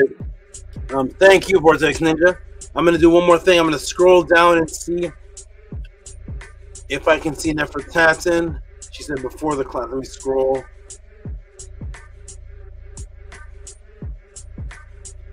TT, if you're listening, check for Nefertatsin. Who is this? This is Nefertatsin. No, 80 Thieves. I don't.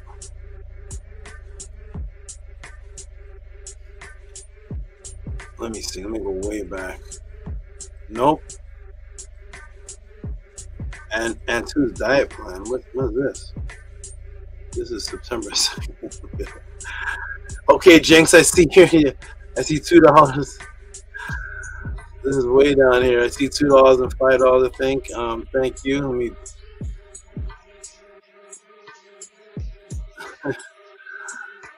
These things get pushed way down. I'm gonna So Jinx, I see your $2 and $5. I'm gonna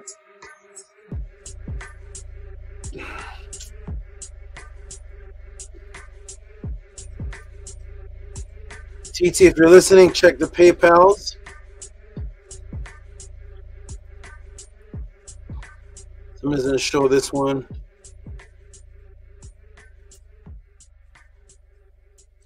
Okay, that's 222. Okay, appreciate that. And I'll show this other one, which is I didn't see any writing. There's no writing. Just 22 and 5. I see you, Bella. You're here. I see you down. Okay, we're gonna work it out, ladies and gentlemen. We're gonna work out this reciprocity for tonight. I don't know. I don't know who's trying to interfere or what's happening here, but I hope everything is good. I just hope they haven't. I'll just have to do another cash app. I hope they haven't found me. And every time they, this happens a lot to me. Then they find out what I'm doing and come blocks. But hopefully we'll fix this. Okay. Shout out to Jinx. Another $5 from Jinx, which is superhero on the screen. No words, just the $5. Okay. Shout out to you. And let me scroll and see. I'm on the hunt for Nefertatan. We're on the hunt for Nefertatan. And Antu and Anu. Antu, send me your send me this diet plan thing again. It's way at the bottom. It's way at the bottom of my email. Just resend that to me so I can check it like in the morning or something. Another Cash App failed. Ox Effect. Oh boy, they're blocking everything. They're blocking it all. I see you on Hythe. Ox Effect, do you have PayPal? I see this one here, but I think you sent 3 or 2, and 2 of them are blocked. I see this one here, so I'm gonna give a shout out to this Reciprocity, and I gotta fix this.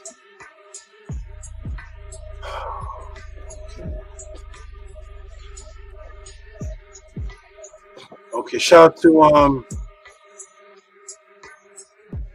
really, I didn't get anything about a hunt and huntress. I got nothing about that. This is strange. Let me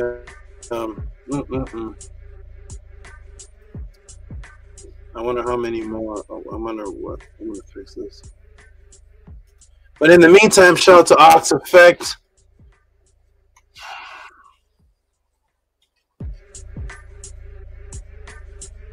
Okay. Ox Effect, and could you read that for me, Antu, please? Yes, I can. 2072 for Reciprocity from the SABA Tehuti with the PLOUGH. Thank you. Give him some big noise, please.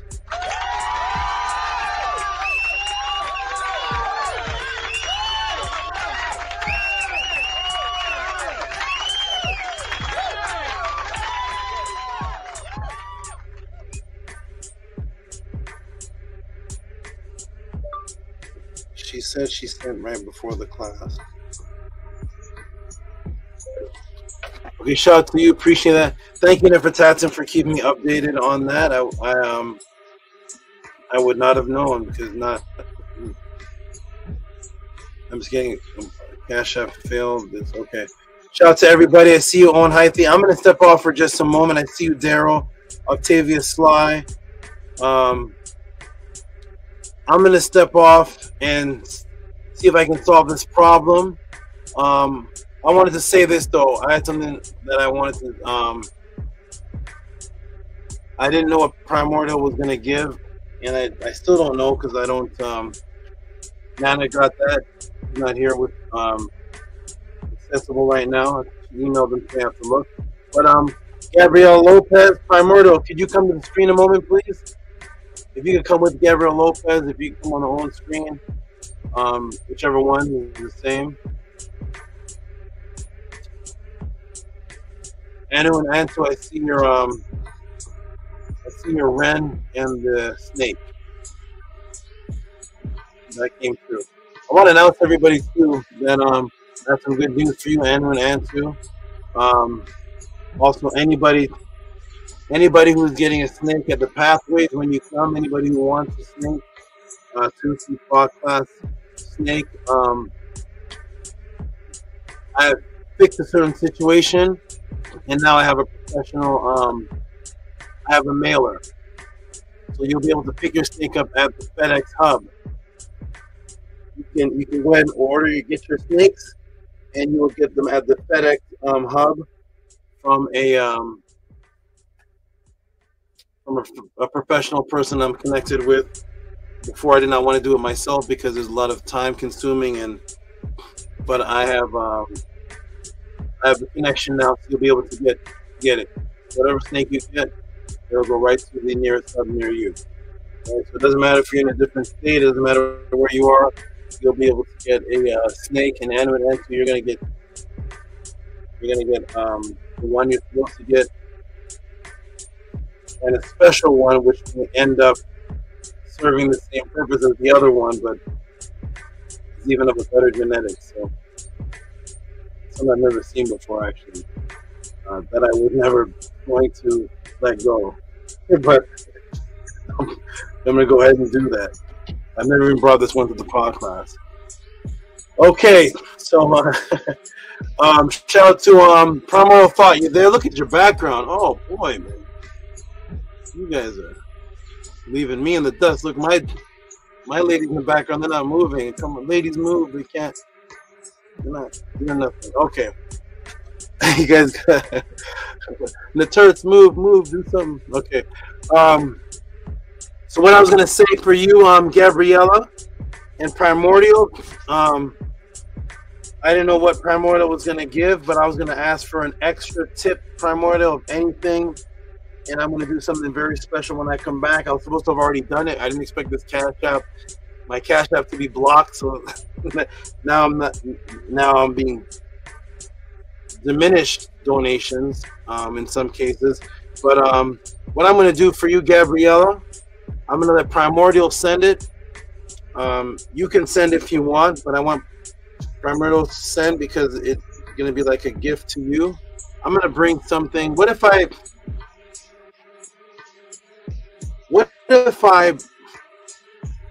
bring Amethyst Purple Heart to the Podclass?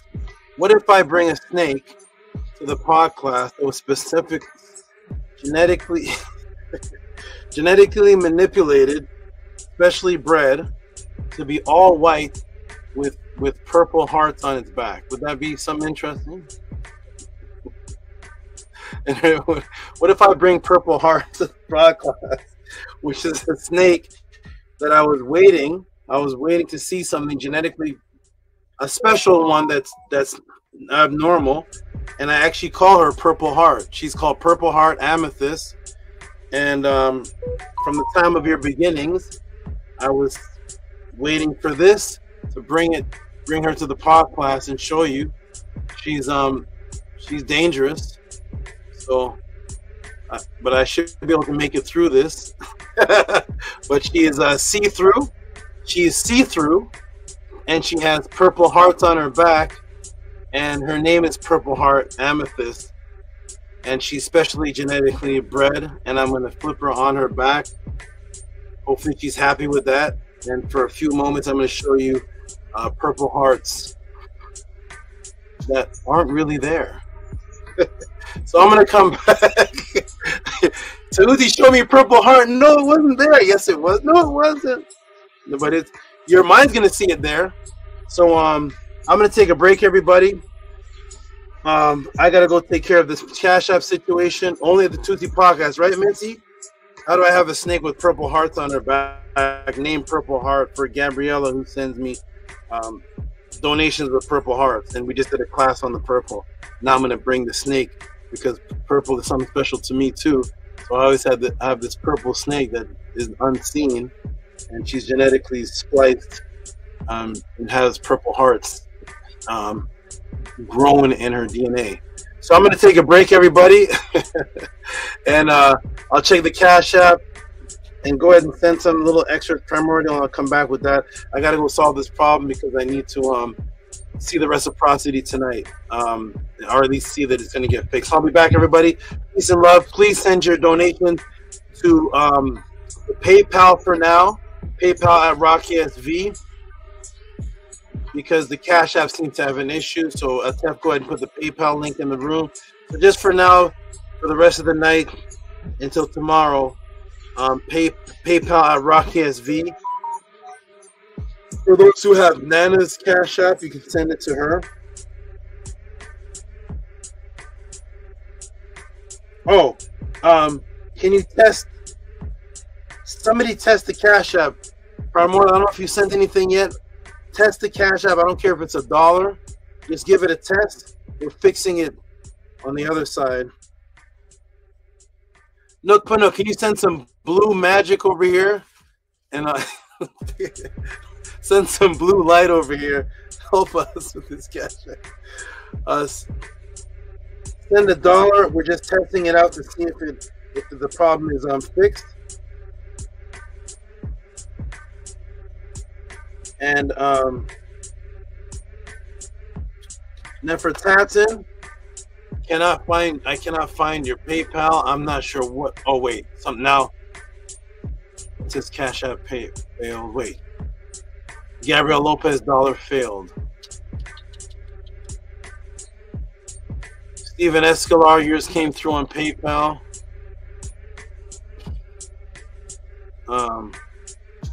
Custom ATs, yours came through Nefertatin. Someone has blocked you. I don't. Okay, thank you. Let me go see if I can fix this problem, everybody. Find Nefertatin. Nefertatin, if you could send me a screenshot of the PayPal, and I will see if we can trace it that way. But Cash App still doesn't work because Gabriela's dollar failed. So I'll go fix this problem. Much love, everybody. Thank you to all those really trying to support and keep the Tuesday podcast here. Hope they're not trying to. I hope they're not trying to cut me down and cut this down anyway. We're gonna go see if we can fix this problem. And Primordial Thoughts, send a little something. I'll come back with it's already sent, Saba. Oh wow, you're fast. You're fast. Minty said failed.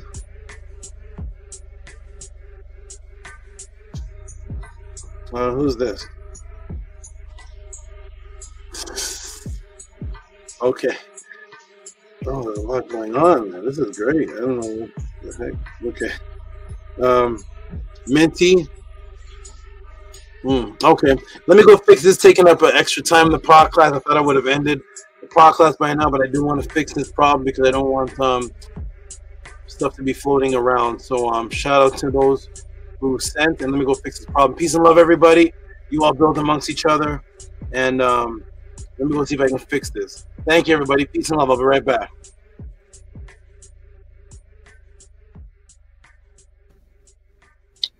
Maybe. Nook Poo. Love them glasses, Nook Poo. Oh, he's got them on.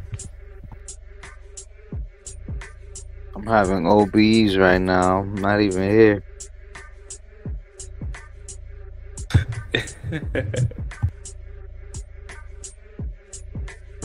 That's why the screen keeps moving. I keep jumping out of my body.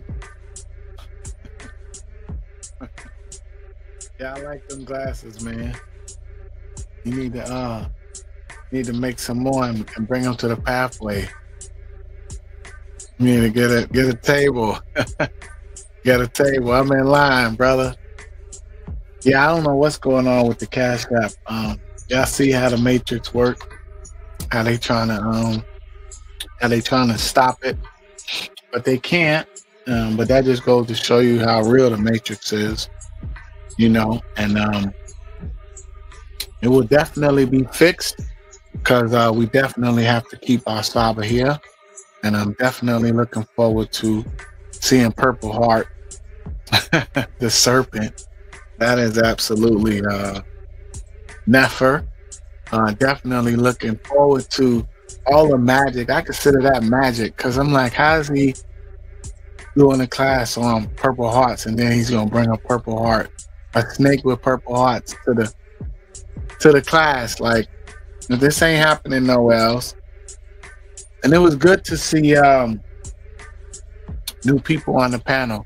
It's definitely good to see all the new people that's coming and checking us out. And even if their intentions aren't good, what they say, all bad publicity, good publicity is all good publicity, something like that. I don't keep up with all the sayings, but what I will say is that it requires a certain amount of energy, even to hate or even to have malice intent. So the thing about the truth is that the truth will prevail. So, you know, shout out to everybody new, and shout out to everybody that's sneak learning, and all the people that's in the chat that's not supporting. You know, I really truly don't understand how you can get this kind of knowledge and you're not getting it from nowhere else and not want to share, like show reciprocity. I really don't understand that. Other than just understanding that everybody's heart isn't pure, and just knowing that people have to purify their hearts, you know. So, you know, just wherever you're at on your journey, it's like we're all at different places on our path, on our journey. So it's beautiful that all of us are here. You know, that's what gives me hope, because I see us. So I'm like, okay, you know, I see the haters too, you know, but I don't give them much energy, because I would much rather give my energy to us and what we have going on, because we're building. So yeah, I see you, but we not, you know, elephants don't swat no flies, so we not paying attention. You know, you guys are paying attention to us, because I can't even tell you the last time I went and to one of those channels, because I really don't have time. I mean, I really don't. I don't have time to waste. You know, y'all see what's going on. We up here fighting for our life. You know, we fighting for our immortality. And no one's coming to save us. This is all we have. Like, if it wasn't for SABA, where else are you gonna get this kind of information? Where are you gonna get this kind of wisdom, information, and this frequency? Nowhere else. Nowhere else on the internet, nowhere else on the planet. I used to say, when I used to come up here, at first, I used to say SABA is the best teacher on the internet. I was sadly mistaken about that, because SABA is the best teacher, period, around, you know, that's given any type of information or wisdom or whatever, you know. So, and these are the types of people that need to be protected, supported, and you know, looked out for. It's so true that we spend so much money on stuff that's detrimental to us, and it's poisoning us. You know, the food that we eat, it's everything. You know, it's when you look around, it's just we're surrounded by the matrix. We are, even though it's us, we're surrounded by it, and it can be scary at times. I mean, it really can. But the reason why it's not so scary is because I trust Maat. I have complete 100% unequivocal faith in Maat. I have 100% faith in the truth. And once it's revealed to you, it does change something neurologically, you know, because now I can't even stomach the isfet. I don't want to be around it. I don't care to entertain it at all, you know. But at the same time, I'm grateful for those other channels, for what I was able to gain when I was there, because I was once at that place as well. You know, I don't knock people for where they're at, because everybody processes their own, and I was once there. But I'm so grateful that I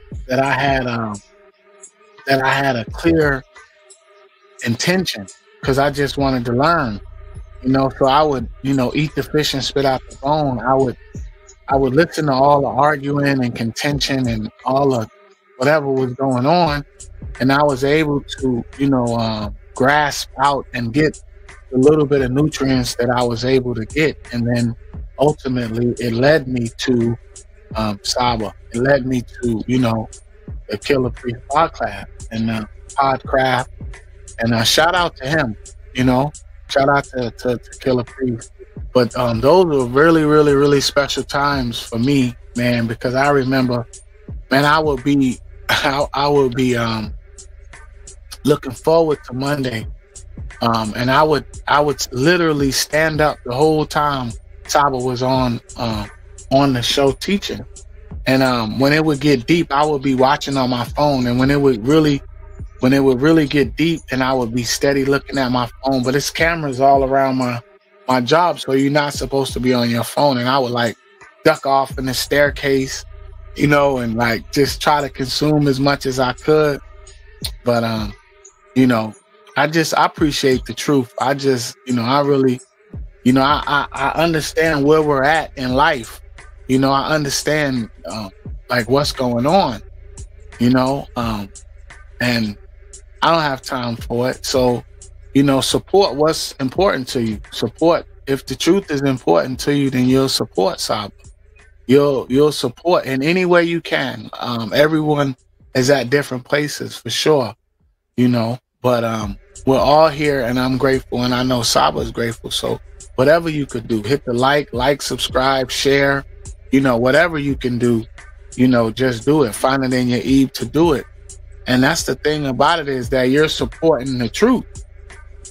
Everyone can benefit from this class, because nobody knew that purple came from the Phoenicians. Like, I had no idea.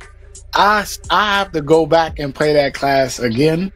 I gotta run it back so I can really digest it. I've been doing that with the Killer Pre-Show. I've been going back and just listening to old shows, and every time I listen, I get something different. You know, that's how deep these classes are. So, you know, it's a really, really, really good time that we're in, and I'm grateful to the Natiru, you know, for Maat. I'm grateful for all of you great brothers and sisters that are on the panel that do show your support. I'm grateful as if the support is actually coming to me, and in a way I feel like it is. You know, I feel like the support is coming to me, because the good brother Hush Nation, you know, he put it plain. He was like, what we're getting, you know, we're getting way more than we're giving, you know. So that's how I feel. I feel like that in my heart, you know, that we're benefiting so much. The reciprocity is there, because I never sent the Cash App or PayPal or Super Chat to Killer Priest. I never did, and I listened to Saba on there for a whole year. He was on there for a whole year. Then he took a break or something. I was sick when he was gone. He was gone for like a couple weeks. I was like, hey, what's going on? I couldn't even really. I don't know. I was having a hard time, man. My Mondays wasn't the same. I'm like, hey, what's going on? And y'all know it was a lot of ISFET going on at that time, back 2020, you know. So even then I didn't know what was going on. I still don't, but I was sending good energy to Saba, you know, and I was really truly missing what was going on, you know, because the show wasn't the same. And quite frankly, you know, shout out to that good brother. But I'm just not interested in anything other than Maat, anything other than something that's going to benefit me and my family. So I don't have time for it. You know, hopefully when Saba branches out and goes back on you know, some of those other platforms, you know, I'll be there. I will be there to support in that way. But to just go on there and see what they talking about, I don't have time to watch brothers argue and disrespect each other. I really don't, you know? And it's so weird, because once upon a time, it's like I thrived in that environment.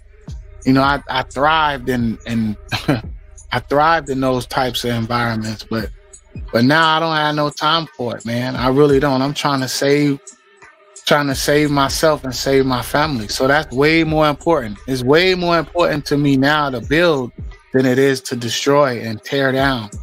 You know, so again, I give a shout out to you, Superhero 84, great brother. Hope you get your mic fixed and everything. I give a shout out to the great brother Anu, the great sister Antu.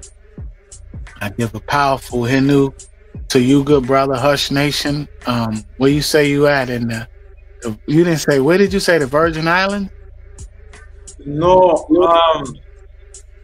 you have the Virgin Island, and these the Leeward Island Suite. far in the east. So Soliga is the last island, you know, St. Bart's, where all the celebrities just go to. Right right next to St. Bart's. Oh, St. Bart's. Okay. Right next to St. Bart's. Okay. How did you find SABA? What platform? I find SABA on the Podclass. While you was talking, I was trying to remember how I got on the Podclass, but I can't remember how I got on the Podclass. When SABA, thing is that I used to watch the Podclass, and then I used to see everybody sending in music, but I never thought I would do something like that, you know. And then and then one time I do it and I see it work. So from then I start sending in every week. So then I would look to see SABA feedback, you know what I mean? But then my music kind of crazy, especially back then, but I always used to want to see SABA feedback. But then after a while, SABA wasn't coming, and I myself wasn't coming, and then when I go back, and then SABA wasn't there, then I like, okay, boom, that means he started the Podclass. So then when I checked the Podclass out, I was like, okay, this stuff serious. SABA got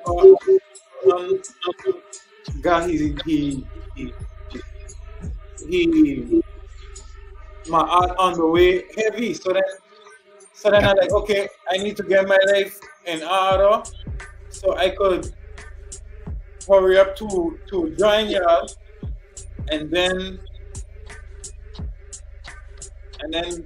things just start to get mystic, and then I was like, okay, I got come check the house at ATTON. Then things start to get more mystic, and I was like, okay, nah, I have to go straight to the Podclass. And then when I come to the Podclass, you was done way down the line. So I was like, okay, well then what I can do, I'm going to start watching a lot of Podclass so I could catch up. And then I never catch up. And then so I just come now and I say I can be on the live because I can never catch up. So I can just read piece by piece. And I hear now, you know, so it is an honor to show your appreciation face to face, you know, to show you appreciation, to show Anu and two appreciation, superhero, primordial line, no, like finally I can get to show your appreciation, you know. Yeah, so big salute to our hotel. Big Maat, 24/7, all day, every day. Yes. Hotep to you, Henu to you, great brother. Yeah, it's tough to catch up, bro, because like I said, I'm trying to go back. I was there. I've never missed a show. Never. Even if I'm out the country or wherever, I never miss a show, bro. Like from Killer Priest. I'm trying to think. I don't think I ever missed a show. Literally. And then once I came on, I think SABA invited us on, a couple of us on one time, and I was laying down. I was on the phone because I would watch it on my phone in my room, and I was watching it, and he invited us on, and I came on. I was still laying down, you know, and I've been on here ever since, but I haven't missed a show, and it's definitely not easy to catch up. But welcome. I'm glad you're here now, good brother. Definitely good to see you because we're building a nation here. We're building here, so it's a lot of people that recognize what's going on here. and it takes all of us. You know, there's not just one. There's not one Natiru, right? There's many. Just like there's many of us, and that's the goal, is to strive and to grow and to become that what you are, you know. But first we have to recognize. First we got to recognize that we're not Black, we're not African American, or we're not whatever, Jamaican, Haitian, all these different terms that they, you know, use to separate us. We're not any of those things. Your tie don't identify with your skin color. You know, so first thing we got to do is recognize the lie, and that's how it was for me. Because when I look at it, I used to crack a joke, man. I don't know how I got here. I really don't. Other than, you know, when I just try to put it in perspective, I was just tired of all the lies. It was just, you know, like I didn't know very much, but I knew there was a lot of lies being told, you know, and I just had a hard time accepting all the lies, right? And then I'm looked at as the crazy one. Oh, he's crazy. I'm like, no, that's not true. Easter bunnies don't lay eggs. Like, mammals don't lay eggs. How am I the crazy one? Like, you know what I mean? I'm like, is it the truth or is not the truth? Like, that's it. And you know, it naive, and you know, I was led here, and I'm grateful. I'm honored, like you, great brother.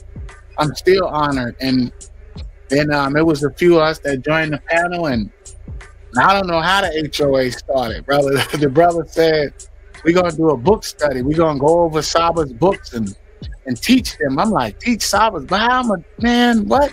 I'm like, what? I'm like, huh? I'm still trying to understand it right now, still to this day. But the ball been rolling, brother. So, you know, learn as you go, brother. Learn as you look. I just learned how to do this. You see what's going on in the background? I just learned that. So, you know, it's a beautiful thing. It's a beautiful thing to be surrounded by like-minded individuals that want to build, you know, and grow. And like Saba said, you know, the consciousness, the people built Kemet, not the other way around. So we have the ability to build something beautiful. So collectively, that's what we're doing. So again, welcome to you, and welcome to all the new people, Mary Sekhmet, all the wonderful sisters that are joining, that will be joining, that see what's going on. Welcome back, Saba. Peace. Welcome back, Saba. Hey, peace. I'm trying to see what's up. I'm also work on this side. Okay, everybody, I am back. Beautiful words. I heard you, Ataf, a lot of great words. I'm going to show her. Primordial did send an extra tip. I don't. It's in Nana's phone, but she said she received something. So I'm going to go ahead and show her. Where's Gabriella? Is Gabriella here? I'm here, Saba. Okay, good. So I'm going to show you her right now. So she but she was going to fall. She got a little bit rattled, so I had to grab her with a glove because when she gets a little shook like that, she's not too pleased. And now that I grabbed her with a glove, I can't take the glove. She's locked onto the glove, so I can't take the glove off. Usually I don't need a glove to hold them, but she was a little startled. So here she is. Maybe she can come off the glove if she wants to, but she's kind of looped around. So I'm going to go ahead and show you her. So this is a purple lavender patterned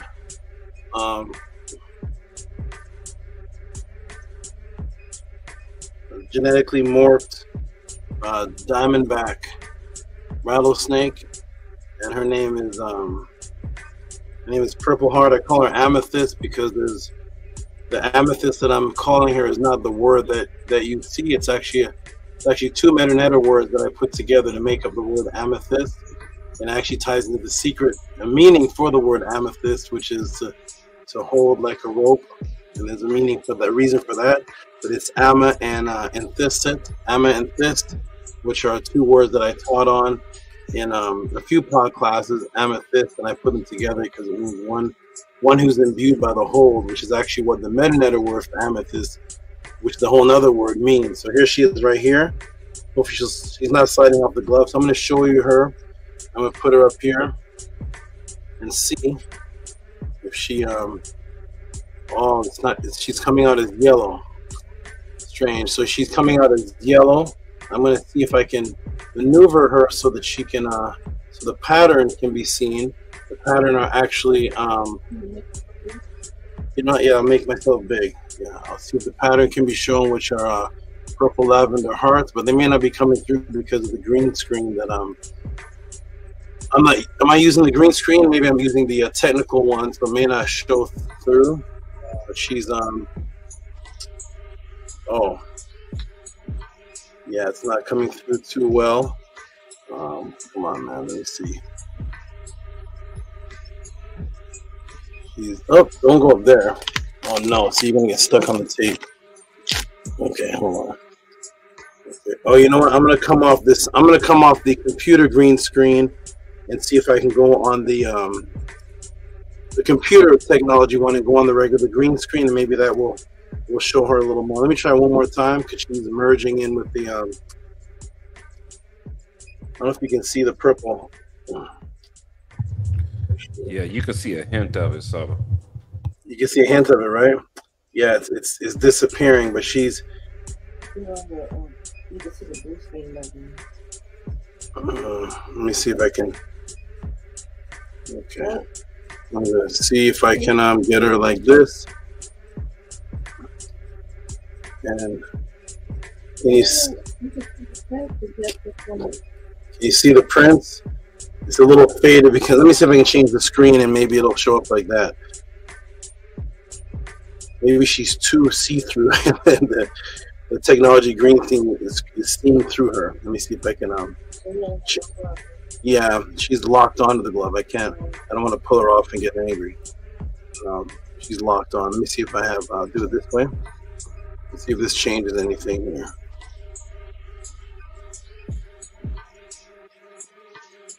Well, now it's showing on the green screen. What the heck? What's that? I don't know what that is. Maybe it's the cord. Okay, let me see if it shows this way. Can you see anything at all? Can you see? Can you see anything there, Primordial? Gabriella, can you see something? It's hard. Yes. Yeah, it's a little bit the same, but it's slightly better. It depends on how you move. Yeah, that's the best at home. Okay, good. So that's her right there. And oh, come on, get this part. Maybe in real life, if y'all see me in real life, you'll be able to see these prints better. The green screen is totally morphing her how she looks. You see that? No, not you now. You see the little purple things on her, Primordial? I can't hear you if you're talking. Or if you... Yes, I can see it. You did a certain angle earlier right there. You can see it right there. Okay. Yeah, there she's right there. Morphed, but she's but that's her. She's amethyst, and she's translucent. She's actually see-through in real life, and she's albino. And then there's parts of her that are shaped like hearts going down her back, which show better in real life. On the green screen, it's kind of morphing her completely, but that is her. And there she goes. And of course, let me show you this part, the part that warns you. That's the part right there that lets you know this is not a regular snake, so do not try this at home. I don't usually need the glove with her, but she's kind of latched on there, double loop, triple looped. I let her move where she wants, so there's her face right there. All right, that's it for now, unless she wants to go in here. You want to go in here?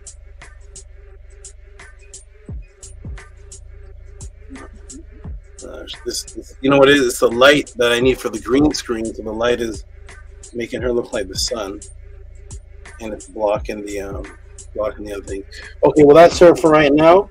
Lady Primordial, when I see you in person, you all can look at her in person and see she looks completely. The purple is actually dark and clear, and the prints of the heart shapes are actually extremely clear and vivid. But she, the light that I need for the green screen is blocking it because she's see-through, so it's not adapting. I try to change my green screen to a blue screen, but that's not working. So that is her, anyways. That is her. Let me go ahead and switch this all back, and let me come back to the regular view. Okay. Come back to regular view. Okay, so that is her, and I won't bring her to Pathways, but if you ever come over here, Primordial and Gabriella, I'll show her. Maybe I'll give her to Nana to bring in the next room circle so you can see her, Gabriella, and see what you guys can incorporate. Incorporate her in the womb circle rituals. I don't know. But anyway, let me come off a big screen. Okay, so that's her for now. I'm gonna switch later on. If I switch the green screen and test it out later in the week, next week I'll bring her again and show her clearer. But that's her. But you saw some of the purple on her, right? Purple kind of lavender light. Okay. Yes, you can see it. Okay, cool. All right, they saw you, man.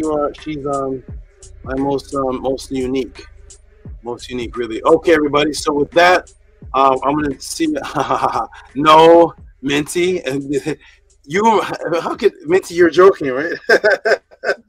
Minty said, "Is that Mama Mut?" Minty's definitely joking right now. Oh, Is that you? That's the snake. Minty came here one day and turned around and saw the grandmother version of her, and Minty turned pale, and she said, I didn't see that. Whatever, I'm not sure what happened. Big Mama Mut couldn't fit on this. Big Mama Mut is the biggest, thickest snake I have in this entire house, and she's her, but her head is this. This is her head. She's not. And she has this shit, her lip goes like this. She looks like she's always angry. And her venom glands are like my thumb. she's ready to release some called hurt juice. So no, Big Mama Mud is not someone not yet to bring to the podcast. She's she got the hurt juice ready. Yeah. Okay, I see you.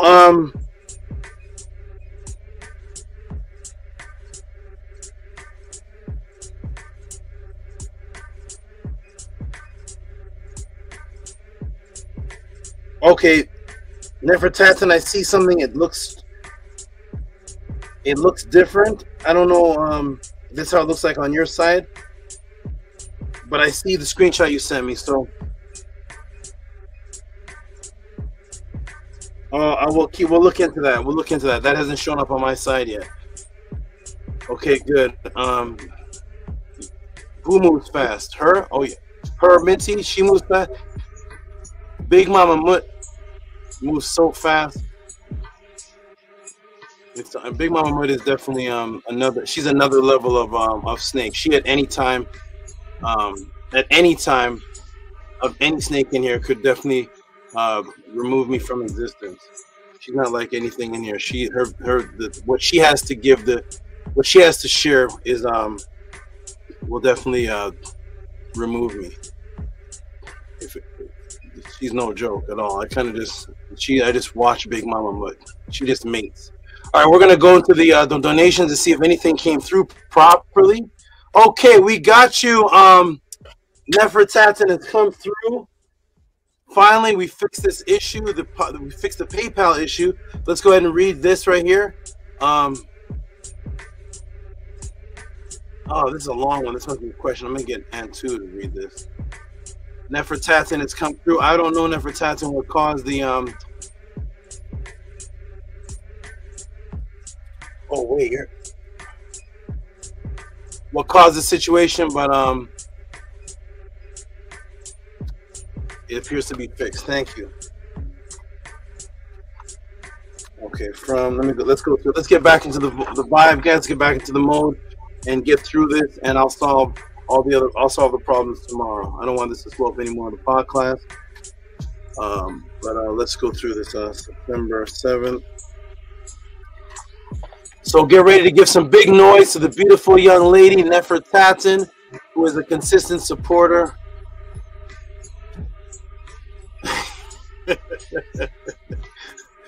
A consistent supporter of the podcast, and that is Nefertatin. Is shown up here as Kickpalooza, but it is it has Nefertatin's name here. Perfect. Thank you, Nefertatin. We're gonna give you some big noise. Big noise.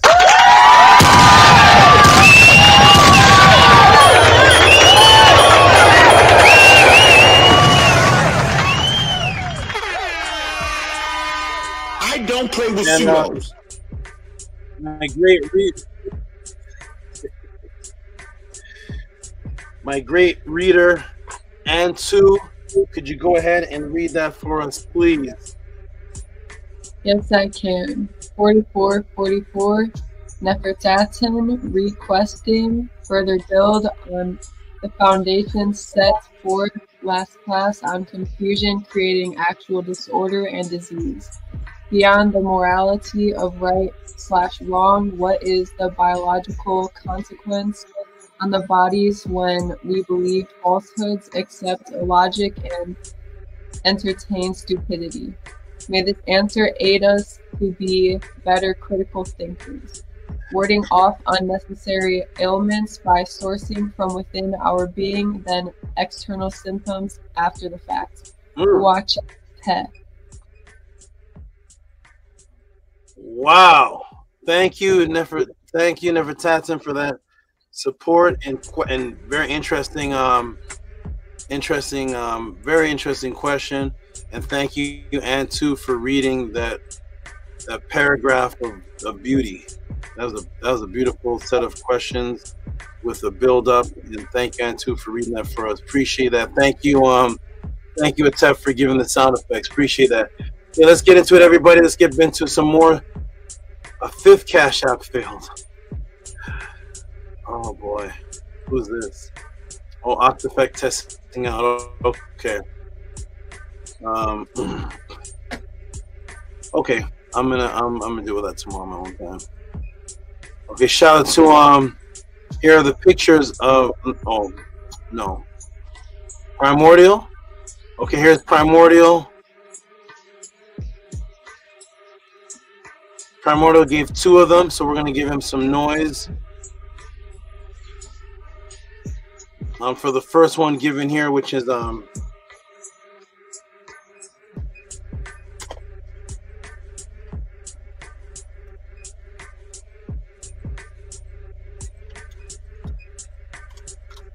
Amethyst. Shout out to the good brother Primordial. Let me see if this okay, good. Well, got this. Oh, wonderful. Canuck is ready for war. Canuck is ready for war. I don't know what's going on. Canuck is ready. Somebody. I feel sorry for whatever Ispet runs up on. I feel sorry. I pity the fool. All right, shout out to Primordial. Could you read that for us, please? Yes, SABA says $10 for a purple amethyst snake. Snake emoji, purple heart emoji. Thank you. Appreciate that. Beautiful, wonderful. Thank you. And did we give a hand clap for that attempt yet?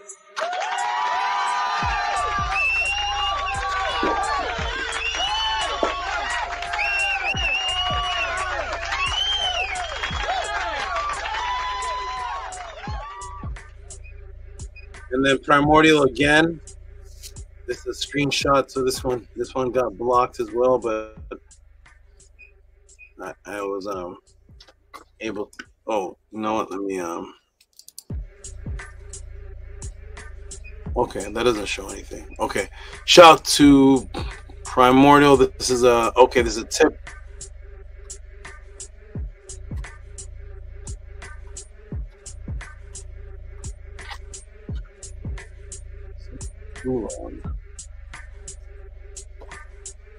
Okay, shout out to Primordial. Appreciate you. I'm going to show it on the screen right here.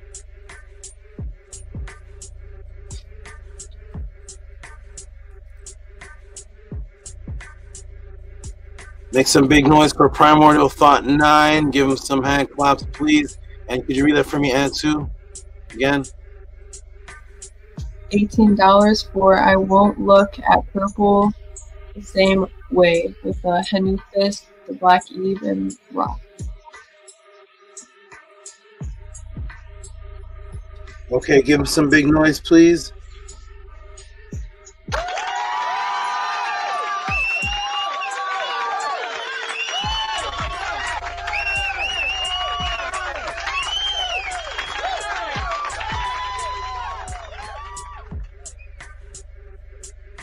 Thank you so much. Another one from Custom Tees. I am Kotane.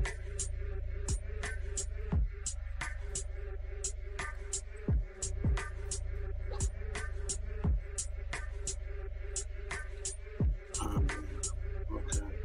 I get it. You get it. I get it. You get it. Let's see.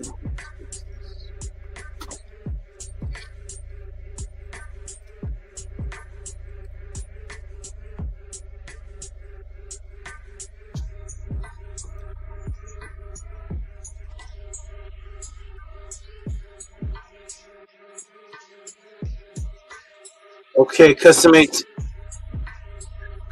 tees with 666. I can read this one.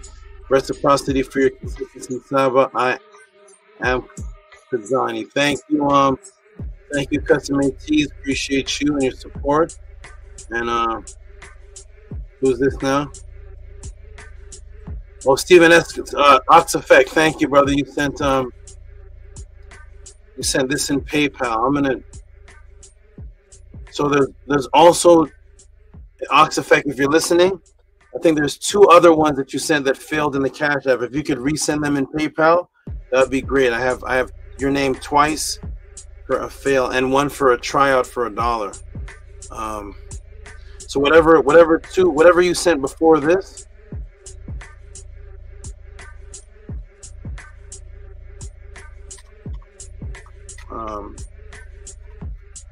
If you could resend, that would be great. Cash App is blocking. So here we go. Shout out to Ox Effect, who sent this one here. And it's go ahead and read that for me, Antu. I'm just gonna have you read them. Thank you. Read that for me, Antu, please.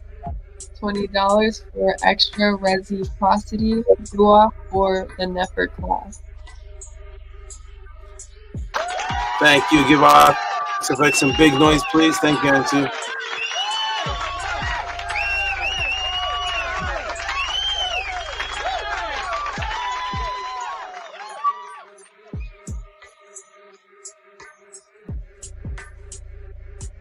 And what's this one?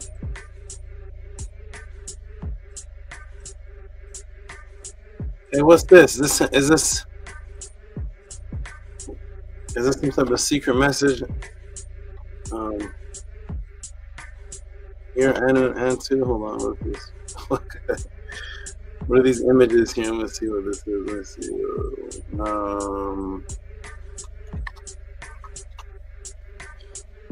Okay. Shout out to Anu and Antu. And these images here, I'm going to get them to elaborate on what this is here. Okay, shout out to Anu and Antu. I guess you guys can read that again. Anu, if you want to, Antu, whichever one. This one's from you, so whichever one of you, go ahead and read this for us, please. $20 for showing us the coordinates of purple within us, with a pregnant lady emoji in purple, which is supposed to be Gabriella, and then Two, and then 2 waves of new, surrounded by purple. Oh, okay. Thank you. I thought you're telling me that Antu's something's going on. Okay. All right. Shout out to Anu and Antu. Give them some big noise, Tef, please.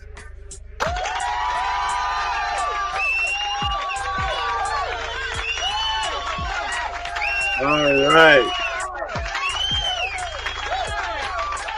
Okay. Okay, Anu and Antu, one day coming up. I'll and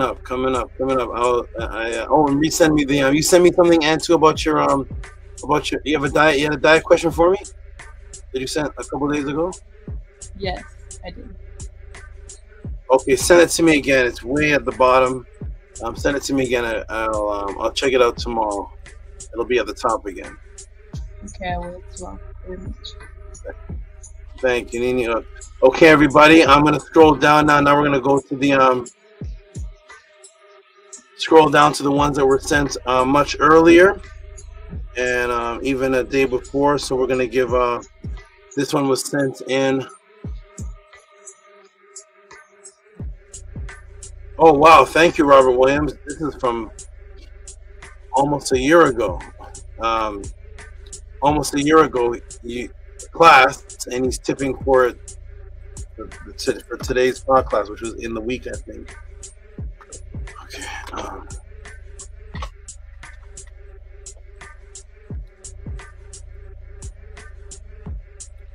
Shout out to the good brother Robert E. Williams, who goes back and watches old classes and then sends reciprocity for them. And this one was, I'm going to get a Nook Panook. How about you, brother? Let me get you to read. To SABA. It says 2072 from Robert E. Williams Jr. Prophecy of the Sith Invasion, June 2023. Tua. Yeah, last year. Okay, give him some big noise for that please, if we haven't already. Did we give noise for that already? No, no.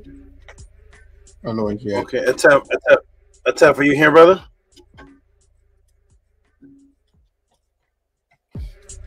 Oh, did we lose Atef? Let me look on the screen. Where's Atef? Press the button.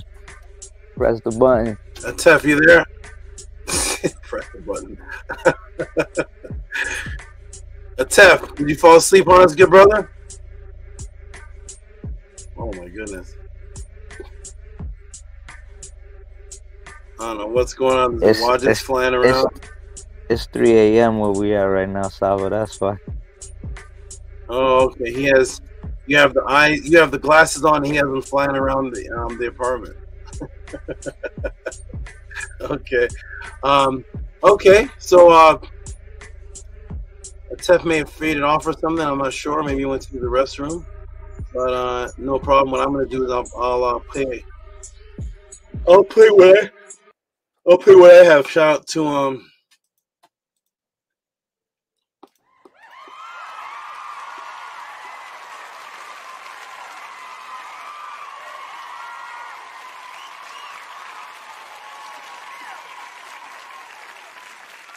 that's one from Atef, and here's the other one.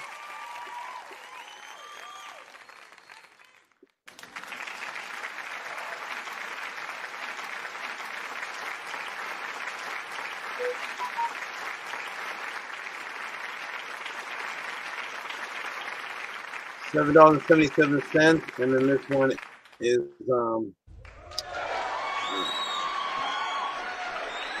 $20.72. Shout out to you, Tef. Thank you very much. Appreciate your great support and your consistency always.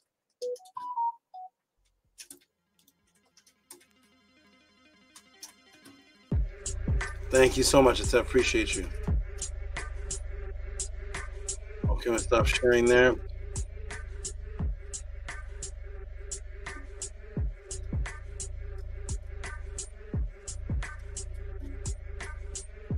Okay, and next up is Nook Panook, who's on the screen, so you can definitely read this for us. The Rios are trying, you guys are trying to come on. Just relax. Okay, shout out to Nook Panook. Nook Poo, did you send more than one support that would be read in the podcast today? I think so, right?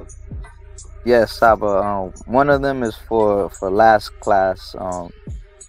You know, like I said, I'm gonna be showing reciprocity for that throughout the whole month, and then one for this class for both of them, for the both answers. Okay, thank you. So I'm gonna put this one on, and you can go. You can tell us which one this one is for. I'll get you to read it and tell us what this one is for. Okay, shout out to Nook Panook. His first one is $9.99. I know his second will be the same. So give him some big noise. That's technically $20. Give him some big noise, please. Oh. You gotta press the button. Yeah, I gotta press the button now. I gotta teach. I gotta do the background. Shout out to Nook. Appreciate you, good brother. New York. Go ahead and read that for us, please. All right, this is $9.99. Read that for us, please, and tell us. All right, stop. It's $9.99. Hotep, Order, Nefer, Neter, Tehuti, Amen, Hotep, Ray, Ra, for empowering us, Maat. So this is from the last class. Like I said, there's a reciprocity for that, and this is for you empowering us at all time as well. So to us, Saba. I appreciate that. Thank you so much. Appreciate that. Thank you. I could definitely go without eating, Saba. I could definitely go without eating and feed off of what you giving us, man. It's more nutrition than any food that we having nowadays. So to us, Saba. I don't understand how people can eat the food that's killing them when what you giving us is giving us eternal life. So to us, Saba. Thank you. Appreciate that. And but definitely get your healthy food. And I want I got get your food in though. Yeah. You just gotta prepare it yourself. Definitely get your food. And I appreciate though. This is definitely definitely food for thought, food for the future. And I appreciate you comparing this to actual physical food. And it's interesting that the class today was on the bread and the food and how it was compared to eternity. So thank you. That's great. Okay.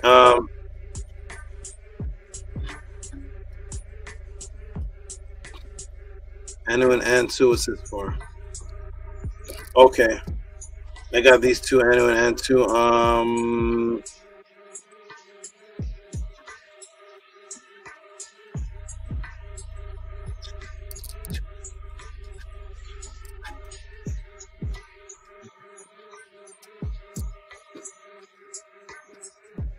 Shout out to Anu and Antu for the Ren and them getting a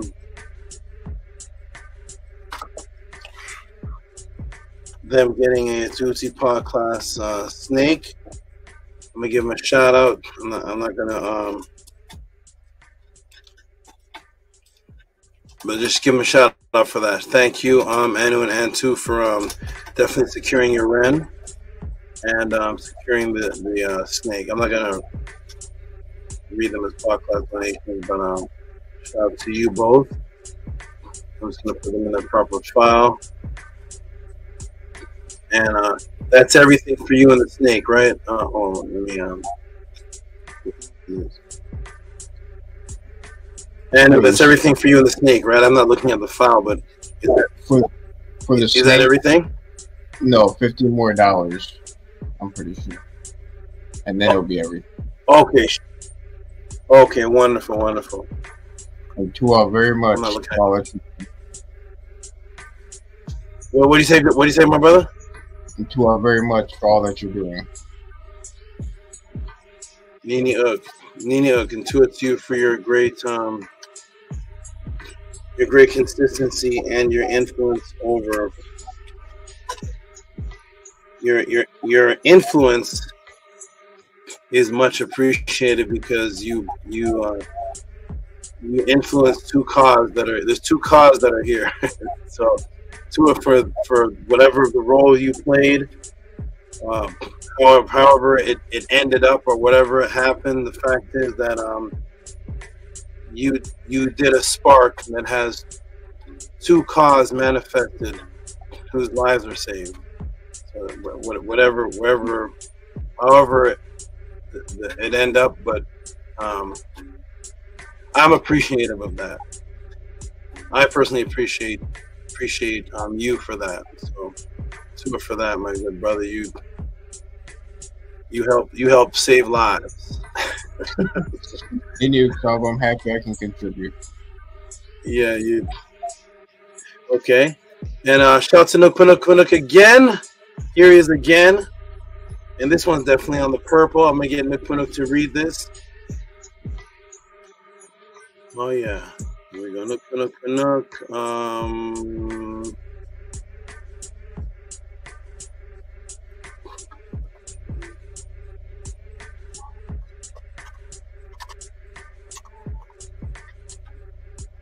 Don't worry, Rios. We're gonna eat tomorrow.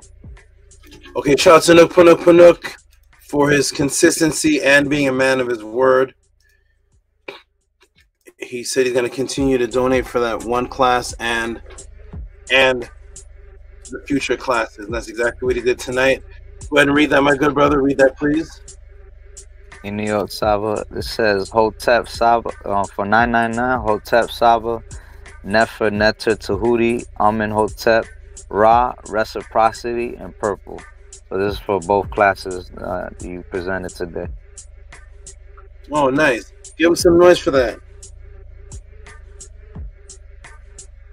You gotta press the button, Saba. Oh, I keep forgetting. I'm the sound man. Atef is a new pest right now. I'm the sound man too. That's right. Shout out to Nook. In New York. And Saba, I also got I got a purple plate. I got a purple plate. I wanted to show that to you as well. I learned this from a while back, a long time ago when I was younger, but then I relearned it from Bobby Hemmett. So I wanted to put that out there with purple plate. Relearned what? About this purple plate. This is from Tesla, something that he had available, Nikola Tesla. And I learned that from got that. I also got my amethyst. What happened? So you got the amethyst bracelet I got you? Yes, it should be in my it's in my case, or it's up above me. That was beautiful. That was so I should have wore that for this podcast. I thought you were gonna pull that out. I have so many things. I should have wore that for the podcast. It's not within vision sight, so it was out of sight, out of mind. But if I remembered, I would have wore that. That's right. I have the amethyst bracelet. That is beautiful. Thank you, good brother. It's either 5 foot above me on top of 5 vipers, or it's that way underneath the cobra. Yeah, that's what I imagined it. I imagined it with one of the serpents. Yeah, it's on top of one of the serpents, or under one. I keep them. They protect things for me. Shout out to you. Thank you. Okay, we got Octavius Sly. Octavius Sly, good brother, always coming through, just like the other brother there, which is next. But shout out to Octavius Sly. Always coming through, always consistent. He's been around since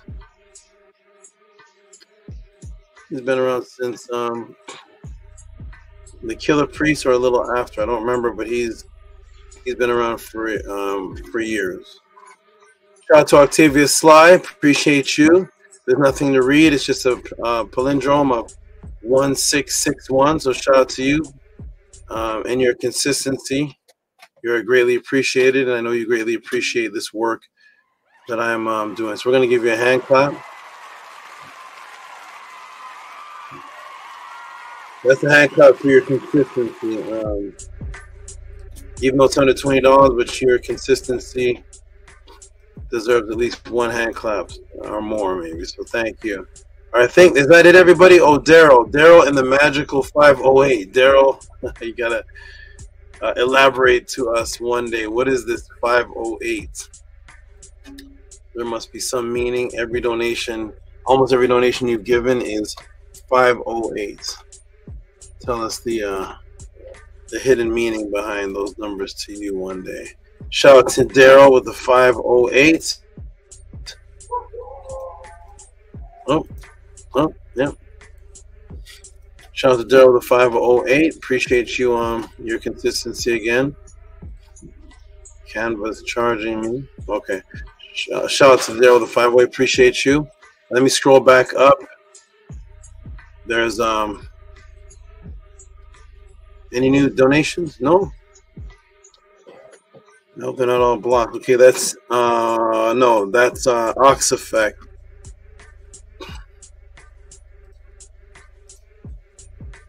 Ox Effect with the 5. Ox Effect, if you're listening, I'm gonna tell you right now what I think you sent 3. I know one was a test. There was one other one that didn't come through. I'll let you know that in a moment.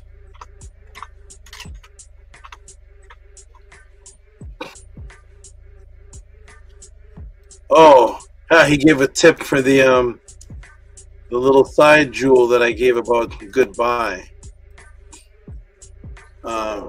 Meaning God be with you. That they would send you off to danger as a Christian. So that's a tip for that. So give him a hand clap for that on goodbye. Give him a hand clap for that. That's a tip for that.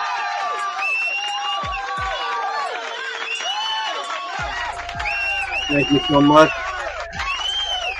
The Ox Effect, if you're listening. Let me go. So yeah, the $1 test. Okay. The $1 test.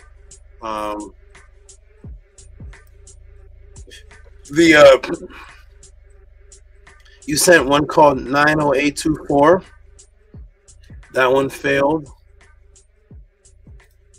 And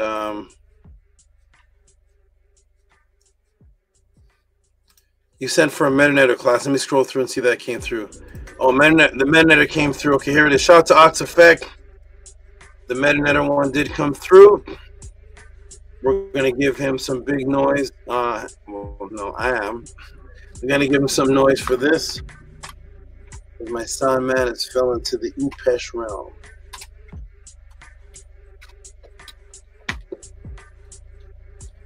Shout out to Ox Effect. He is almost halfway into all the Medu classes.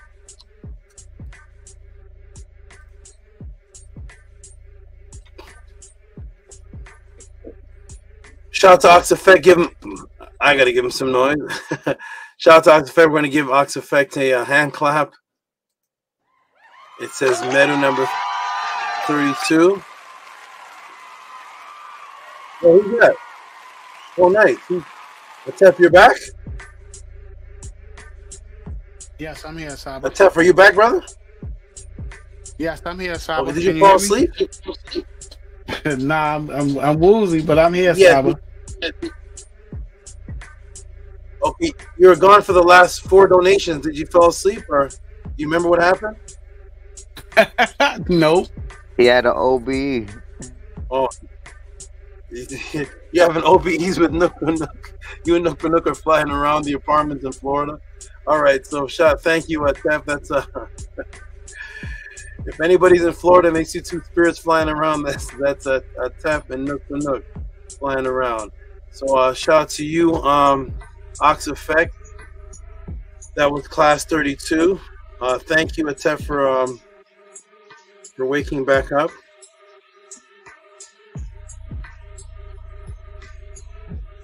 Did you fall asleep again? Nah, I'm Saba. I'm here. I can hear you. Okay. What did you say? I can't hear you. What did you say? I said I'm here, Saba. Okay, wonderful. Oh, that's my echo coming through somebody. Okay. Shout out Stephen E. You have the menu is there. You have it already. And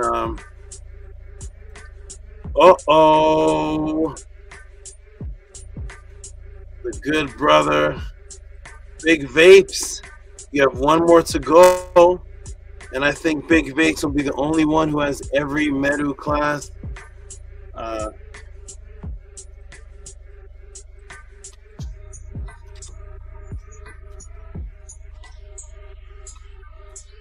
This is the last one more to go after this. Look. Let me ask you a question before I show this Big Vapes thing. Do you have a lot of Medu magic classes? I think those would be your favorites. And you seem like you need to have classes 40, 47 all the way to the end. Do you have those? Yeah, I have those. I just don't have like the beginning Medu classes. Oh, so all okay, the ones from 45 and up, all of those I got. Okay, yeah, I know that's right up your alley. Okay, I was just checking. Yeah, that's what I'm swimming in. Yeah. Okay. All right. Shout out to did I show Big Vapes on the screen yet? I don't think so. No, you didn't. Okay. Where's did Aunt 2 fall out, or is she still around? She's still around. Is Aunt 2? Okay, Aunt 2. Actually, no, there's nothing to read. Okay, 64 minute class. Okay. Shout out to you. Give him some noise for that.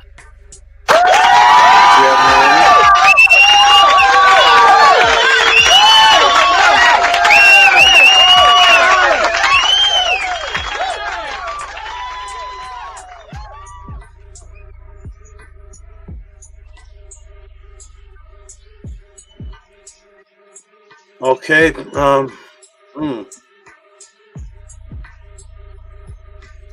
So Big Vapes, you have one more to go, brother, and you will officially be the only one in the pod class that I know of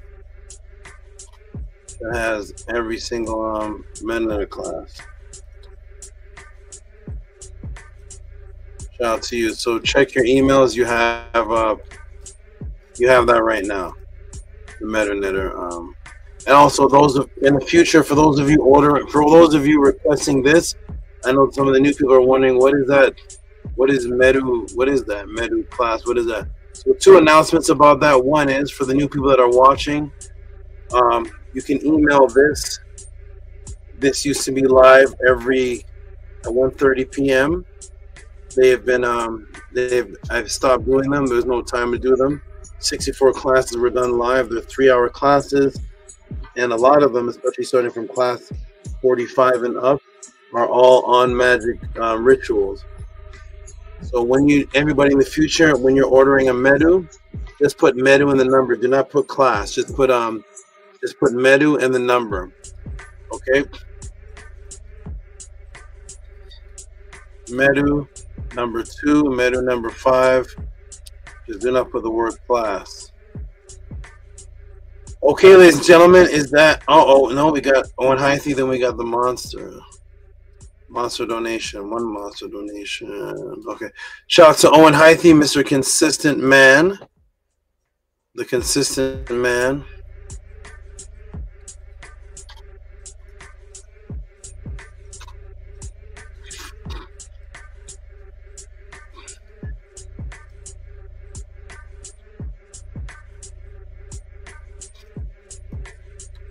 Okay, Tef, give him some noise, and Antu, could you read that for me, please?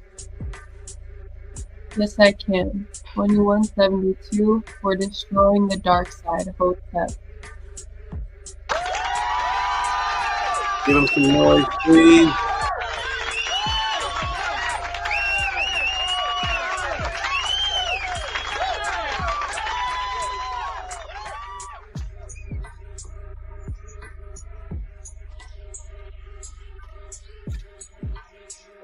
All right, and now for the monster donation, I think this is it for the night. Is this it, everybody?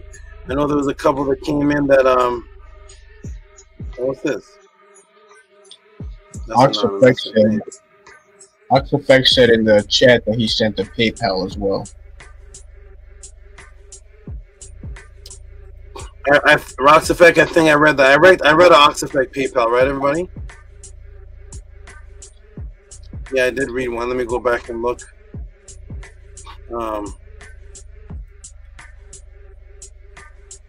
I did read one. Oxafect PayPal was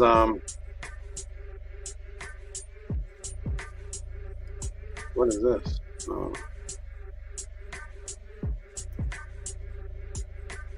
Okay, Oxafect here. PayPal was yeah, I read it. I got the PayPal. So the PayPal went through, the Medu went through. It was extra. I think Anu read this. Extra reciprocity. So yes, I got that Oxafect. Unless you sent another one, I got the one that said extra reciprocity.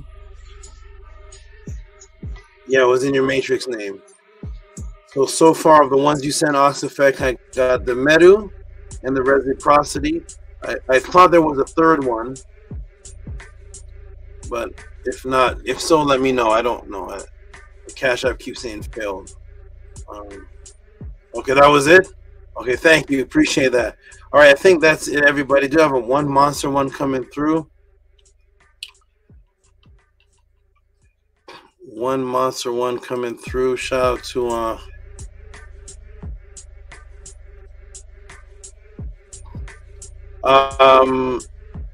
Atef, give some big noise. Big noise. What does it say? You're my life, whole life, always will be. 2 hearts. The ultimate appreciation. Thank you. This is Bella, of course. Bella, 72. This we're gonna give some big monster noise. Atef, give some big noise for this one right here.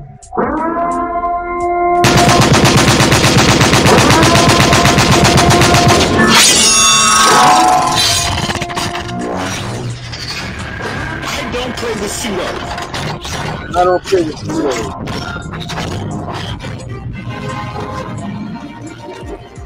I don't play with pseudos.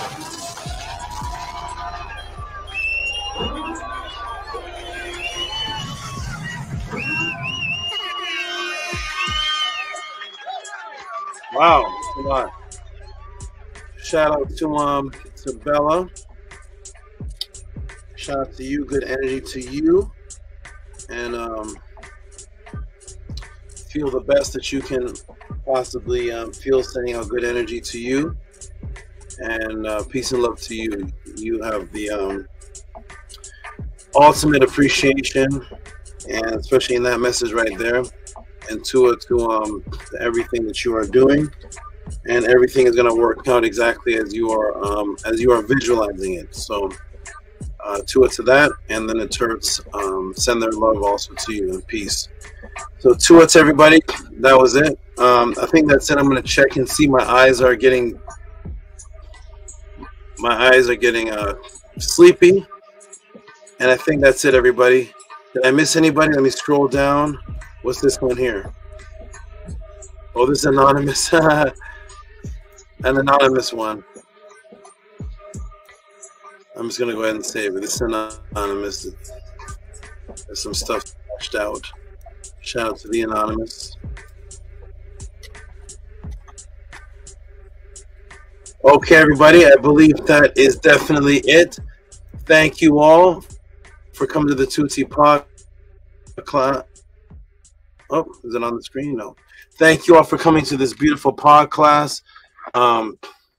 Excuse the interesting interruptions and the Cash App block and PayPal interfering. Very strange. Never had that happen before. And hopefully they don't.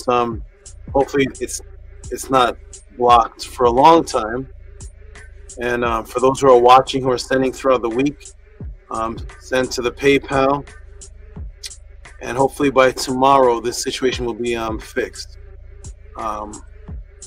If you do send a Cash App, it will alert me that there's a fail, and I will just contact you. I think everybody that sent a Cash App repaired the situation.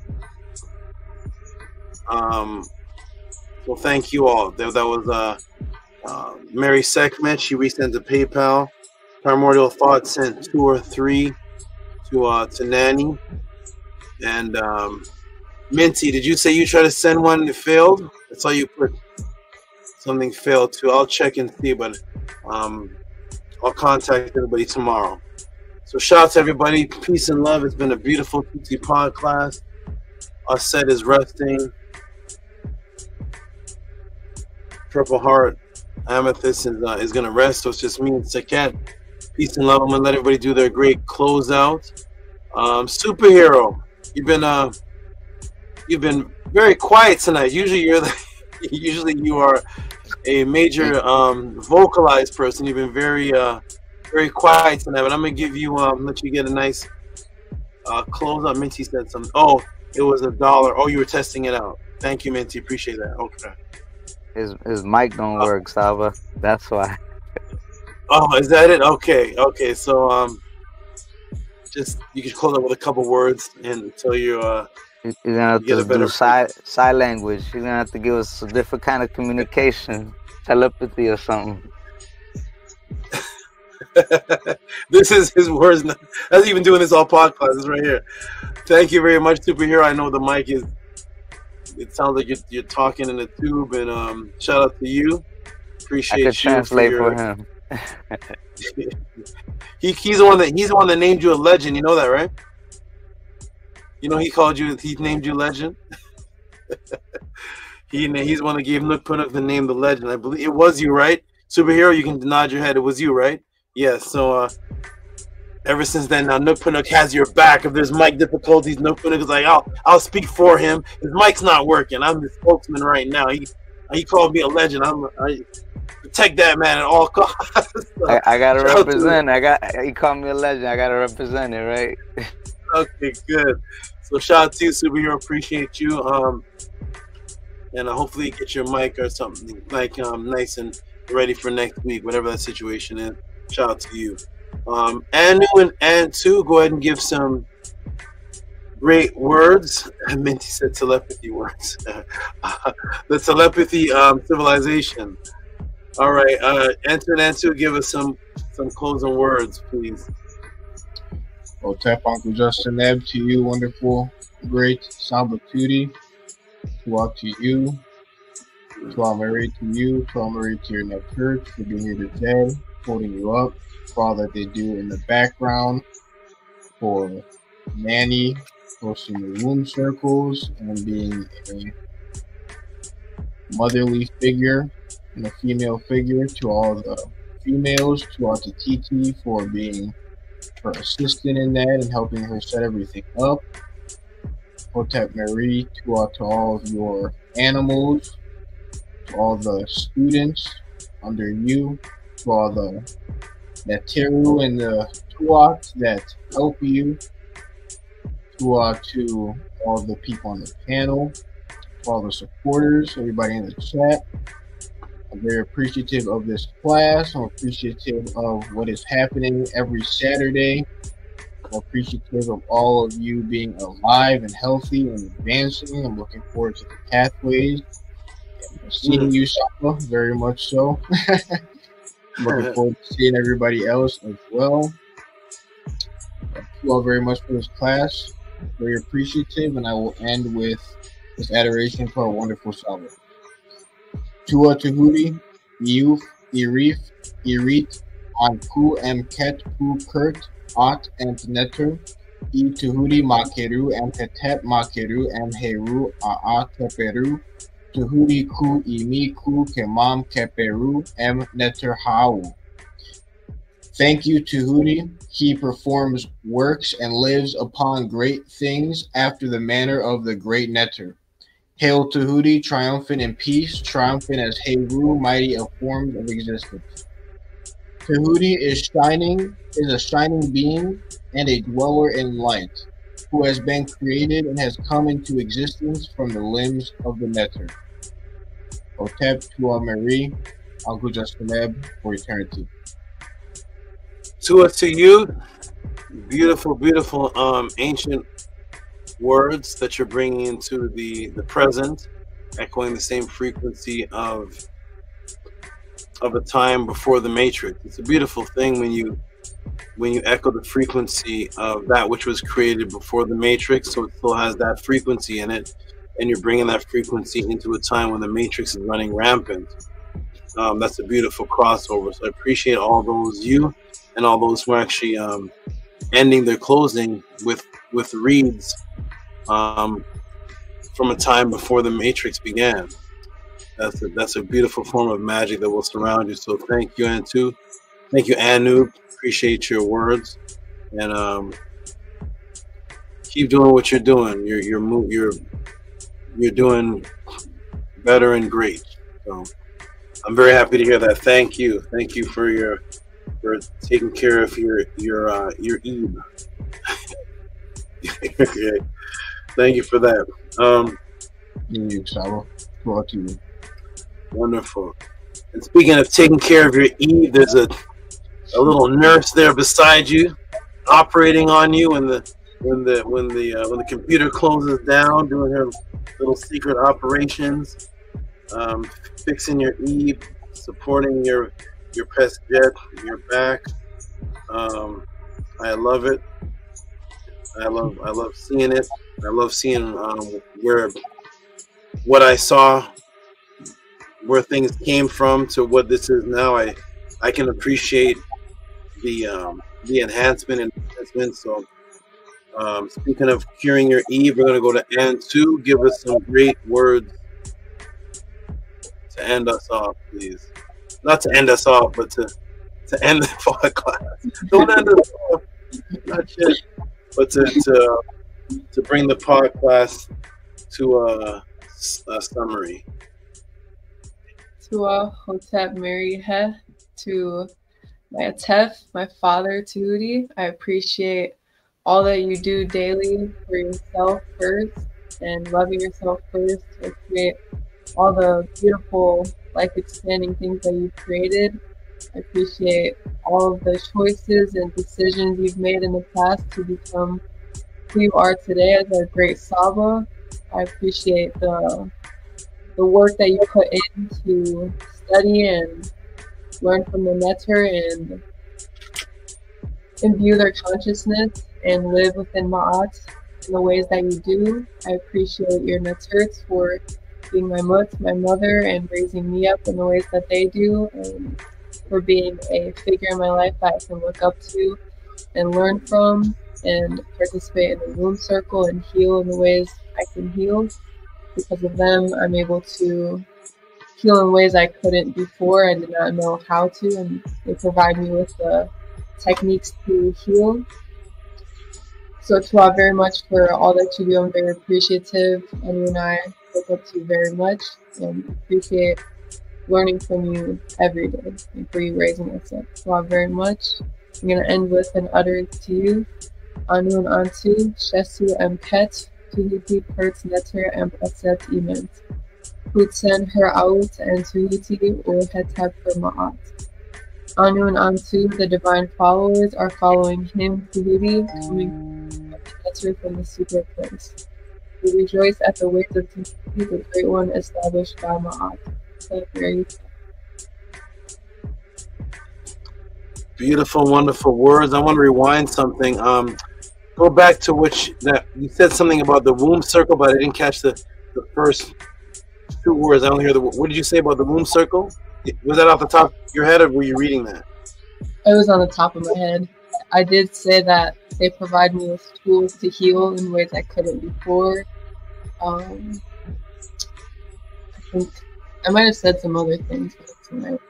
Okay, That's good. That's good. Thank you. Yes, that's what you said. Thank you for the beautiful words, beautiful Meru. Thank you for your healing of all the work that you're doing, the healing work you're doing over there. Great job. You consult me on a lot of things, and then you take the consultation and you put it into what you're doing there, and it always results in your growth. So that is good. There's not a lot of people I really speak to, and there's definitely not a lot of females in the podcast that reach out to me, even to say thank you. So to you for your consistency and showing me certain images, pictures, which prove to me that the classes are in your home. It's like literally things from the class are in your home, and you printed them out, blew them up, put them on the wall, and that is a beautiful thing. And Nani is very pleased with what you do. You do a lot of things that are not even asked for. So to you, and you two continue with the beautiful thing that you two are creating, and it's very, very, very good. I feel like I've been in and out of the family, or something, in and out of the home with you both. So I see certain things. So you all doing great now, and continue that, Antu. And it is really, you are actually the backbone of why certain things are great in that realm you have there. So good job, and thank you for your great words.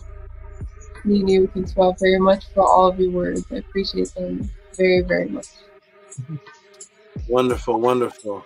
And Primordial Thought putting up credits. All right. Oh. Primordial Thought, man, you went and put my shirt on. You went and grabbed the shirt. You got the shirt on, the black shirt. Give us some great words, Primordial. Peace, great Saba. Definitely appreciate you. Tua, for this wonderful class, as always, your consistency, unwavering. Definitely the breath of life, consistency, that reciprocity. Tua to you, great Saba. Tua to you on the Turks, especially for the impact they having on Gabriella as well. And I just appreciate all that you built.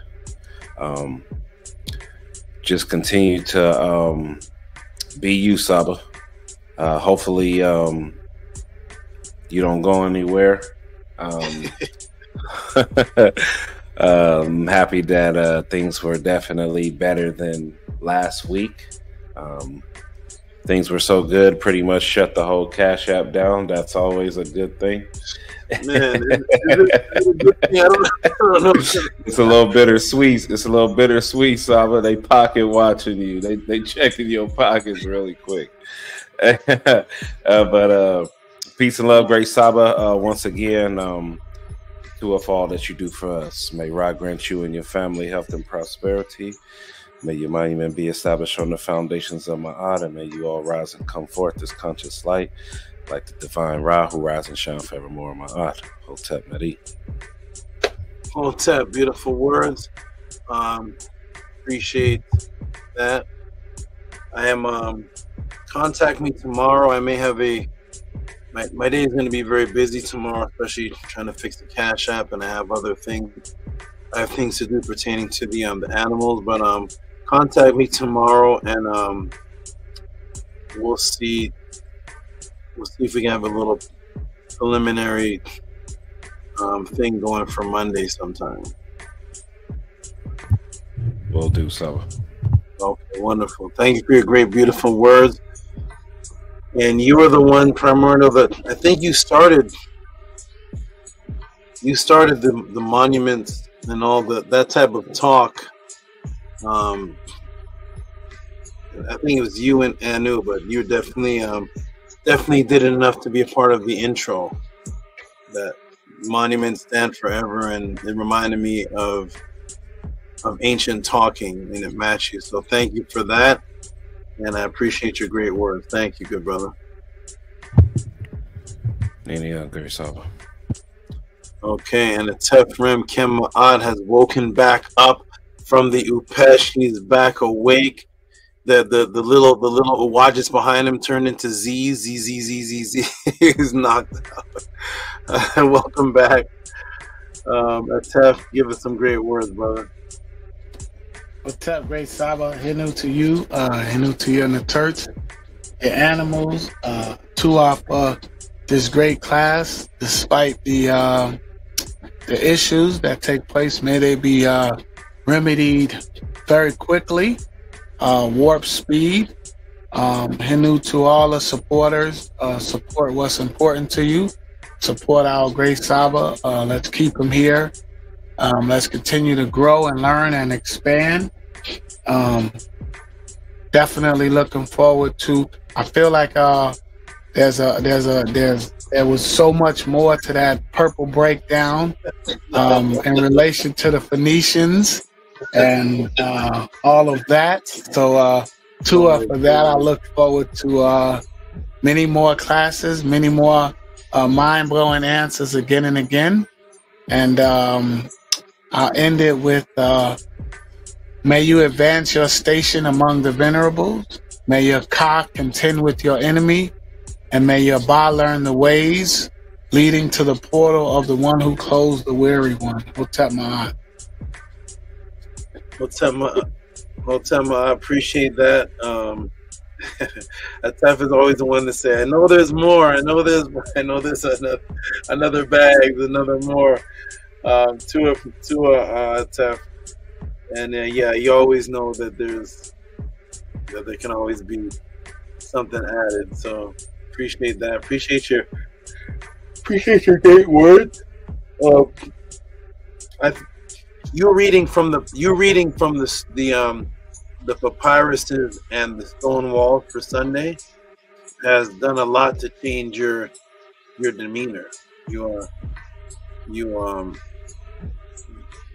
read them. You read them with a great interest. I watch you read them, and you're getting something out of it as you read it. I can feel, you can see it. So I like that you did that. That's very creative that you turned your Sunday into a read of ancient texts, and it looks like you're so it sounds and looks like you're so interested in the story, almost like and it could be like you're learning on the spot as you're reading it. It looks like you didn't pre-read that before, like an excited child reading a new story. So I really like that, and then you add that same frequency to your closing summary here. So to it for everything you do, being consistent. Look forward to seeing you at the Pathways, and it's going to be a big Pathways, and you're a big part of why it's going to be bigger than it was last year. So thank you for your contribution and whatever it is you're doing behind the scenes to expand this beautiful event coming up. Thank you so much. Any upgrade, Saba. Wonderful. Now to my man, my brother, great students, excited.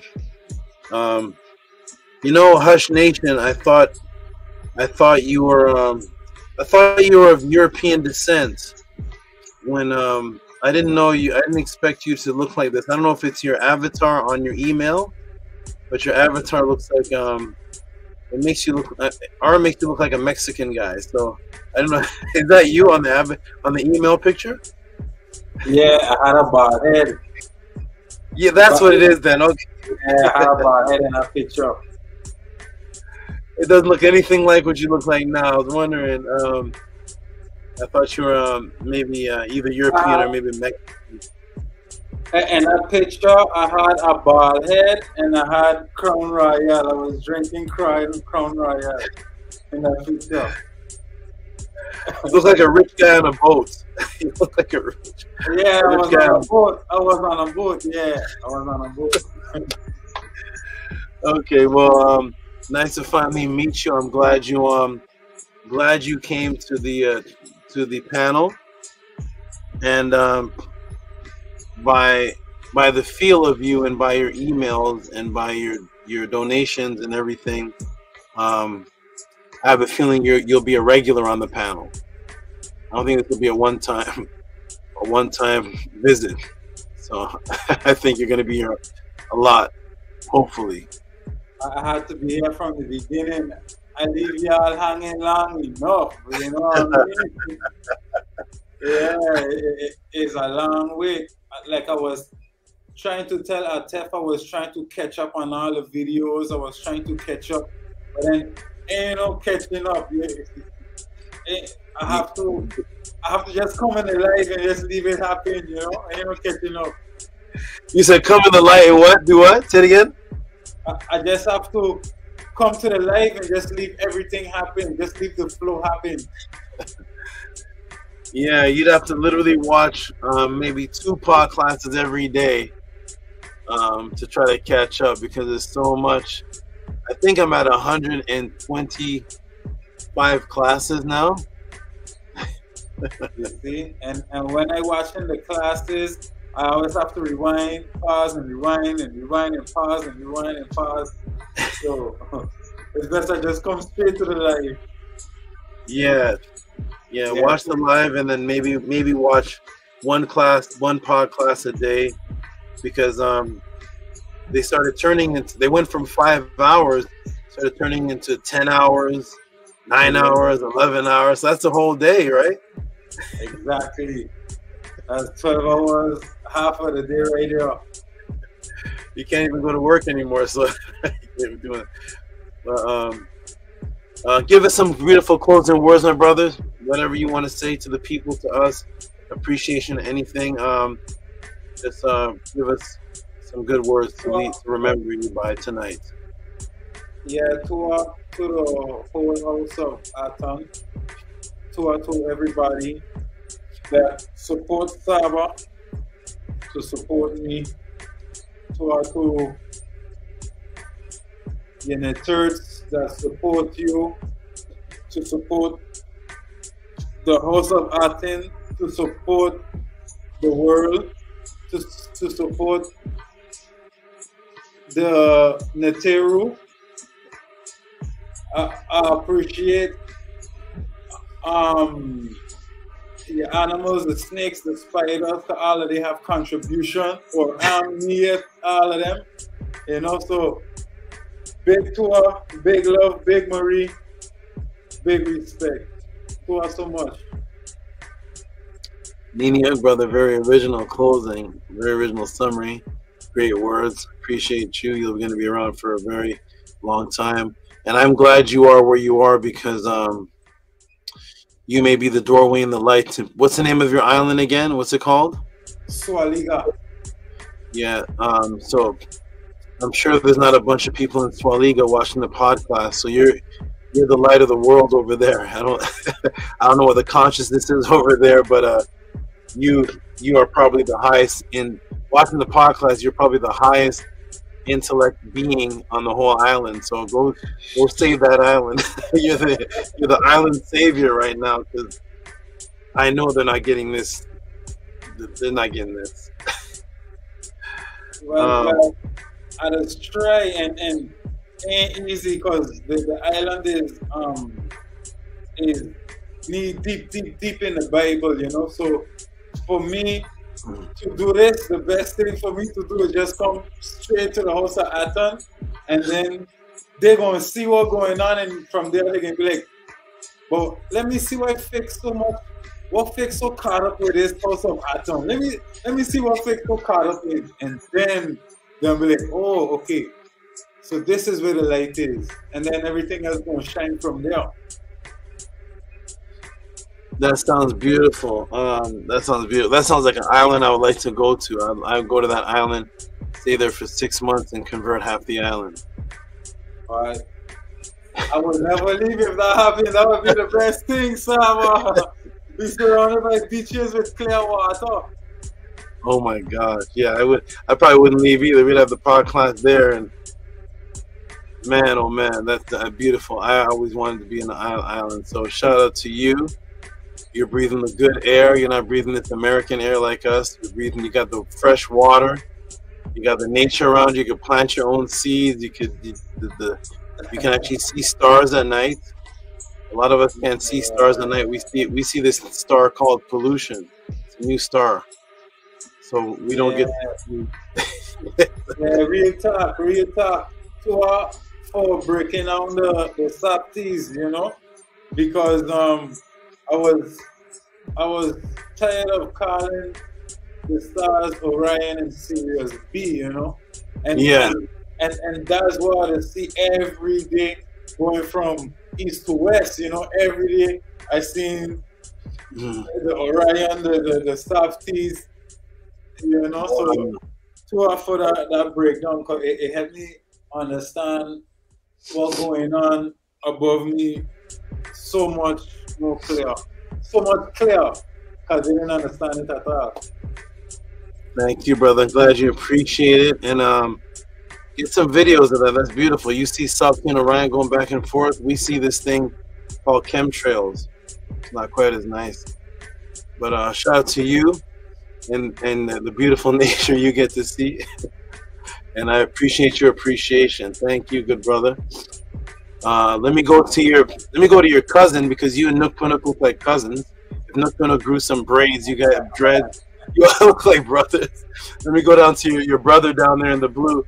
Nook Punuk. I'm gonna come off the screen for just a moment. Give me 1 moment. Hold on a second. I'm in the island too. The only island in America. It's called Florida. Okay. So then we ain't too far from each other, because you all the way in the south, you know. Yes, yeah. So I'm surrounded by this water right here. You feel me? Correct. So you feeling that sunshine? You getting you have beaches. Everything. We still get chemtrails and other pollution, but when it's lightning and thunder, it clears it all up. We got the most lightning in the whole America, so that's one benefit we got. We get the clear air when there's lightning and thunder, when the dragons come out. Yeah. The only rough thing is when we get hurricanes, they're on the way to you. That's the only bad thing. The underway is what? When I get hurricanes, after they finish with me, they're on the way to Nook Punuk, on the way up to Florida. Yeah. We always transmute the hurricanes, though. No hurricane has came here for like over 30 years. You always what, Nook Punuk? What do you call it? Transmute? What do you say? Transmute the hurricanes. Oh, you avoid them. They don't turn towards you. They just come close, but not. They don't hit eat it. I just eat it up. I'm the one eating it. I breathe it in. Reciprocity. Like, oh my thank God. you. Tua. Nook Punuk is a legend. He breathes hurricanes. Okay. That's the reason why there's hurricanes. It's me breathing. Gosh. Nook Punuk is a comedic dragon out there, breathing hurricanes, stomping storms. Okay. Thank you, Hush Nation, for your great words, Nook Punuk. Yeah, give us some great words. We're gonna close this out. It's getting late over here, and time for me to try to get. SABA. Yes, sir. Meeting the UPESH. Hotel SABA, you did a wonderful class, an effort class as usual. Tua for giving us Ankh He, eternal life. Thank you for everything that you provide us, giving us all this information, more nutrients than the food that we eat out here. I can attest by that. Like, I don't understand. Like, try it out. Everybody out there, try it out. Like, you know, send your reciprocity to SABA instead of the food that you're eating, and you'll see how much you'll benefit. To everybody in the panel, everybody in the chat, everybody that supports, that shows reciprocity. May you have Uncle Jasaneb have forever, for eternal. And those that don't show no reciprocity, I hope that you choke, suffocate, get out of here. We don't need you, man. Chop your head off. You know, we don't need you out here no more. It's fed. Expect me like you expected Jesus. I'm coming through and I'm gonna chop your head off. You know, so to us, Saba. I also wanted to mention to you, Saba, with the honey for your eyes. If it's burning your eyes, I would advise that you dilute it with some water and rub it into your eyes, pour it right into your eyes, and you know, rub it into your eyes as much as you can, because it does hydrate your eyes, and it allows you to clear out some of the mucus out of your eyes.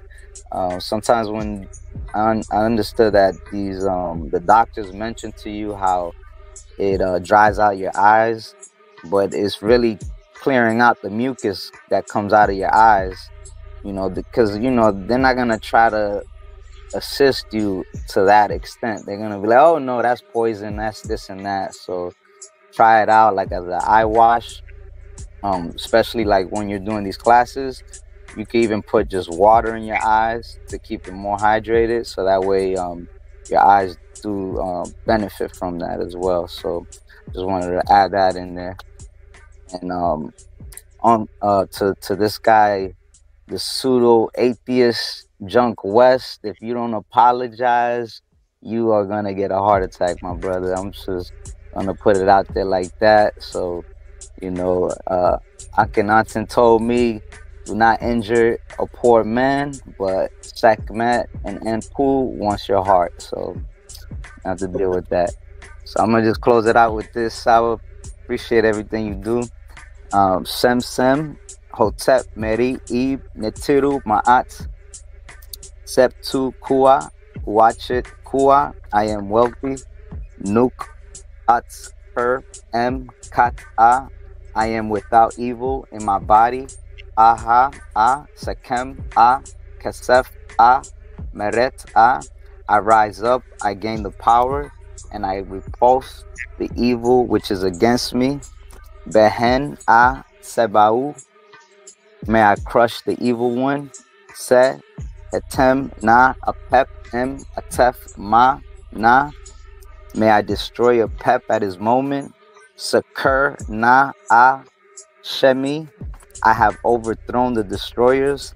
E, A, Un, A, M, Sa'u, Ka, I have came that I may be protecting thee. Makeru, Makeru, Makeru, Aka, Ua, Kurt, F, M, F, Hotep, Neteru, Maat. I don't play with pseudos.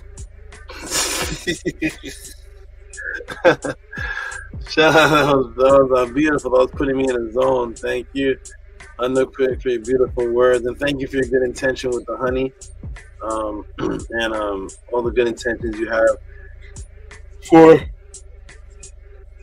for protecting me, to keep me here, and your vehement nature against Isfed is great. It's like you're a peaceful guy in blue, but you got actors, you're ready to tough heads, but your nature without all of that is very peaceful, very Tai Chi like, very nice and smooth, but at the same time you're not playing around with Isfed. So I like that opposing polarity balance you have there, and it's actually all from Maat. So it's a beautiful thing, and thank you for the ancient words. Like I told Annie, and I like bringing ancient Meru consciousness into today is definitely helping changing the paradigm, and something I am doing my best to do. So thank you, Nook, for your beautiful words, and that is it, everybody. Appreciate you, Nook. Look for you coming to the pathways, right? Nini, of course, I'm forced to go to the pathway. There's no choice, and I gotta feed, put my energy into the food like you mentioned. So I'm gonna definitely have to go out there. And I also wanted to give a shout out to Ani too holding this whole organization down and you know, moving forward, helping out with the technology, everything. Like, I truly appreciate everything that he does. He's definitely a big part of this movement that's making it look so organized and so well put. So Tuatawani for that. Absolutely, absolutely. Thank you for I'm gonna thank you for him. So thank you for that, because he's sleeping right now, but he definitely would be appreciative of that acknowledgement. He a lot of people don't see what he does, because he what he does is a lot of technical things, so it's not visual until the end job.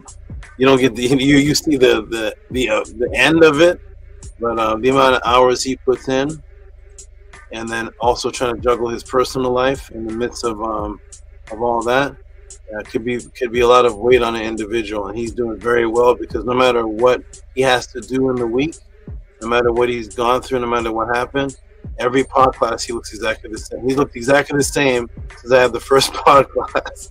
So now his demeanor is the same. He could have had 3 pet cats that got run over by a polar bear. You'd never know it. So he's the machine behind the machine. Yeah.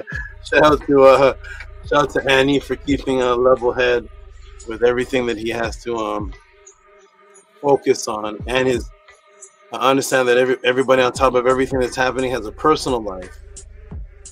A lot of people that if they had to go through what Annie is going through, they wouldn't show up at the Podclass.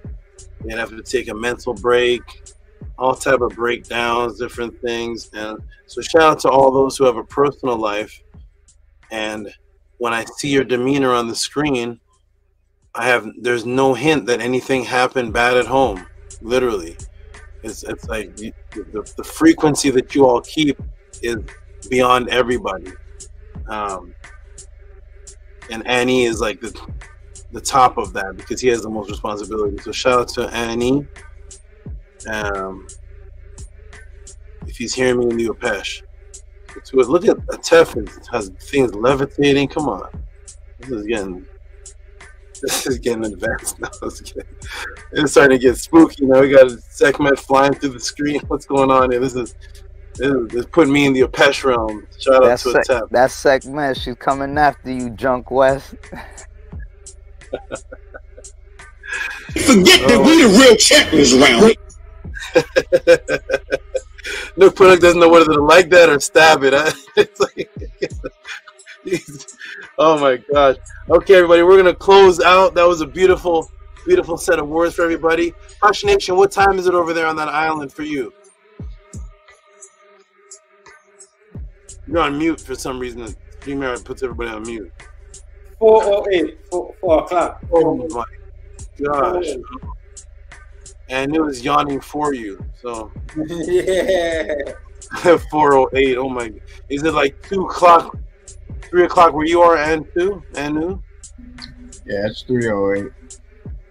That's Ephraim Kem. What is it, like 8 in the morning, or were you 5 in the morning? 4:09. Oh, you and Hush have the same okay time. Yep. We in the islands. Me at Tehuti. Yeah, you all. Yeah, that's right. Florida and you're in the same time zone. Okay. All right, everybody. We're gonna close it out. This has been a fun, another beautiful, fun Tehuti Podclass event. Wonderful. I'm gonna go big screen and just close it out. So shout out to you, Superhero. Peace and love to you for your focus, Buddha Zen. You look, you're just really focused and just Yeah, I see you tonight. Tonight is something's going on tonight. You're very you're in tune with something's happening. Something's going on. So shout out to you with whatever transformation has you in this like nice Zen mode. So that's a beautiful thing. You're gonna sleep well. I hope the out of bodies come through for you, and I'm sure you'll write about it and let us know. So shout out to you. Peace and love. Peace and love to you, Anu Antu. Rest well tonight. Sleep well. Primordial Thought is a cow. No, there he is. Primordial, I see a half. I don't know what. Did I see a cow? I'm getting tired. Shout out to Primordial Thought, and he has animals on the screen live, National Geographics. Peace to you, Primordial. Peace and love. You rest well tonight. Okay. Shout out to Atef Ramkem Maat.